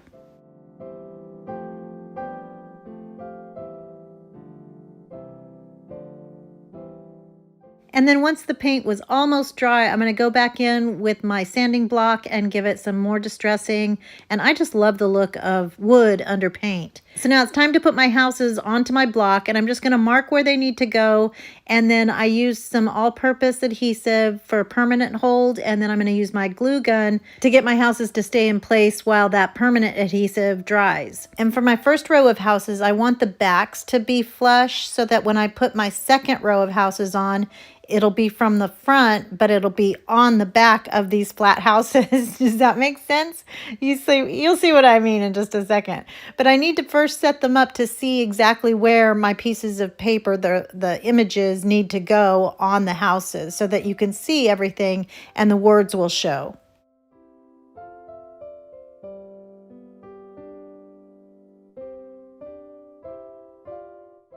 And then once I get all of my images transferred onto the fronts of my houses, I'm going to put it where it needs to go and then just make a mark of where my glue needs to go so that I can put that into place. So while a lot of people might be familiar with the song, The 12 Days of Christmas, some of us might not know what the meaning is behind the song.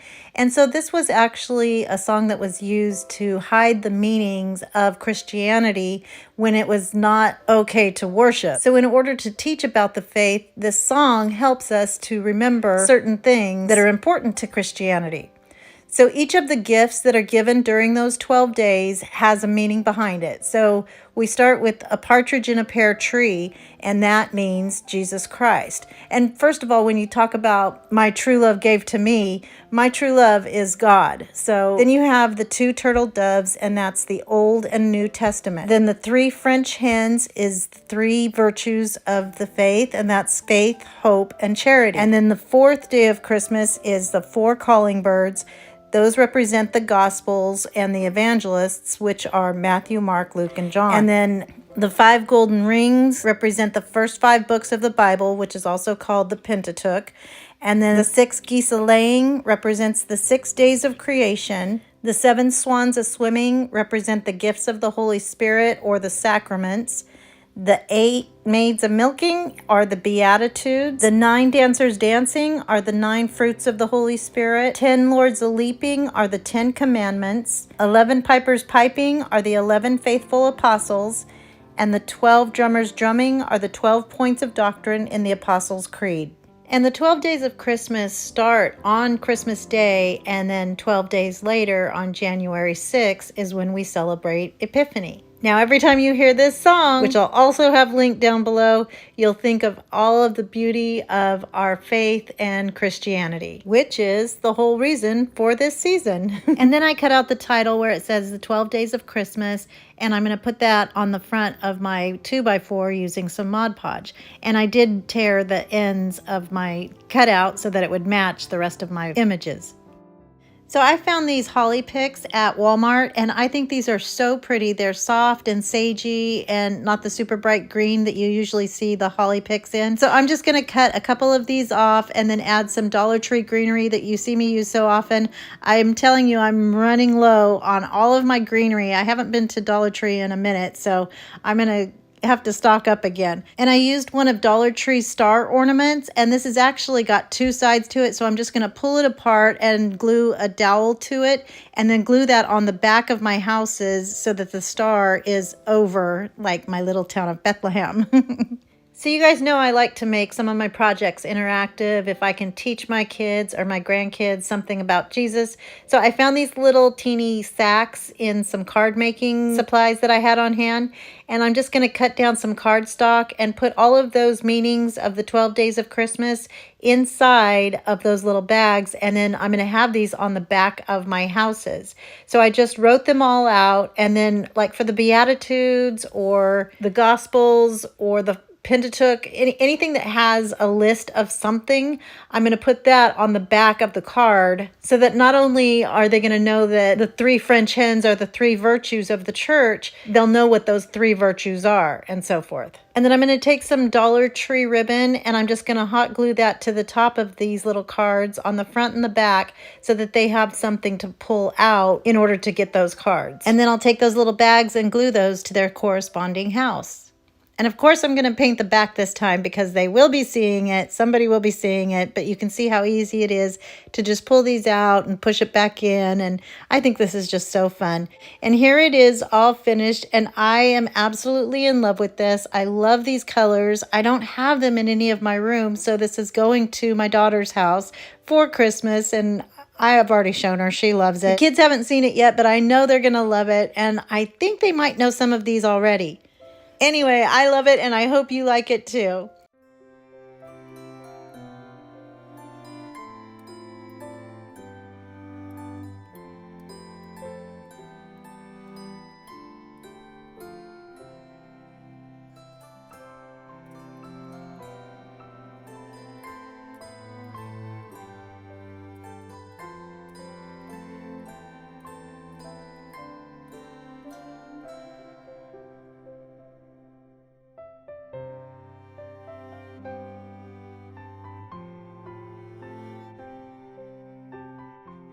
So now it's time to use our challenge item, and I'm going to be using this long Easter blessings board. I still want you to have Easter blessings, but we're going to use it for this guy. I'm going to use this extra piece of chipboard from another project. I wanted to do something different than just being a snowman scarf, but I decided why fight it? It looks like a snowman scarf, so let's just do it and just make a snowman.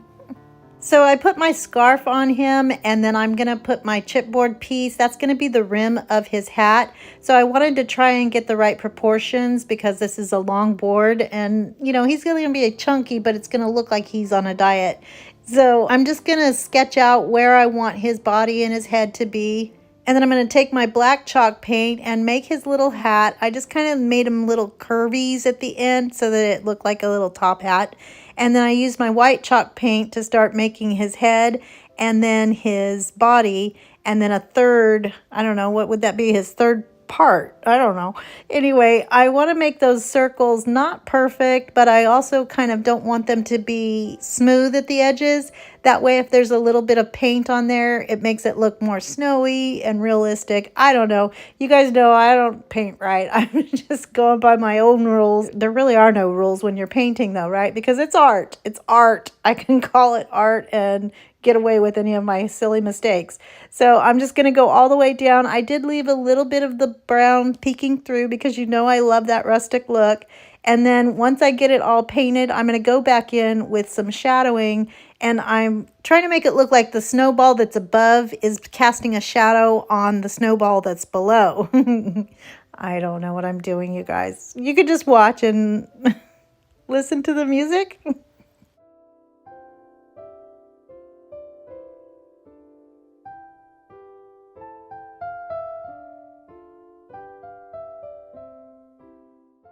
So once everything's dry, I'm going to hot glue the rim of his hat to his hat and then kind of put it a little crookedy so it gives it a little character and cuteness. And then once that's on there, I'm going to take my puffy paint. I didn't plan to do this, but all of the other things that I was going to do, I didn't like. So I'm going to use the puffy paint and the sparkly paint that Val sent me and make a little poinsettia and then a couple of sprigs of holly just to give it some cuteness on his hat.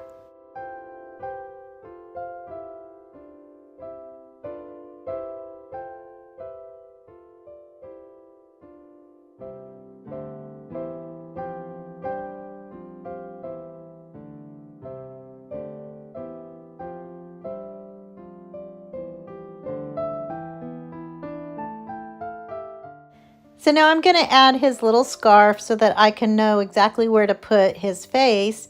And so there's hook and loop tape on there to keep it in place on the front. And then in the back, because it's a straight board, I'm going to use my hot glue and kind of pinch it in the middle so that it's nice and snug. And you can see here that I didn't paint the back of my sign, but when I'm doing this many projects, I really have to hurry. So if you're not going to see it, I don't paint it. Plus I run out of paint because of how many projects I have to do. But if you guys do this at home, make sure you paint the back. So I took my brush that was sitting in the water that I used to paint my snowman, and I'm just gonna make a little shiny piece on the top of his hat. Just go down, swipe that, and it looks like it's a little shiny highlight. And then I took my pencil and drew out his face. You can go online and just Google snowman face images and look for all kinds of different things to kind of help you make a face. I was gonna do some kind of cute eyeballs, and there's so many different expressions that you can do, but I thought this was actually perfect. So I'm just gonna do lines, and if it's easier, you know, I really wanna do it. And so I'm gonna give him a sweet smile. And then I used my orange chalk paint, also known as pumpkin, and I'm going to make a little nose for him in the shape of a carrot. And then I took a couple of black buttons and I'll glue those onto his little tummy.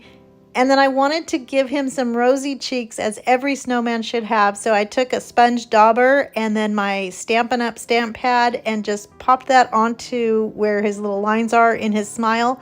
But then I realized I was going to go over the carrot, so I just covered that up and masked it with my glove and then put his little cheek on there. And then I just loved his little facial expression so much. Originally, I was going to put something like snow happy or something, but I decided the perfect words were "it is well." And I just want everybody to know that I'm still getting emails and comments and everybody sending me their prayers.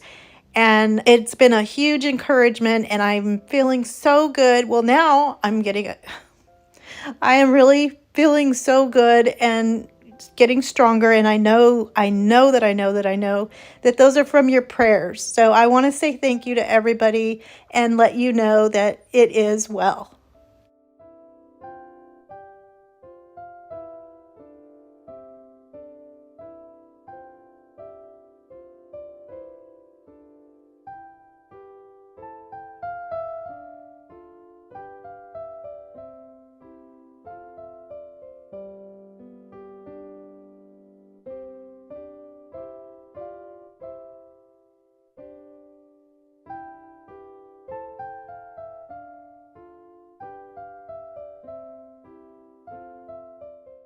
And here he is all finished, and I think he's so adorable. And I was able to use both of my challenge items. I wasn't planning to use my puffy paint this way, but man, was I stuck on that one. But anyway, I was also going to put some twigs as his arms. I think that would be really cute if you decide to do this project. But I love him the way he is, and I hope you guys like him too.